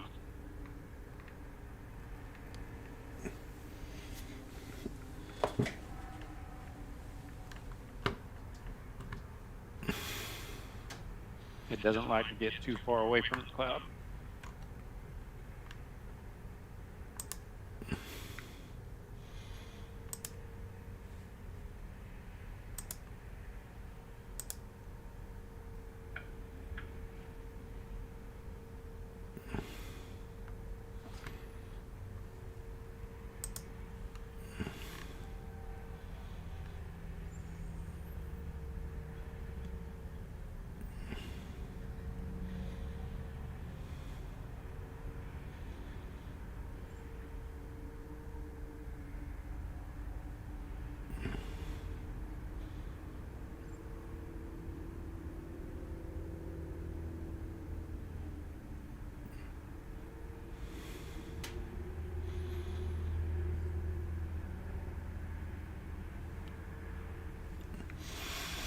I guess you got stopped out.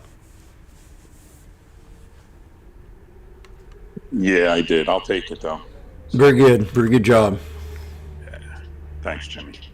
Raising Thanks, that stop. Raising that stop.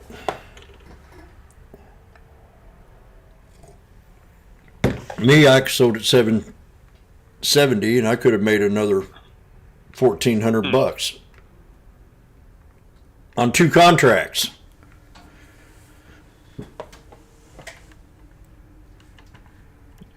Yeah, I had a 10 at 210, and I sold that at even because I just didn't want to get in over my head in case it didn't.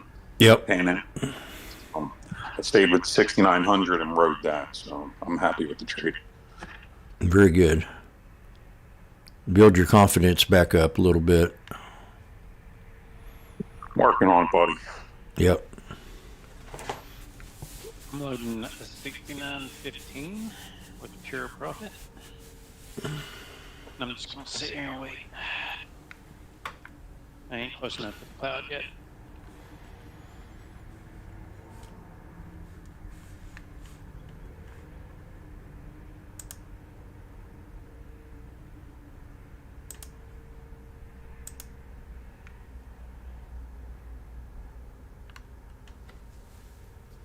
Let's see what Tilray is.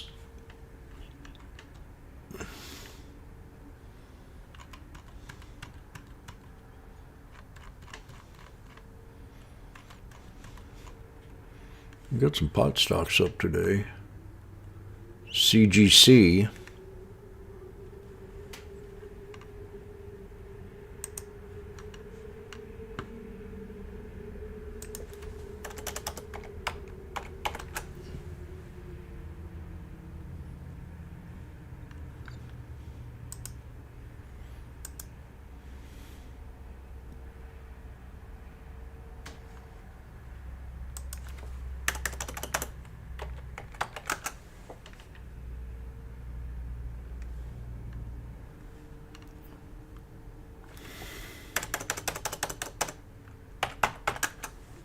It is so funny how hard they screw those Robinhood users. That God candle is literally as soon as the Robinhood users get locked out.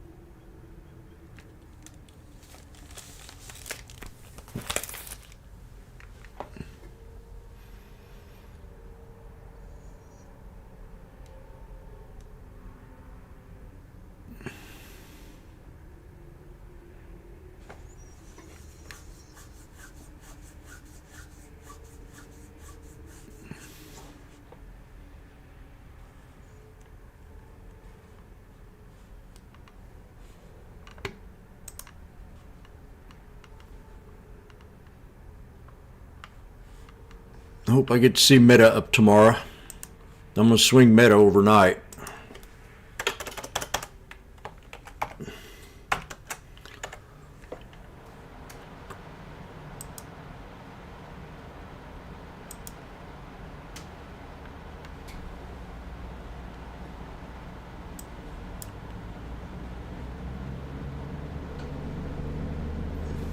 Damn it, don't start running yet. I'm down here, but just cloud. Oh.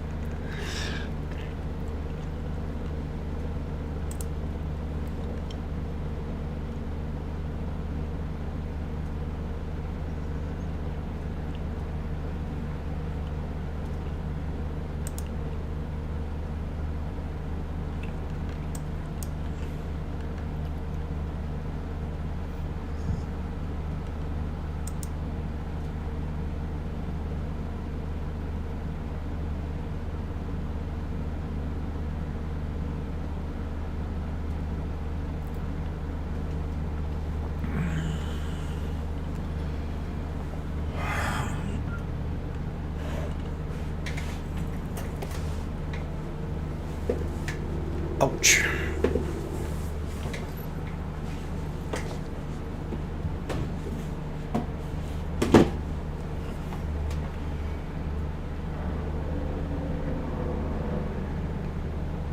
I'll be right back.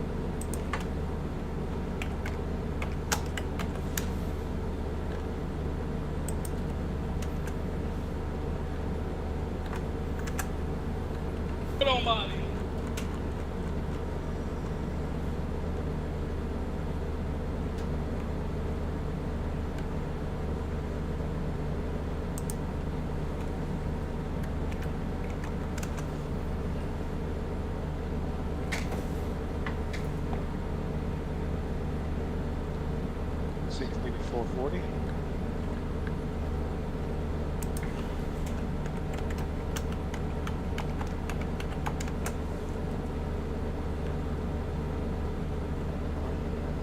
You got more than you.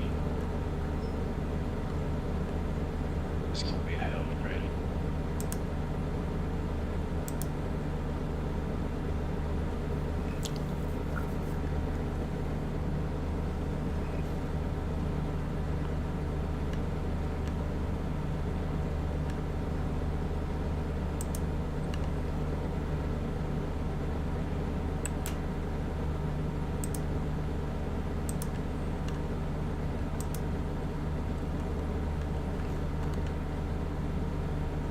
There we go, baby. Uh-huh. Boom. Yeah. That's $600 right there on them 3 candles. Yep.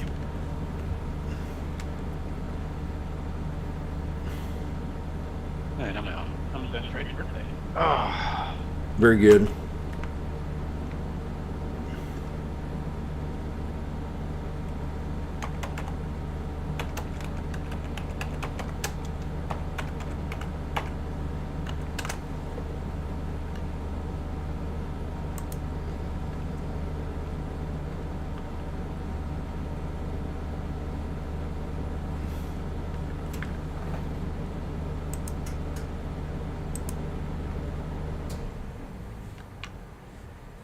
Oh. Well, did you finish green, Jim? Oh yeah. Oh, okay. I've not had a some bad ones. no red trade. Well, I got 1 red trade. I was gonna say, how the fuck did you get out of the one that lasted half a day? Yeah, I got out 1 red trade. I got out of that one. That was ugly. Yep. That was an ugly day. Yeah, I got out of. I had a red one. Four or 5 today. IWM came all the way up, almost a freaking V-shaped recovery back to the 200.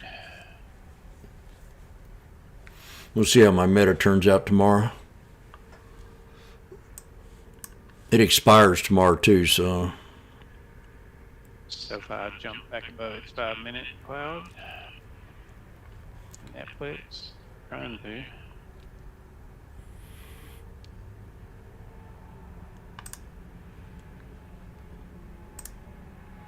I need Microsoft to get on down there. I want it. Like, I want it. I want it like a cat wants a Twinkie.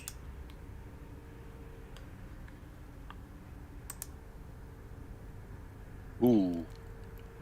I like when meta's right at the 200. Down here today? No. Why can't I hear him? Did it go out again? No.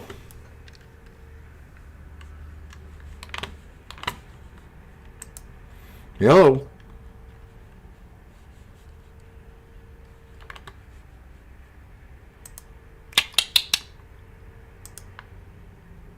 Yep. Can you hear me now? Yeah. I wanted to swing it last night. Nope. But I didn't. It was probably a stupid mistake. There you are. I wanted to swing it last night. PLTR. What, Yeah, I was all over it. That's what I was trying to talk to you about. You put it on the 5-minute. That's one hell of a bear flag.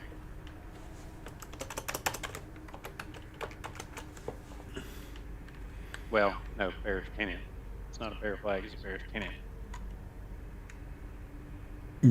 Jimmy said oversold. And what else did I say? More room to drop based on that 5-minute chart.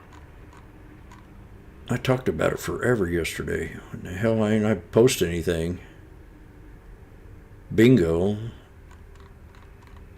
There we go.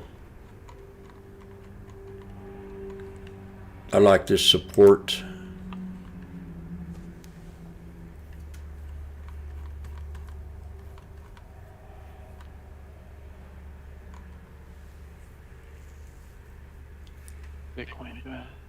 Bitcoin reclaimed 75. God, 75 is the life jacket for Bitcoin.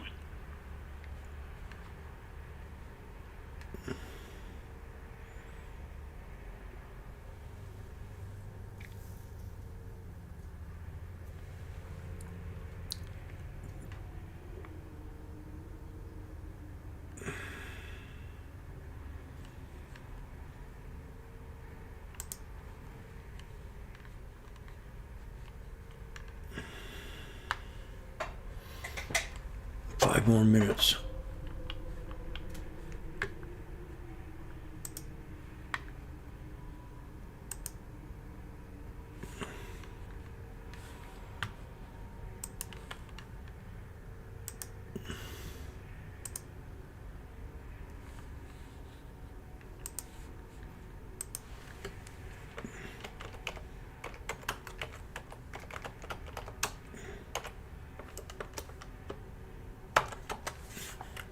Yeah, I'm in BBAI. I called that yesterday.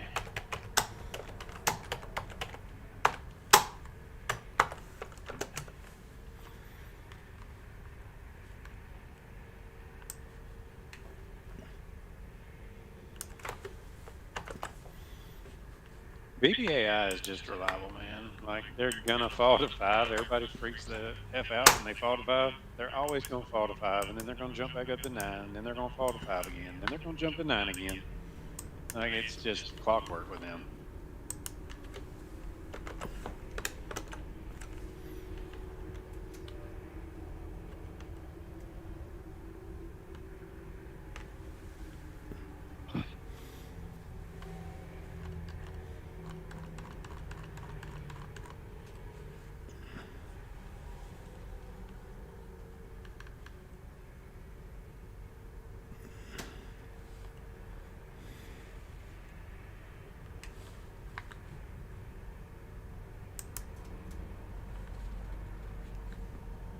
$17.40.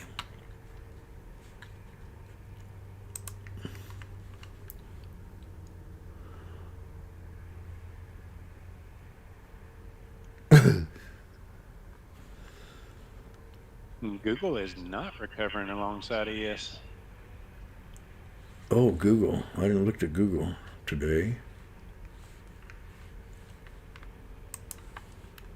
Way below the 200 SMA on the 5.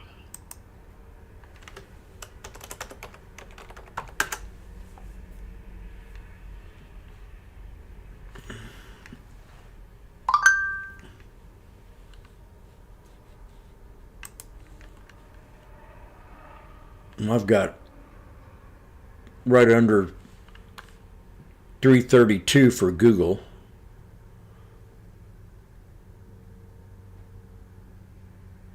Another $7 dip. See if that pulls back to $7 tomorrow. Lands on my support level. What'd you say? I have 331.15 right now. What did I say? What did I just say? May have some requests. Yeah, 331.15. $7-8.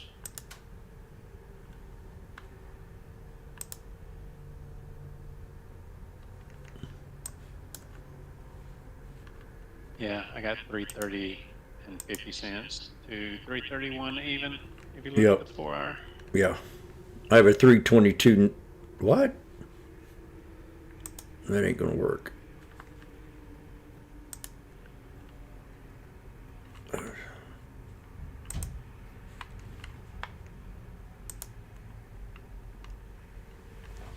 mean, it actually could come down to 323. The damn 200 SMA on the hourly. It's bounced off there quite a few times. Yeah, if you pull up the 20-day 1 hour, there's a trend line. It takes you to that 332 area, 331. Yeah. A lot of traders like to use that 1 hour. I like the 4 hour better. It gives me a clearer picture.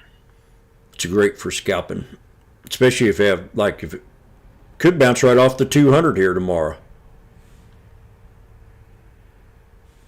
I mean, you could just reverse. Yeah, 337. The 200 EMA. Yeah.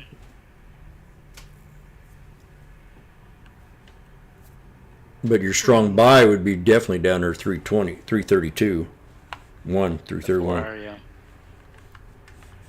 See what the 4 hour says. The 4 hour 200 SMA bounces are pretty clean.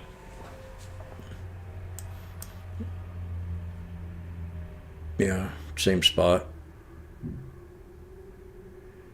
Just a little bit higher. A little bit higher. 332. RSI. A little bit higher than that 1 hour. Not by much.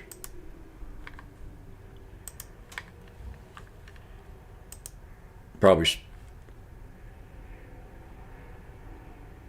Yeah, a little bit higher. That's okay.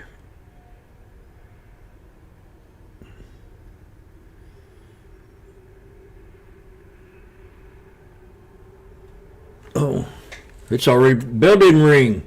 I had it on mute. It's over. Spain. Well, today was another good day. Learned a lot today. Thank you, Funk. Yep. We never stop learning.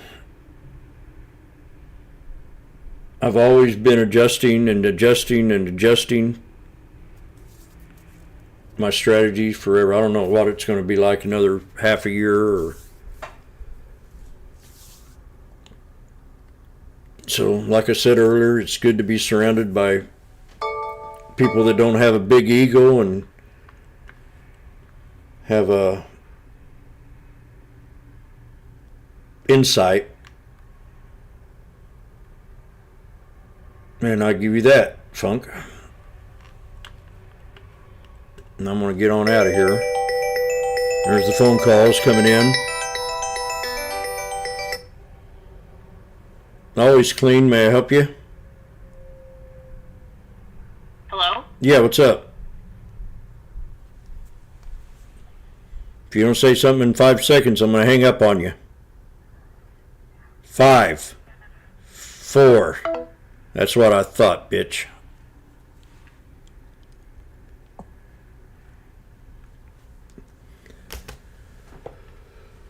Okay.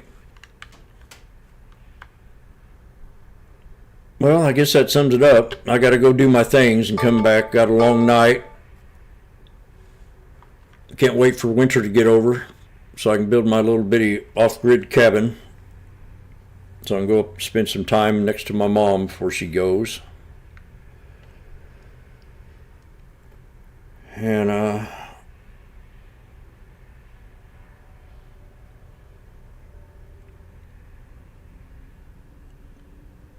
it's going to be fun. Take a metal detector up there. See if I can find any gold on my property.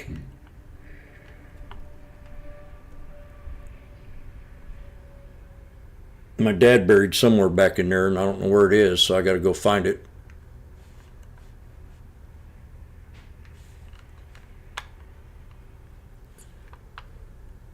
So we'll catch y'all later. What a game we play.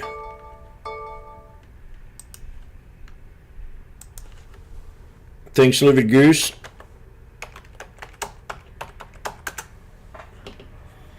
Thank you, Jimmy. Good man. Yes, sir.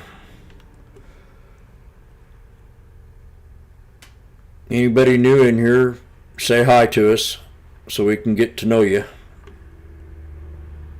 And we'll catch y'all later.